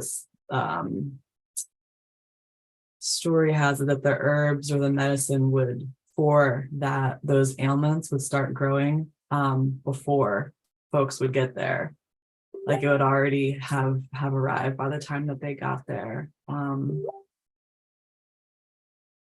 So there's just so much with like this idea of consciousness and sentience that's really all around us.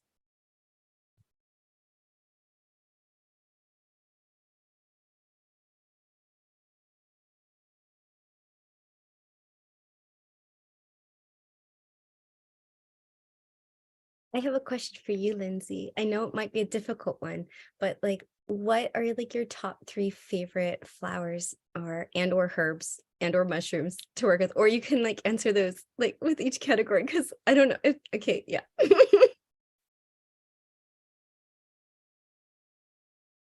Yeah, thank you. Let me think. Yeah, it depends like what's going on and what season it is. I mean, rosemary really like brings me back home a lot. And like it's an herb of the sun, that's also like helpful for GI things, and it's a brain herb. It's also like keeps us going in a sense, but not in a jittery or like overly way. it's also my grandmother's name was Rosemary, so I have a rosemary tattoo for her. But it, like, medicinally, you know, like I said, I love it. It brings me back home. It helps like my cognition, but that combined with that like relationship part of it that I've had after all these years is what really those two things like bring it home, you know, just like makes me feel more me pretty much. Kind of the feeling like I get with like microdosing. I've been with Shiva, the strain, which is also like my understanding more helping our cognition, which I appreciate. Lemon balm right now is a pretty like, you know, minty time of year since we're like doing a lot of planting too, like lemon balm can take over, but because it's a mint. But there's also so many things to do with lemon balm, like whether you want to just like put it in some ice cubes and have that like readily available. You can eat, you know, put it in other foods, soups, salads, like take the tea or tincture, like, you know, throughout the day. And it's a herb that's safe for kids too.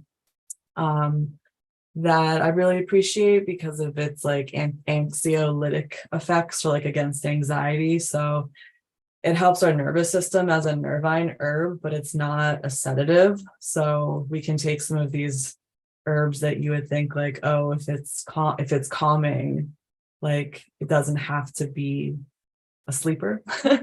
So I like lemon balm is just like to have around like my desk area during the day, just as like a reminder to like we can have that calmness without sleep. There's a whole other place to be. And I think that Melissa is also good for your cognition too. I appreciate a lot of the brain herbs just being in like school and really busy, and that efficiency that's available to us if we like use these herbal allies is there. So like that aspect a lot. Yeah. Anyone else? What about you? Anyone else with any other favorites they want to share?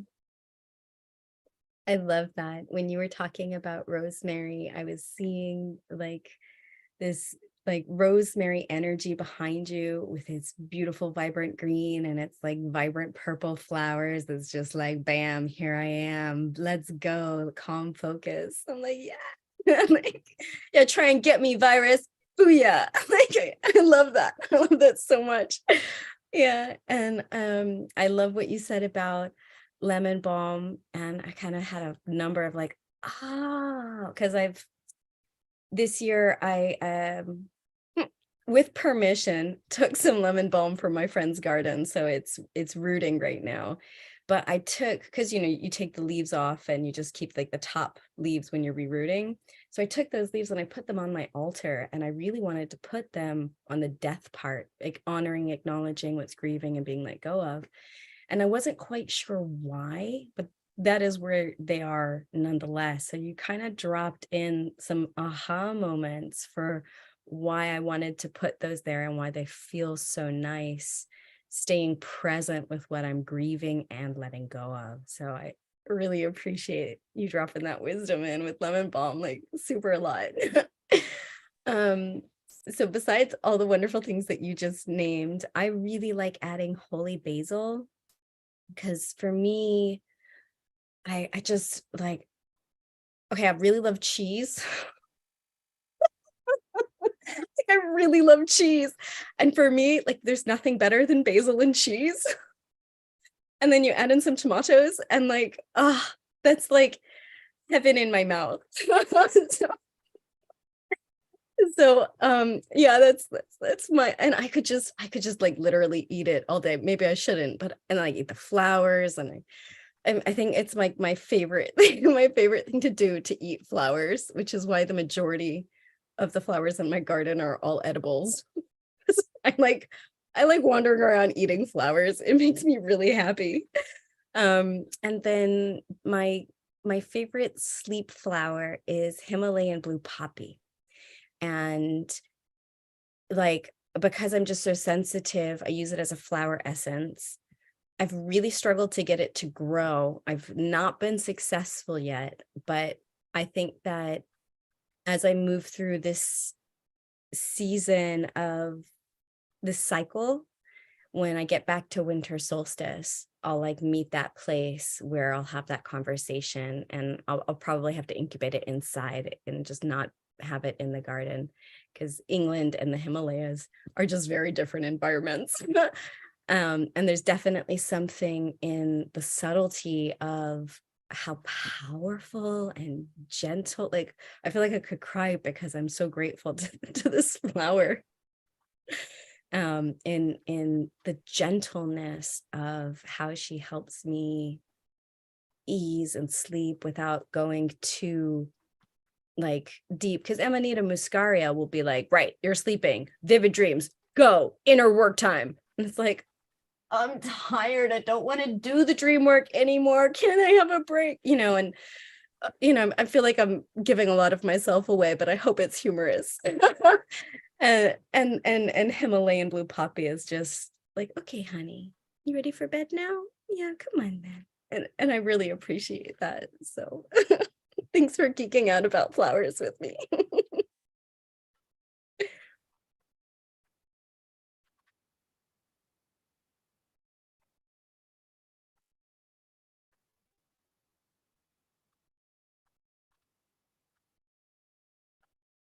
That was amazing. Thank you so much. Yeah, I feel like we could all have, it'd be such a fun activity if we were able to do some sort of like virtual workbook right now. Like we all submit our own story of like a plant or herb and have a picture, and then we could like put it in like a virtual flip book of everyone who's on the line right now.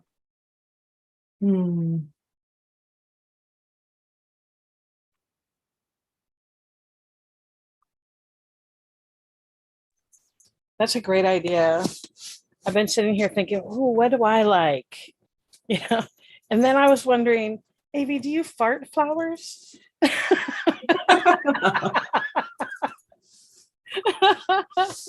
promise my words don't smell like roses. Yeah, there's a song, a Spanish song, I don't even know the name of it, that was done a long time ago, that the woman is going around eating flowers and farting flowers. It was great. Anyway, I'd like to know more about edible flowers. That sounds like a good, fun time. You look like it makes you excited.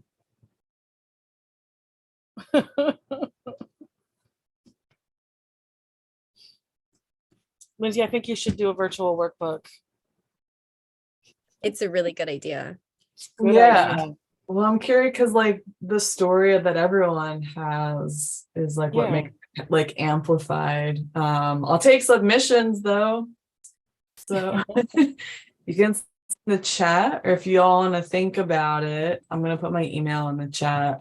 Like email me your plant stories, like an image that goes with it. We could like generate a virtual workbook and then like get it shared on Enthea, or like I'll share it on my socials too. I would love that because it's like hearing these stories from other people, that's so everything. Enlightens it within yourself, or like maybe a part of your subconscious, just hearing someone say something and then you're like, oh, and then a memory comes up from who knows when. And it brings that connectedness even closer to us.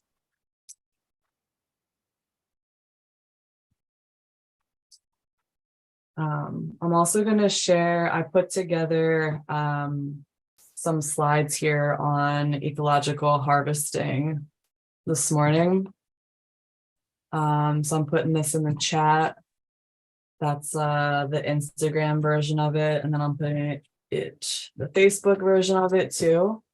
That's also how you all can stay connected with me too. Put my email on those two. My website is mockingbirdremedies.com. That's my company name, LLC. It's just about like spreading the seed of knowledge in your souls on your wellness journey, whether that's like for you or loved ones, but healing yourselves helps you help your loved ones, and the ripple effect just keeps getting larger. So always happy to like talk about how herbal medicine or like anything with holistic health can be integrated into your lifestyle or world. I think that's about it. I guess just wanted to like, double tap on the empowerment that you all have to connect with nature wherever you are. Maybe that could be like a little homework assignment. If it's like not popping up to your head, how can you spend 20 minutes connecting with nature? Because at that 20-minute mark is when the physical, emotional, mental improvements start to take place. And if you're already connecting for 20 minutes, how can you make that 40 minutes? Right? Yeah, so stay in touch, everyone. And thank you for being here. Thank you for your participation too.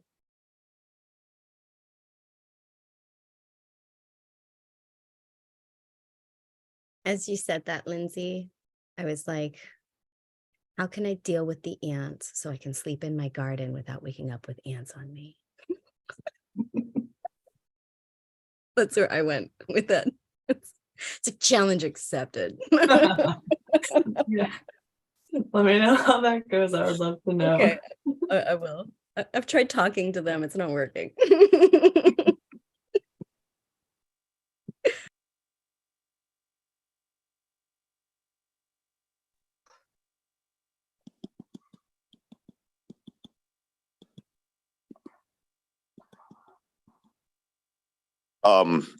I know something about getting ants to go away.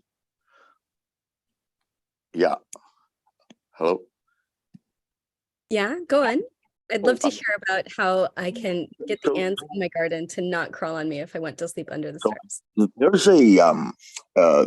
There's a genus of mushrooms, of fungi called cordyceps, which create a phenomenon called zombie ants. I don't know if you've ever heard of it. The fungus takes over the ant's body and makes it climb to a high place, and then it sends its bodies fruiting out of the ant's forehead after it makes it climb a tall blade of grass. This sounds like science fiction. It is science. Okay. Okay. I just want, okay. And there's a company that is owned by Paul Stamets that has invented and patented a pesticide that is based on the spores of this fungus.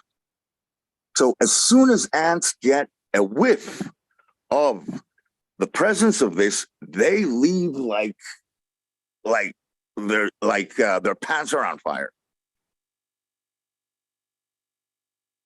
It's completely natural, right? It comes from a fungus. It's part of the environment. It's a form of pest control that is called biological control. You use elements from biology to overcome what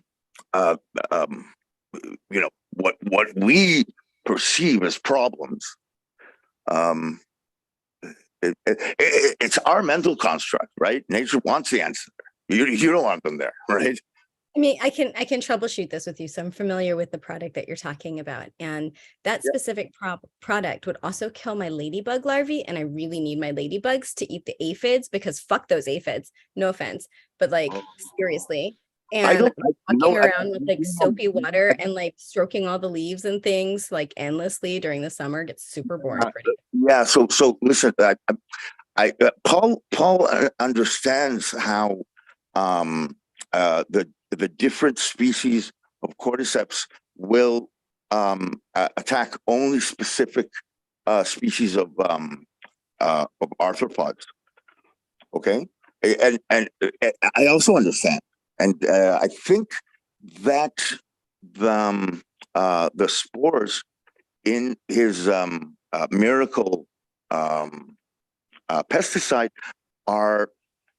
they make it into a mix that is fitting for the kind of ants and bees and wasps that that occur in specific areas, because that's where because the specific species of fungus has to understand its host's behavior patterns, and a ladybug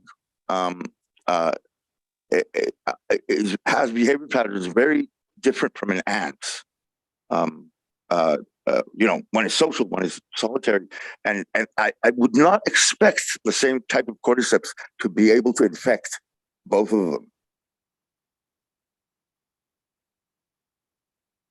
So I tried a mushroom-based pesticide 2 years ago, and what I found was that all the ants did was move somewhere else in the garden and go out front. What kind of pesticide?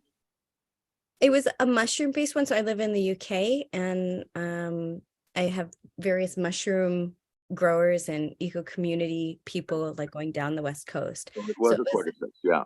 It was a I don't know, a mush that somebody gave me from their biodynamic farm down in Devon. Yeah. And the ants just moved somewhere else. Yeah, Well, now they're around my washing line and all on my front but patio area. No, the ants don't know the perimeters of your garden. They just move away from what is to them uncomfortable. But what I did find was that the following year, there were no more ladybugs in my garden, and I didn't see any larvae crawling around as I normally would. You know, the beautiful little awesome red and black dudes that like hunt around. So it's just what I noticed. I don't know if there is a correlation. It's just what I noticed, but I'm really open to troubleshoot. There isn't. Well, okay.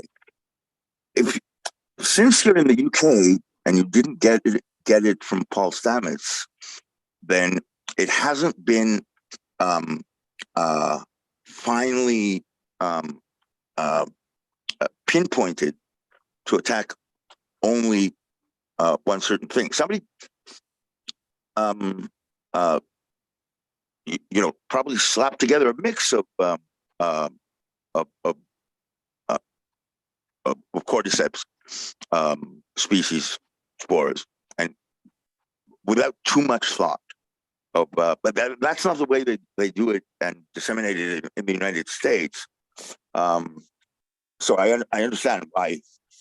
But anyway, that's all I can offer by way of your question. It was just a little question in passing, right? What can I do about the ants, right?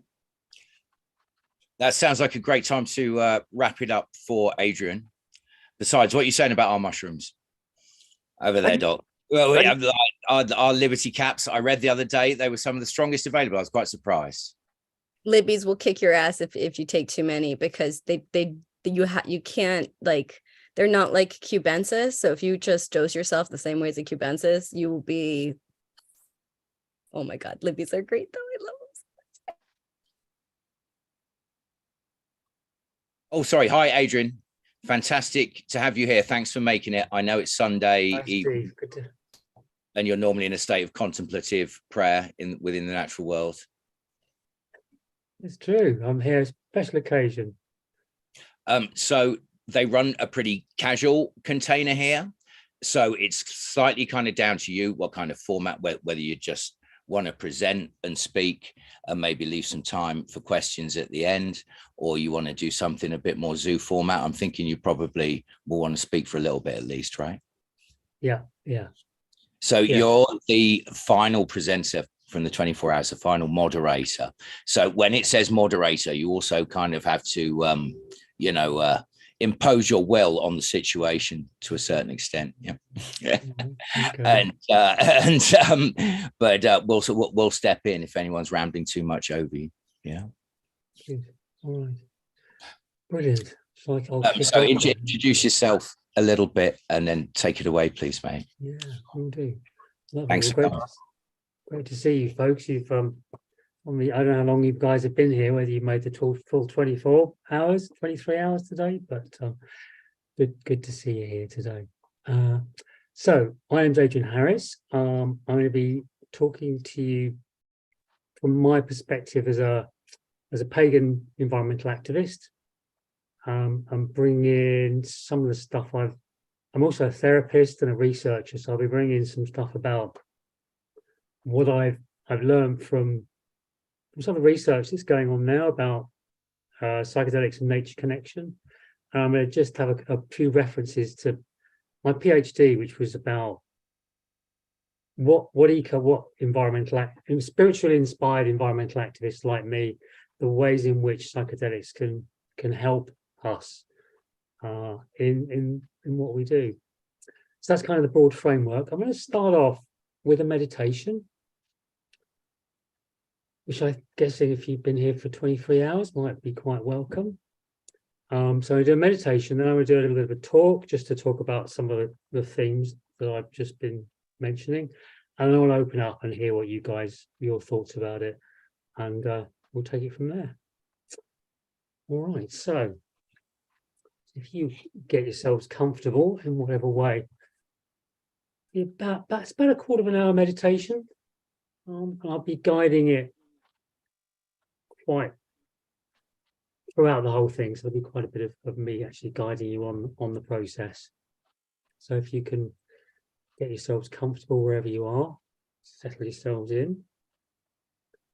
I'm drawing on the ancient traditions of earth, air, fire, and water, these fundamental elements which are part of us, and they're also part of the natural world around us. So this meditation, ideally, you do this in nature, okay, which some of you I can see are actually out there, so great, work better for you, but not a problem. Wherever you are, I've adapted a little bit so it'll work if you're sitting indoors somewhere. So wherever you are, try and keep your upright position with your back straight. And nice firmly, just feeling a firm grounding beneath you. You can have your eyes open or closed, whichever you're comfortable with. If you want to turn your video off, that's absolutely fine. So whatever's going to be comfortable for you. And just notice any subtle sensations in the soles of your feet and your toes and the rest of your feet.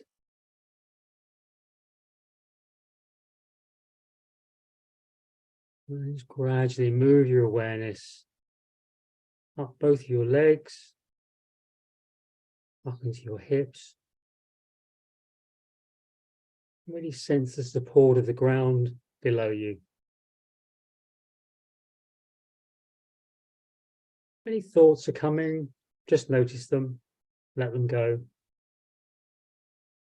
Thoughts come and go like clouds on a windy day.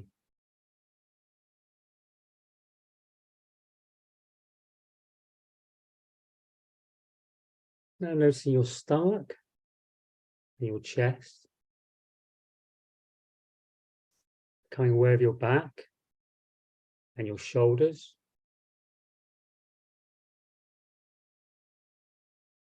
And letting your awareness move down into your arms and your hands. Just notice any sensations you can feel there.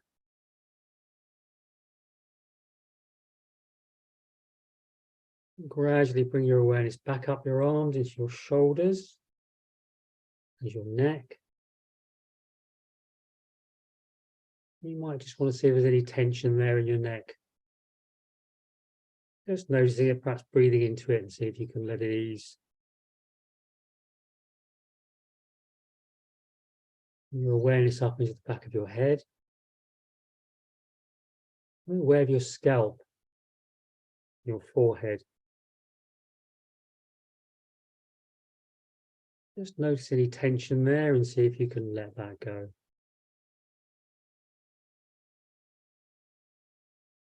Coming away with your eyes. Is there any tension around there? Your nose, mouth, rest of your face. Just let your awareness gently settle into the whole of your body as it is just in this moment.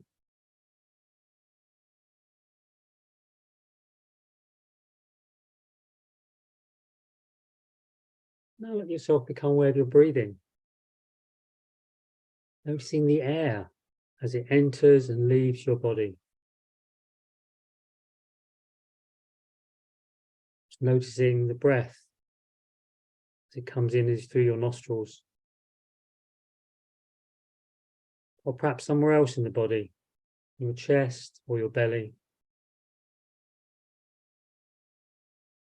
Just resting your awareness lightly on your breath.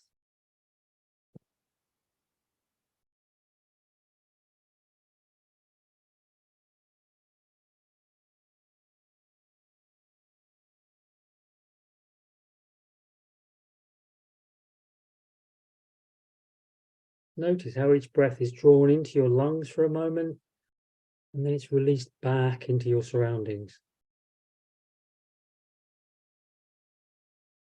You're breathing in oxygen that's released from plants. Your next inhale, bring to mind any plants around you. They've given out some of the oxygen you're now breathing in. Plants take in carbon dioxide, so what you're breathing out, they're breathing in.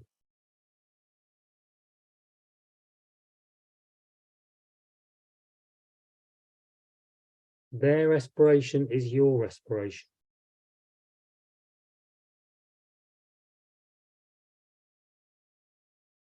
You are not separate from the ecology that's all around you.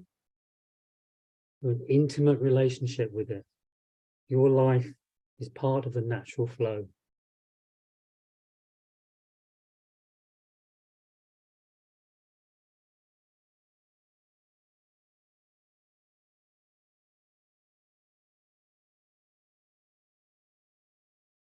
With your next breath in, if you can notice the warmth in your body. Sense into your chest and stomach. Sense into the warmth that's there.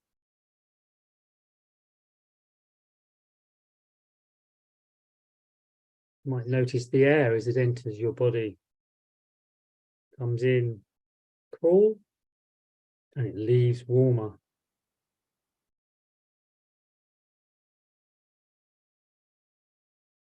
Just take a moment to be with any sensations of warmth in the core of your body.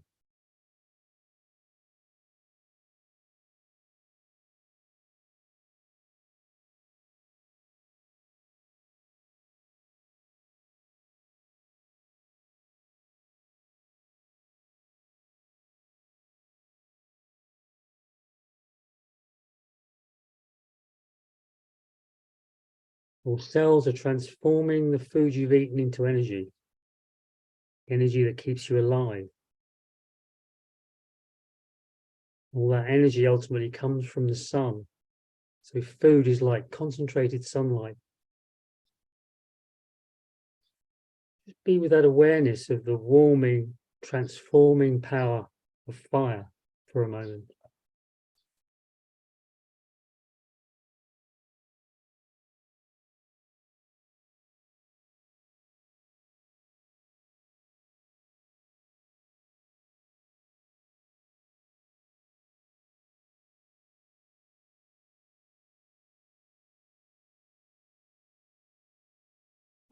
About 60% of your body is water. Your blood supplying oxygen and nourishment to every cell of your body. Your eyes are always bathed in moisture.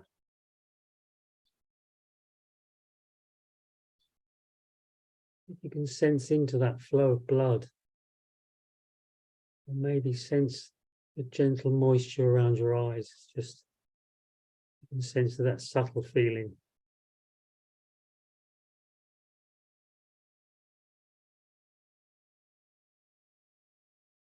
Or perhaps sense the moisture in your mouth.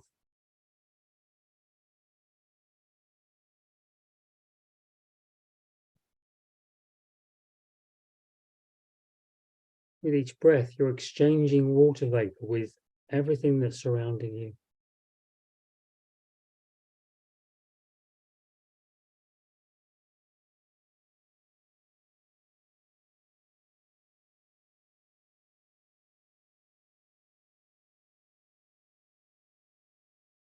Now contemplate the element of water outside of yourself. Bring to mind the oceans, the rivers, the streams, the water that soaks the soil, the rain, the clouds, the water inside plants and animals. Take a moment to be with your experience of water in this moment, as it is within your body and all around you.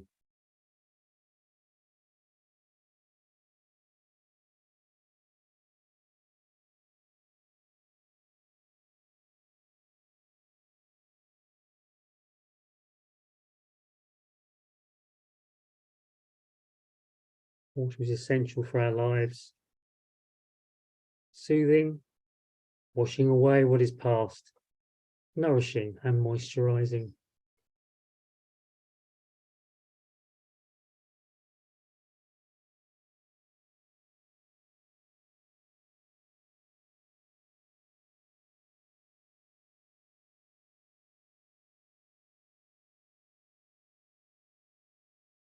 Gently bring your awareness to where your body is supported. Notice where your body touches the ground and how your weight is held by the gravity of the earth. Sense into the physicality of your body, whether your chest or belly moves with each breath. Sensations of tightness or softness in your muscles. No need to change anything, just be with the sensations that are there.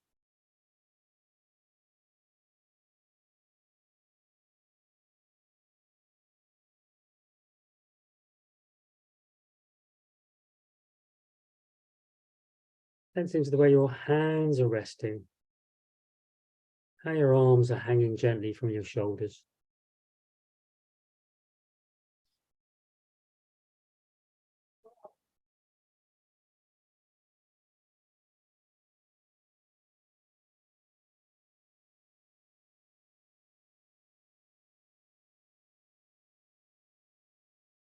You're outside, you might be able to feel the touch of the breeze, or perhaps the warmth of the sun. Your skin touches the world touches you.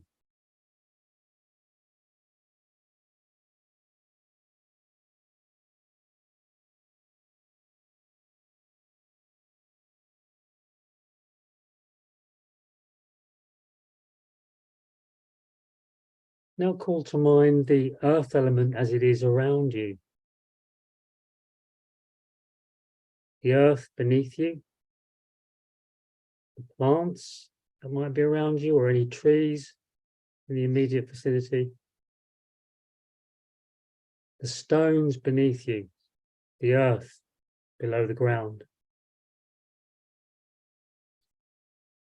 All that is solid within your body is supported and created from all that is solid outside it. The earth that you are is the same as the earth that is all around you. Just take a moment to visualize the flow of the earth element from the fields and soil into plants, through to the food you eat into your body. Becoming aware that your life is part of the natural flow.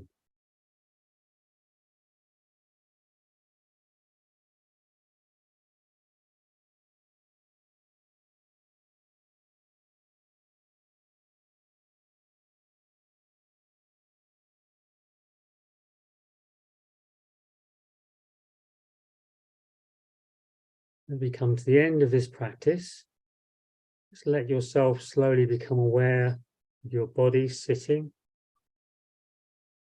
Notice your posture, any points of contact with the ground. Notice your breath and bring your awareness to the space that's all around you.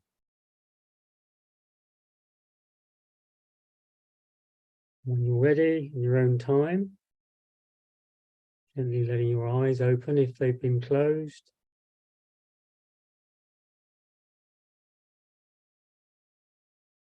And bring yourself back to this space again.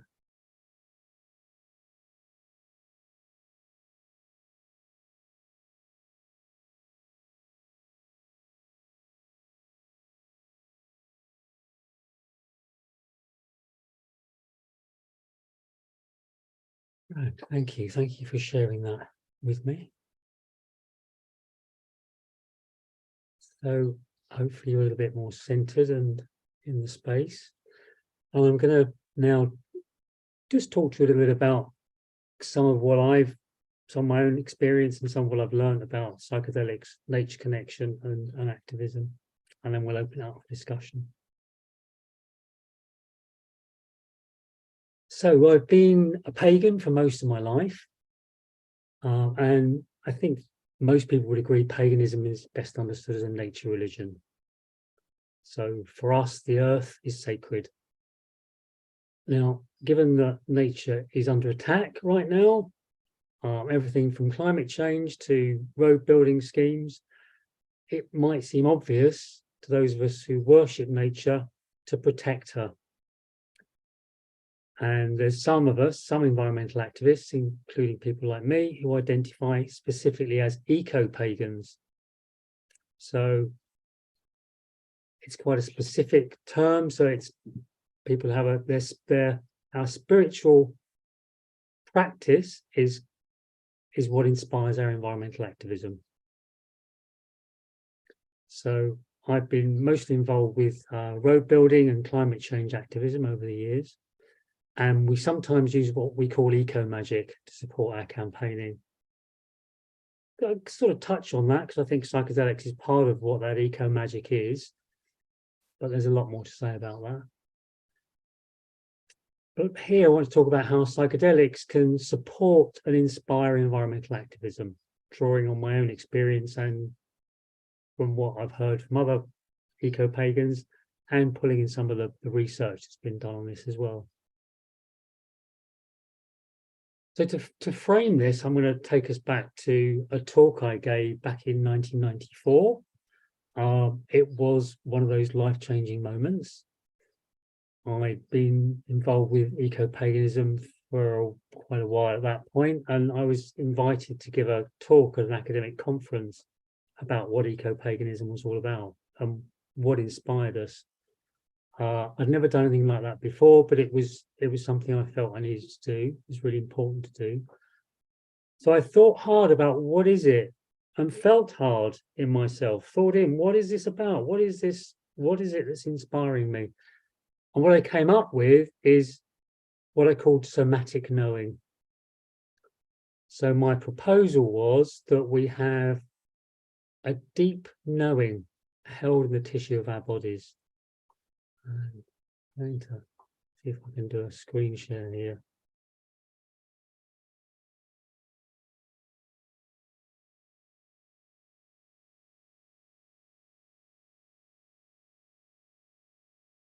Right, so going a bit spare-shaped. Just drop that.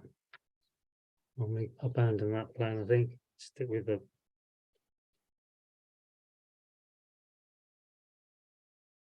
So the slide I wanted to show you was this quote I'm going to give you. So I said, besides the cerebral knowledge we all possess, the words and ideas stored in our heads, there's a deeper knowledge held within the tissue of our bodies. So it's a somatic, physical knowing, which comes from our direct experience. So this embodied knowing is the knowledge of faith, of emotion, and of gut feelings. So the talk went well, and couple of significant things happened. One, the talk was published as something called Sacred Ecology, which is available online. And I was invited to take that forward and do a PhD to explore this in more detail. And I'll touch on some of that research in a moment. So in that talk, a lot of it was about ritual, which is one of the fundamental ways in which eco-pagans can access this wisdom of the body that I've been talking about. But of course, there's other pathways, including notably psychedelics. So the Sacred Ecology is quite an old piece of work now, but it's still very widely read. And I think the reason why people still find it interesting is because of this idea that there is this embodied knowing. And this, one of the key points about this embodied knowing is that if you sink into your body and really tune into it through psychedelics or ritual or anything else, you become aware that we're connected to what is beyond us. We're not these enclosed little beings in a little skin bag. We're part of something much bigger. We realize our connectedness. So that's the nub. That's where to get access in this embodied knowing, this awareness of our deep connectedness is where the inspiration comes from. There's a really tight weave between psychedelics and nature. I'm sure a lot of you are familiar with that from your own experience. Some eco-pagans will use psychedelics to contact nature spirits, something that indigenous peoples have been doing forever, but we also do that certainly in the UK and right the way across America, and I know people in the US and in Australia as well that draw on psychedelics as a way to contact nature spirits. One of the activists I talked to for my PhD, he said to him that psychedelics have been key for his spiritual journey. So he was talking about magic mushrooms. So these be Liberty Caps because he's UK based. And he said, magic mushrooms let you connect with nature in a way that perhaps you never knew existed before. It gives you a real sense of how you're connected with it. I can't overestimate the importance that's had on my connection with nature. So psychedelics, specifically, well, LSD, he used LSD as well, were ways in which he was inspired to defend nature. And that psychedelic connection supported him in his activism, inspired him and helped him to keep going and keep him on track. Those stories I heard so often in my research have been borne out more recently. That psilocybin, LSD, and all the other psychedelics enhance our sense of connectedness to ourselves and to others. So good old Albie Hoffman, he wrote that his experience revealed a new picture of reality. And he said, I became aware of the wonder of creation, the magnificence of nature, and of the animal and plant kingdom. So there's lots of us who feel that way. Through psychedelics, we get a deep connection with nature, and that typically, not always, leads us to do more to help the environment. We get a couple of quotes from people who were on a clinical trial using psilocybin to treat depression. And these are people who were pretty disconnected from nature until this experience. And one of them said, before I enjoyed nature. Now I feel part of it. Before I was looking at it as a thing, like a TV or a painting. Now I realize you're part of it. There's no separation or distinction. You are it. Now I could give you lots of quotes like this from my research and from other researchers, but you probably know this already. The interesting thing is the scientific research is catching up and beginning to explore this and beginning to find some interesting stuff that we probably wouldn't have worked out ourselves. So my premise is psychedelics can reveal this wisdom of the body, that all things are ultimately one. It doesn't work for everybody. Not everybody who takes psychedelics has this extraordinary connection. For some people, it's just a buzz. And that's cool. In fact, that's for some people, that's enough. But I think if you prepare carefully before the trip and you integrate it afterwards, and especially if you take it in a natural environment, the psychedelic experience can support and inspire environmental activism. So one of the key factors in whether a trip is interesting or completely life-changing is the experience of ego dissolution. And there is a slide I'm going to show you now, which is from the research, and it shows there's two pictures. I'll just get it up for you.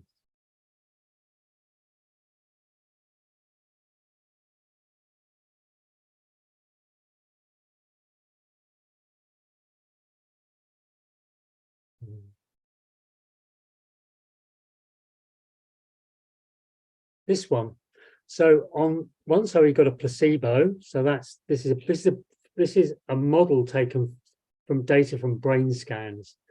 So they got people on psilocybin and with a placebo, they put their brains into a scanner and they saw what was going on. Now, most of the time, probably for us right now, unless you happen to be on psychedelics, it's going to be like the placebo side. Those lines are showing the number of connections going on in your brain. We're looking at a face with butterflies. Can you put it on the slide? Oh, okay. Okay, let's try it again. I want to see what you're talking about, like a lot. Yeah, sure you do. I've had this before. Let me just see if you have two screens, I've come across it before, because it has the preview on one screen and okay. what everyone else is seeing. Have you got it now? No.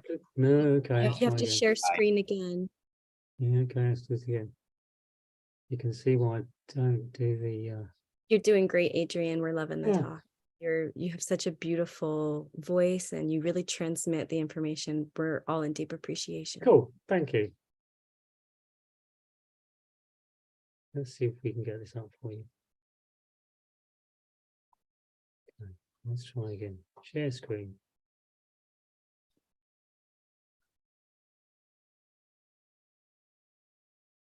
How's that?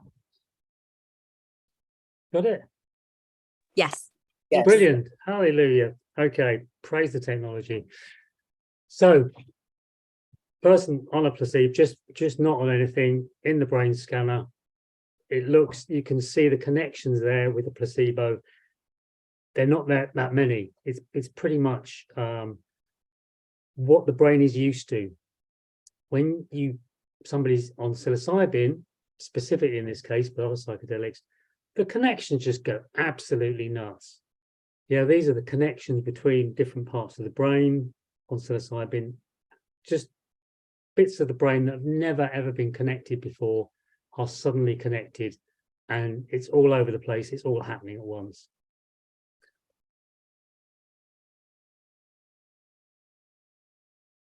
So what that's revealing to us, I think, at least at one level, is when you get that, it's like the brain just kind of like goes, and there's all these connections going on. You get this sense of connectedness or oneness.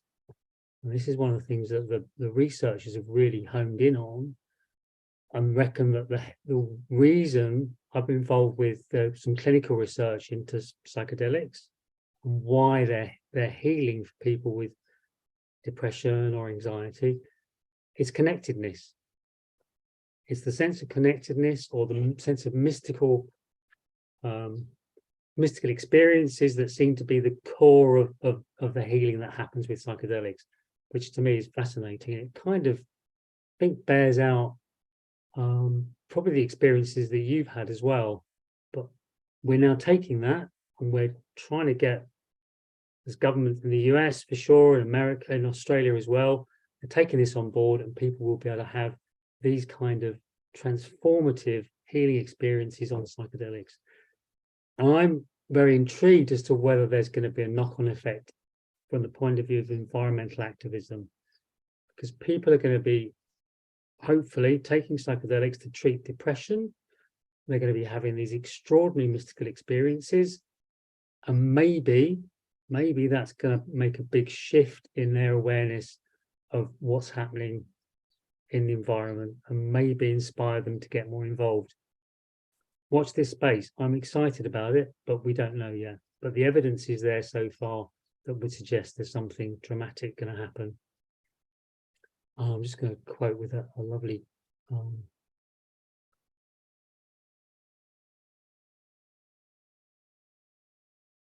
we are constituted by webs of interconnection. Relationships come first. We emerge as more or less distinct centers within vast and complex networks that surround us.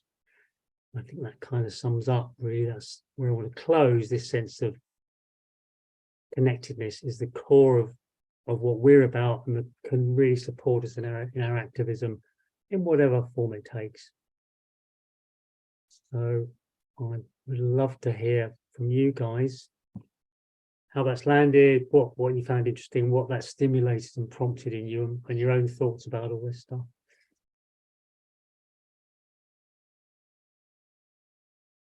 Over to you. Any questions? I'm Thanks, very happy with. Thanks, loads and loads. I've got a question. I'm quite compelled by the various research that is going on into the power of kind of ceremony and ritual without medicine. Not that necessarily the having no medicine is the important thing, it's the ceremony ritual. And have you seen that sort of playing out in your own work? Do you do any ritual work without medicines with people in the area or anything like that, or as part of eco-psychology?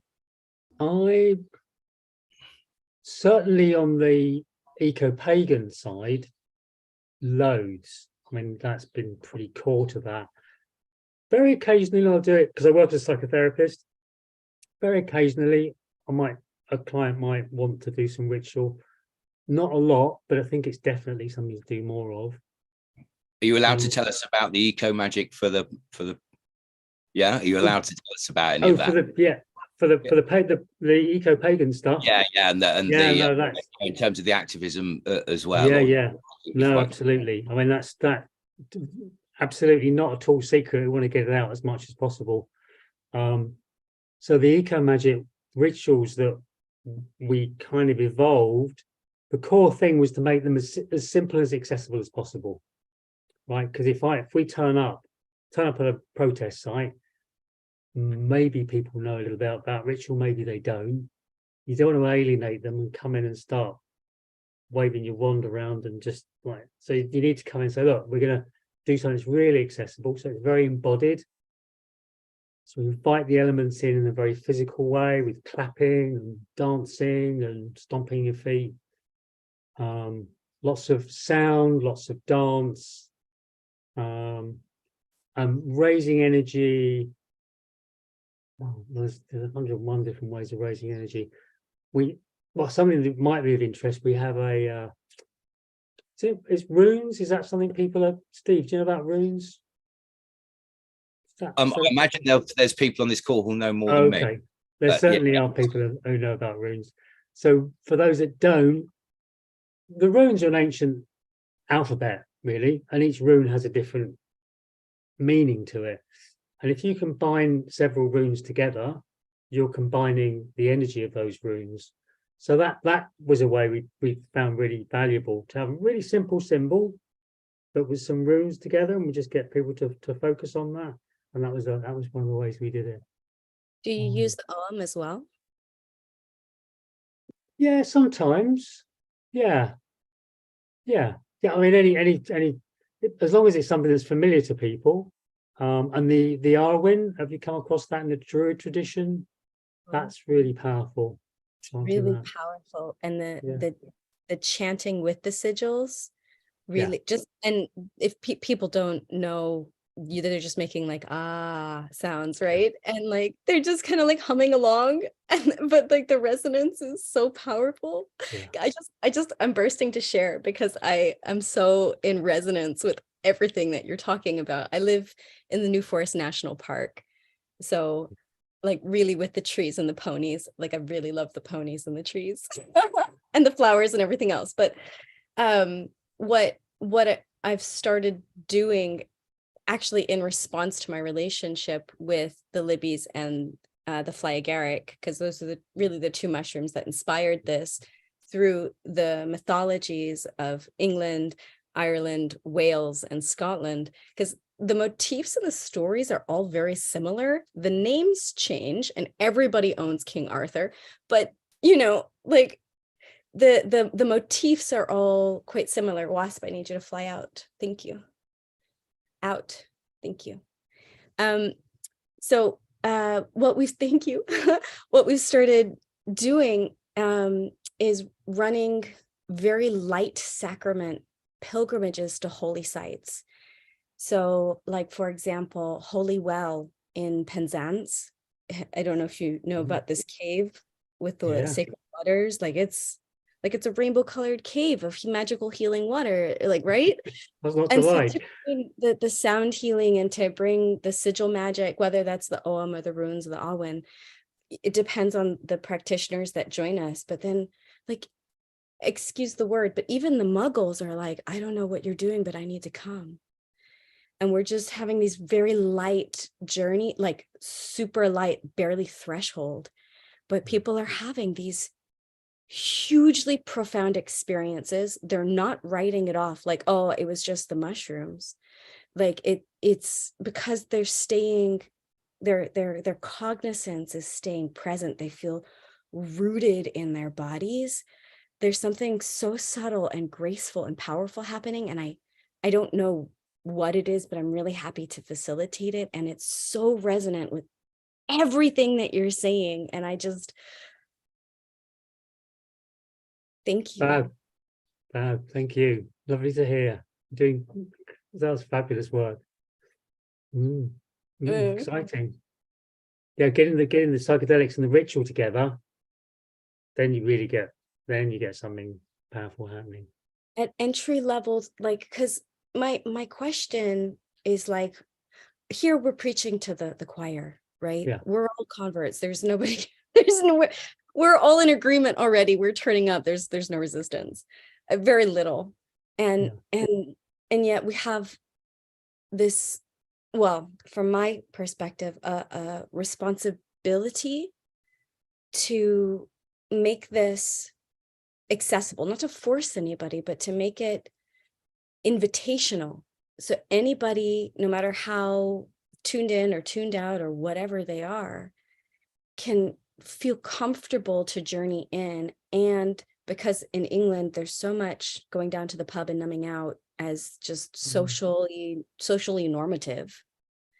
It's like, okay, well, without them going into the numb out space, because around here, everybody eats the libbies and they sort of like go in there, they're like, woo, yeah, but there's nothing inherently spiritual going on. Even though there's stuff going on, it's not connecting in the cortex. It's not connecting into action-based things. And so it's like, how do we create those bridges? Like you and I and all the wonderful people here and in our international network, how do we create invitational spaces or offerings where people who are like more comfortable to have those entry-level steps into that greater communicative connection and communion with themselves and each other and the earth. And I don't know the answer, but I'm really happy to be in partnership with everybody here to find out.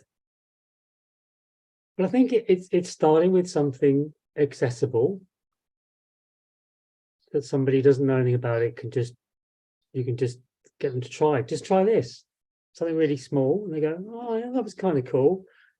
And then say, oh, okay, do you want a bit more of that? Oh yeah, okay. So I think I do nature connection workshops, which is, you do the first one as a freebie and they come along and they go, oh, this is free. Oh yeah, I'll go along. I like nature connection stuff. Yeah, that's cool.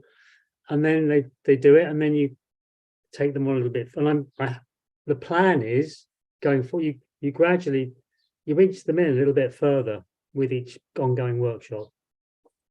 And then people start to connect. And the more, because I think people yearn for this and need it. Yeah, that's why they're going down the pub and numbing out. Yeah, I totally agree. I start with the mythology. So I start telling stories. I'm at the river, I tell stories. I go to the pub and I tell like the mythologies, the stories.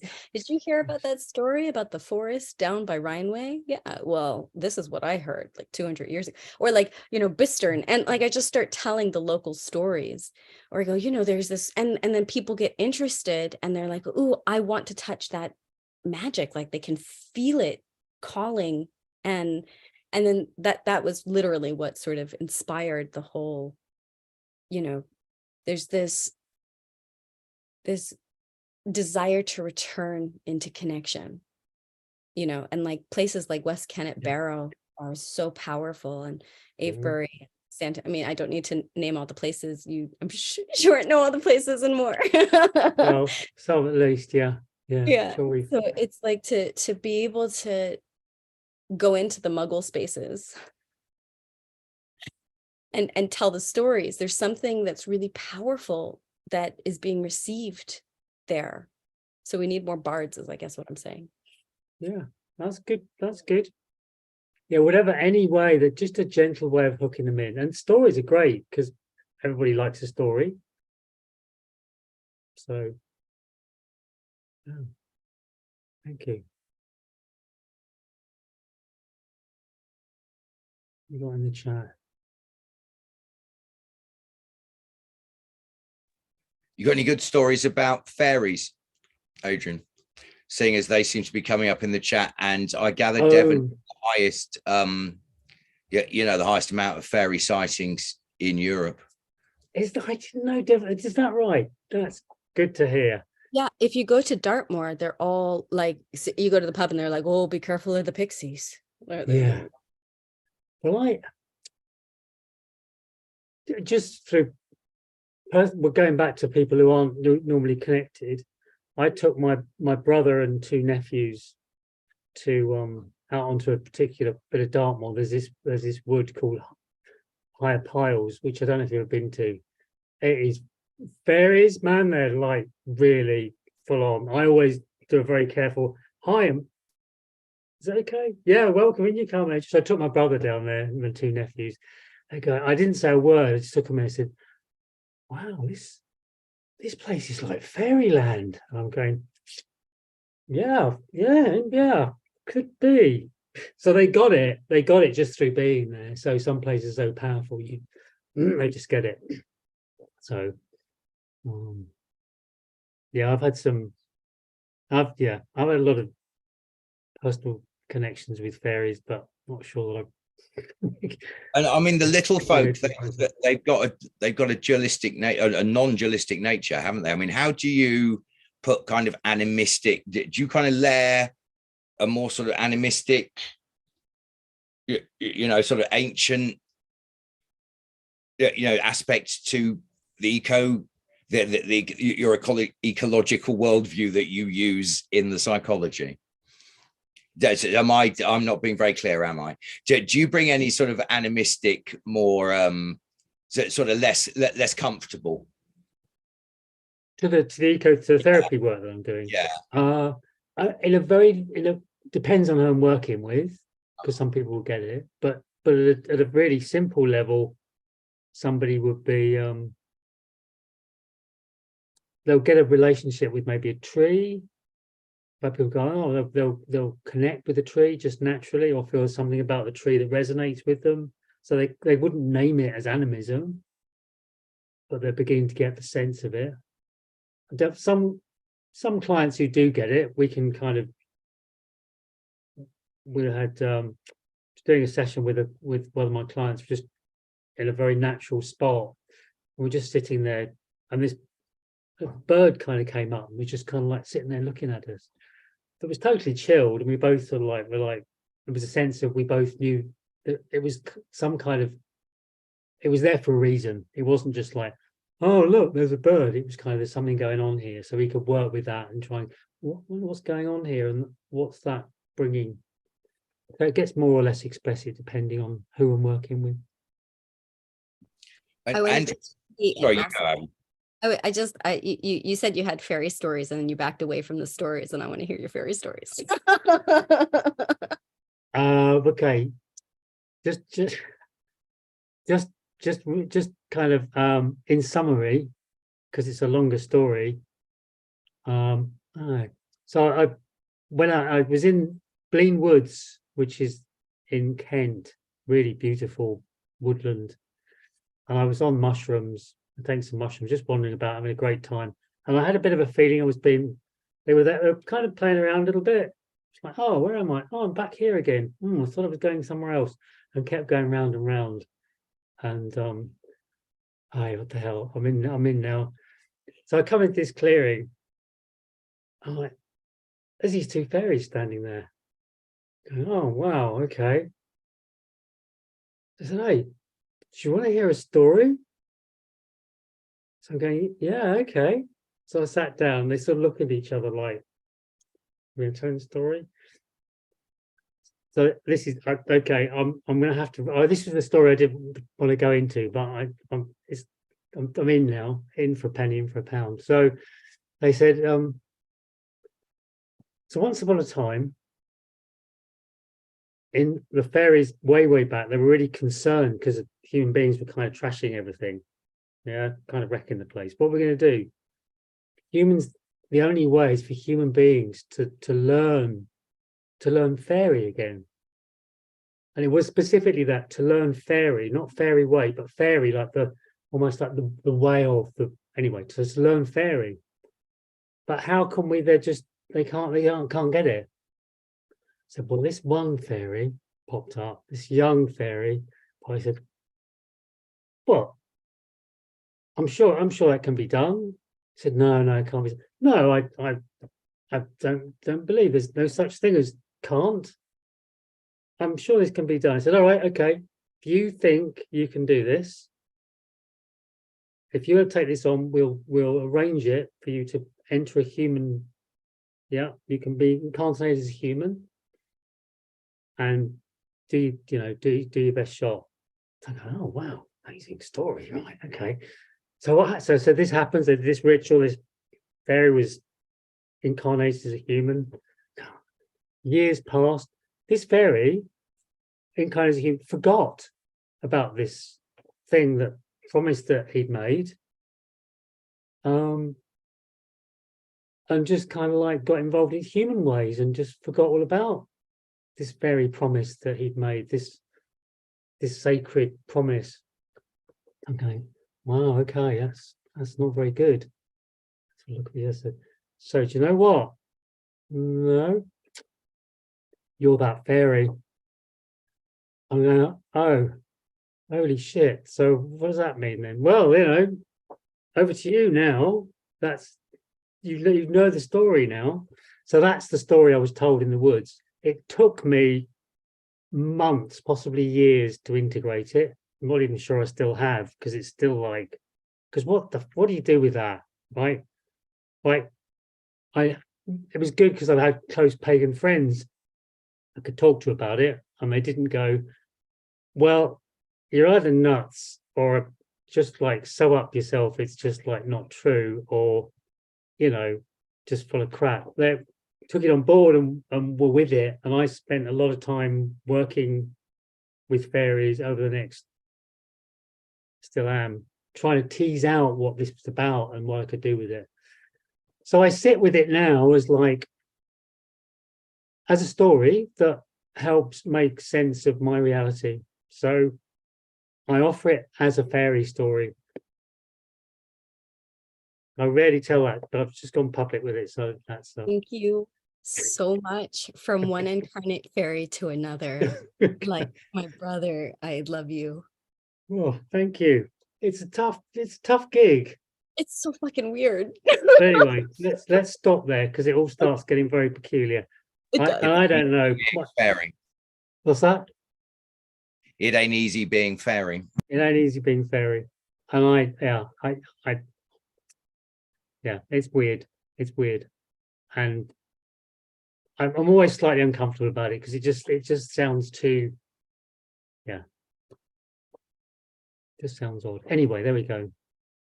So I think it's real and meaningful on the level that it's real and meaningful. That's where I'm sitting with it. It's like, okay, now it feeds me. and I don't need to kind of do anything else with it just to have it as like, okay, there's a touchstone for me.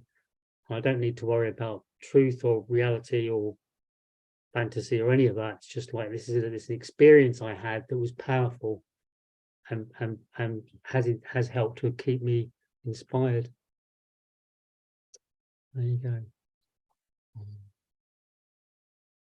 We'll quick look in the chat, see if there's anything coming up there.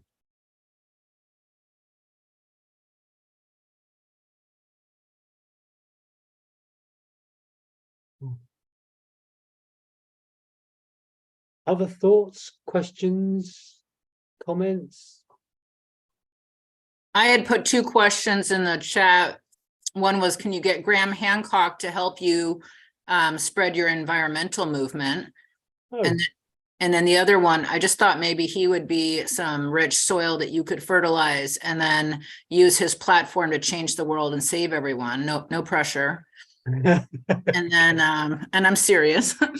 But then the other one was about diversity and people of color, particularly Black people. Like we see Al Gore out there, and I just think we all kind of get tired of like this white man experience. Like even you talking about fairies for me is very vulnerable. And it's not that Al Gore toughness and sternness and shame about we're fucked, you know? And these are from men in power that, you know, I don't know. I just feel like they could be doing like naked activism or something wild and crazy. Like, I just feel like they're coming from a very comfortable, privileged place. And I'm not sure that people of color are being held up as the environmental psychedelic activists that, you know, intuitively, I feel like it's people of color who might, you know, really gear us up and mobilize us. Thank you. I think it feels like it's happening more, but I mean, it's oh God, especially in the world of psychedelics, man, trying to grapple with the question of how we can, me as a white guy in a very privileged position, can be working in a psychedelic sphere where the very substances which we're using have been arguably taken in a colonial, in a really not an equal way, and now being sold and commercialized.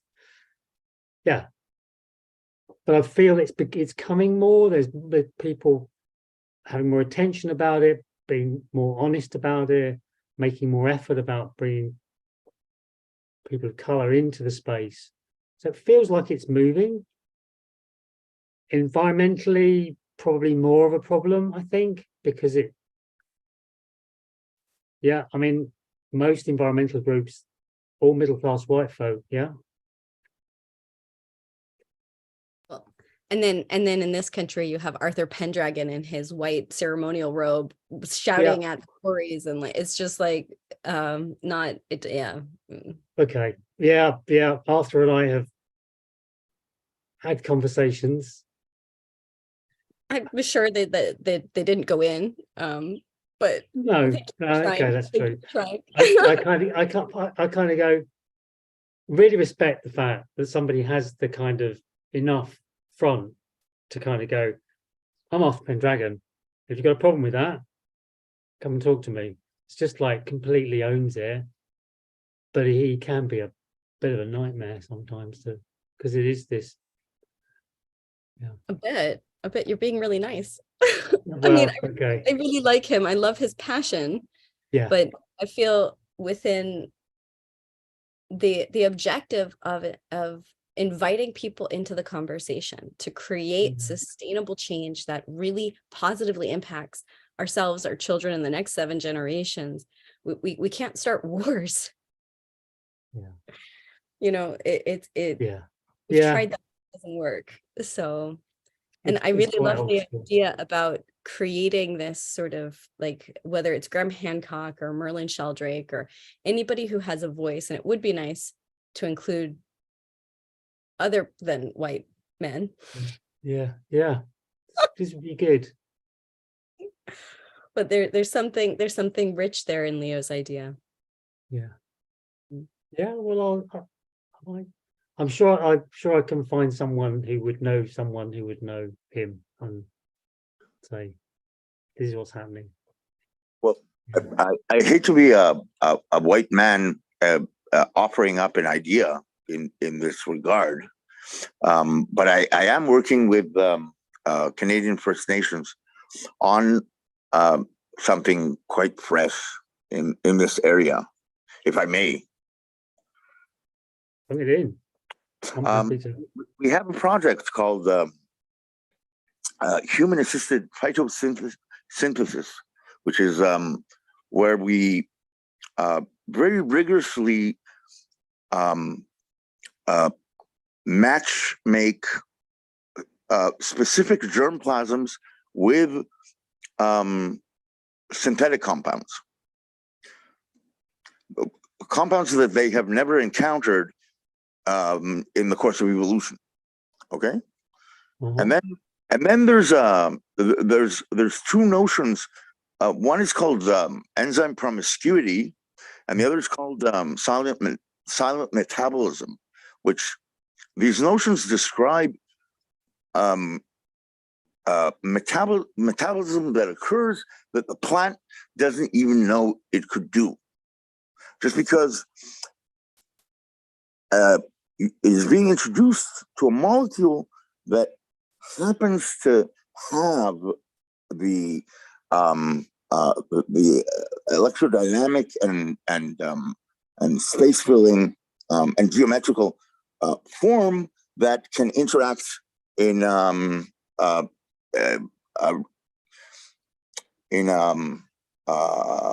I guess a detectable way with one of the plant enzymes, so as to create a natural or a semi-natural product from untampered natural plant metabolism, other than the introduction of this phytoprecursor, right? Mm-hmm. That's the idea, and the place it occurs is called an inoculation point, and an inoculation point can be the leaf of a lettuce, the inside of a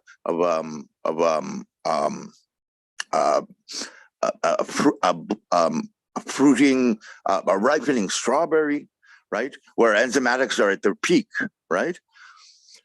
And also promiscuity is at its peak because there isn't a lot of selective pressure at the point when the fruit is ripening. There isn't a selective pressure for enzymes to be overly specific. It's not like the enzymes that are active at germination, right? There's so more room for wiggle room. Yeah. So how, and with this this is a way of, how does this tie in with the bringing more people of color into the space? Is there This is a way of actually creating chemicals, synthesizing chemicals, but without a chemical factory. You don't have to fire up a 5,000 liter reactor, to take 5,000 liters of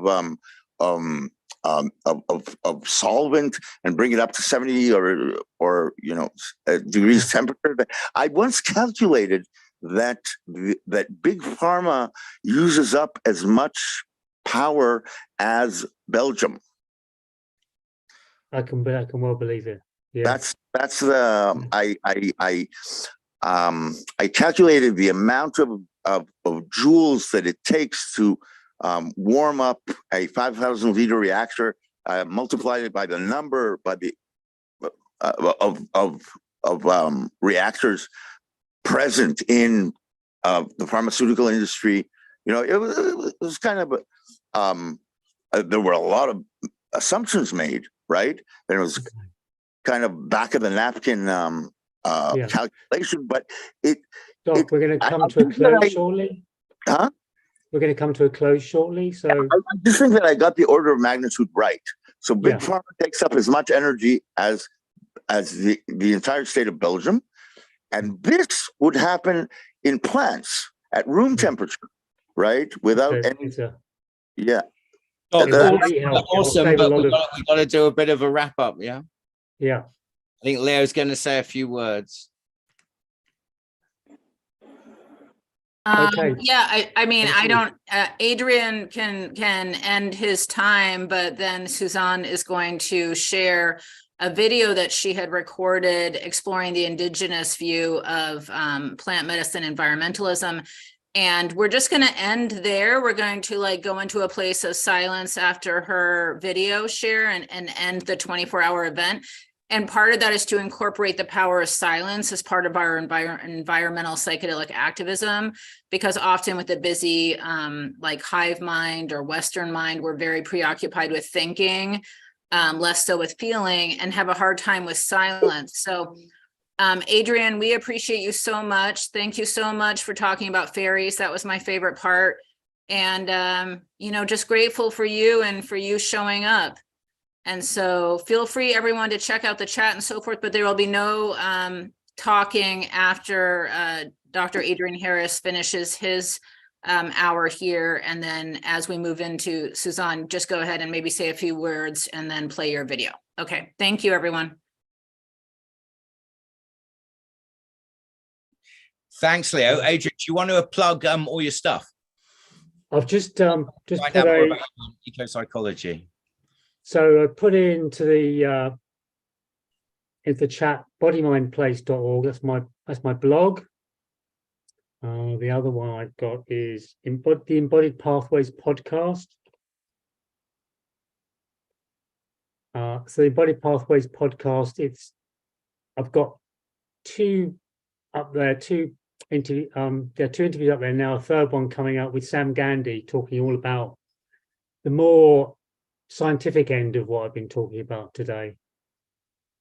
So I'll just pop that in there. It'll be coming up within the next week. That'll be going live. So if you want to check that out. And that's my wrap. I think that'll do nicely. So I'd love to hear from you guys. There's places you can contact me on there.